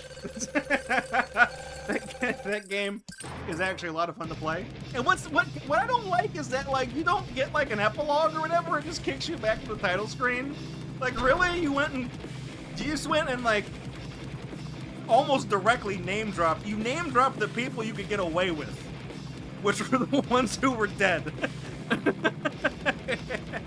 And like everybody else, you had to have like your carnival caricature of these characters, you know what I mean? You had like, because you may have noticed that like he didn't say that person was Klaus Schwab. He didn't say that was Bill Clinton on Epstein. He didn't say that was actually Dr. Fauci. He didn't say any of those things because they never would have signed off to have their name and likeness used in the game. So they did like the exaggerated caricature of the character, you know what I mean? Like, that's how they got around it. You can see what they did there, because there's no way they would have improved that. So this is classified as parody, and thus, you know, the Constitution this guy lives so much. That's First Amendment right there, baby. Free speech zone. But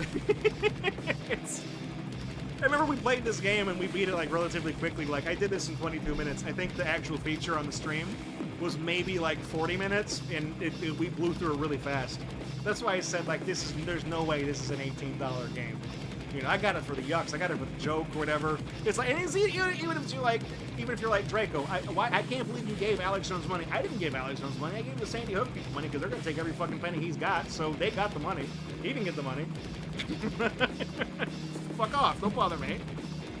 But yeah, no, it's a funny game because, like I said, it's like if this is the world that he thinks he lives in, then that sounds like a goddamn horror story itself. So. We go. Alex Jones, NWO Wars. That is one of those. Yeah, that is a $4 game, and honestly, it's one of those things where it's like, I would recommend it to you if it was one of those games that went on sale. You know what I mean? But the whole thing is that it It is on like this game released on Steam before Valve would let you pick like oddly specific prices. You could do iterations of either whole dollars or things that ended in 99 cents. So you couldn't sell something for $17.76 originally. So when this game launched on Steam, I shit you not, they put it on sale as like a $19.99 game, and it was permanently on sale for like 12.5% or something stupid like that, because they calculated the exact decimal number percentage they would have to put it on sale to make it appear as 1776 on Steam system, because that's Alex Jones's whole fucking shtick.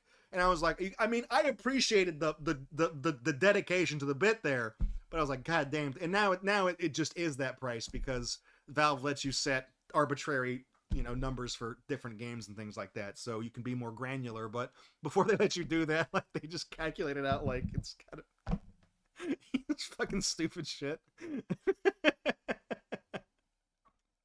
And all right, well, that was Alex Jones NWO Wars. All right, let's go back to talking time. We got one more game. We're going to take another break after this. We got one more game coming up, and then we're going to get into our... What's after this? I want to say we're doing challenges after this intermission coming up after this next game. So we are a little bit behind schedule. That's okay. We'll catch up whenever we get to do our challenges and all that. All right, so here we go. We got one more game coming up in this leg of the marathon before we get into the next intermission and take a break. It's already been another 4 hours. I honestly can't really believe that. That's ridiculous. This day has gone by so fast. So we're getting close towards the end of the marathon. So I implore you guys, if you want to help out, this money goes towards a great cause. You go to gator.co/extralife. We are raising money for Driscoll Children's Hospital in Corpus Christi, Texas. That's my hometown. This is the 13th one of these marathons we've done. If you've just tuned in after the Alex Jones game, thank you. I hope you enjoyed it. I don't know.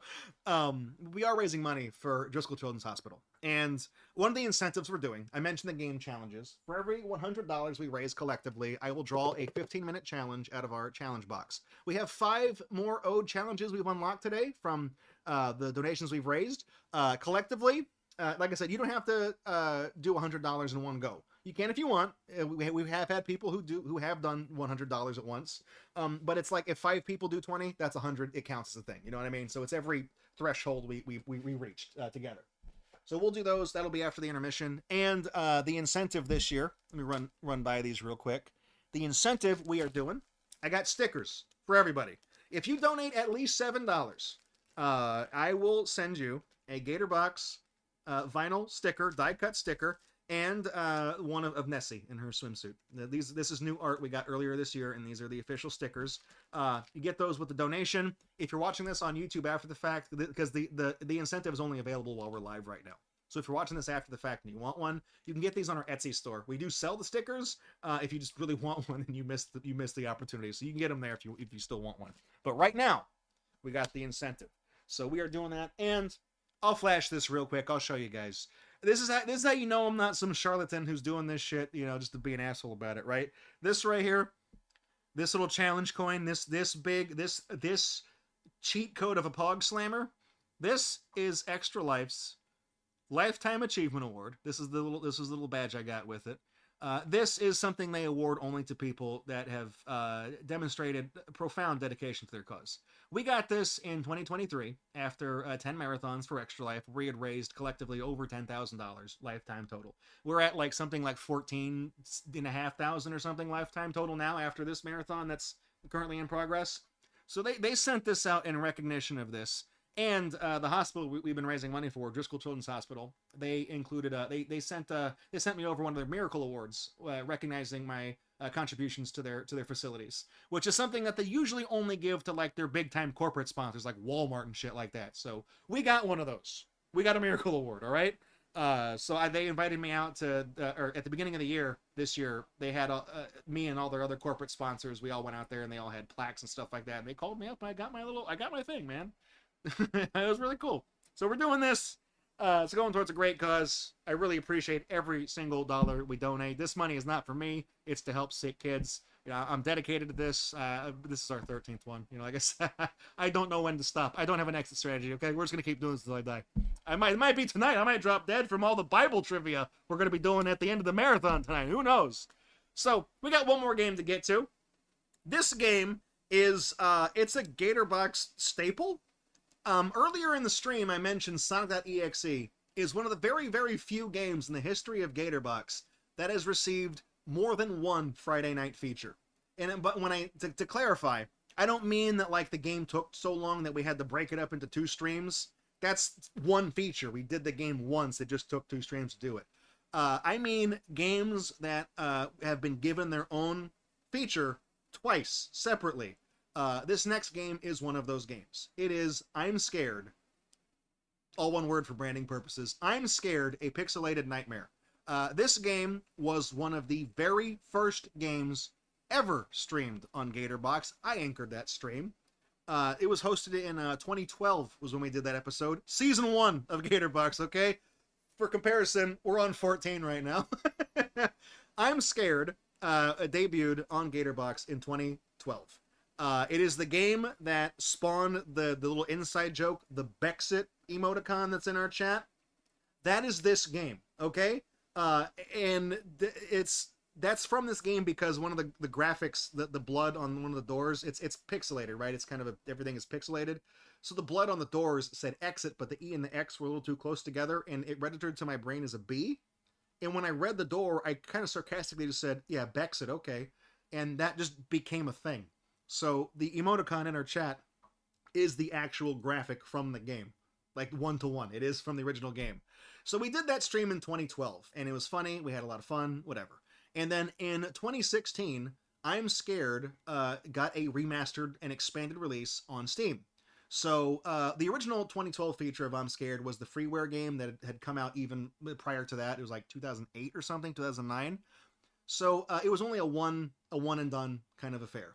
The Steam version of I'm Scared contains the entirety of the original game and then 2 unlockable extra chapters that kind of expand upon, and not necessarily stories about the monster from the first chapter, it's just stories in the same universe as you know what I mean? Like it happens in the same world, I guess. So I'm Scared, we're only going to be playing chapter 1 because that's the one that was featured on Gatorbox. When we did the double feature, we did actually play through all 3 chapters. So the I'm Scared playlist has 4 parts. It's got the 2012 stream and then the 2016 stream of chapters 1, 2, and 3. So you can go back and see that. So we are going to play through just the first chapter here for old time's sake. And since we're doing the horror games on Extra Life this year, this is I'm Scared's Extra Life debut. So this is one of the games making its first ever appearance in a marathon. So get those Bexit emotes ready in chat. We're going to get scared, okay?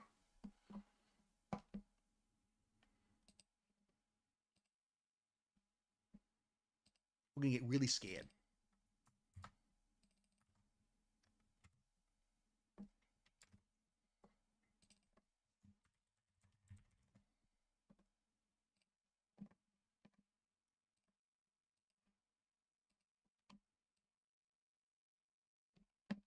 Oh shit.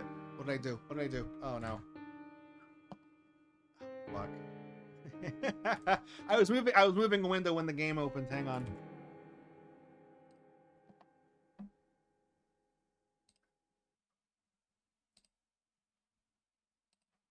I was moving my OBS window when the game launched and it where'd my live split go? Uh-oh. There it is. Okay.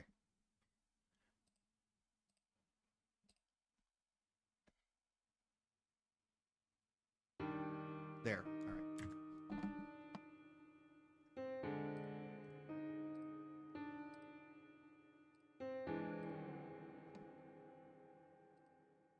All right. So we are on let me see here. It thinks we're on I did a rehearsal, so we're on the 2nd chapter. Is there a way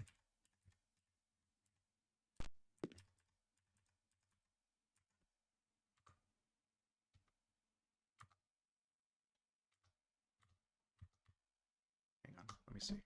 Can I?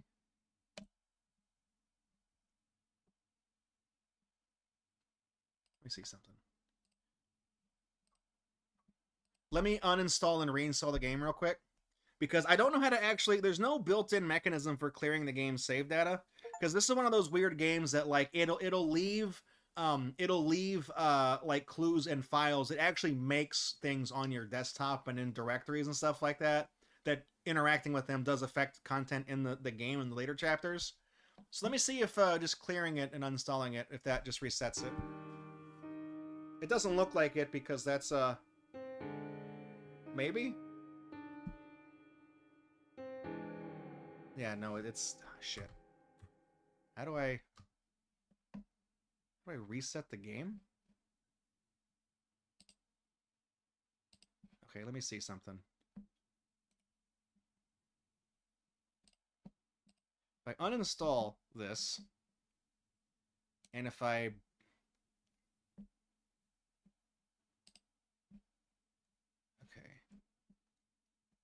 updates, customization, there's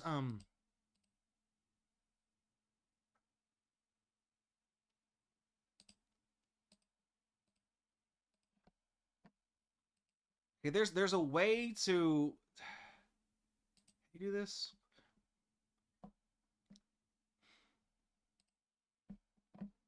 I could have sworn if you just uninstalled it and reinstalled it, it would just reset the game. I don't know actually how to do that. Whoops.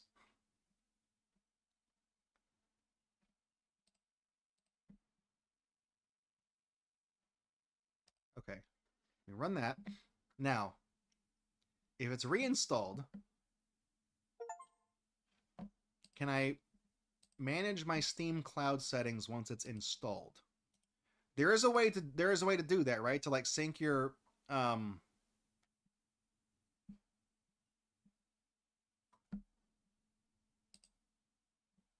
hang on, let me see.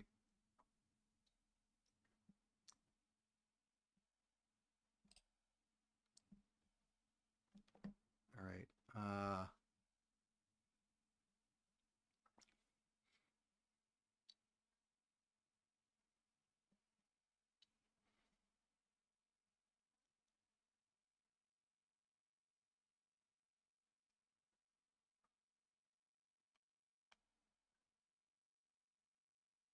Okay, I think. Okay, let me get to my. I didn't realize this was so involved. Give me a second. I actually have to manually reset the progress in this game. We go to here. It's in like program files, Steam apps, common. I'm scared. White.ini. Okay, so if I set this to zone, I need to right zone. Okay, let me see.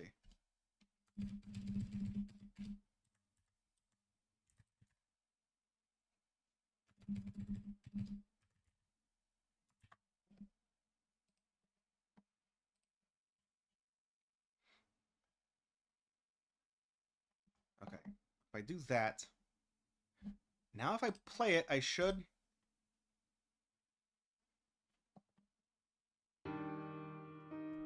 It should put me on the normal desktop, right? The normal title screen? No. Okay, if I do this, does it...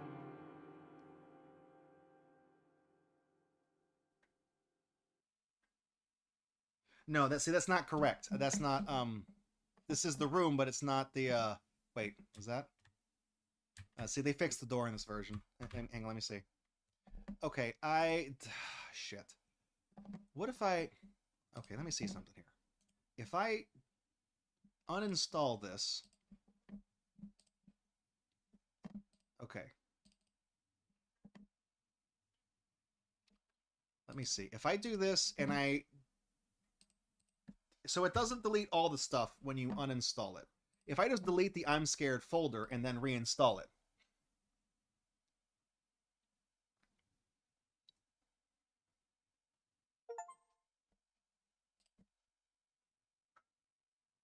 Okay, that should be it. All right, so this Yes, this is fine. So this is the tutorial. This is giving you a heads up. When this, oh shit, I'm not streaming to. Oh my god, really, fan? Damn it. Well, thank you for catching that, Fanjamon. When the stream blipped, it kicked me off the retro cat. So ever since that blip, we haven't had a category. God damn it. No wonder why. No wonder why people are tuned out. Shit. Give me a second. All right, let me run through this as I fix the category. This they're telling you right now, if you read this stuff, back when this game was made, this was one of the first games to do the breaking the fourth wall kind of thing that this game does. And shit, it also messed up my.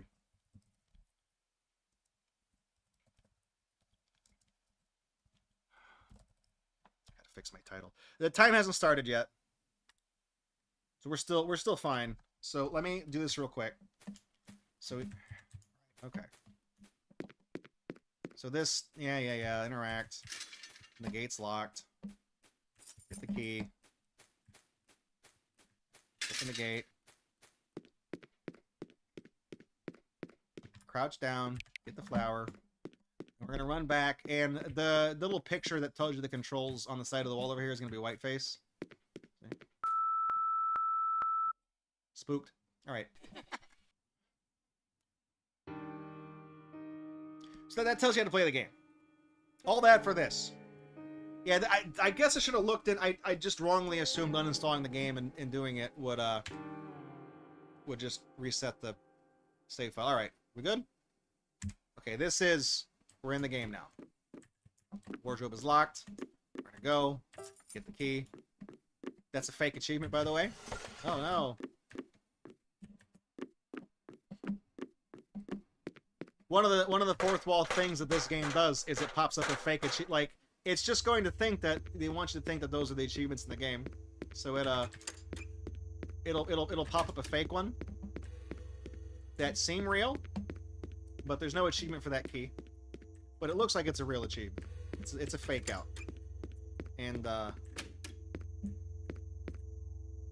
oh, you spooked?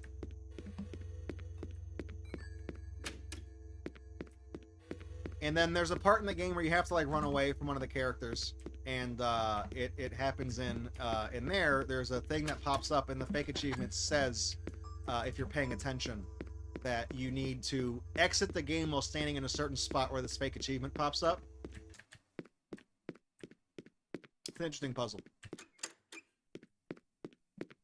It's this next one. Wait, is it? Did I do it wrong? Yeah, the door's locked. That door's locked.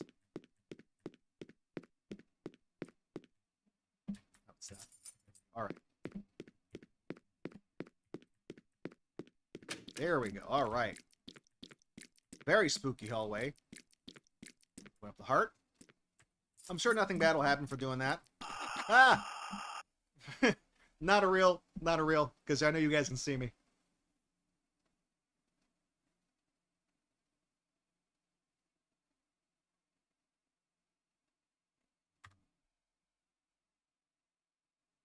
So that's a fake crash.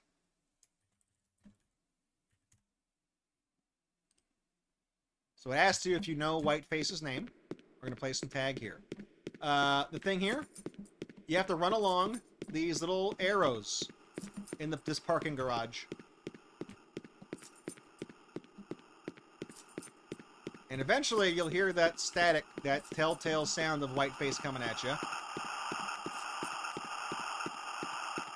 That echoing sound, that's Whiteface. As long as you're moving and giving him, her, them a very wide berth, they can't get you.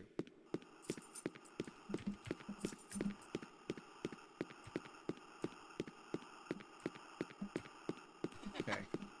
We're gonna risk it here. So we are really... I doubled back the wrong way. So if I do get caught... Alright. Okay, good. So, there's a bloody arrow on the ground pointing back to right here. That, when you hear that bell for touching all the things, this opens up. You can go in here. That unlocks. Now we are out here. The draw distance is this bad. That's the way the game is meant to look. You're not going to scare me. I ain't afraid.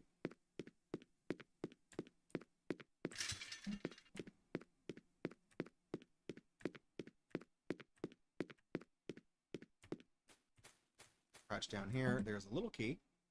There we go.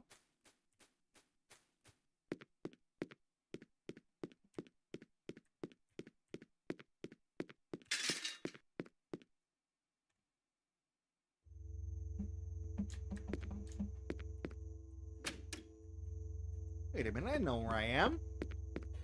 This is the beginning of the game, and the picture's not bloody anymore. Maybe I can leave. Maybe I can go through the Bexit. That's not Sans. That's not Sans Undertale.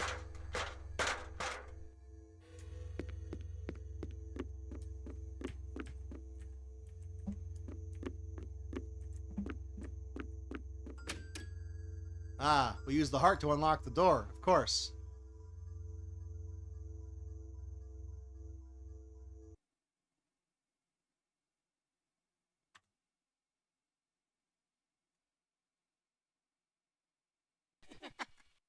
The game didn't close. It minimized.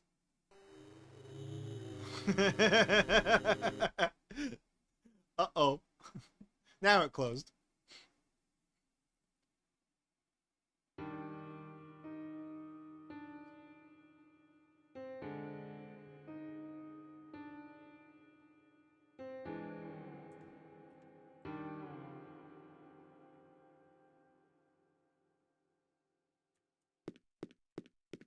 Strange. Got the tongs.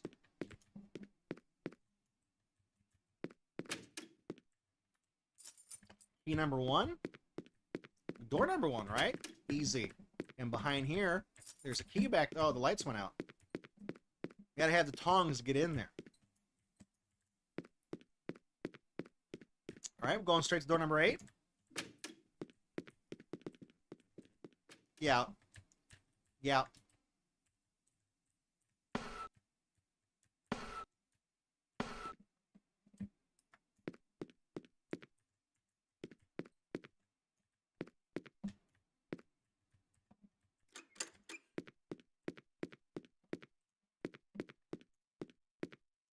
I'm not afraid.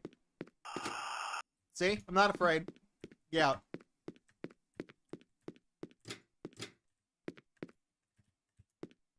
That. See? Look, daylight again. Key number 7. We're so in there. Ah, they said the name of the game. They did it. They totally did it.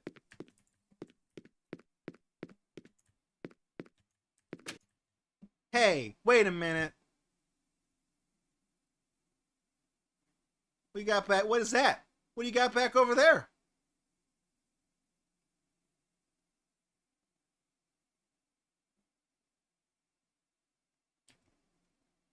You stay back. No, I'm not. I'm not looking. I'm not looking. I'm not looking. I'm not. I ain't. I ain't scared. Oh, you know you're not scared. Well, I ain't scared.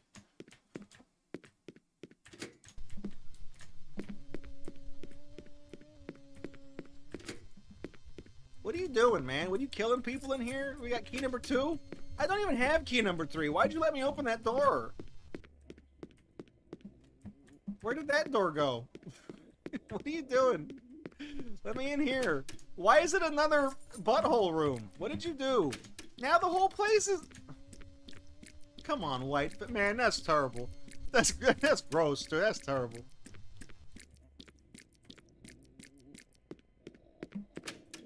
I'm getting out of here. We're leaving. I'm leaving. I'm getting my clothes. I'm leaving.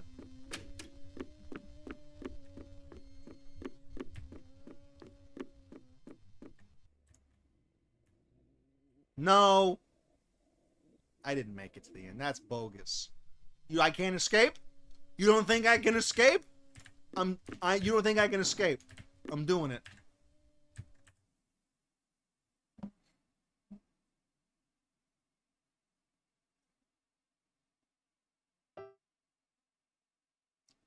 So see, that's time on chapter 1 of I'm Scared. So it tells you I have a lot of names. One of them is her. So so this is where the original the original adventure ends from the 2012 version that we did on Gatorbox. And then when you play this, when you start the game up and you're not in the middle of a chapter, the game will ask you what Whiteface's name is, what the character's name is. And if you answer, I mean, obviously the first time it's Whiteface because the game tells you that. And then now it tells you, since you've beaten this, it's her. And if you type that in, then it starts the second chapter that I was stuck on that I couldn't get to not be on because I was in the middle of that chapter because by putting that in, it starts it. So I couldn't restart the game, which is that whole shit we did earlier a few minutes ago, 8 minutes ago when I couldn't get the game to start right. So yeah, that's where the first I'm Scared ended. I remember figuring it out for the first time 14 years ago when I was a young up and coming streamer. I wasn't even, in my 20s, right? Barely, still kind of. So that's I'm Scared. And it goes on. Her is a difficult chapter. That's the one that has like the fake achievements that I told you about earlier.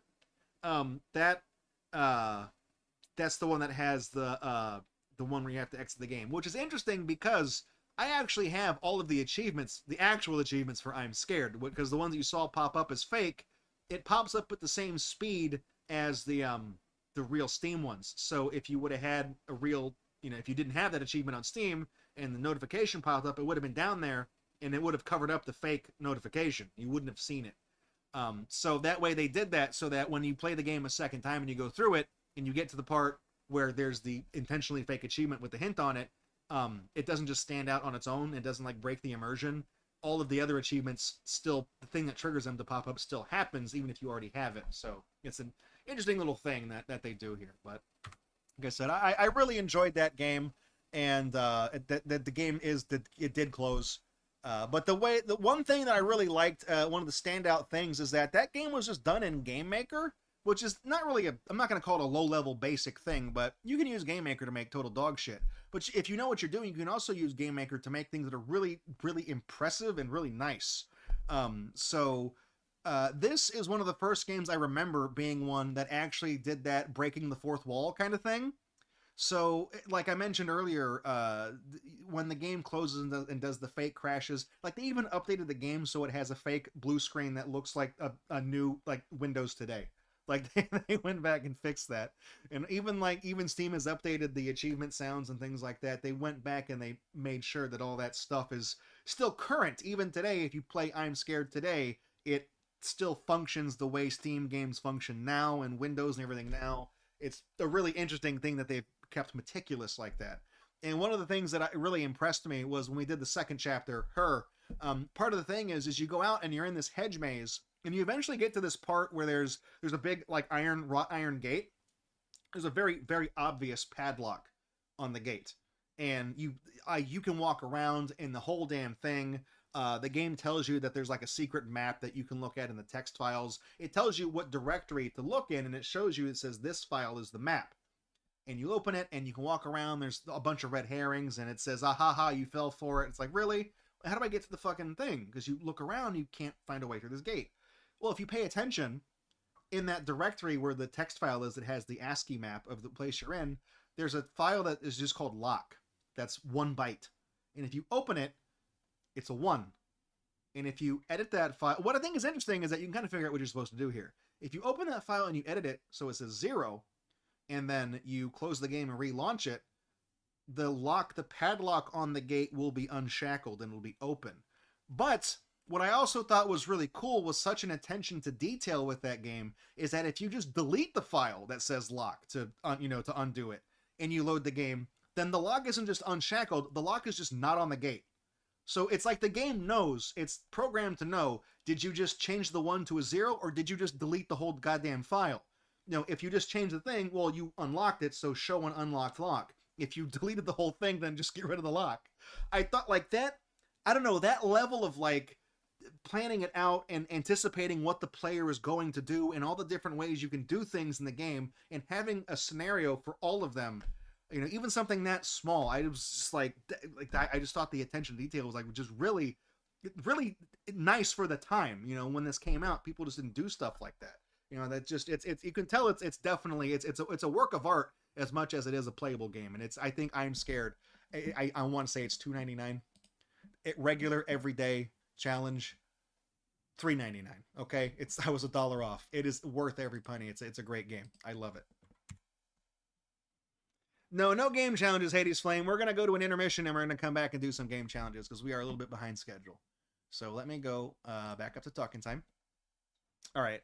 So we're gonna go where are we at on the schedule? We're supposed to have started the game challenges at 6:30, so that should have started right now. So we are a little bit behind schedule. So I tell you what, we're not gonna take a full intermission. Let's take 15. I still gotta juice up. I gotta get something to drink, and I gotta recharge, unwind, stretch, all that stuff. I ate a bunch of McDonald's at the start of this leg of the marathon, so I'm not doing so hot. So we're gonna be right back. That's the McDonald's. When we come back, we are going to get into our game challenges. We're getting close to the end of the marathon here, so we got those last minute donations coming in. We are at $1,000. Let me reload to make sure I'm not lying to you guys. Yes, we are at $999.68 for the marathon right now. So I'll call it 1,000 because the game the overlay calls it 1,000. So I owe you guys 5 more game challenges when we come back. So we're gonna start doing those, and they're gonna start happening fast. Because if I start winning them, we're gonna get through it really quickly. If you want to see some more game challenges, get those donations in. Let's rock that donation box that goes towards a fantastic cause. If you've already donated, tell one of your friends to come donate. Let's pass that collection plate around, because coming up after the challenges, we're doing Bible Buffet. You don't want to miss that. That's our second biggest draw of the marathon. So we're kind of messing up the schedule a little bit here. You can donate during Bible Buffet, but the cutoff for challenges will be when we do our last challenge. I will have a forever hold your peace thing before we start Bible Buffet, because we're gonna ride this out with Bible Buffet, and I do not know how long it's going to take. So I've never done this before. No one has ever done Bible Buffets run like this before. This is completely uncharted territory for literally a world premiere, okay? I don't mean to Game Awards you with that one, but that's what it is. So we'll be right back in 15, and when we come back, we're going to have some challenges.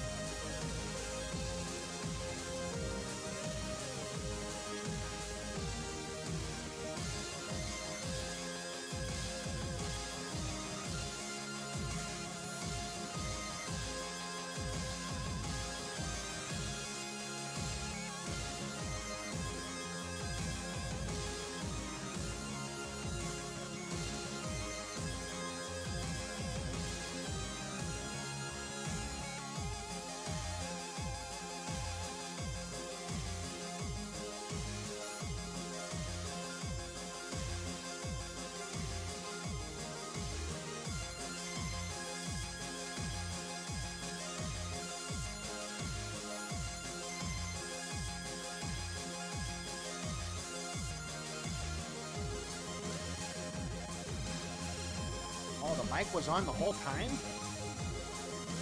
Whoops. Oh, the camera's on the whole time, huh? All right, hang on. Let me get this thing. There we go. All right. And if I fade it back in, there we go. All right, yo. We are rocking and rolling. We are in the last little leg of our Extra Life Marathon. Welcome back, everybody. We got 2 things left on the schedule until we roll the credits and we wind this down. When we do our final tabulations, then roll the credits, and all that we say our goodbyes and our parting words, and we feel good for what we did for the year, until next year, and then we we donate again, right? All right, so real talk though. Welcome back. We're back from our last intermission.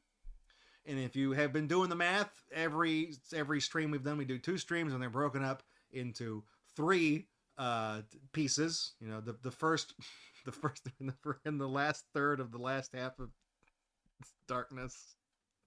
Anyways, we've had 6 of them. We had 3 yesterday and 3 today. And every time we come back from break, this motherfucker next to me, not her, has had one of my medals on increasingly every time. But I know that in lieu of a 6th medal, I received the Lifetime Achievement Award one year. So smart ass. That's my fucking cast badge from BattleBots. That's not even a medal. Okay, fine. You win. You win, okay? I concede. I concede. Asshole. Anyways, welcome back to the stream. We're getting ready to do some game game challenges. So let me see if we had any donations coming. In the intermission we did, yeah, we definitely did. We had Magic Beans wants to see. Magic Beans, okay, Magic Beans knows what part of the marathon we are getting into. Magic Beans has donated 300. That's a 3 and 2 zeros, and then 2 more zeros if you count the cents after the decimal, of which there are none. $300. And he says, donating toward the, quote, make Draco suffer through more challenges, end quote, fund. Guys, it works, okay? And I believe, does that put Magic Beans in the lead as the current big-time donator? Because I know Just LSD was at like 200 or something. I think Magic Beans has dethroned them, because Magic Beans also donated earlier in the marathon. And that was, let me see, that was 300, and then there's 137.81, so we're at 437.81, and a 31, so 467.81. Yeah, he's definitely in the lead right now by a pretty big margin. That's, yeah, big time beans, that's right. Show me the beans. I ain't talking about those kitty cat paws. What about Magic Beans? That's what I'm talking about. So, if I do the math, we are at, let's just call it $1,300, okay? Because we're actually at $1,299.68, but who's counting those pennies, right? Apparently nobody is now. So, let me put this down. All right, so I owe you guys 13 game challenges, and I've done 5 of them. So, we got a difference of 8. So, we're going to start on those. Now, here's the way this works. In case you're just now tuning in, because I know we just came back from break. I know people are they caught the time countdown, and I'll come back in 10 minutes, right? So, the way this works, Magic Beans donated $300, and that's 3 more challenges. Factor it out, that's $100 per challenge. Now, you do not have to donate $100 all in one go to do a challenge. It's if we collectively get there. So, like I said, we're at $1,300 right now.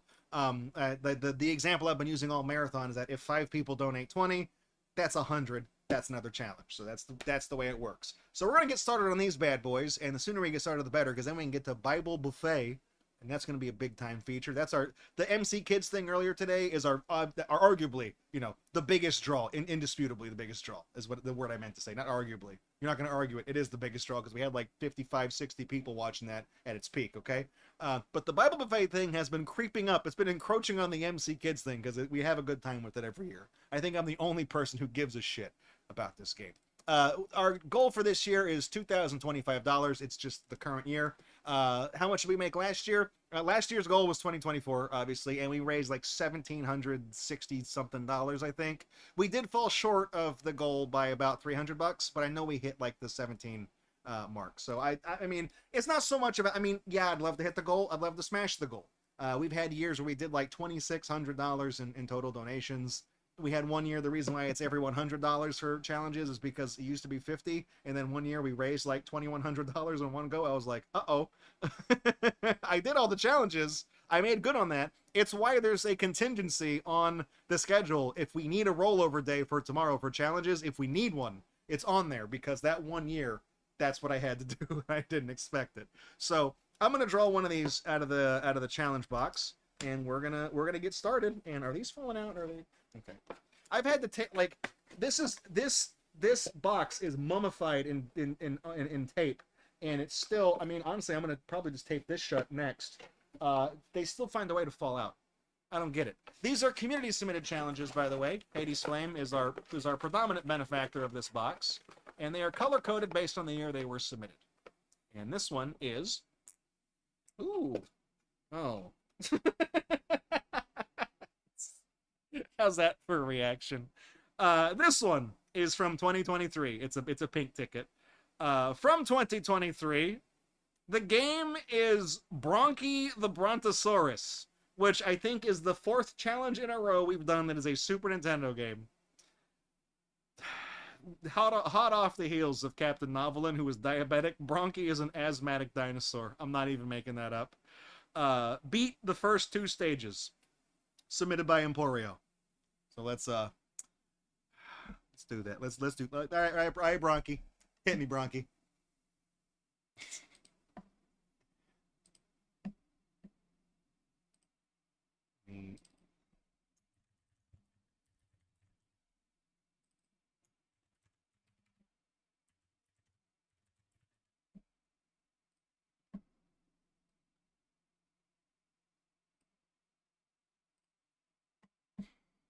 I know for a fact, I'm not even going to check. I know I do not have this game in my ROMs folder ahead of time. I don't, not even as a joke. Think you can get it inside mine?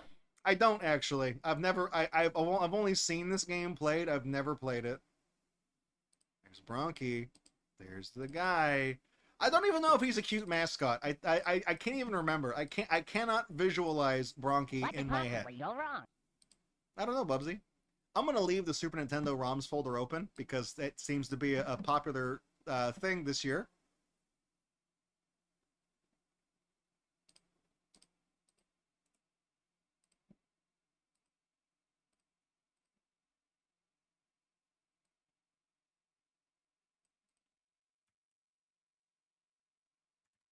All right.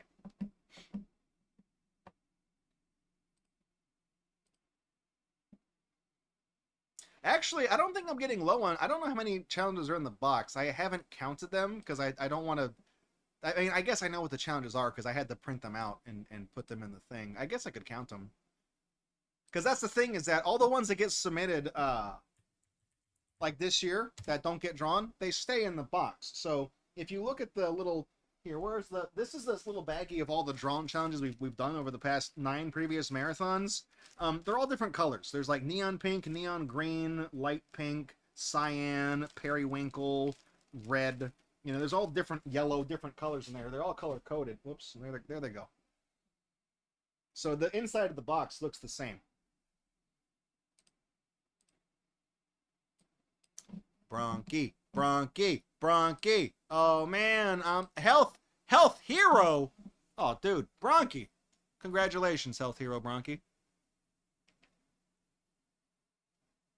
Wave Quest. Was that like Sword Quest but worse? Bronchi and Trachea, really? Adventures can help you learn important things about asthma, but please remember this game does not tell you how you should take care of your own asthma. That's what your doctor's job is. Okay, I kind of like him. He's cool looking. I like his buddy. Is that Trachea back there? I like him. Okay?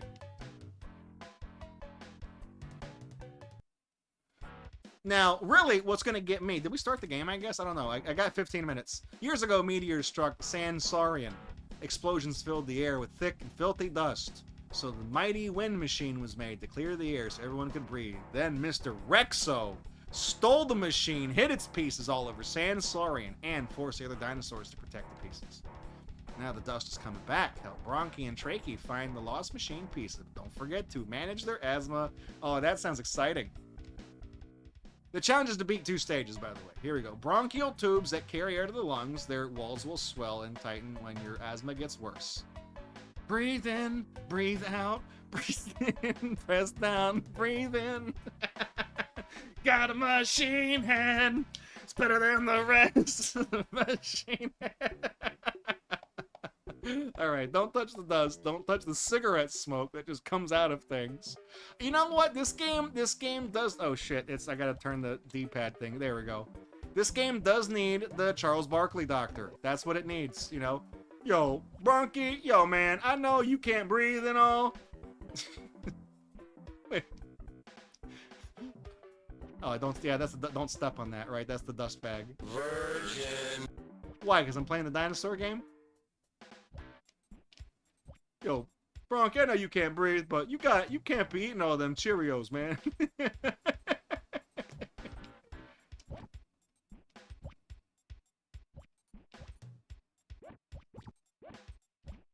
Is that my health? I'm picking up little lungs for health? That's weird.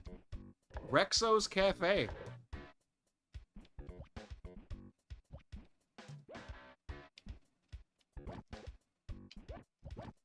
Maybe that's health. What am I standing on?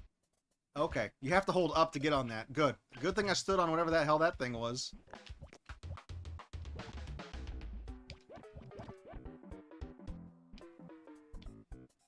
Bronchial tubes are passageways that carry air. Small air sacs, and so they large muscles in the brain. Your brain ain't got no muscles. That's right. There we go. All right. Well, thanks for pitching me over to the damn... Can I get that? Let's get my RX. There we go. Have to manage our... Remember, we got to manage our asthma, otherwise we'll die. Bronchi will literally die. Okay?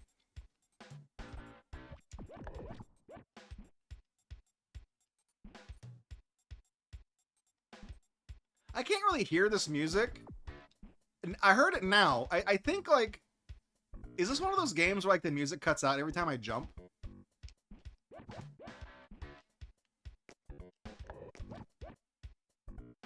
Who is this smug asshole up on top of this roof? Who is this guy? What happens when your asthma gets worse? Muscle bands tighten around the bronchial tubes. All of these. I have more mucus in my lungs than my all of those? Okay, good. None of them sound good. What is that?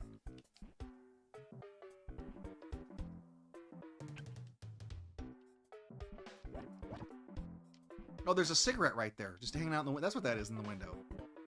I couldn't even tell. The music, I mean, I've got the music turned up pretty high. Is it?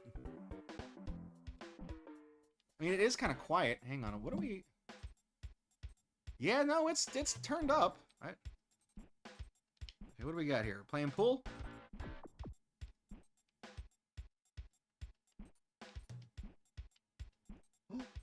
No, don't touch that, Bronchi. Don't say no to drugs. What am I doing? Okay, what? Oh, we beat the level. Okay, good.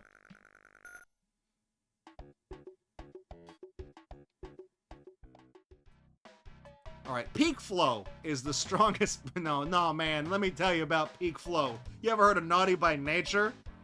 That's peak flow. I don't know what the fuck you're talking about, dinosaur. If your peak flow goes into the red zone or below half your usual best.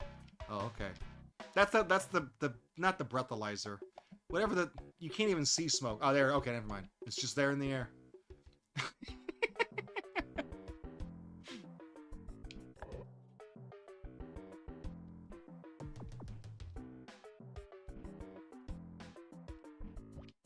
Oh, that's a moving platform.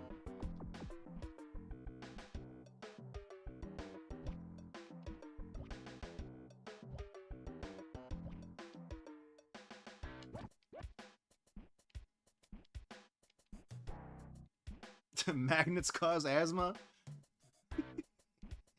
I'm glad you got the reference.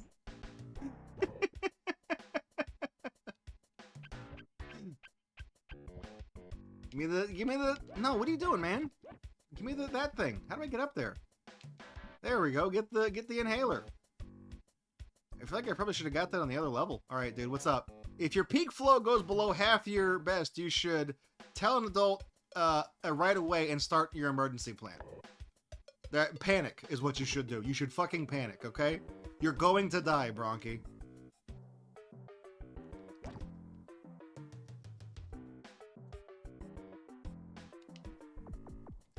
Is Bronchi woke? Is he DEI? That's real talk, okay? Because I know Bronchi is that we. Peak flow measures your strongest breath. There you go. Yeah, that one. This one. That. What am I? Okay, yeah. Because that's the thing, right? You know how people are like, oh, this is fucking woke because all the characters are ugly and disabled and blah, blah, blah. But you know that stupid shit that people say? Does Bronchi count because he's like, he's an asthmatic dinosaur? He's like special snowflake shit? I don't think that's it. I'm framing this in a humorous way, but it is an honest question. Does Bronchi count as woke? Is he 90s woke? Is that a thing? Does that exist?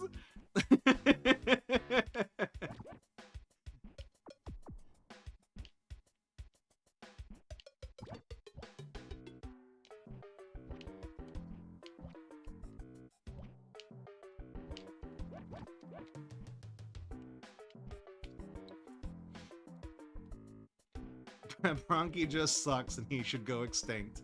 Well, he is a dinosaur, Hades Flame, so I have good news for you.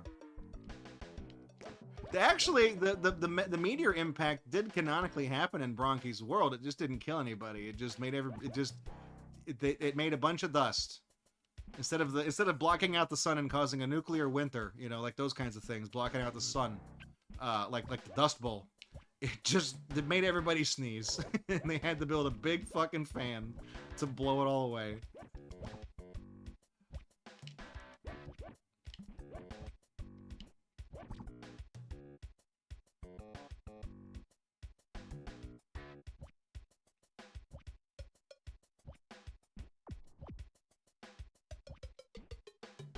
Hang on, what is this? Rexo Cola?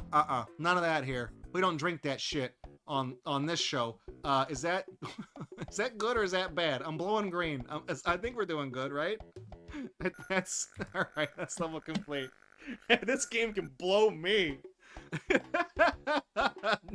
Hang on. Does that say no triggers? I think Bronchi is woke. Okay.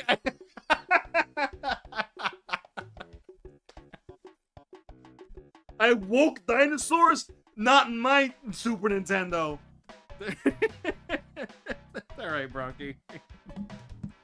Whatever, dude. That's a win. I'm 3-3 right now, alright? Let's get another one of these bad boys rolls. Let's get another one of these Bronchi the stupid dinosaur things. Alright. The good news is we got Bronchi on screen telling you how to take a fat rip, whatever it is he's doing. We got a donation from Emporio for $31, and he says that's just 13 backwards. Life hack. You want to donate about 2.5 times as much more money to Extra Life as you are normally? Take those numbers and flip them around. Boom, that's a multiplier, baby. That's how that works. That's math. All right, thank you for the 31, Emporio. I appreciate it. That brings us to 1330 and 68, so that thing up top is going to say 1331, which will also be a weird palindromic number. It'd be 1331. That's also math, okay?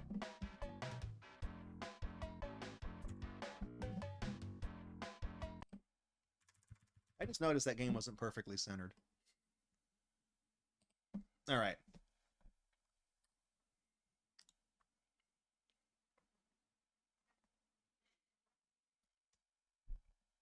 This is what I need. Time to draw another challenge. I need to tape the bottom of it. I didn't think to do that. Like, I know I keep mummifying this in tape. I want to hang on to this as a relic of every marathon we've ever done, even though it has gotten in progressively worse shape year after year. I need just to tape the bottom so that this part like flips open like that, and it doesn't. You know what I mean? There's a system, okay? I see a system. All right.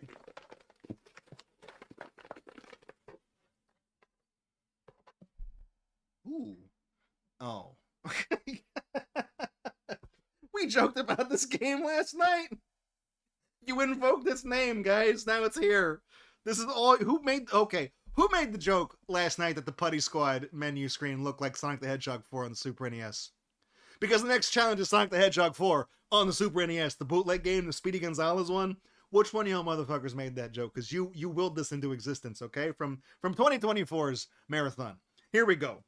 Submitted by Mr. Hades Flame. The challenge is to defeat the squirrel who stole your ball jump attack. And I am just going to hope to God that that makes some semblance of sense whenever we get to this game. Good thing I just left the emulator open. I had a feeling it was going to be another Super Nintendo game. All right. I don't think I closed it. Whoops. I don't think I have Sonic 4 in this. Is that even in the...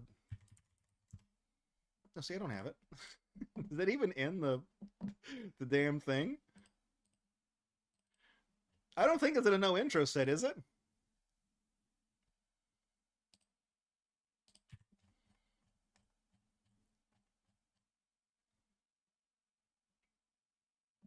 No, it's not. Ah, shit. Is there a section for unlicensed games? No, motherfucker. I gotta go download this real quick. Whoops. You may have You may have sent me the file. It might be in my Dropbox if I have it. Then I might be in the emulation folder. So I know you would have sent me these things to go with. No, that's the Sonic 3 prototype. That's Sonic 3D Blast Director's Cut. Okay, I don't think I have it. Let me grab it real quick.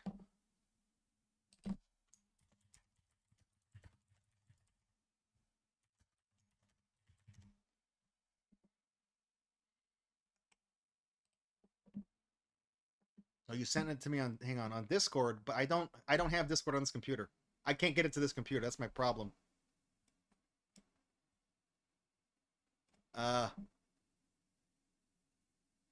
Sir.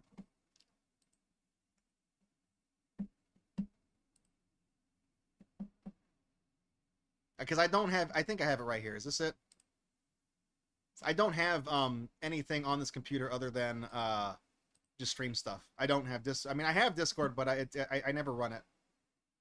Okay. I got it. Hang on.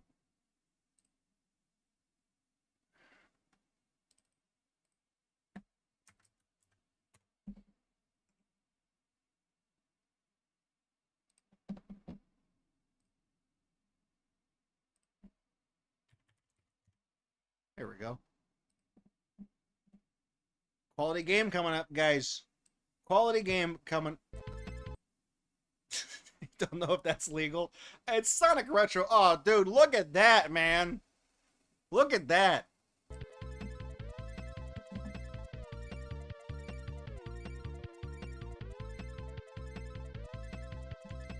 Look at how...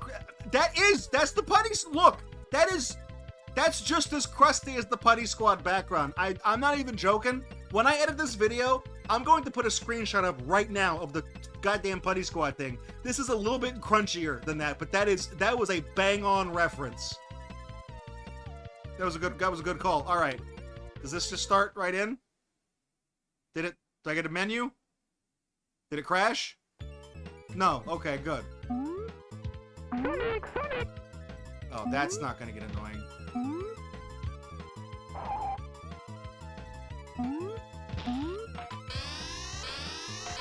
That was Tails. There he was.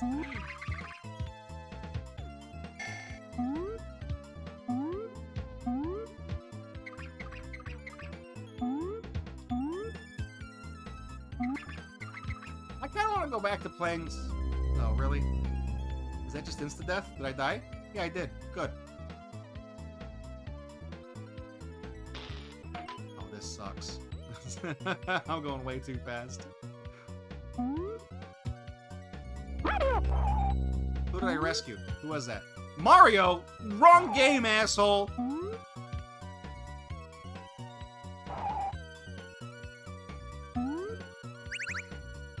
So you just have to get...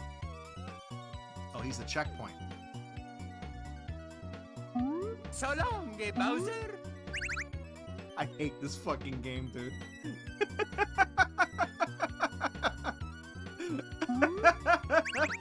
What the fuck? Oh, damn it!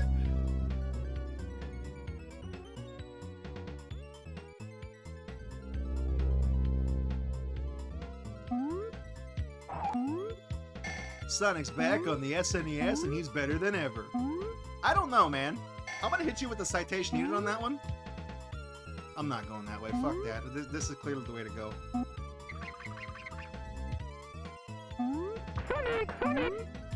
He's gonna go even faster? Dude, that's not gonna be good.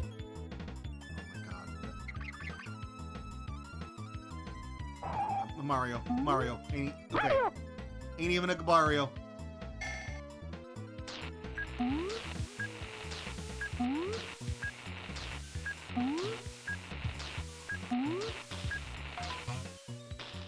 Well, I do have a health meter.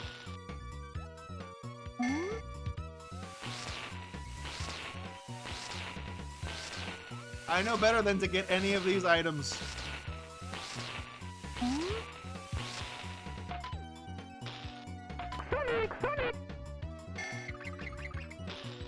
My favorite thing about I saw Mario. Hang on. He's up here. He's up. I'm gonna get him. Oh, Mario!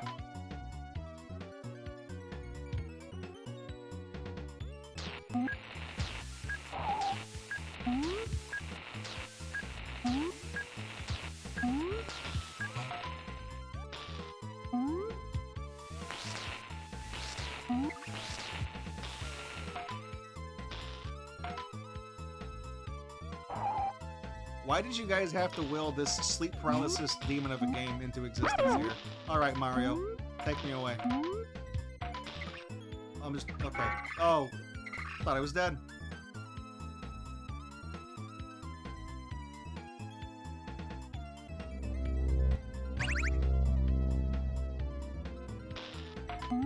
The best games are the one that have hazards that you are going way too fast to react to.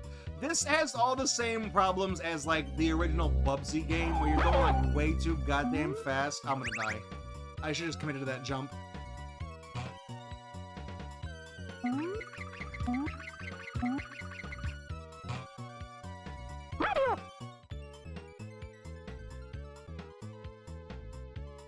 Is that... who is that? What OC is that? Oh, no! Oh, I don't like that sound.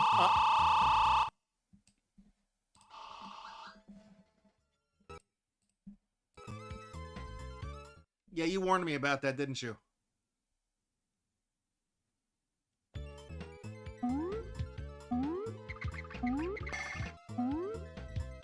Mario, but no Tails. Tails is on the title screen. He should be in this game. Where is he? Oh, you didn't even warn me about that jump, dude. Oh, good. So I guess it's only in the first stage they warn you about this shit?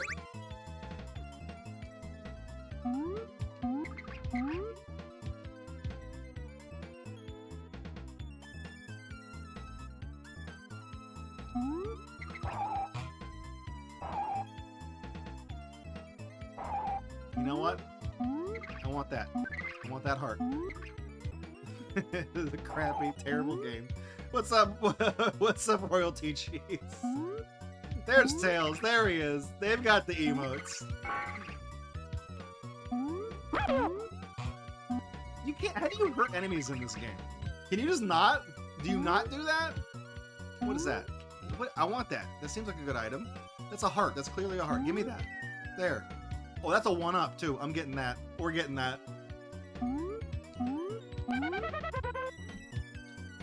Is it racist when it's Sonic?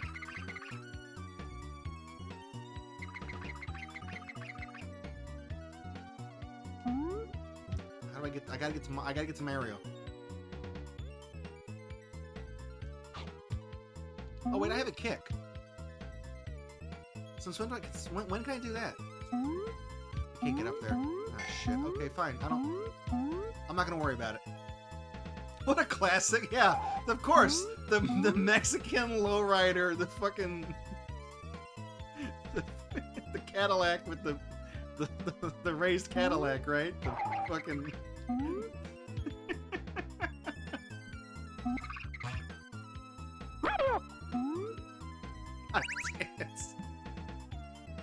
Hey, vato.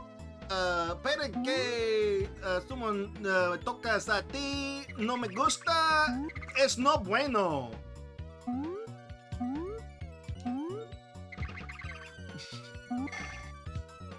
It's kind of correct in a broken Spanish kind of way, I think.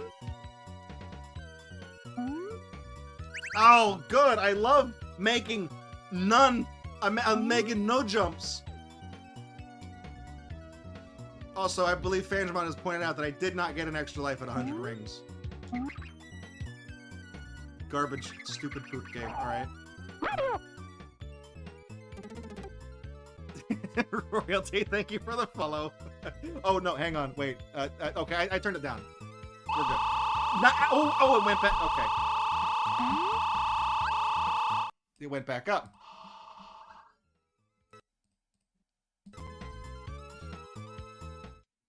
Where's the squirrel? Do I fight the squirrel now?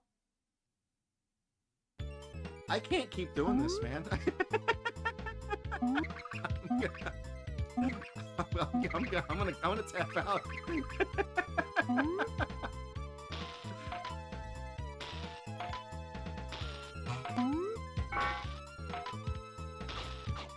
Yeah.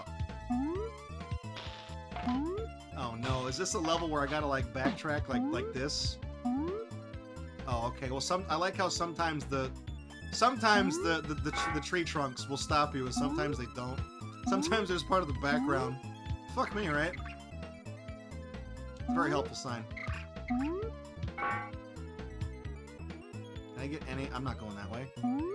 That's very obviously not the right way to go. Get out of here, bird.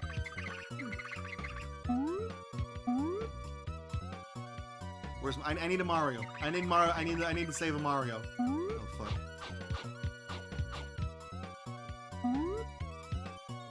Oh. Okay. I'm not going fast enough to do this. I don't think that's Supersonic. I think that's regular Sonic with an incorrect color palette applied.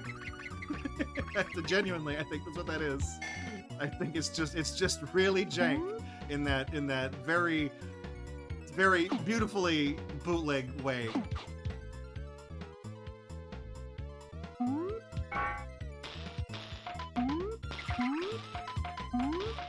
God damn it.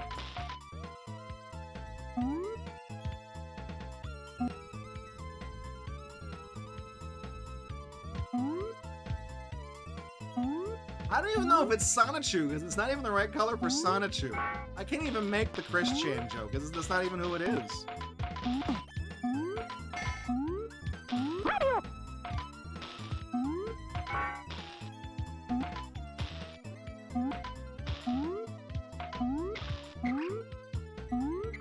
So, are we going... Do I just jump this way? Are we going that way?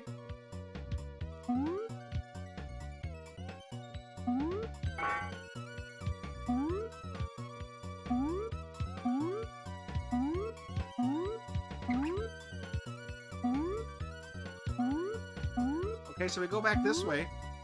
Where? Where? What? Do I go... No? What?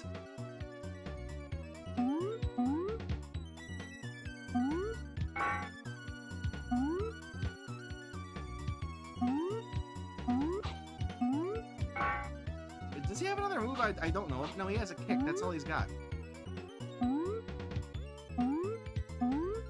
Mario, where do I go? Mario, help me.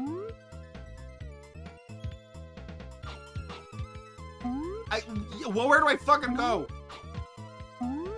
Okay, do I go... Wait, I can make this jump. Hang on.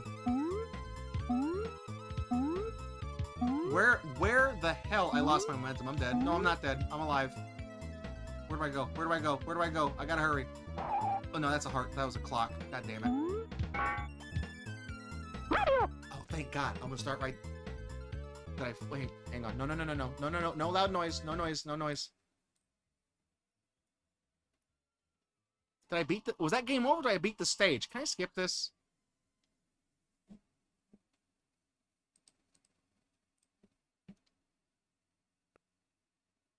Was that the... Did I beat the stage with... Oh my God, I beat the stage with 1 second left? No shit. That is probably somebody's furry waifu daddy. That definitely is. How do I even attack this guy? He just showed up and just hit me. Can I... Okay, I can jump to this.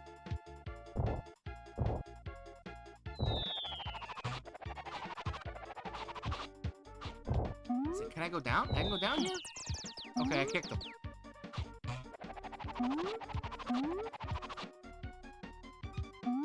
I'm gonna hit. No air coins. Okay, there we go. Where'd he go?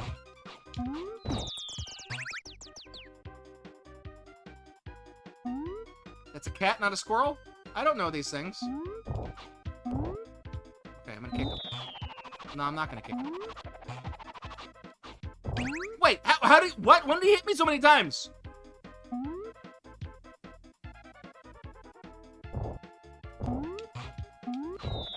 Can I not kick him when he's first coming into the stage? Can I not hit him? I kick him and I get stuck in his hitbox. There better be a continue. Okay, good. Save, Mario. Yeah, Mario, save me. Even though you're not on the title screen anywhere in this game. I knew they were going to do that. I knew they were going to do that. Motherfucker. Okay, well, that's a fail. They put me back on stage 1 of whatever this world is. So it took me 12 and a half minutes to get to the bus. I can't make it.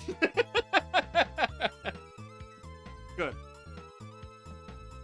I ain't even mad, okay? I ain't even mad. I ain't even mad. Stupid fucking game. Yeah, no, I did damage him. I kicked him a couple of times, and he got, like, it made the birdie sound, and stars appeared above his head. So I assume he is weak to that. I just, I just... What happened is that, like, foolishly, I tried to kick him as soon as he hopped into the stage. I don't think you can do that, because I just damaged him when he touched me.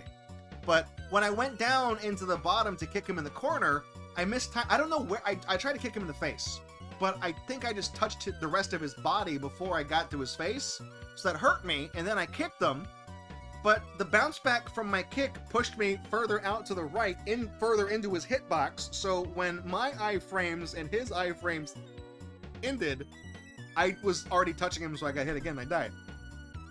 I don't know. Is that...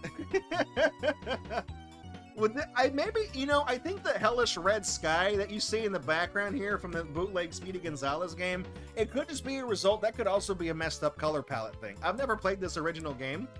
I gotta be honest, I'm not a really big Looney Tunes guy. I have played Looney Tunes games. Some of them are fine. Bugs Bunny's Crazy Castle's fine. The Bugs Bunny Blow It Out Your Ass Birthday NES game, that even though the nerd did a video on that one, I think that's an alright game. But I'm not really into Speedy Gonzalez. I liked Tazmania for the Sega Genesis, kind of. I hate the Game Gear Taz, but Taz for the Atari 2600 is a fantastic game. I like that one. So I'm selective with my Looney Tunes stuff, but this is, yeah, it's just a bad palette. Something, because when Supersonic, when he runs across the score title screen, his palette is applied incorrectly, so he looks all stupid. So I think that's probably the same thing here. Alright, that's a failure. That's fine. I'll take it. Honestly, it would have been a badge of shame if I actually beat the game. Or beat the challenge I beat. Alright.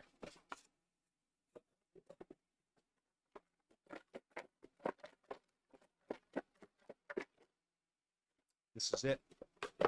This is my moment, right? We're gonna reach in. Get a good... Let's get a red... We've only had 2... We had like 22 challenges this year. Is this one? Here's one. All right. And it's not a Super NES game. The game, Brunswick Pro Circuit Bowling for the N64. Is this an Orkybork challenge? Yeah, it is. Submitted by Orkybork. Score at least 130 points. I can do that. It's just bowling. That ain't even hard. I'm great at bowling, okay? I'm a winner. I'm a winner.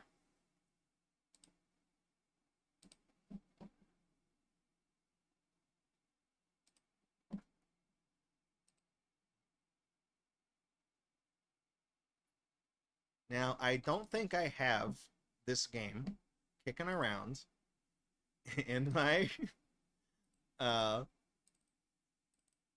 in my folder, so if you give me a second.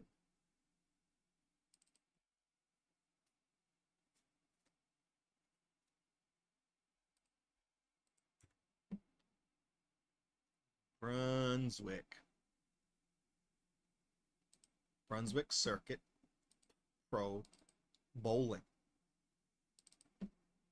We'll see. I'm going to bring that. We're going to put that here.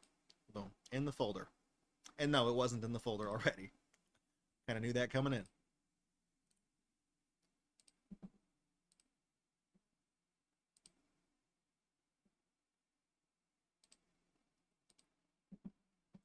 Oh, shit, that's giant. Oh, man, that's a big folder. Big window, I mean.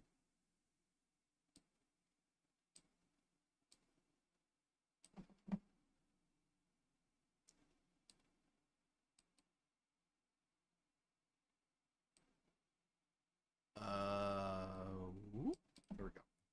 I don't know how the controller maps to this. We'll see. Ah, THQ. That's a symbol of quality right there. POV. You're playing a POV game.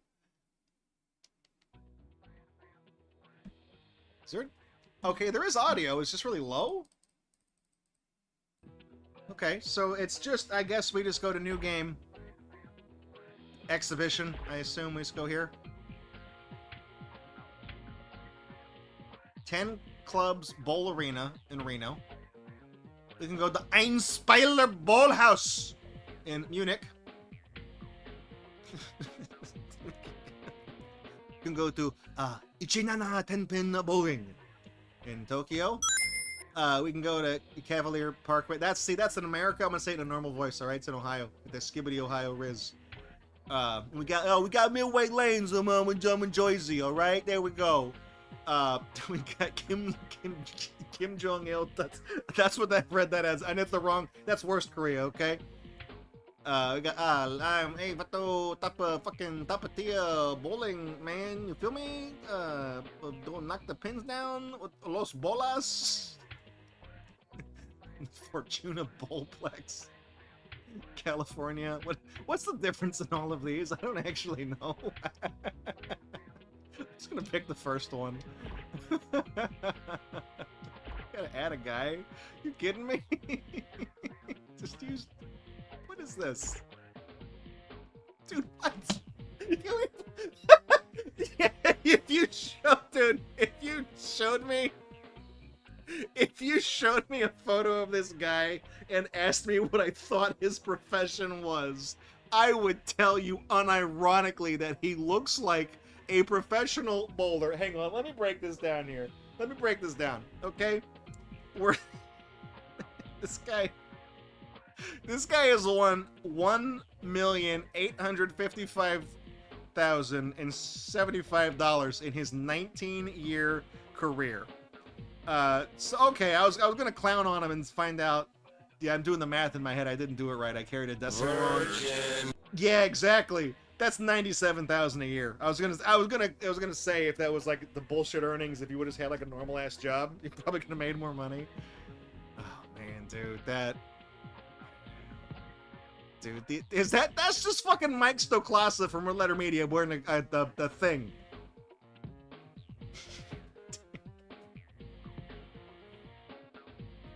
This guy's name is World Record Williams.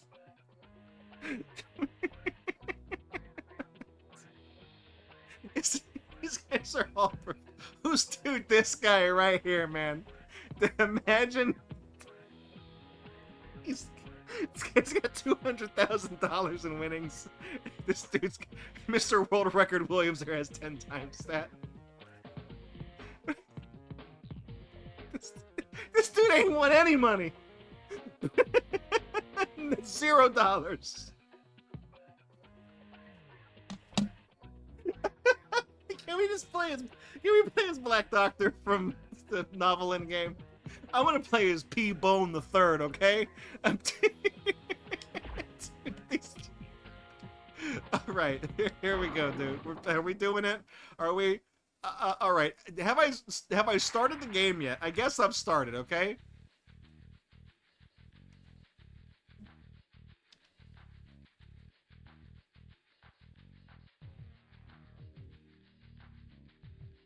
Okay, well, I didn't realize that was timed. I thought I was gonna do the...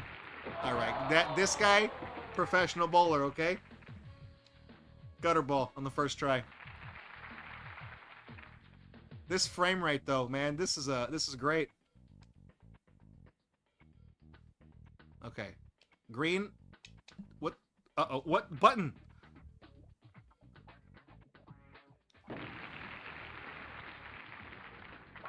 Okay, we still got some, okay? I was the same exact settings as the first throw, and somehow I hit balls that time. And hit pins, I mean. Okay, I don't know what button is the one to click. Doesn't matter. Doesn't matter.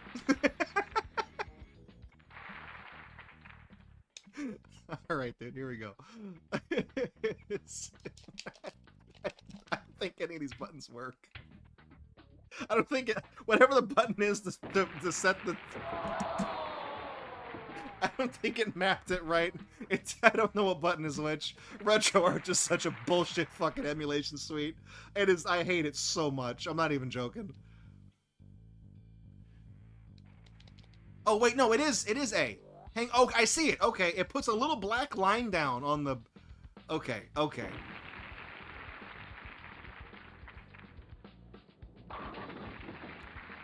That counts, okay? That counts. Watch, look. Boom. See, it puts a little dash. I thought the meter was gonna stop, you know what I mean? Like it usually does. It like stops the thing. Oh, now we got this, dude. Now we got this. I figured out bowling.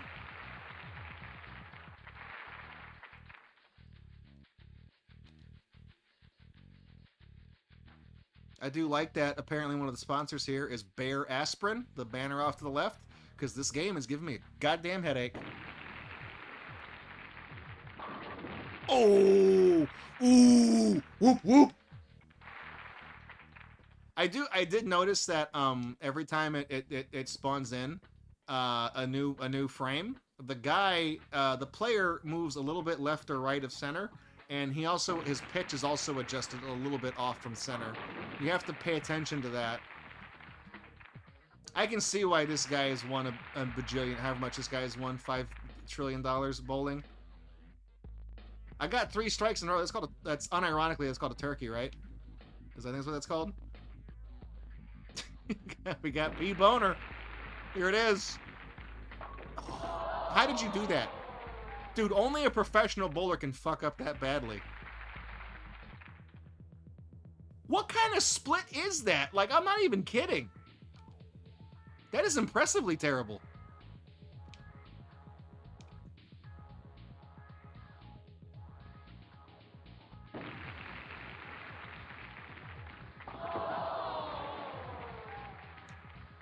What's my score at?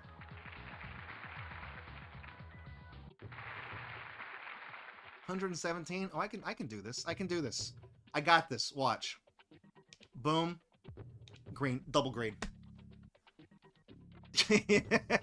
I'm a big fan of audience, not JPEG back there. Benjamin's like, I can't stand these. Oh, dude.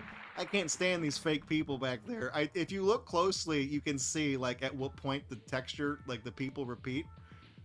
You can see, like, there's a woman who's wearing a black jacket. Oh, shit, I may have screwed that up. She's wearing a black jacket, and you can see, like, you can use her as a point of reference. Boink!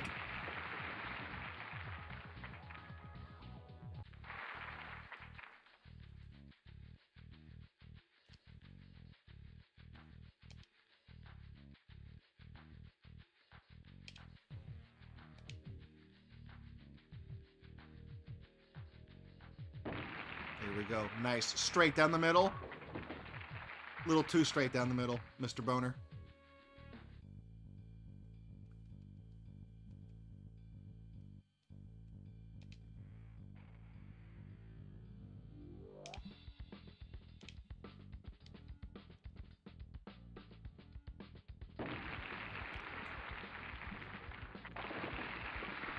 Just pretend I hit the other one, okay? The music's so... Okay, that's Okay, let's finish out this game. We got 143, so that does complete the challenge. The Magic Bean says that the background music sounds like he's on hold with his bank. It kind of does. Oh, does that count? Does it fall over? Does it fall? No, I think it only counts as 9. Because I was like, if you did that, yeah. Because if you get a spare on the final frame, do you get another frame, or is it only a strike?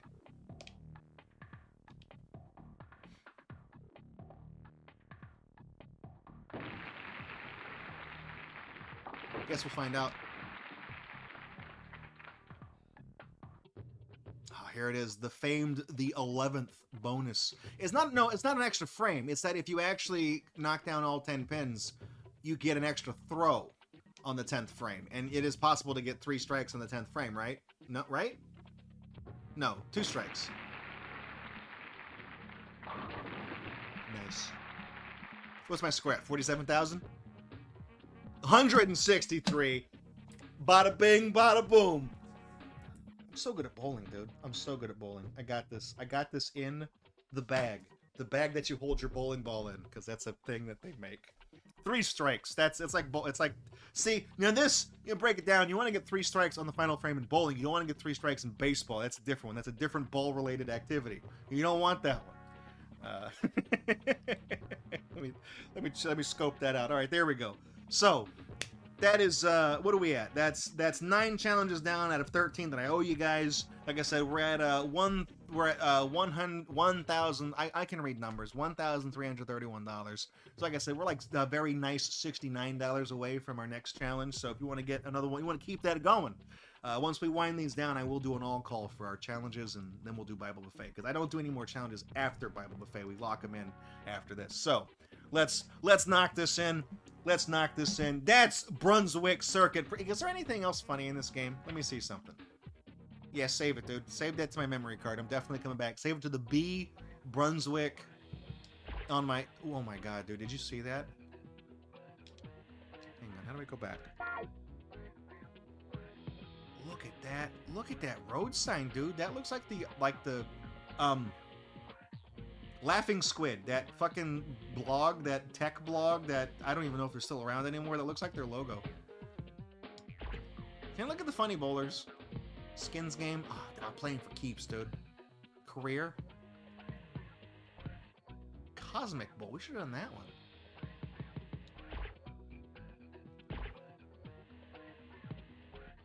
Can I? Okay. Oh, we can't edit the pros. They're perfect. Can I make my own player? Yeah, what is our create a player? Oh my god, dude. Difficulty rookie, amateur, pro, handedness. Okay, doesn't change this thing. Alright. We can make our own GoldenEye enemy here.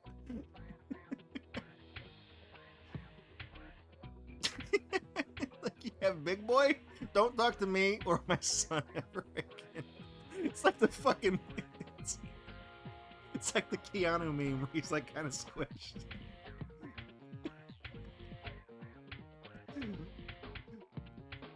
Oh, dude, we can make DSP the bowler.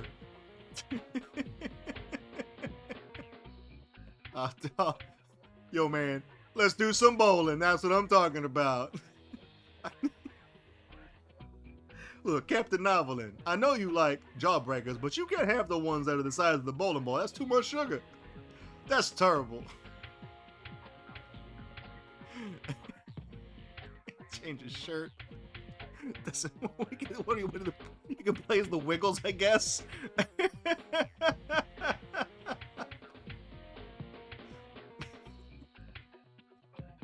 Fine, dude, here. Oh no, I didn't mean to go back. It didn't save my. Oh damn! It didn't save my guy.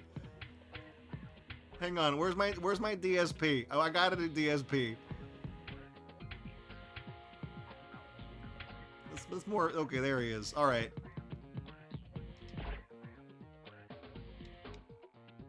It didn't let me name him.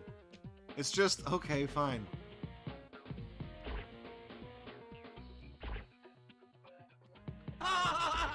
That's the guy. I want my DSP. $0 earned. That sounds about right. All right. What was you guys want to see? Cosmic Bowl? What is this? We'll check out Cosmic Bowl. Is this going to be like the neon? Oh, nice, dude. It looks like an absolute mess. This looks like a fucking. It's just the colors that load if you tilt the cartridge.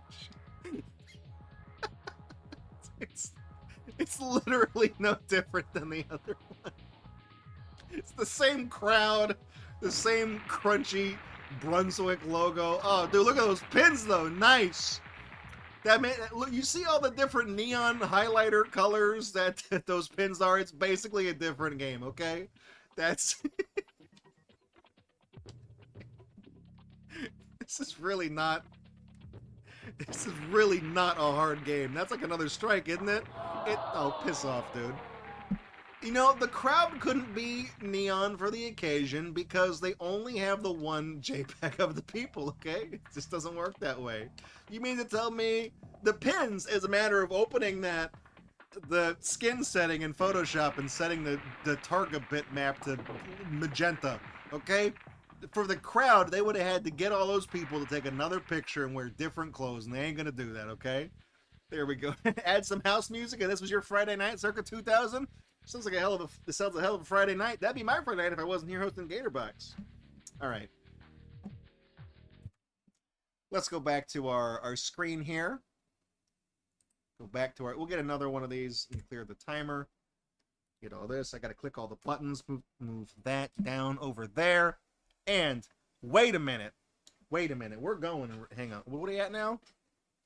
The challenges, the community has determined that the challenges must continue, okay? We have, let me do the math in my head. $169 from Rocker, who's tuning in right now. Rocker, thank you for the donation. It's a very specific number because that brings us to $1,500, okay? And he broke it up into a 7 and 162 because he wants the stickers. So the $7 one is Gator Beach Bud Hype because he's gonna get the Nessie, get one of these bad boys right there, bad girls right there. You can get one too for $7 at least. And then the $162 donation. The comment on that one is Gatorbox Ricka Rocks. That's what I'm talking about, man. Thank you, Rocker, for the donation. I really appreciate it. We are 75% of the way to our annual goal there. Kazooie, you guys remembered that there's a command for her now, and she's saying all these different things. She has I think 20 preloaded messages. I think is all I could fit on the code thing for Nightbot. All right, let's draw another challenge, shall we?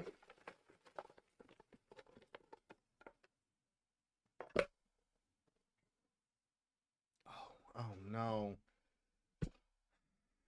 Oh no. I promise Kazooie says more than just message deleted. Maybe the randomization is not working. I don't.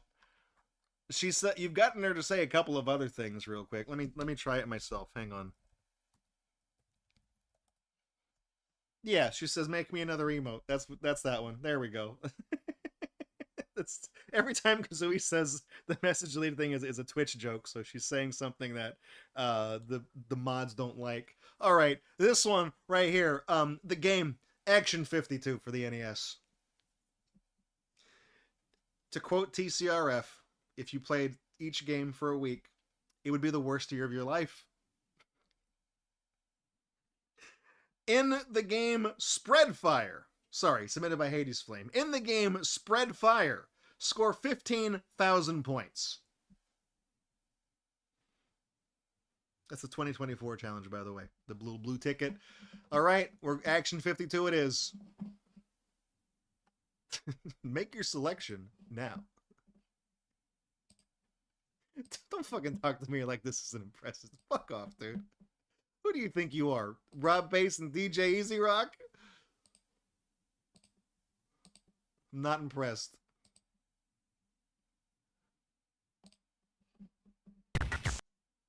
I'm gonna reset that so you guys can really appreciate this certified jock jam of a theme song, okay?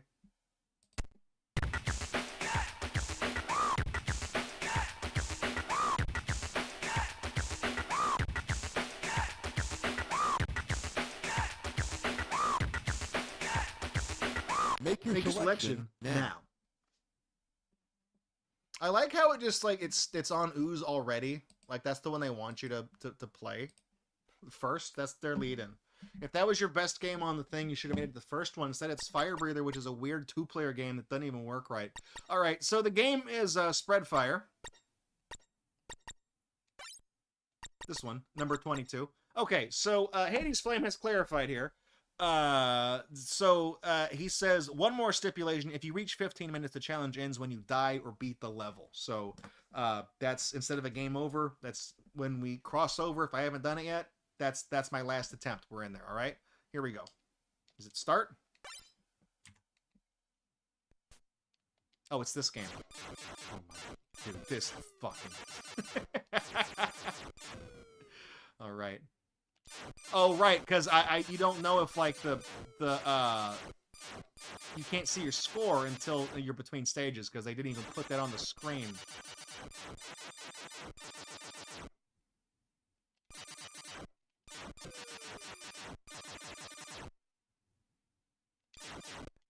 Okay, 2100. Easy. I can do this. I got this. I feel like my shots are going through. Is this the one that's broken? Is this the game that's broken because your shots like go through the enemies and stuff? Like I hit that guy. Because the graphics clearly look like they're not animating correctly. 80's Flame is like, this sucks, dude. Yeah, it definitely does.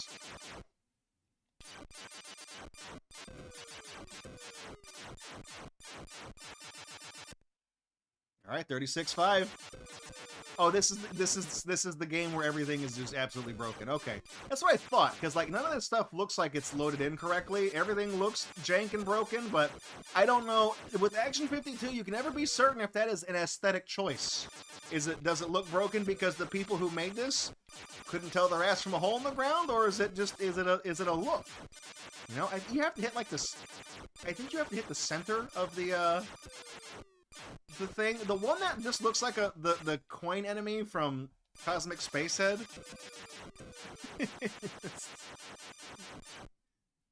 Oh my god, that looks like crap. My bullets went through. I swear to God, I'm hitting these guys sometimes, and it's just not going.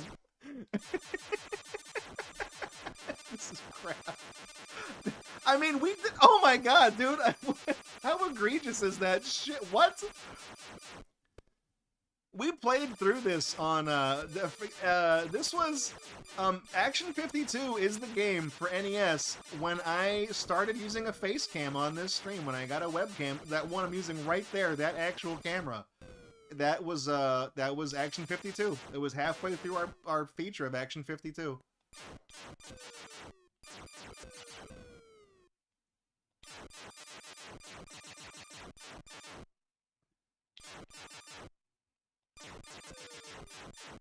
Hit him! Oh my god, dude.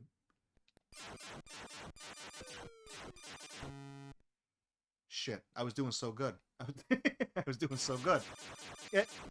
What? How do you hit enemies in this game? Because, I mean, I know this is the broken one, haha. My shots are... Like, that time I'm hitting those guys. That time it went through. I actually hit them, but, like... Sometimes I'll shoot enemies and I'm hitting that guy! I'm hitting him!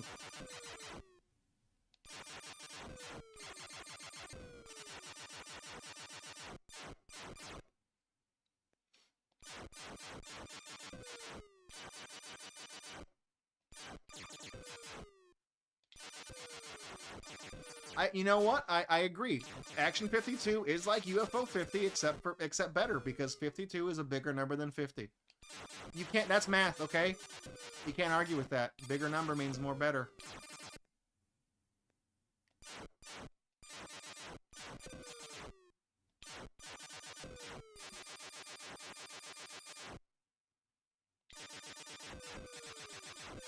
I like how this game has no music.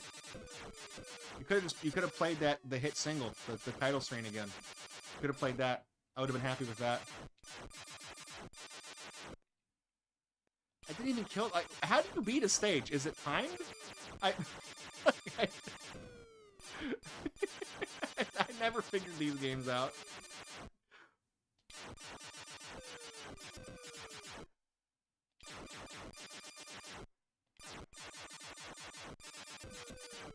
I came into this talking a big game like, oh, dude, this is easy. Even though this game is very clearly broken, the deck is stacked in my favor.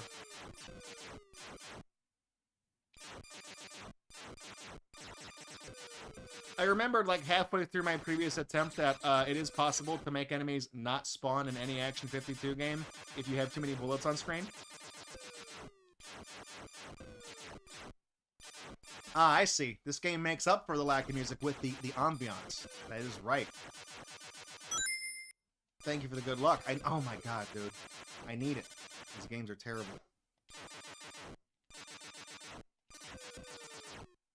Action, more like Craption 52. Am I right? Got him. Got him. Got me.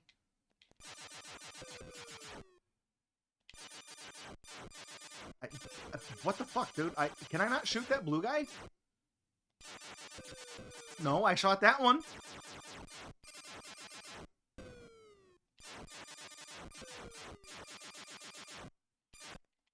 Okay, okay, 5,000 more points. I got this.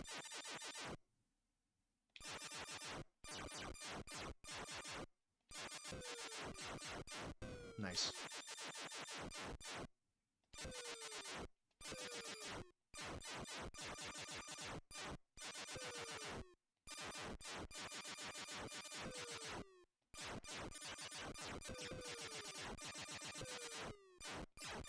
I gotta be close. I gotta be close. God damn it. God damn it. Shit, I'm not. Oh my god, I'm like 4,000 away.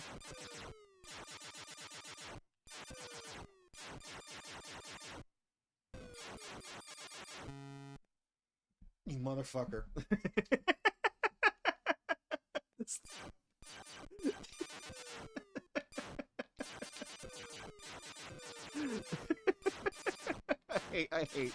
I do not like Action 52.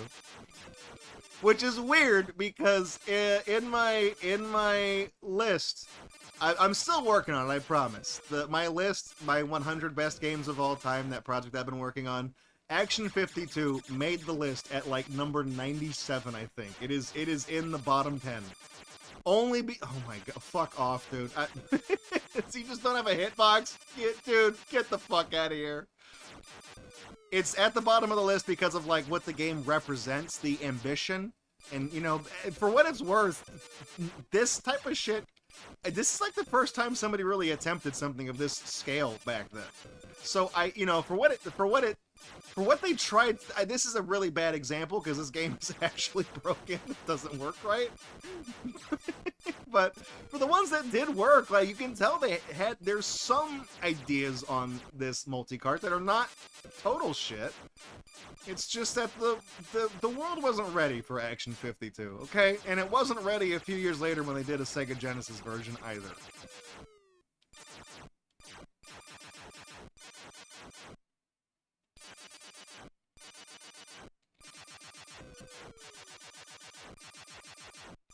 Come on, man. What do you... Piece of shit.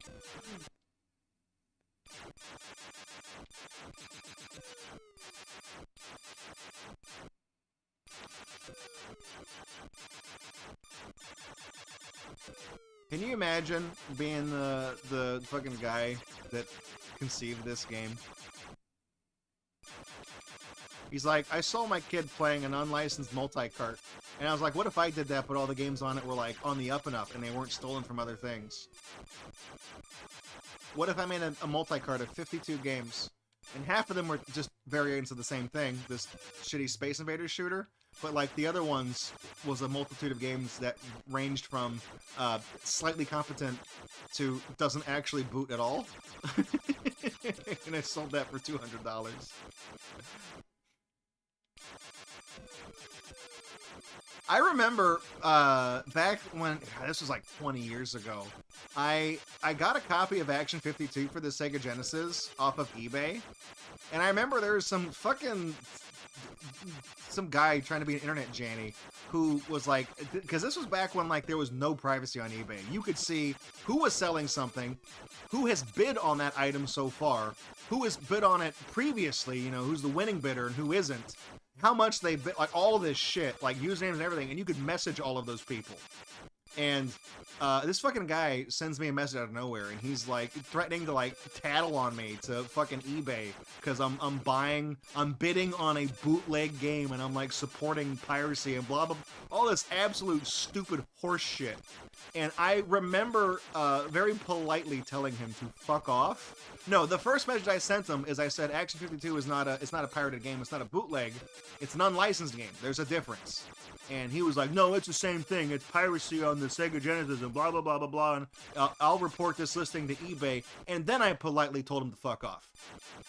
And I don't know if he reported it to eBay or what he did, but I never got banned or whatever because my account is still around 20 years later.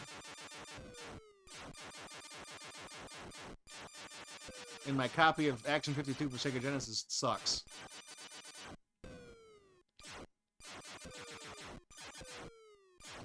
I don't have the NES version, though.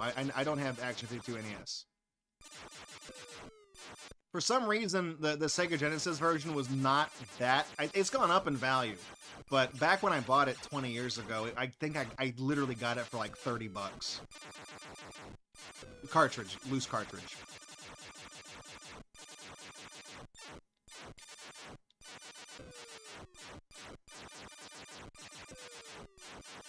I gotta be getting close, okay? I was at 10,000. What are we at? 10,000.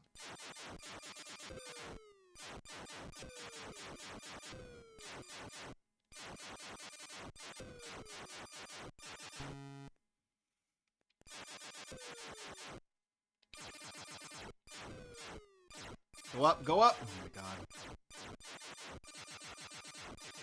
Don't hit me. Don't hit me.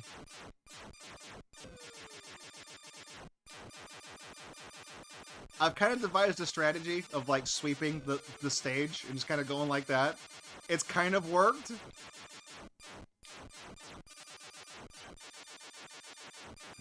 Fuck, that guy's gonna come hit me. You motherfucker. You motherfucker. Alright, I think I got one more attempt in me. So, I keep firing all these shots because, like I said earlier, it is possible in certain Action 52 games to make it so that, like, no enemies will spawn if you have too many bullets on the screen. And my strategy here is to try to limit the amount of enemies that can spawn. Because when we get, like, 4 of them on the screen at once and I can't keep track of where they're all going because they're flickering and messing with the refresh rate of the system... So I'm trying to limit to get like 1 out at a time, maybe 2.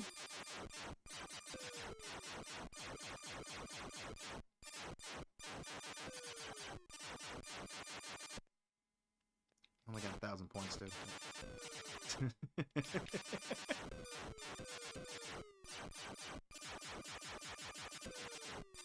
Because once they start moving more quickly, and that blue guy that looks like a blue conveyor belt when he comes down, he seeks in and he comes down and touches you every time. The red conveyor belt, I don't know what he does.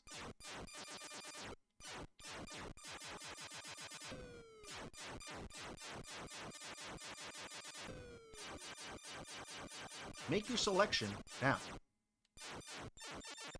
I'm not going to pick one. I'm going to conscientiously object to Action 52. I will not pick any games. But I will give that theme song one more shake.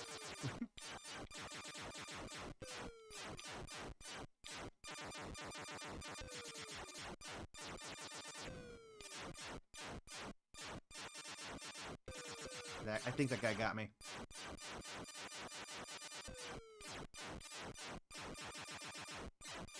Come on, there we go.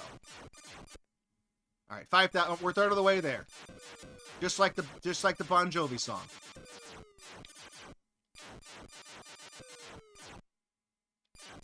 Okay, that guy was homing in on me. Weird. That guy's invincible. You can't kill that guy.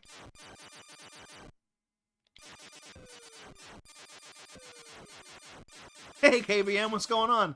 This is one of the many games in Action 52. Don't hit me. God damn it, dude. This is Spreadfire, I believe. One of the all-time classics, okay? One of the greatest games. This is one of the best, most well-known speedrun games ever made.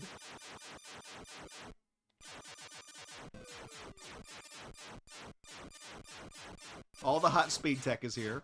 I am firing off non-stop because I am actually trying to limit the amount of enemy spawns. I am in a very broad sense, I am actually trying to manipulate and influence the game. I literally am doing that.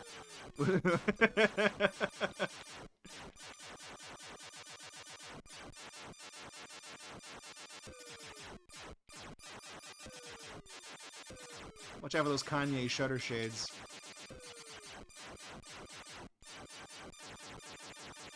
Okay, that's the guy you can't kill.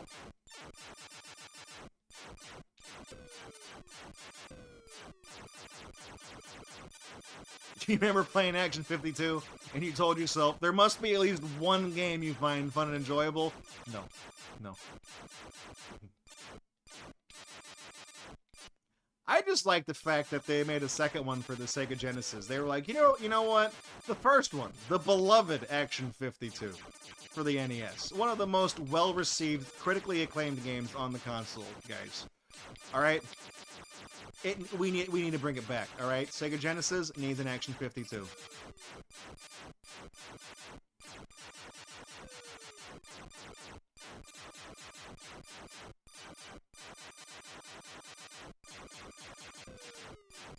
I would make the joke that they called it Action 52 because they made these games so slapdash they did them one a week, but they didn't because they did the whole game in like 2 months or something. It's not even that. Maybe it's one a day. No. Okay, 10,000 points. We're getting close, and I'm on my last attempt.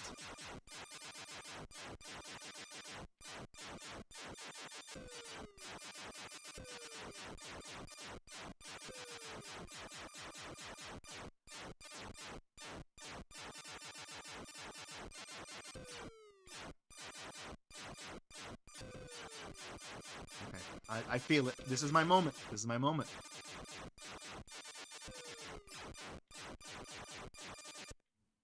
$12,000. Okay.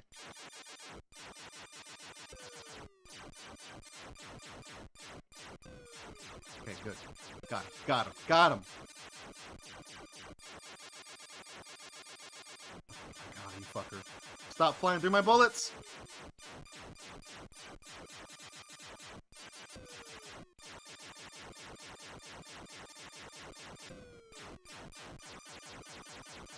No, no, no, no, no, no, no! Okay. Ooh. That's like that scene in the Neil Breen movie when he looks at the line and it disappears. He threatens it with his existence. Okay, I can't shoot him! Okay, now I got him. No, no, not the Kanye shades! They're invincible. They're invincible.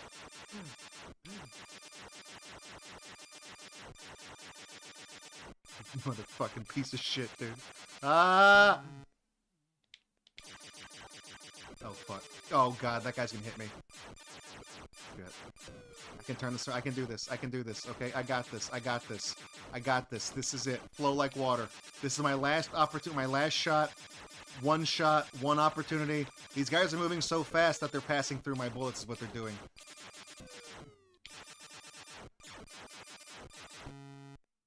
God damn it. Oh my god, I was like one enemy away from that. Are you kidding me? Oh, I hate Action 52 so much. Oh my god, dude.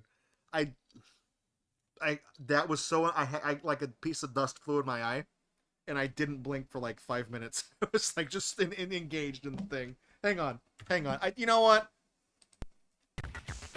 It takes two to make a thing go right.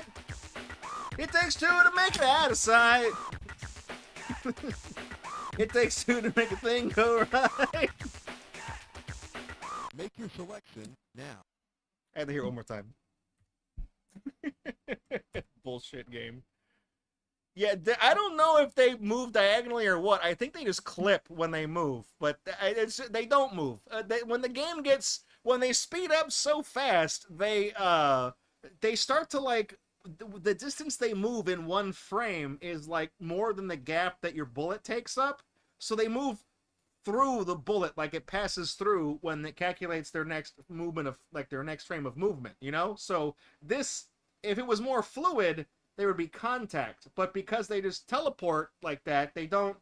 That's why, except that one guy, I don't think you can actually shoot him. I don't think he has a hitbox. It's Action 52. None of the games are good. None of them. None of them. Zero. All right, let's do another one of these bad boys. We got 5 left to do. Actually, do we? Hang on. Wait a minute. We did get some. we got okay, we did get a couple of donations that came in from an anonymous donor. We got $6.70 who just says 6-7. It's because I said the Ohio Skibbity thing. Is that why you did that? You're 30 cents shy of getting some stickers. Buster Keaton Rules also donated $17.76. Rather than buy himself a copy of Alex Jones' NWO Wars, he sent it to Extra Life. You made the correct decision.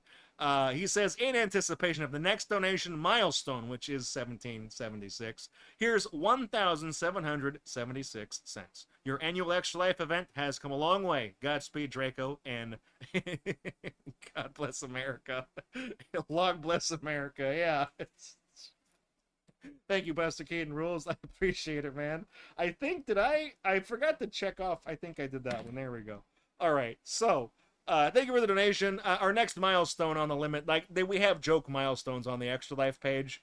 If I bring them up real quick, what actually are if we show the completed ones? Because the next one up is America. Load that in. We had the last time I read these, we had the one for 413, which was the 1 share of Tesla stock. Then the 501 and the $1,000 one are just the medals that they give out. 777 was the Mega Millions Scratcher milestone. Emporio got us to that one. We had 1, 2, 3, 5. That one was called Counting is Hard. And then we had 1313, which was the 13th. The next one in line is, of course, 1776. I tried to space them out and think of funny things to go with. I don't know. There we go. All right. Reload that page real quick. Here we go. I can say, guys, we are in the top 1,000 fundraisers for the year so far. We're in the 700s, I think. We're in the 700 club, all right? We're getting up there. Did we actually cross? We're at 1,524.14, which means that it's going to say. Actually, I think it does round it down because we're under 50 cents on the dollar. All right. Here we go. Let's do it. Here we go.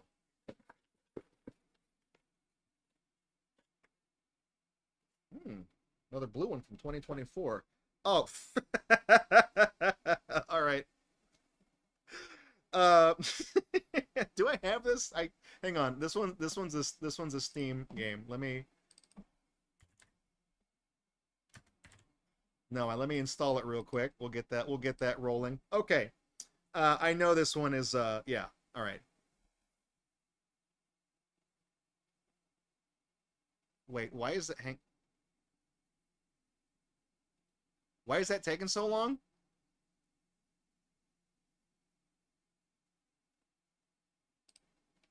Hang on, let me look at something real quick. How much hard drive space does this take up?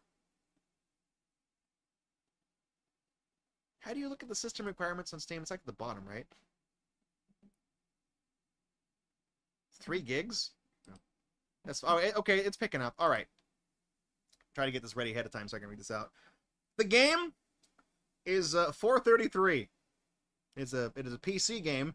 It is part of the Now is Alive anthology by Allison James, which is available on Steam.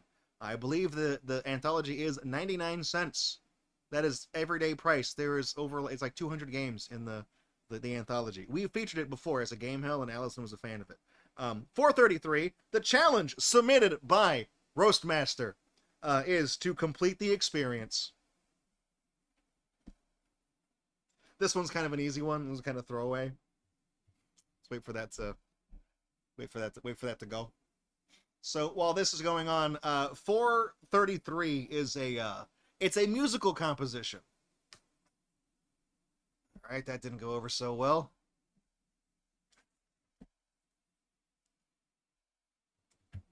go.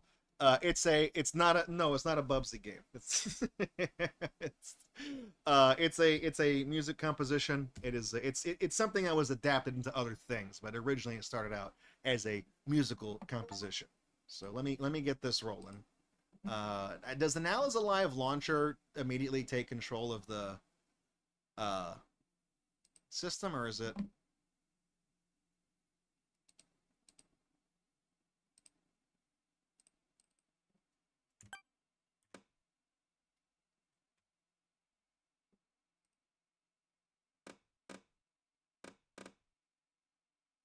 Sorry, it's 433.2 is the name of the game.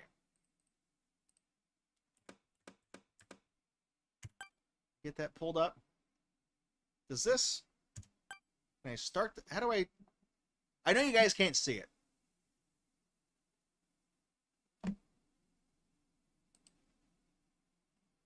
I think this is... Are we... Whoops. This might be game capture. Each of these is its own executable. Let me get this. All right. If I close that out. All right. So let me get this going. Yeah, complete the experience. Let's see. For an extra challenge, play this and Barney's. We could play this at Barney's hide and seek and see which one finishes first. It's not a bad idea, actually. You know what? Can we do that? Hang on. Hang on. It's a good idea. I'm sorry, Roastmaster, and I'm sorry, Allison. I'm going to shit all over what you've done.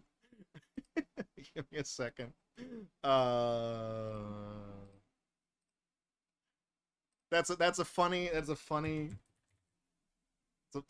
idea.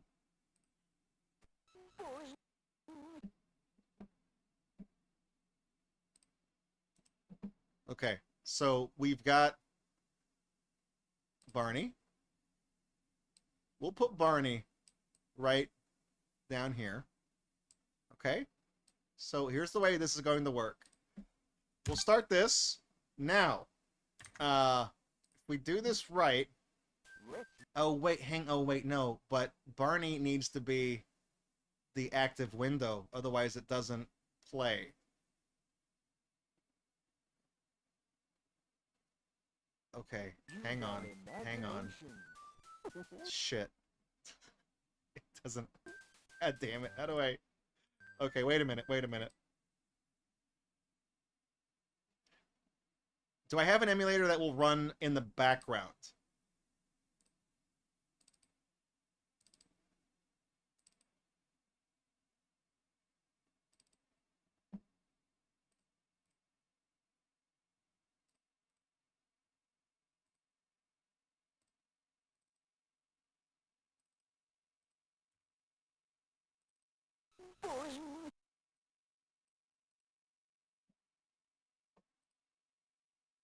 Let's use our imagination. Okay.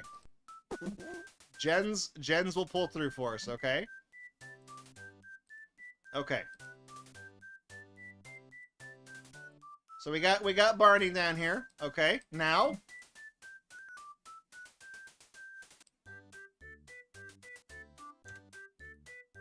Start it, right? Barney, go. Barney, start going.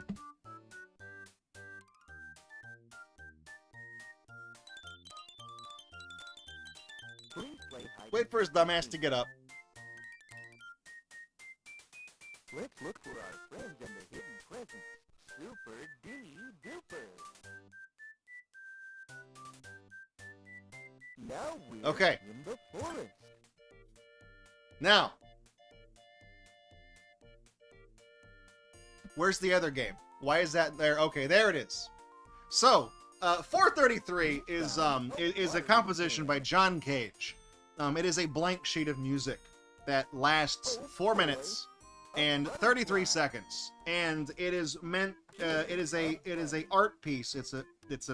I guess all music is art, right? But this is specifically an exhibition where you are to everything you see, do, and experience in the world that surrounds you is a part of 433. So when this is performed you know, by an orchestra. It's been done before by the pretentious art types.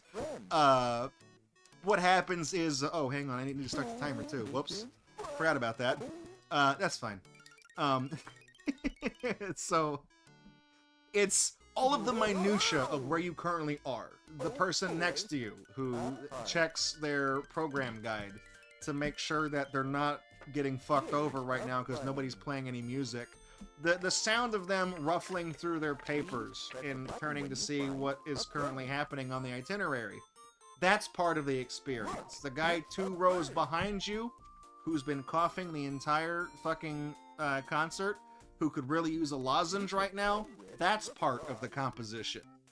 The shuffling of the feet of the restless child 5 rows to your left that you can hear, that's part of the composition. It's not the music that's being played. It's the lack of the music being played. So it's everything that happens in the moment. It's about being aware of what is happening in your surroundings for that time. So we're going to see if Barney can find all the children in the time it takes for this to happen. We'll see what happens first. 4:33, or does Barney get to the ending? I don't think Barney's gonna make it. He's not making good time.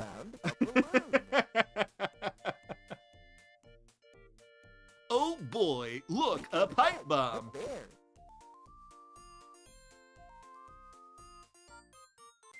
I noticed the emulator. Oh, whoops. You found 0. All right, Barney. You found. I didn't look for anything. That's you. Music Town.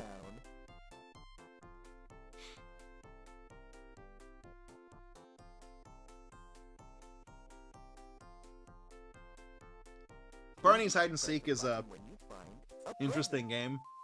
This speedrun, this is a game for not even children. It's a game for like babies, because you can just get like, you can't lose in this game. At any point you can take control of Barney and start making him walk, but the game will it will just play itself. Look, you know, it's kind of like the okay. Well, this game ain't gonna play itself, is it? Actually, let's see what's up. this one will. If you sit on your ass, if you're just like if you're a dumb baby who doesn't know anything, you can just look at this game and it will play itself out. Barney he won't find any of the kids, but he will walk to the end of the level and do that stuff. Let's open the door. He'll tell you stuff that you can do, like he'll stop. He's like, you say, let's open the door. You know. Let's play with the butterfly. We can go up here. It's I don't know. It's an interesting play mechanic where like the Barney will just walk on his own. You know, it's funny. I get why it does that, but one of my favorite speedrunners of yesteryear, Naglaria, who used to do like Mario Party and Sonic and stuff like that. He was a real snarky asshole in the early years of Games Done Quick. He's still, I don't think he runs anymore. He's still around, but he's just not really a speedrunner anymore.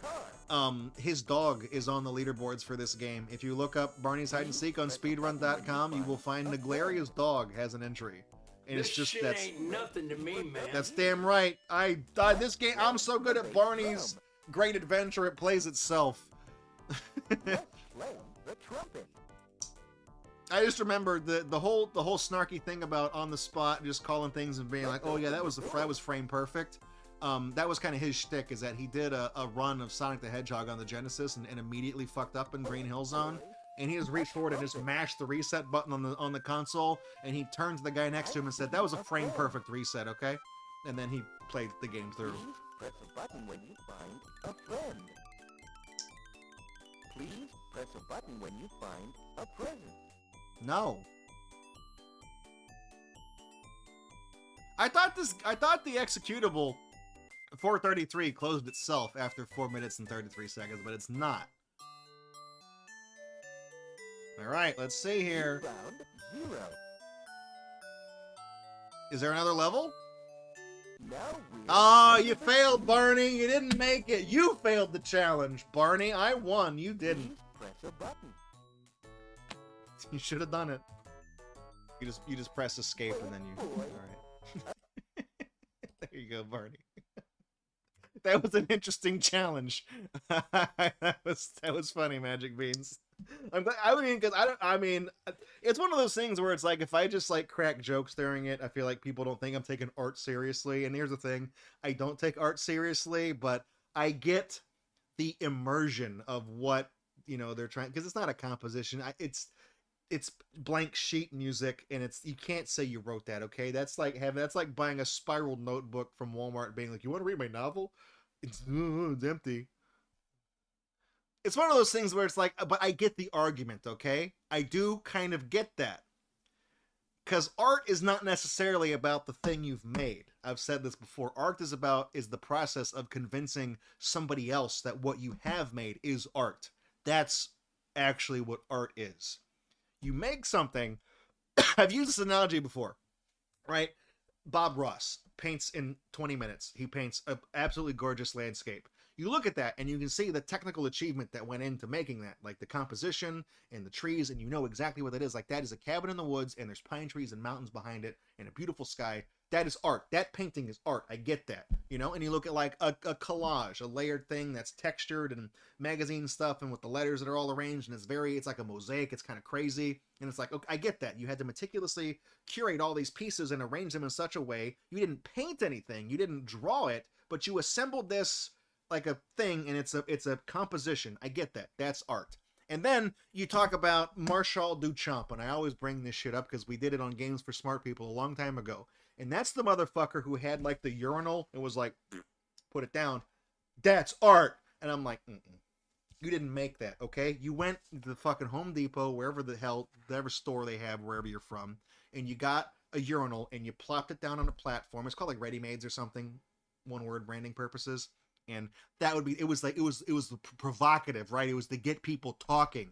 It was shocking, right? I'm just saying it ain't art, because if just taking a urinal and plopping it down is art, then every plumber on the planet is objectively more of an artist than you are, because they take the urinals and not only do they stick them somewhere, you can piss in them and they work. You can't even piss and do Chomp's thing. It ain't connected to nothing, okay? That sucks. That's a bad urinal. So you're less of an artist than plumbers if you agree that what he did is art, and it's not art. I'm going to tell you right now it ain't art, okay? Because it's bullshit. He knew what he was doing.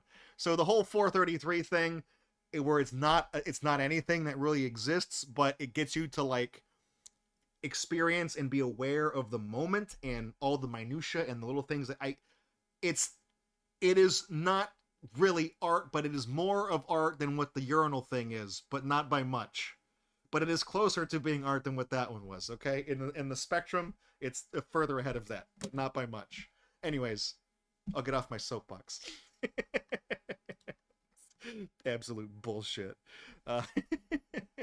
Don't at me. If you disagree, leave me a comment. I'll make fun of you. All right. Let's do another one of these challenges.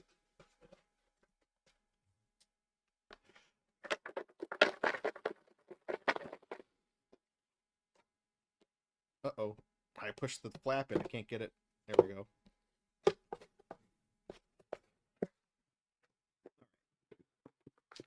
Let's get a red one. How many blue ones do we have? I want to draw a couple of red ones. Those are from this year. All right. No, shit, I dropped it. This one. Holy shit, this is... Oh, man. This has been here for a while. Uh-oh. Fuck. This one's so old. This is before I started gluing the things together to keep them as a ticket. All right. Well, we're going back to the Super Nintendo minds. It's Doom for the SNES. Submitted by Hades Flame. The challenge is to beat the third stage on Ultra Violence. I can't even beat the first stage on Ultra Violence, so we'll see how that goes. All right. All right.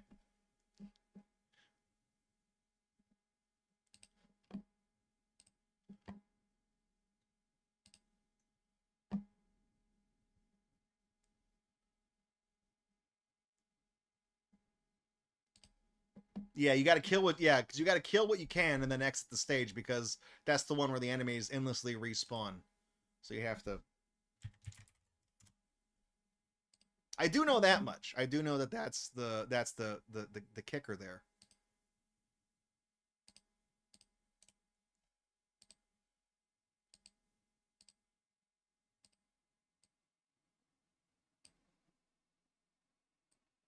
Whoop. Oh no, nightmares when they. Okay, that's right. I thought ultraviolence. Ultraviolence is the step below nightmare. Then, gotcha.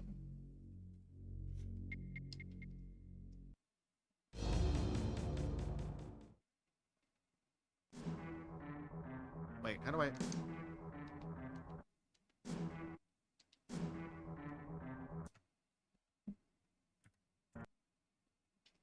Is the menu?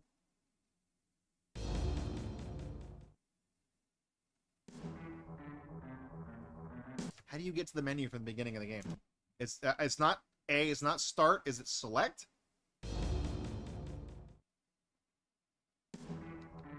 Okay. If you hit new game, it just. Okay, wait. Okay, there we go. All right, it's that menu. All right, here we go. 3, 2, 1. Let's. Oh, okay. There. Yeah. Knee deep in the dead.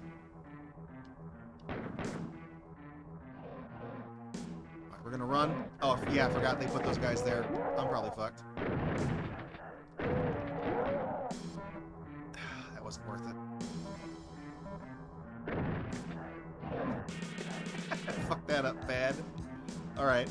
It's fine. Don't worry about it. Oh, I'm stuck in the wall.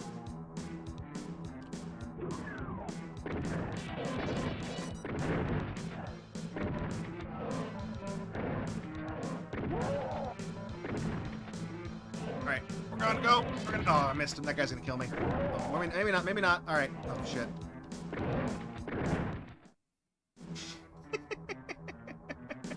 Alright.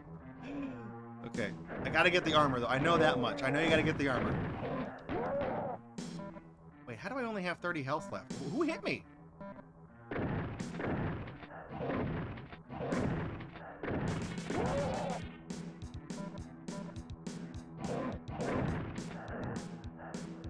There's no strafe in this version of the game, by the way. We're gonna run. We're gonna run. We're gonna run.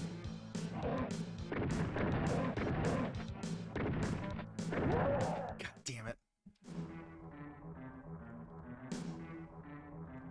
Yeah, I'm not trying to kill the guys. I'm just trying to get to the. Okay, get the armor. Give me the armor. I'm gonna run. I know you have to get the armor pretty much because that's kind of what lets you tank the damage to get through this shit. I just thought there was another. I thought there was a big med pack up in the back over there where I went.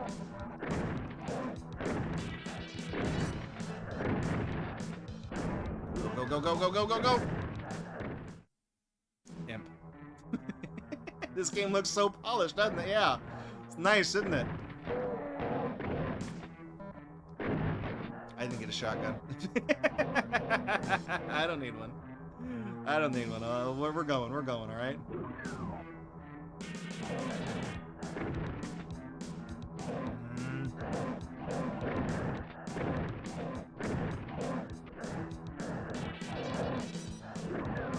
Nope. Didn't hit me. Ah, fuck. Dude, all those guys in that room. Oh my god. Okay, maybe I do need a shotgun just to dispense some of the enemies here. Dispatch whatever it's what I'm thinking of.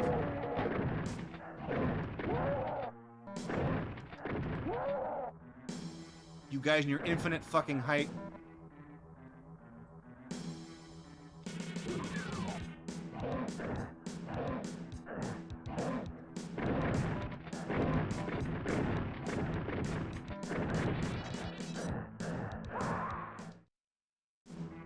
Remember when I told you? Did you think I was being sarcastic when I said I can't even beat the first stage on this difficulty? Do you think I was just being funny? Because I can't.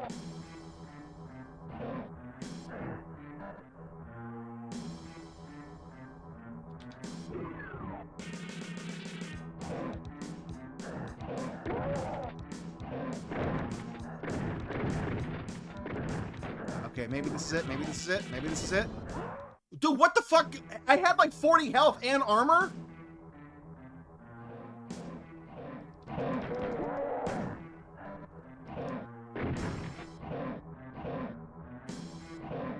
So, if you don't really know how this game works, the shotgunners, the guys with the rifles and stuff, they're what's called a hit scan enemy in this game.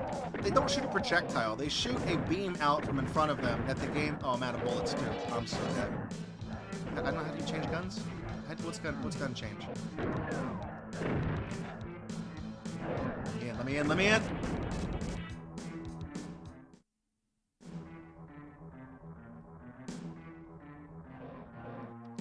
Yeah, so the hit scan enemies, they don't shoot a projectile. They just shoot a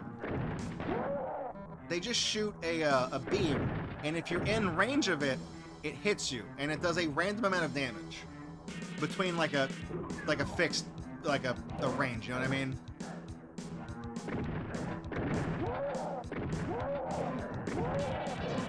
It's not even really based on proximity either. It's just a. Oh my god! Oh god damn it, dude!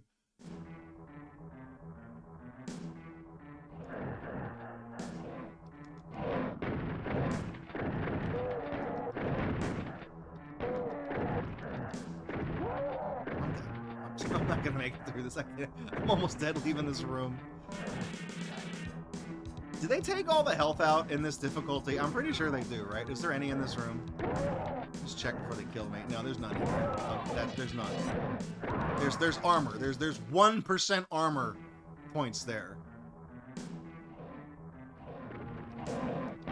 So it's like the hit scan enemies, as soon as you aggro them, they will just hit scan. They will try to hit you. Nice. I didn't get any of those things, and I got hit a bunch of times. There's no health packs on ultraviolet mode. Didn't you know that?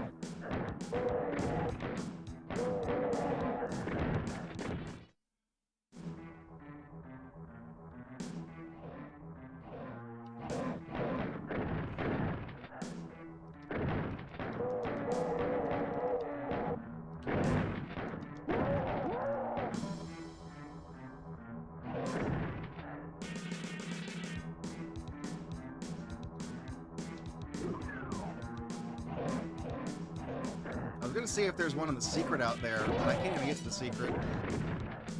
I'm stuck on a guy. Really, dude? Really? Fucking really?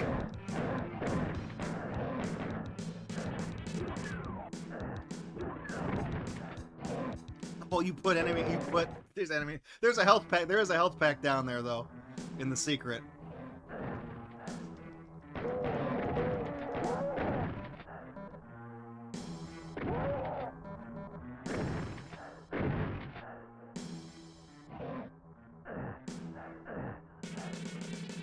What's even hitting me? Like, where are these fucking guys that are actually hitting me?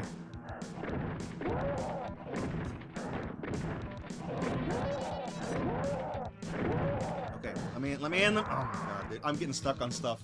Like, we're 7 minutes in. Haven't beat the first stage. I don't even know the route in the other 2 stages, okay? Like, that's how little that's how fucked I am. If I can beat level 1, I will consider that a personal win, okay?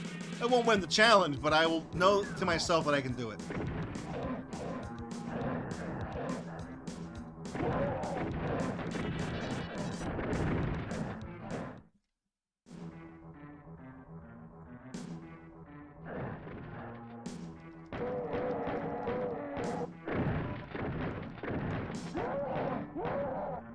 So the hit scan enemies, as soon as you're in their line of sight, they aggro.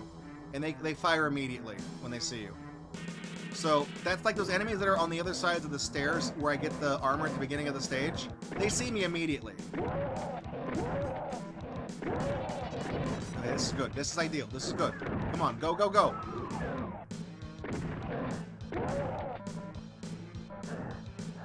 Who the fuck is hitting me?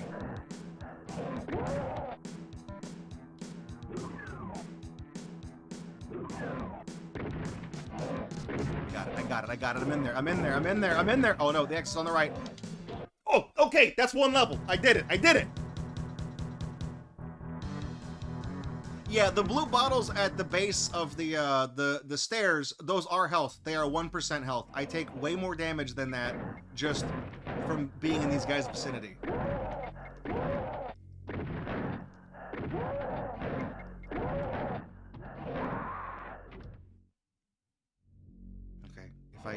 Is there a guy straight through here? I know there's a... Oh, I kept the shotgun at least.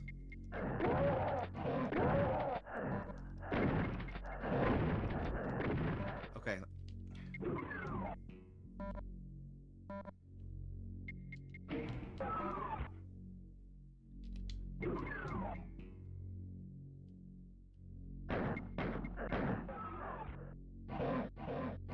God damn it, that guy... Barrel got me. Yeah, no, the SNES version of Doom is not very good. I mean, it's honestly one of those, like, marvels of programming that even runs on the system, but it is not a good port of the game.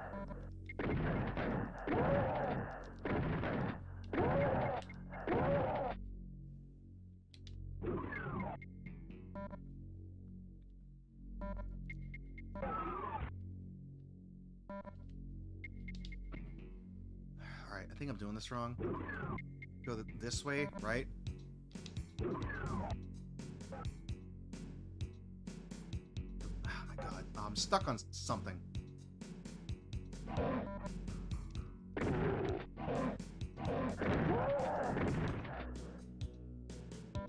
Red key. Okay. What items are out here? Is the chain gun still out? Oh my, maybe I should have gone out here.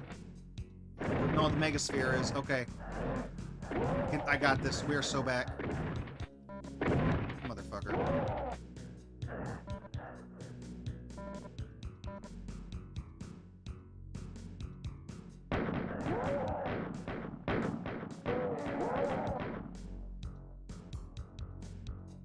At least this is still here.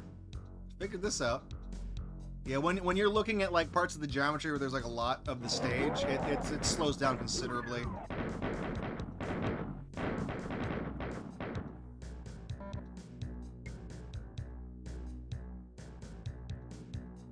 Wait, that's not the door. It's this way. It's this way. Red door, red door, red door.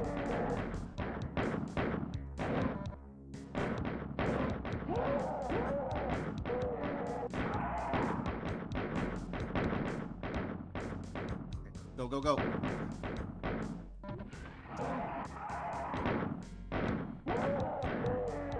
There's a million fucking hit scanners. Oh, I'm so close to the end of this thing. Go, go, go. Please go down.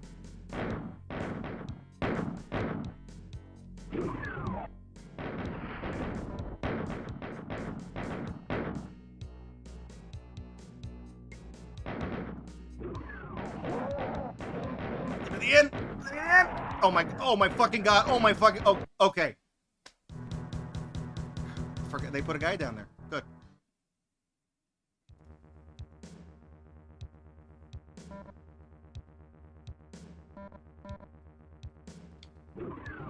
Oh, it's this stage. This guy's out of his, you put him out running around?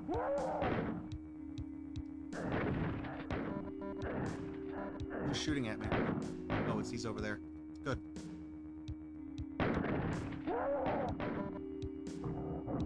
Let me get that.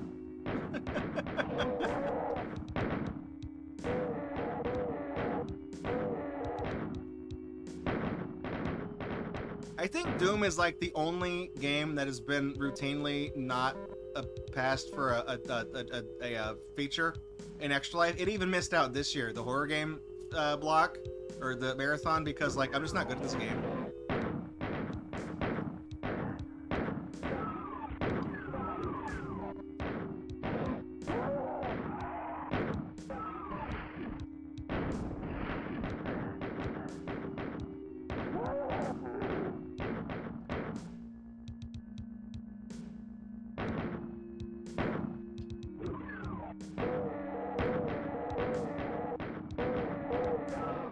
Didn't think I was going to make it that far.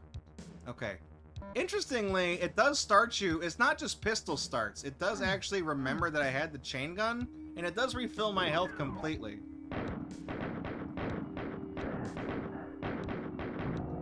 I don't have any armor, so I am kind of fucked. I didn't kill that pink guy, really? Dude. Let me just fucking clean my clock.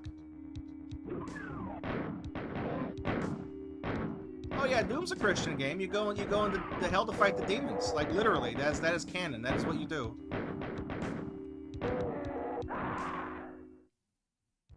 As long as I win on my last life, I can still win. Okay, because we are coming up on 15.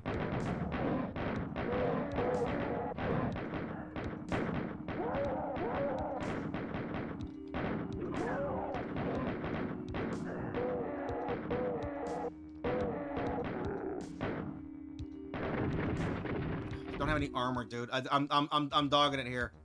Without any armor, having a really hard time.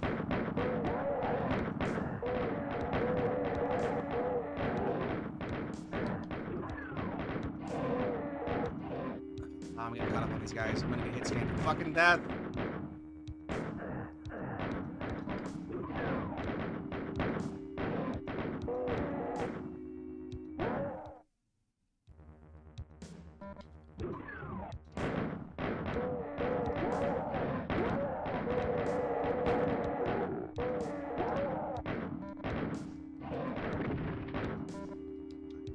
Let me in. All right, let's go. Let's go.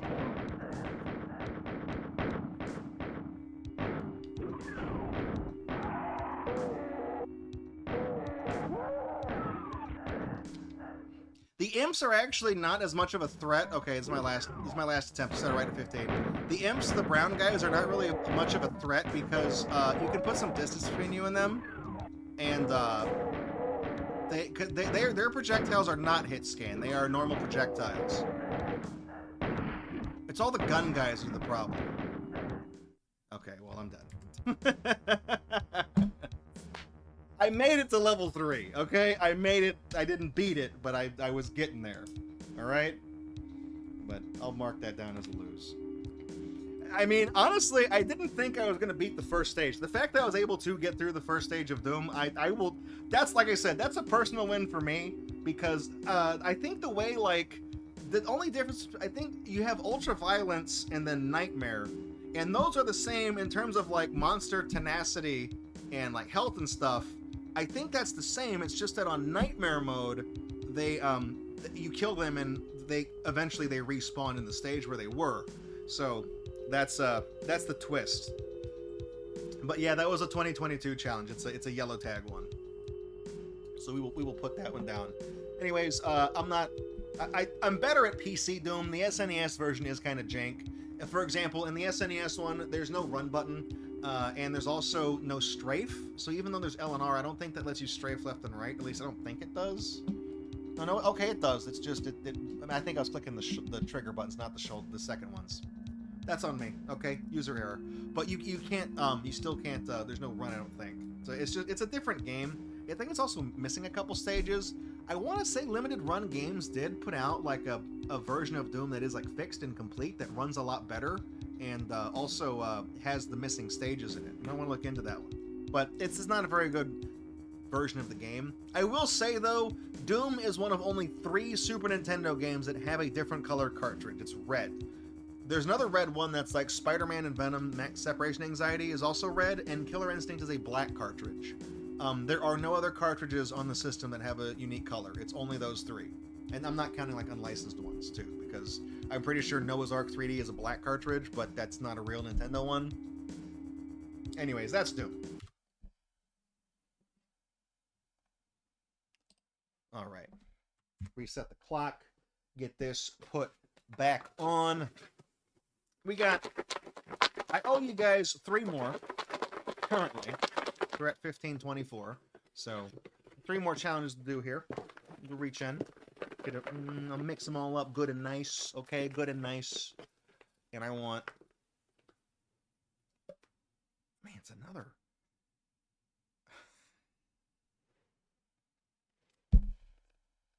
I read the challenge side first, and I know exactly what game it is. From 2024, blue tag. The game is Super Mario 64. Double feature. This is rare because this person has not submitted very many challenges ever, but this is the second time he's appeared in this marathon. Submitted by Robert Roastmaster Maestro. The challenge is to recreate the Mayro emote on the title screen. So the famous, that's we talked about doing this at one point on one of the shows, and then last year he submitted it as a challenge in the box.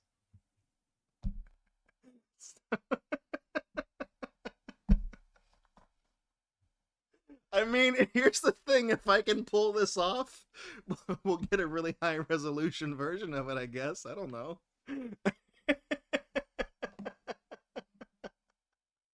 All right, let's see. I gotta pull up the Mero emote as a point of reference. There we go. All right. Let's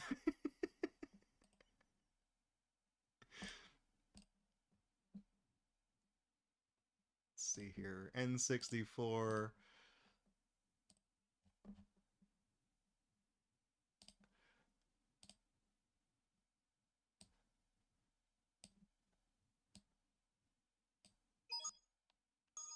It's me, Mario. Hi, Mario.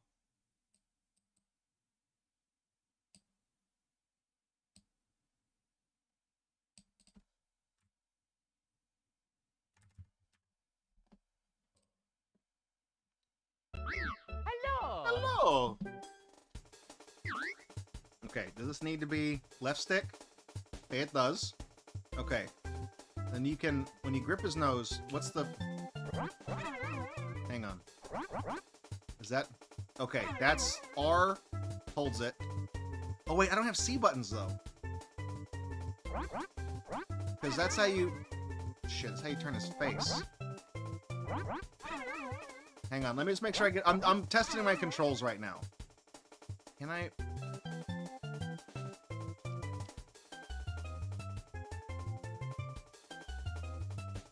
Mario?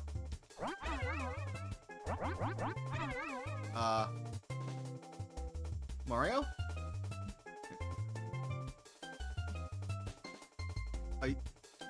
Is he gonna look up and have bloody eyes?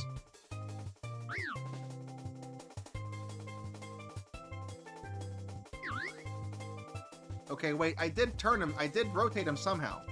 How did I do that?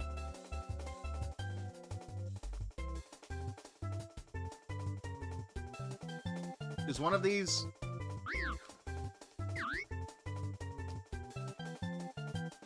Okay, shit. Do I have... Are any of... Oh, whoops. That's full screen. Hang on. I don't know what my control... Do I have a... I broke his neck. Hang on, let me see something real quick. I know I have a 64 emulator on here that I can just map buttons to. No, that's the no, shit, that's... Oh, shit, do I not have a... Redream is Dreamcast. Fuck, I don't have a... I don't have Project 60... Oh, fuck, it's not installed anymore. Okay, give me one second. I don't know how to... You cannot remap buttons in RetroArch. Don't tell me you can. You fucking can't, okay? Generally, literally, yes, you can. But no, you cannot, because it's fucking stupid. It's bullshit.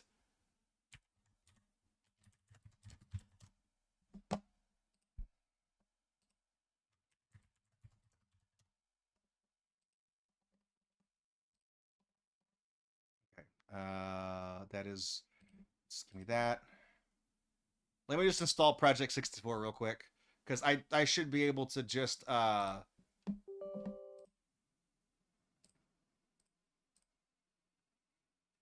can map my buttons accordingly. So, I'll do that real quick.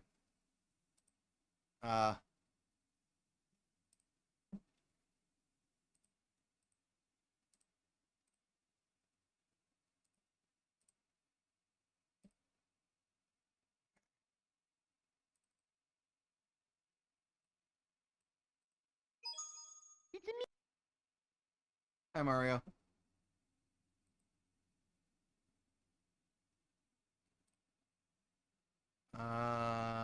Okay, we'll... Me, Mario! That didn't increase the size. Love that. That's what I told you to do and it didn't work. All right.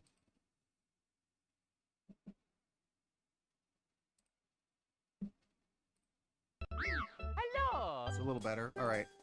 Give me one sec. Options. Full screen audio input. Okay. Okay, I can do this. I can do this. Yeah, sorry. I honestly, I really thought I had everything. I can't anticipate this shit. Some of this stuff I just have to kind of do as I go. Up, down, left, right. Okay, now this. So, A. We'll take that. We'll make that A. B. And then I'm going to make these the C buttons over here. Because you have to be able to turn Mario around. That's the... Oh, shit. That's... So that button thinks it is a trigger. Okay. That's the problem, then. Oh, shit. It thinks...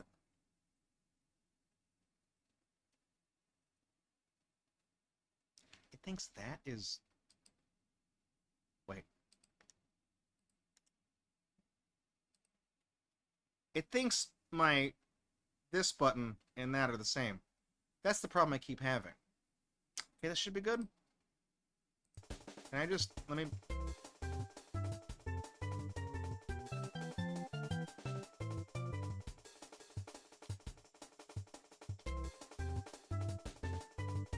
He's turning right now. I can't see what I'm doing. What is... Okay, that turns him that way. That turns him... Why are these backwards? Hang on. What? Down? Down. Left. Is that? Okay, sure. That's okay, that's good. That's good. Sorry. Yeah, that's... Now we can do it, okay? So we got to recreate the... Hang on. How do you... Okay, B is how you zoom. And then A is... And then this... Hang on, let me make sure I got this down. Okay, yes. Okay, okay. We're gonna go. No, wait, we're not gonna go. You can't see him. I messed up the window.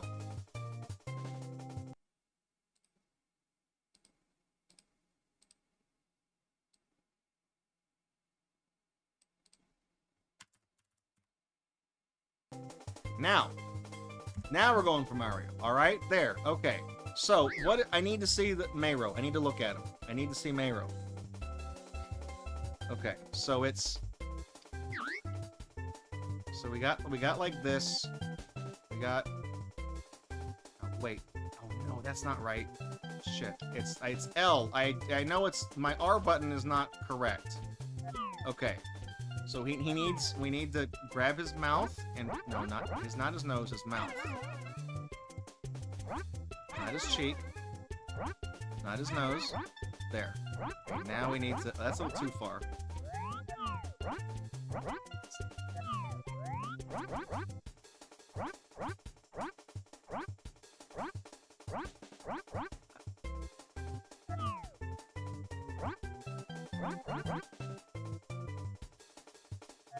Okay, that might... that might work. Alright. I'm working on the mouth first, okay? That's... Let's see. Okay. So we...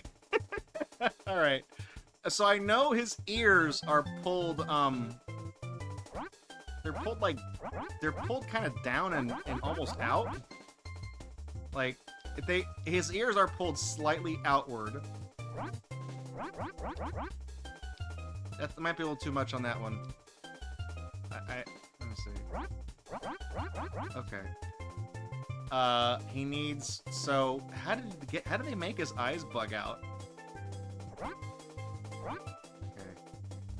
Okay, he follows the hand, kind of.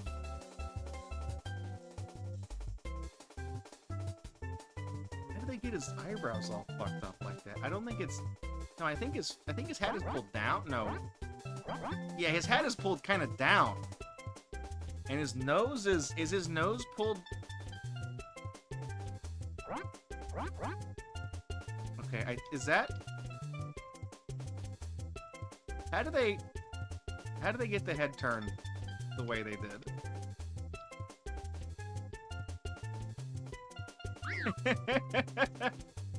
Oh no, he's gonna start. Oh wait, no. Oh wait, he might be mid-animation when he does that face too. I think. Okay, No, Mario, don't stop. Mario, stop. Hang on. I think I know what's up. I think his cheeks are not pulled. Oh, that's his ear. Let me fix his ear. I think the cheeks are not pulled out. I think they're pulled up. I mean, it's both. They're pulled both, but I think they're pulled out and up. Stop grabbing his ear. Grab his cheek.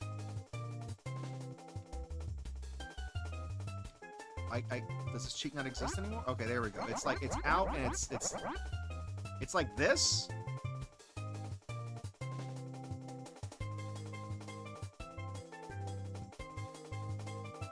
Where is it?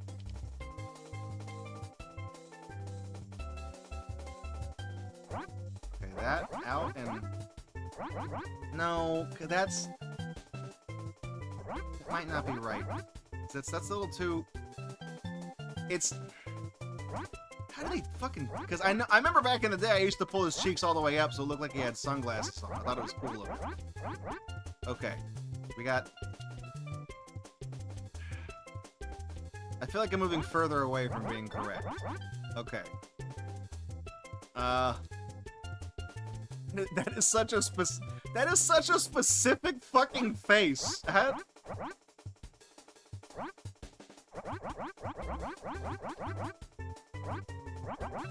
Okay, maybe that, and it's.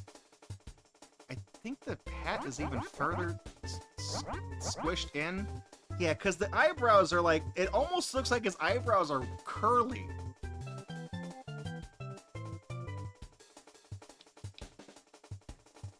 Okay, how did they.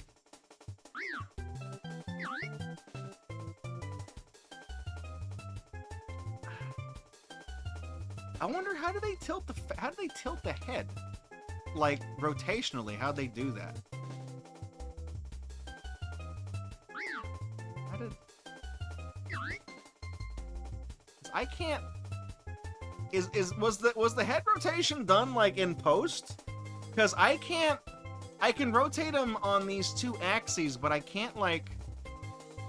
If you rotate him like diagonally, it just does both at the same time. It doesn't I can't turn him that way. You know what I mean? Because if you look at it, his head is like, it's like cocked at like a 20-degree angle.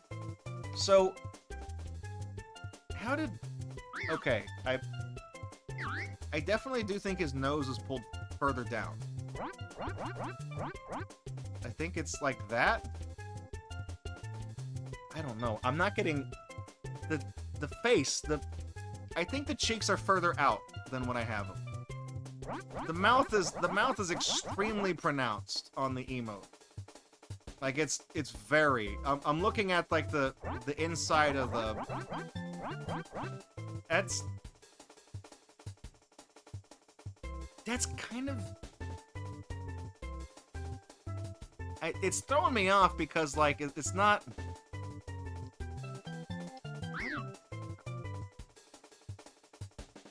Okay, does he do, like, if I let him animate, will he make something approaching the face?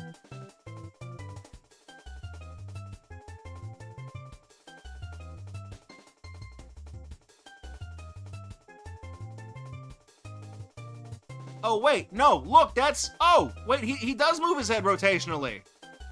Okay. I think we're getting pretty damn close.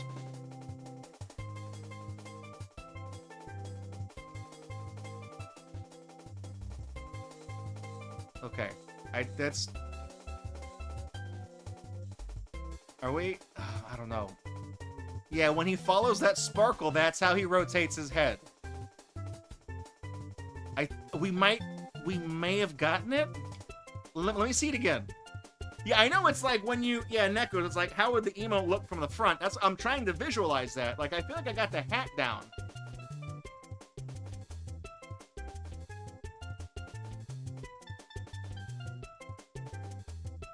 I mean, that's kind of it, but the star is kind of in the way.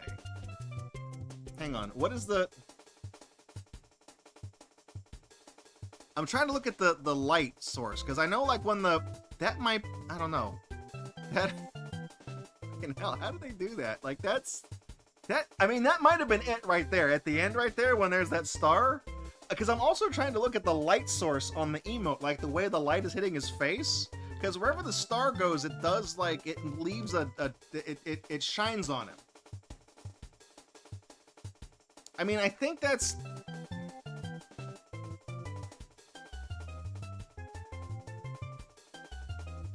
That's kind of... I think we got it? Is that... Like, that right there. Like, that is definitely the fucking Mario Ahegao face that we have. Is this... Do you get... Okay. We'll do a community vote. Do you think that is close enough to the emote? Because I think we do have it here.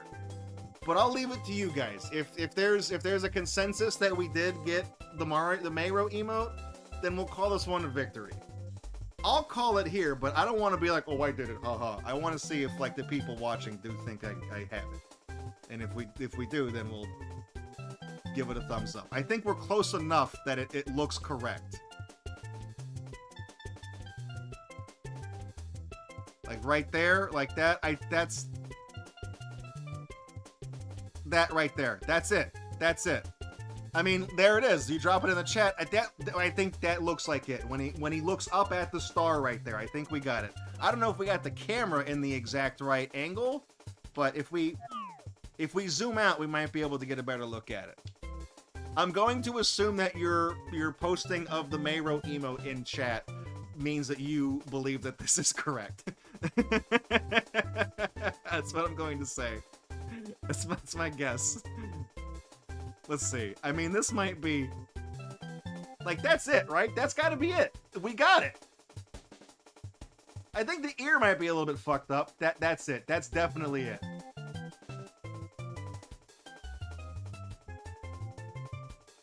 Alright. We'll call it there. We'll call it there. We got it. Alright. There we go. Yoink. There we go. We'll call that a victory. I kind of, ever since I put this challenge in the box, I was kind of low-key happening that I knew it's in the box, I would draw it eventually, so I'm glad we eventually got it. I don't know, I think for his pupils to be popped out of his head, I know it's not a corruption, because the image macro this is from, the meme, it like predates like the Vine Sauce thing. Can you pull the hat back? That's it. That's okay. Yeah, they pulled the hat. Okay, that's what they did. And that also, see, look, that also fucks with his eyebrows. See, look, that definitely... Well, no, hang on. Okay, so there was a little bit more to it. You are right, there was a little bit... I think we got close enough, though. I think we got in the spirit of the... I don't know if anybody can recreate that face, okay? It's like a 1 in a million thing. That is the... That's cursed. This is the expert level difficulty version of the game from Mario Party, where you have to... It's this engine where you stretch the Bowser face and stuff. It's this, but way harder. Finish! We'll call it there. So yeah, I didn't make the Mayro emote. It's from an old image macro. That's why I like the highest resolution, even the 128 by 128 resolution picture of it that's used as the emote for large mode on Twitch. Even that's why that looks so grainy, is because I didn't make it. It's from something. It's just an old image macro thing that was really popular 20 some odd years ago. I don't actually know. Yeah, that's 13 challenges we've done. That is 13. So we got 2 more to do. And let me make sure it is 13. Okay? Let me make sure. It's 1, 2, 3, 4, 5, 6, 7, 8, 9, 10, 11. No, that's 12. Oh shit, I must have...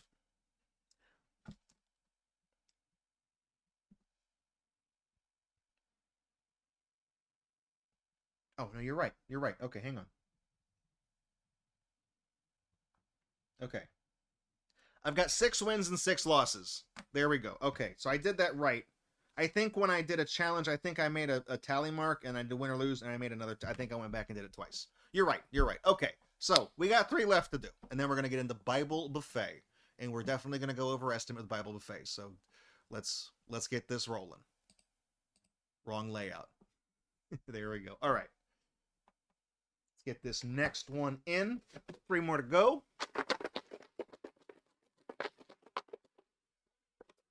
3 more to go. I don't know if there's any more Roastmaster challenges in the box. I feel like I know he inherited the Ice Road Truckers challenge, but I don't have that installed anymore. I'm gonna have to dig that one out. All right, here we go. Nice. This is a red one. This is from this year. What game? Oh, dude, what the fuck is this? I had to print it at like size 2 font because it's a really long title. All right, from this year, 2025.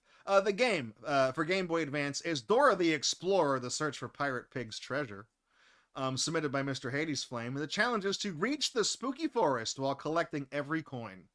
So we got to get to Forest Land, get the coins. Come on, vamonos, everybody, let's go. Come on. Let's go do it.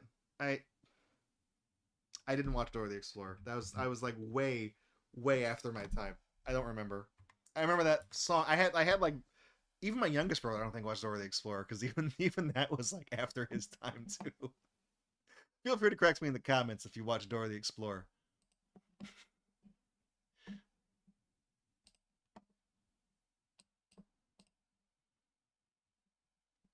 All right. I know I'm not going to have this one just kicking around, so I'm going to have to get the no intro.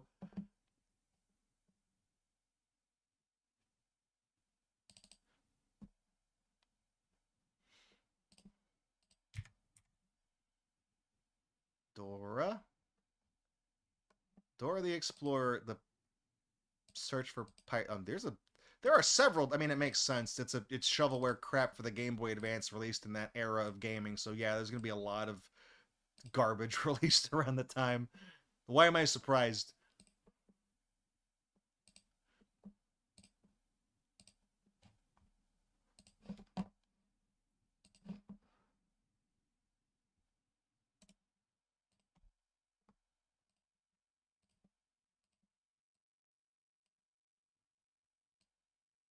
At least the game, no, that doesn't quite fit in this frame. It's going to be a little bit wonky. All right, here we go. Dora the Explorer. Why didn't I draw your other? I don't know, man. I don't have control over what's in the what comes out of the box. The box does it. Nick Jr. Play to learn. Has been their slogan in 30 fucking years. Oh, man, that's the ET people.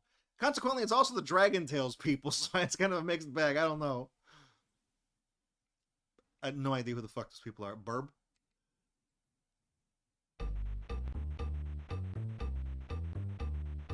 Is this the Runaway 5? Bam, bam, bam, bam, bam. Oh. Never mind. Sounds like the shittiest MIDI of Two Girls, One Cup you've ever heard. Are there like 2 tracks playing at the same time? Like what?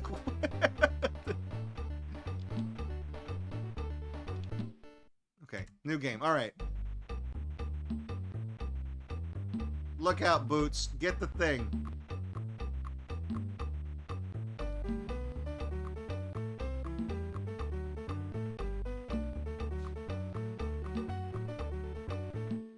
I'm the map. I'm the map. I'm the map. He's the map. My house. Let's go. Okay, we gotta get over. Oh, okay, good. Oh. It was on stick mode. Are those? I assume. Can I not touch that guy? No, I can. Okay. 2.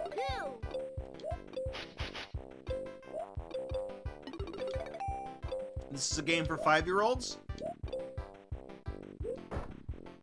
Dude, did you see what we did there? We smashed that with our purple ball. It's like a worse version of Cosmic Space Head. It's really what it is. hang on. Is there a bonus round? Oh. Thought maybe I could have been in there. Alright, that's every coin. Uno, dos, tres. That's Spanish for 1, 2, 3. Alright, I'll break it down for you. So do we have to beat the spooky? No, reach the spooky forest. Okay. It's free real estate. One, Let's go, Dora. Oh, hang on. There's a cave. two, I mean, yeah, it's a game for 5-year-olds because it's fucking Dora the Explorer. She teaches kids how to... three, Did you see him? Swiper up there. Oh, man. The guy who voices Swiper the Fox is also the same guy who voices the map in this cartoon. His name is Mark Weiner. He had a show on Nickelodeon called Weinerville back in the day. It was actually really funny. It was like all those weird puppets that looked like shrunken people with the big heads.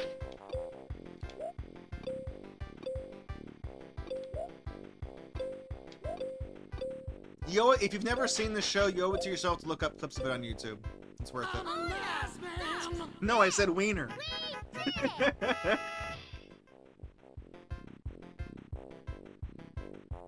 go. Bona. I like how the items you have are conditional. You have to stand where it lets you use it. Let's go. Oh, now we're Boots. Two, Boots goes really fast. Holy shit, dude. That's one fast monkey. three, I want to go down though, right? Because we got to get that. How do we get down there? thanks, food. I guess we just backtrack, or did they make a Dora the Explorer movie recently, or am I hallucinating that? They did, right?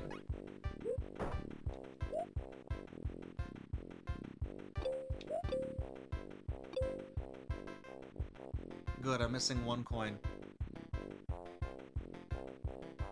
They did make one, that's what I thought.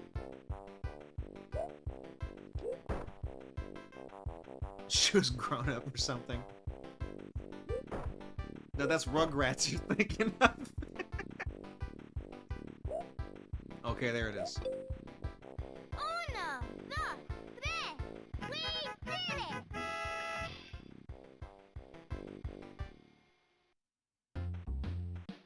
Sure, I'll remember that. Glad we found our ball.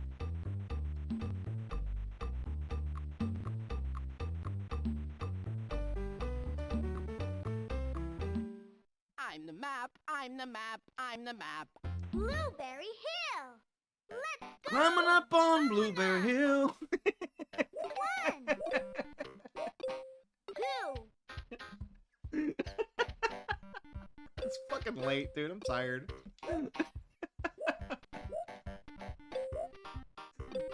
Grab your things, I've come to take you home. What does this fucking guy get away! Fuck off! That's my key. I saw it first. You can't have it. three,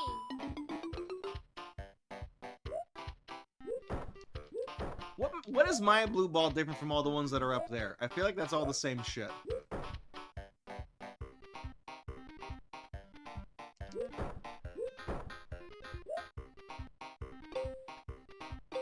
So long, Bowser. That's right, you tell him. You get out of here, Swiper. He's not a very good thief if he's deterred by just somebody telling him not to do something.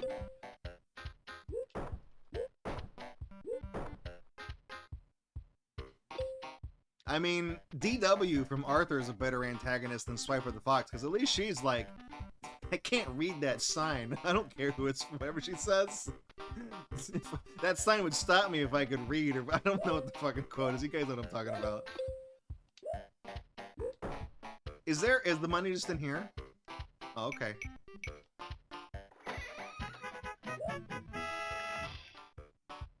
Really, one whole coin?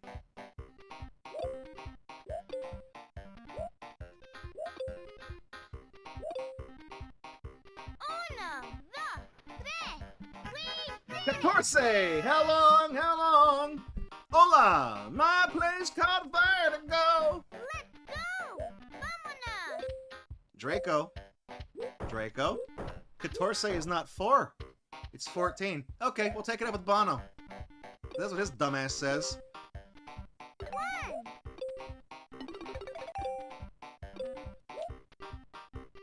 2. That's the quote. That sign won't stop me because I can't read. That's the quote. Okay, we're gonna double back and get all that stuff now. I don't know how many stages there are. I think there's 3 per world, so I'm assuming maybe there's 3 for Dora's house and 3 for Blueberry Hill, and then maybe we'll see what comes after this. I don't have a run. I've tried clicking other buttons to see if I can make this kid run, and she doesn't.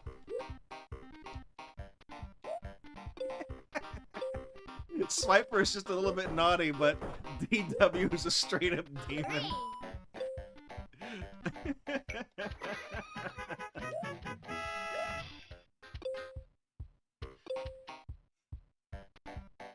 3. I see we do have Arthur aficionados in the house tonight. They have strong opinions, trademark, on the Arthur characters.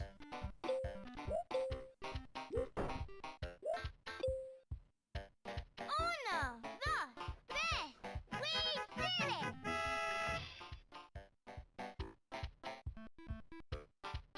Let's go! Vámonos! Can we talk about this bass line in this song though? It's kind of dirty.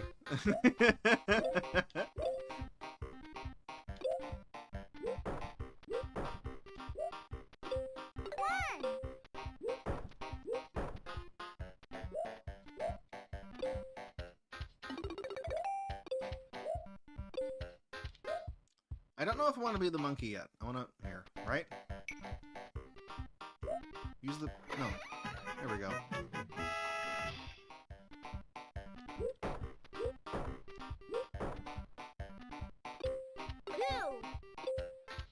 Wait, hang on. You said Buster's dad is just a dude with rabbit ears that was on United 93? Is that canon that Buster's dad died in 9/11? Are you... I'm gonna be honest with you.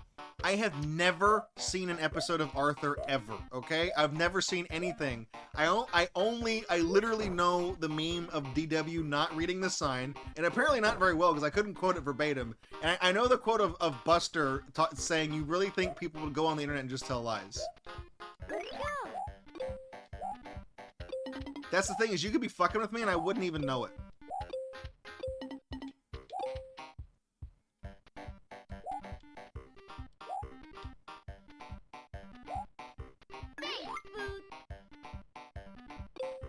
We got little alligators here? Look at this dummy. I like him though. I like him. We need to make the alligator warning sign an emote? I can do that.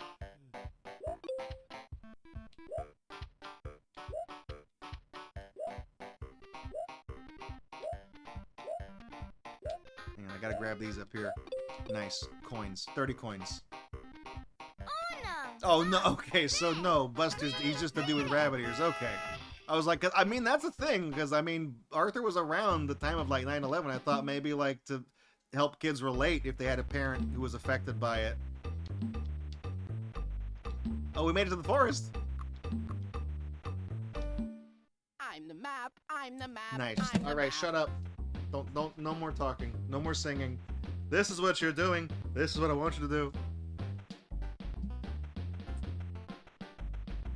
That last sign is broken. It didn't turn Dora into an alligator. That's what it was supposed to be. Yeah, that forest. Look, you know what? I know this is a horror-themed Friday the 13th marathon, but I'm not ready for this, okay?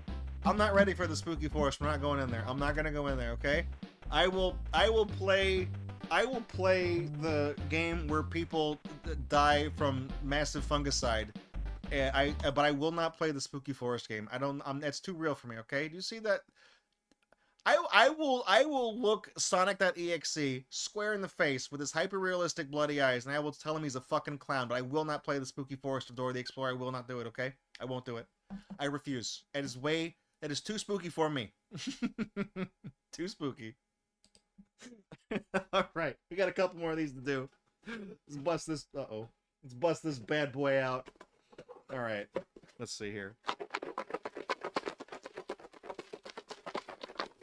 All right. Maybe if we're lucky, we'll get... I don't know if there's any more Roastmaster challenges. We'll see if there are. So he didn't submit any this year. He did last year. He did at least 2, I guess, because we've drawn 2 of them. All right. This one. Uh-oh. Oh, interesting. Maybe I can do this one. All right. From 2022. Yellow ticket. The game is Pokemon Red and or Blue. Pick one. I'm going to go with Blue. Submitted by Regular Magical Unicorn. The challenge is to fill your party with unique Pokemon. Which is to catch, I guess at the time you'll get your starter. So you have to catch 5 with it. Rattata, Pidgey, the something in the forest. You get a Nidoran at the route by the Elite Four. Spearow? We'll see. We'll see. Again, in my head, we can. I figured it out. I don't know. We'll see. That seems doable, and I know enough about Gen 1 to get myself in trouble. So, we'll see. Whatever happened, I don't know. He stopped tuning in. Life happens. It happens to people. We've been doing this show for 14 years. Eventually, people do get tired of Gatorbox, I guess. I say that sarcastically, but I don't know. People come and go. It's one of those things. I don't take it personally when people move on. You know, Regular Magic Unicorn, funny guy. He sent in several things to our viewer mail, unboxings and stuff like that.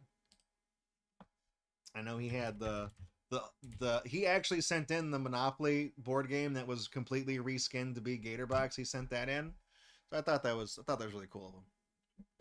But I remember him fondly, and he's welcome to come back. You know, Dr. Surgeon Guy bounced for a while. They're back. We've had people come and go. It's just what they do. It's one of those things that's like, I know Just LSD has kind of lurked off and on ever since the stream started. I know Rocker's been around since the inaugural season, so is Fangemon, but like Just LSD, he doesn't talk much in chat. He has a founder's badge, but he talks on like special events, like Extra Life. That's really the only time he comes out of the woodwork. But say he's in chat, I exist. You are seen, okay? But like that's the thing I joked about earlier is that Just LSD went 13 years between appearances on this show. Like, as part of the show. He went 13 years, you know, so people can just... Life happens, okay? You know, and I will be here playing bad games. You will not, I guarantee it. You will not miss anything important. You might miss something funny, but you will not miss anything important, okay?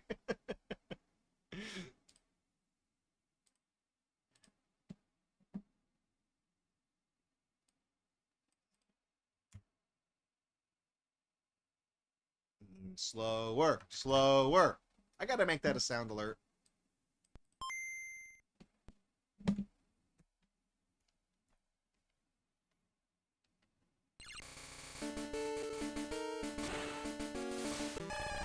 Do I have a save file on this? No, I don't. Okay. We're gonna start time when I spawn into the game, okay?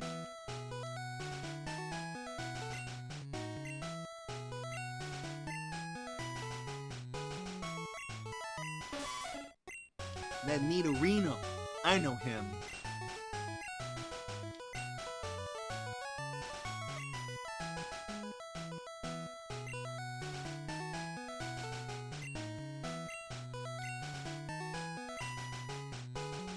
That's my name.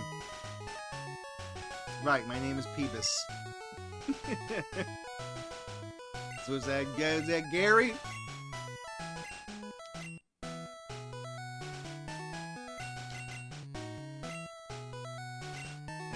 Poobis.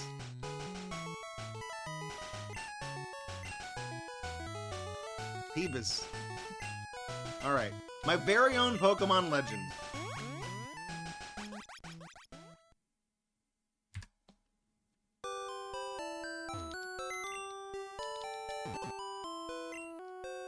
Alright, here we go.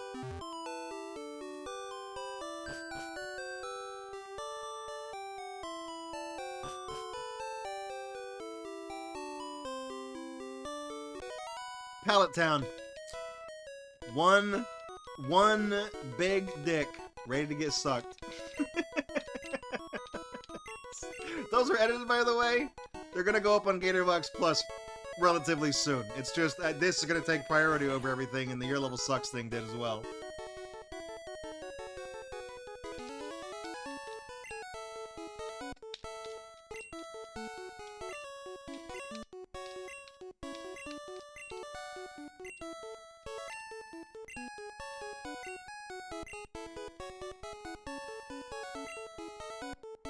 Hang on, I gotta do something.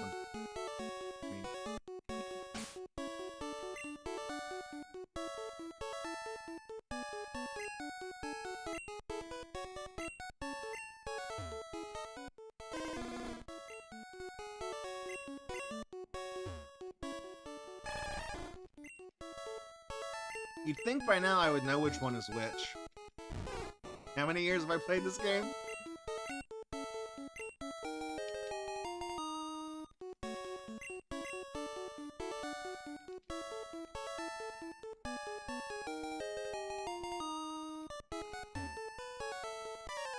Alright.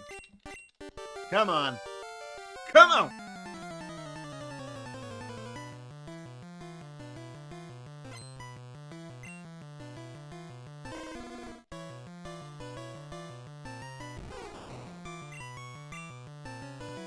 If you hold down A, you do more damage. See?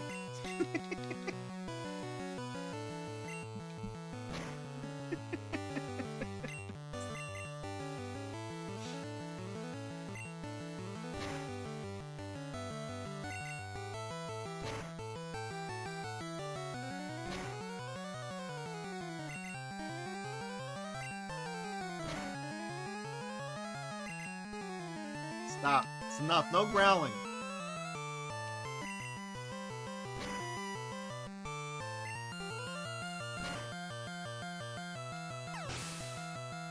Good job, Gary. Very nice 69 experience points.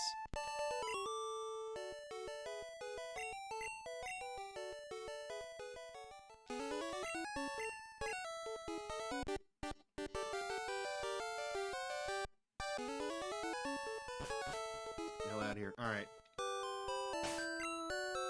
Yeah, you heal after that fight automatically. That's like scripted. Okay, now we can't start catching guys yet.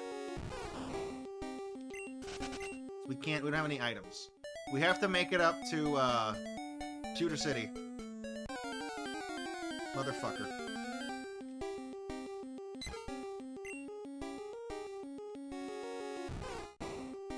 Go away, bird.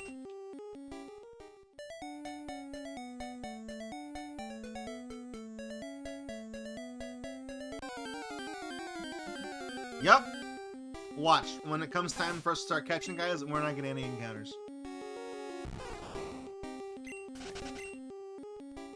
Charmander failed at growling out with his cough or something.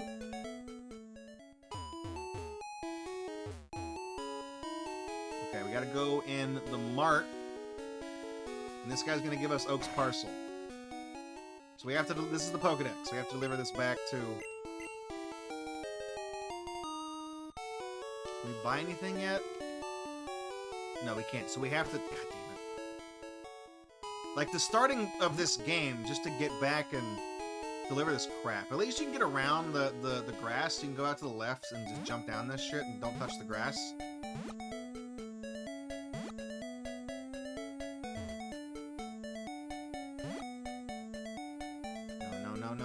No. Okay.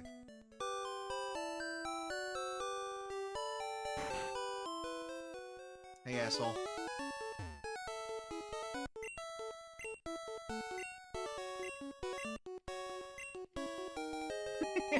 Oh yeah, that's right. The VG Cats guy, he had the Pokemon comic too, where like Gary is, yeah, like you said, he's like actually upset that his grandfather can't remember his name. The protagonist, of course, he has some D-bag, douchebag, or whatever. God, I remember that was the one. I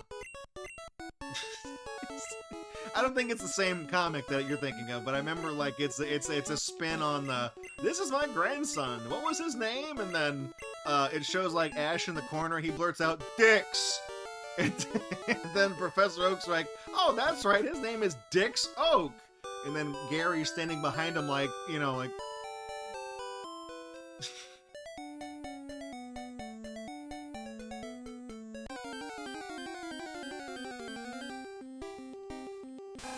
We still can't do this yet.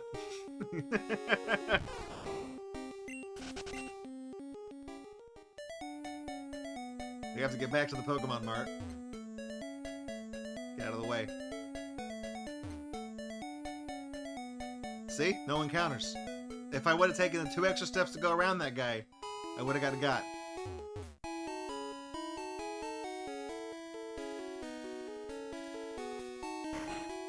Alright, dude, I delivered your shit. No, no, bye. Bye, bye, bye. Fine, we'll take that.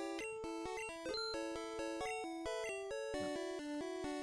He doesn't sell potions? This is the next town, I think. Alright. We get Rattata, we get Pidgey here.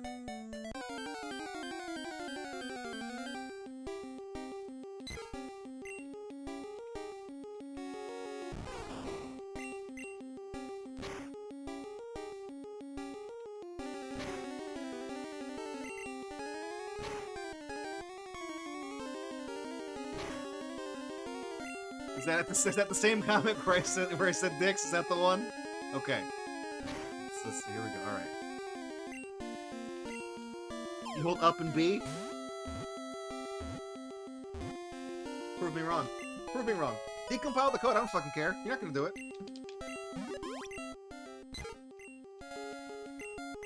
Okay. We're at 2 guys.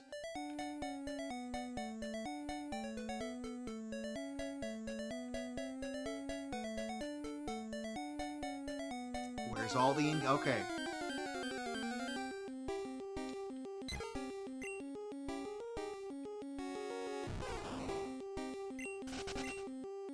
Thank God we got away from that level 2 bird. Could've done a lot of damage.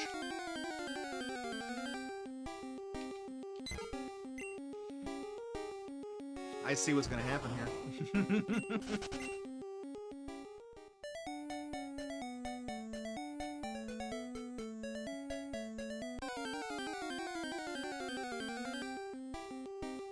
There's our guy. There's our mouse.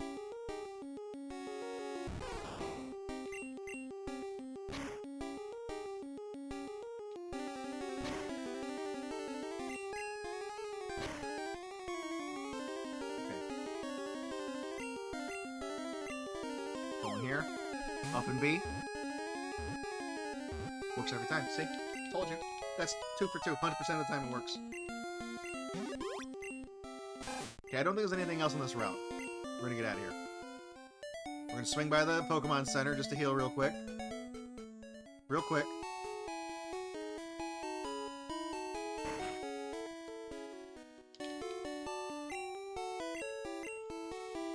Heal. Good. Go, go, come on. Come on, lady. Times is dimes.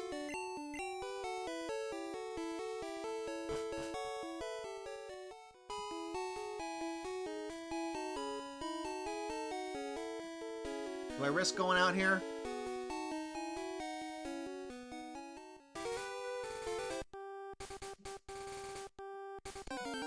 Let's just see.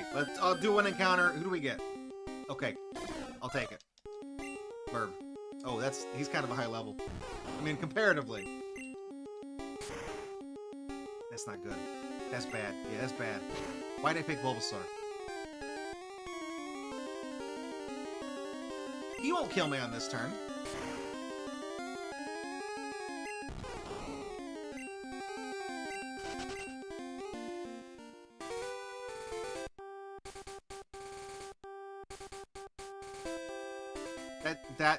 You didn't see that part.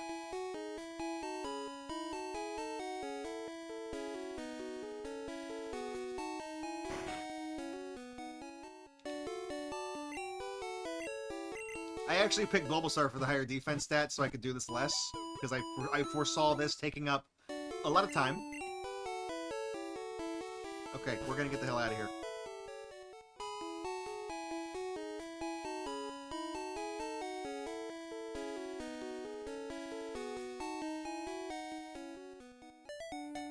We're going to the forest. We're gonna ball hard, okay? That's it. Damn, I was going the right way. Yeah, that's right. I got it. Caterpie, Weedle. I was gonna go. We're going to the forest, okay?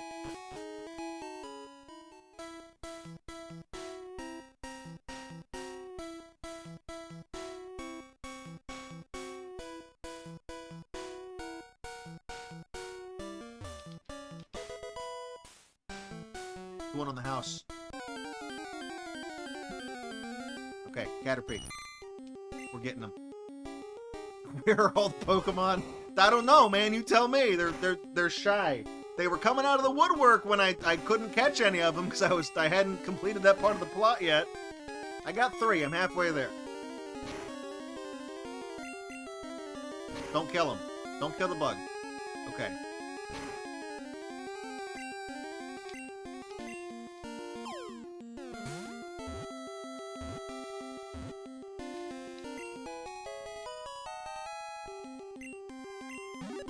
I don't fucking care. I don't care. I don't care. I don't care. I don't care. I don't care. No. No. I don't even want to see the Caterpie. Okay. I'm not paying child support. Okay, that's what I wanted to see. We might be here a while because he's gonna immediately start using Harden. We're gonna be here a while. It's fine. Oh, okay. Let's go. If I get a critical though, it bypasses when he uses Harden because the game calculates damage badly.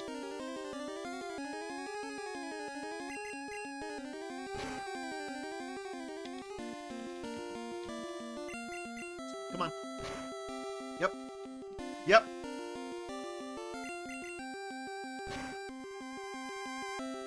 If I get a crit, I'll throw a Pokeball after a crit. That's not a crit. There we go. Okay, we're in there. We're in the butter zone. Okay.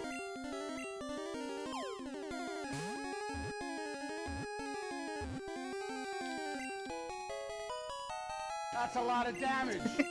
Was it? It's that much. Okay, come on. Give me that Weedle. Give me that. Show me that Weedle. Show me that Weedle. No, I don't want that one. Give me the Weedle. No, I don't want that.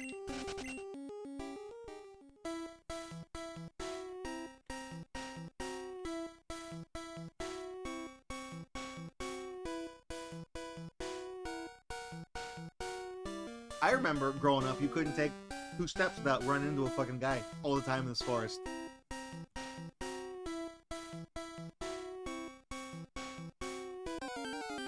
This is it right here. I feel it. I feel it. I don't feel it. I'm not feeling this one. I meant my vibe. The vibes were off. Okay, the vibes were slightly off. Take fucking bug out of here. This is it right here. This is it. This is my moment. This is not my moment. Okay, this is not my moment.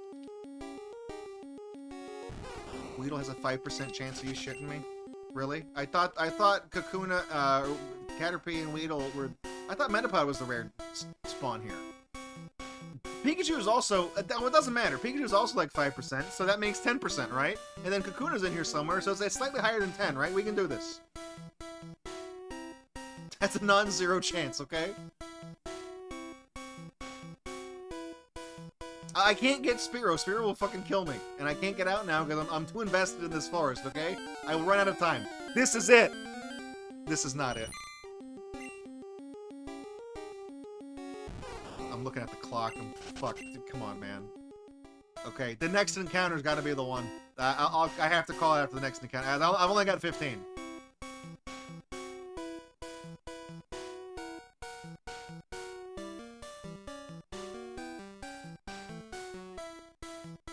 Okay, we're at 15. This is it. The next encounter is going to be the one, and if it's not a guy that we can use, then it's a failed challenge. I will call it there.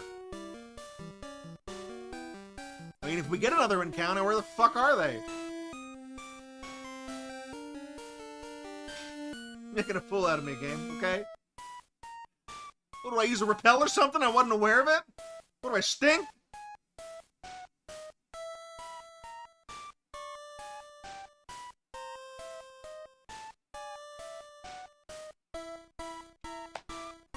That's terrible. Okay, who is it? Okay, I said one more encounter. I can do this. This might be it. This, you gotta believe in the system, okay? You gotta trust the system. Have your grandma pull the car around. Exactly. One more hit. Don't kill him. Don't. No crit. No crit. No crit. No crit. Okay, this is it. This is it.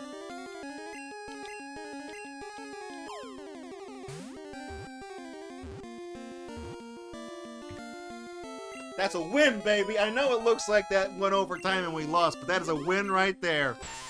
Read 'em and weep. I don't care about the Weedle. I don't give a shit.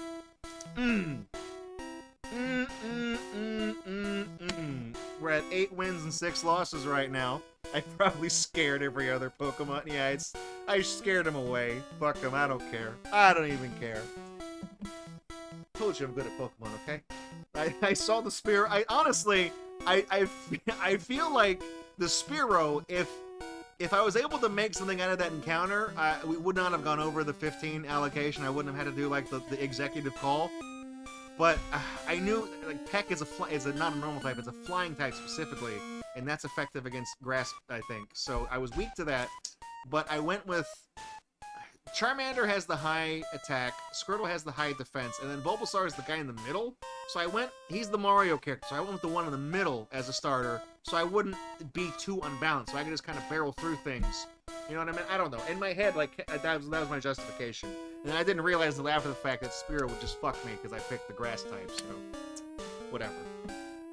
Anyways, Pokemon, okay? I lived it, alright? I was there. I know all about it.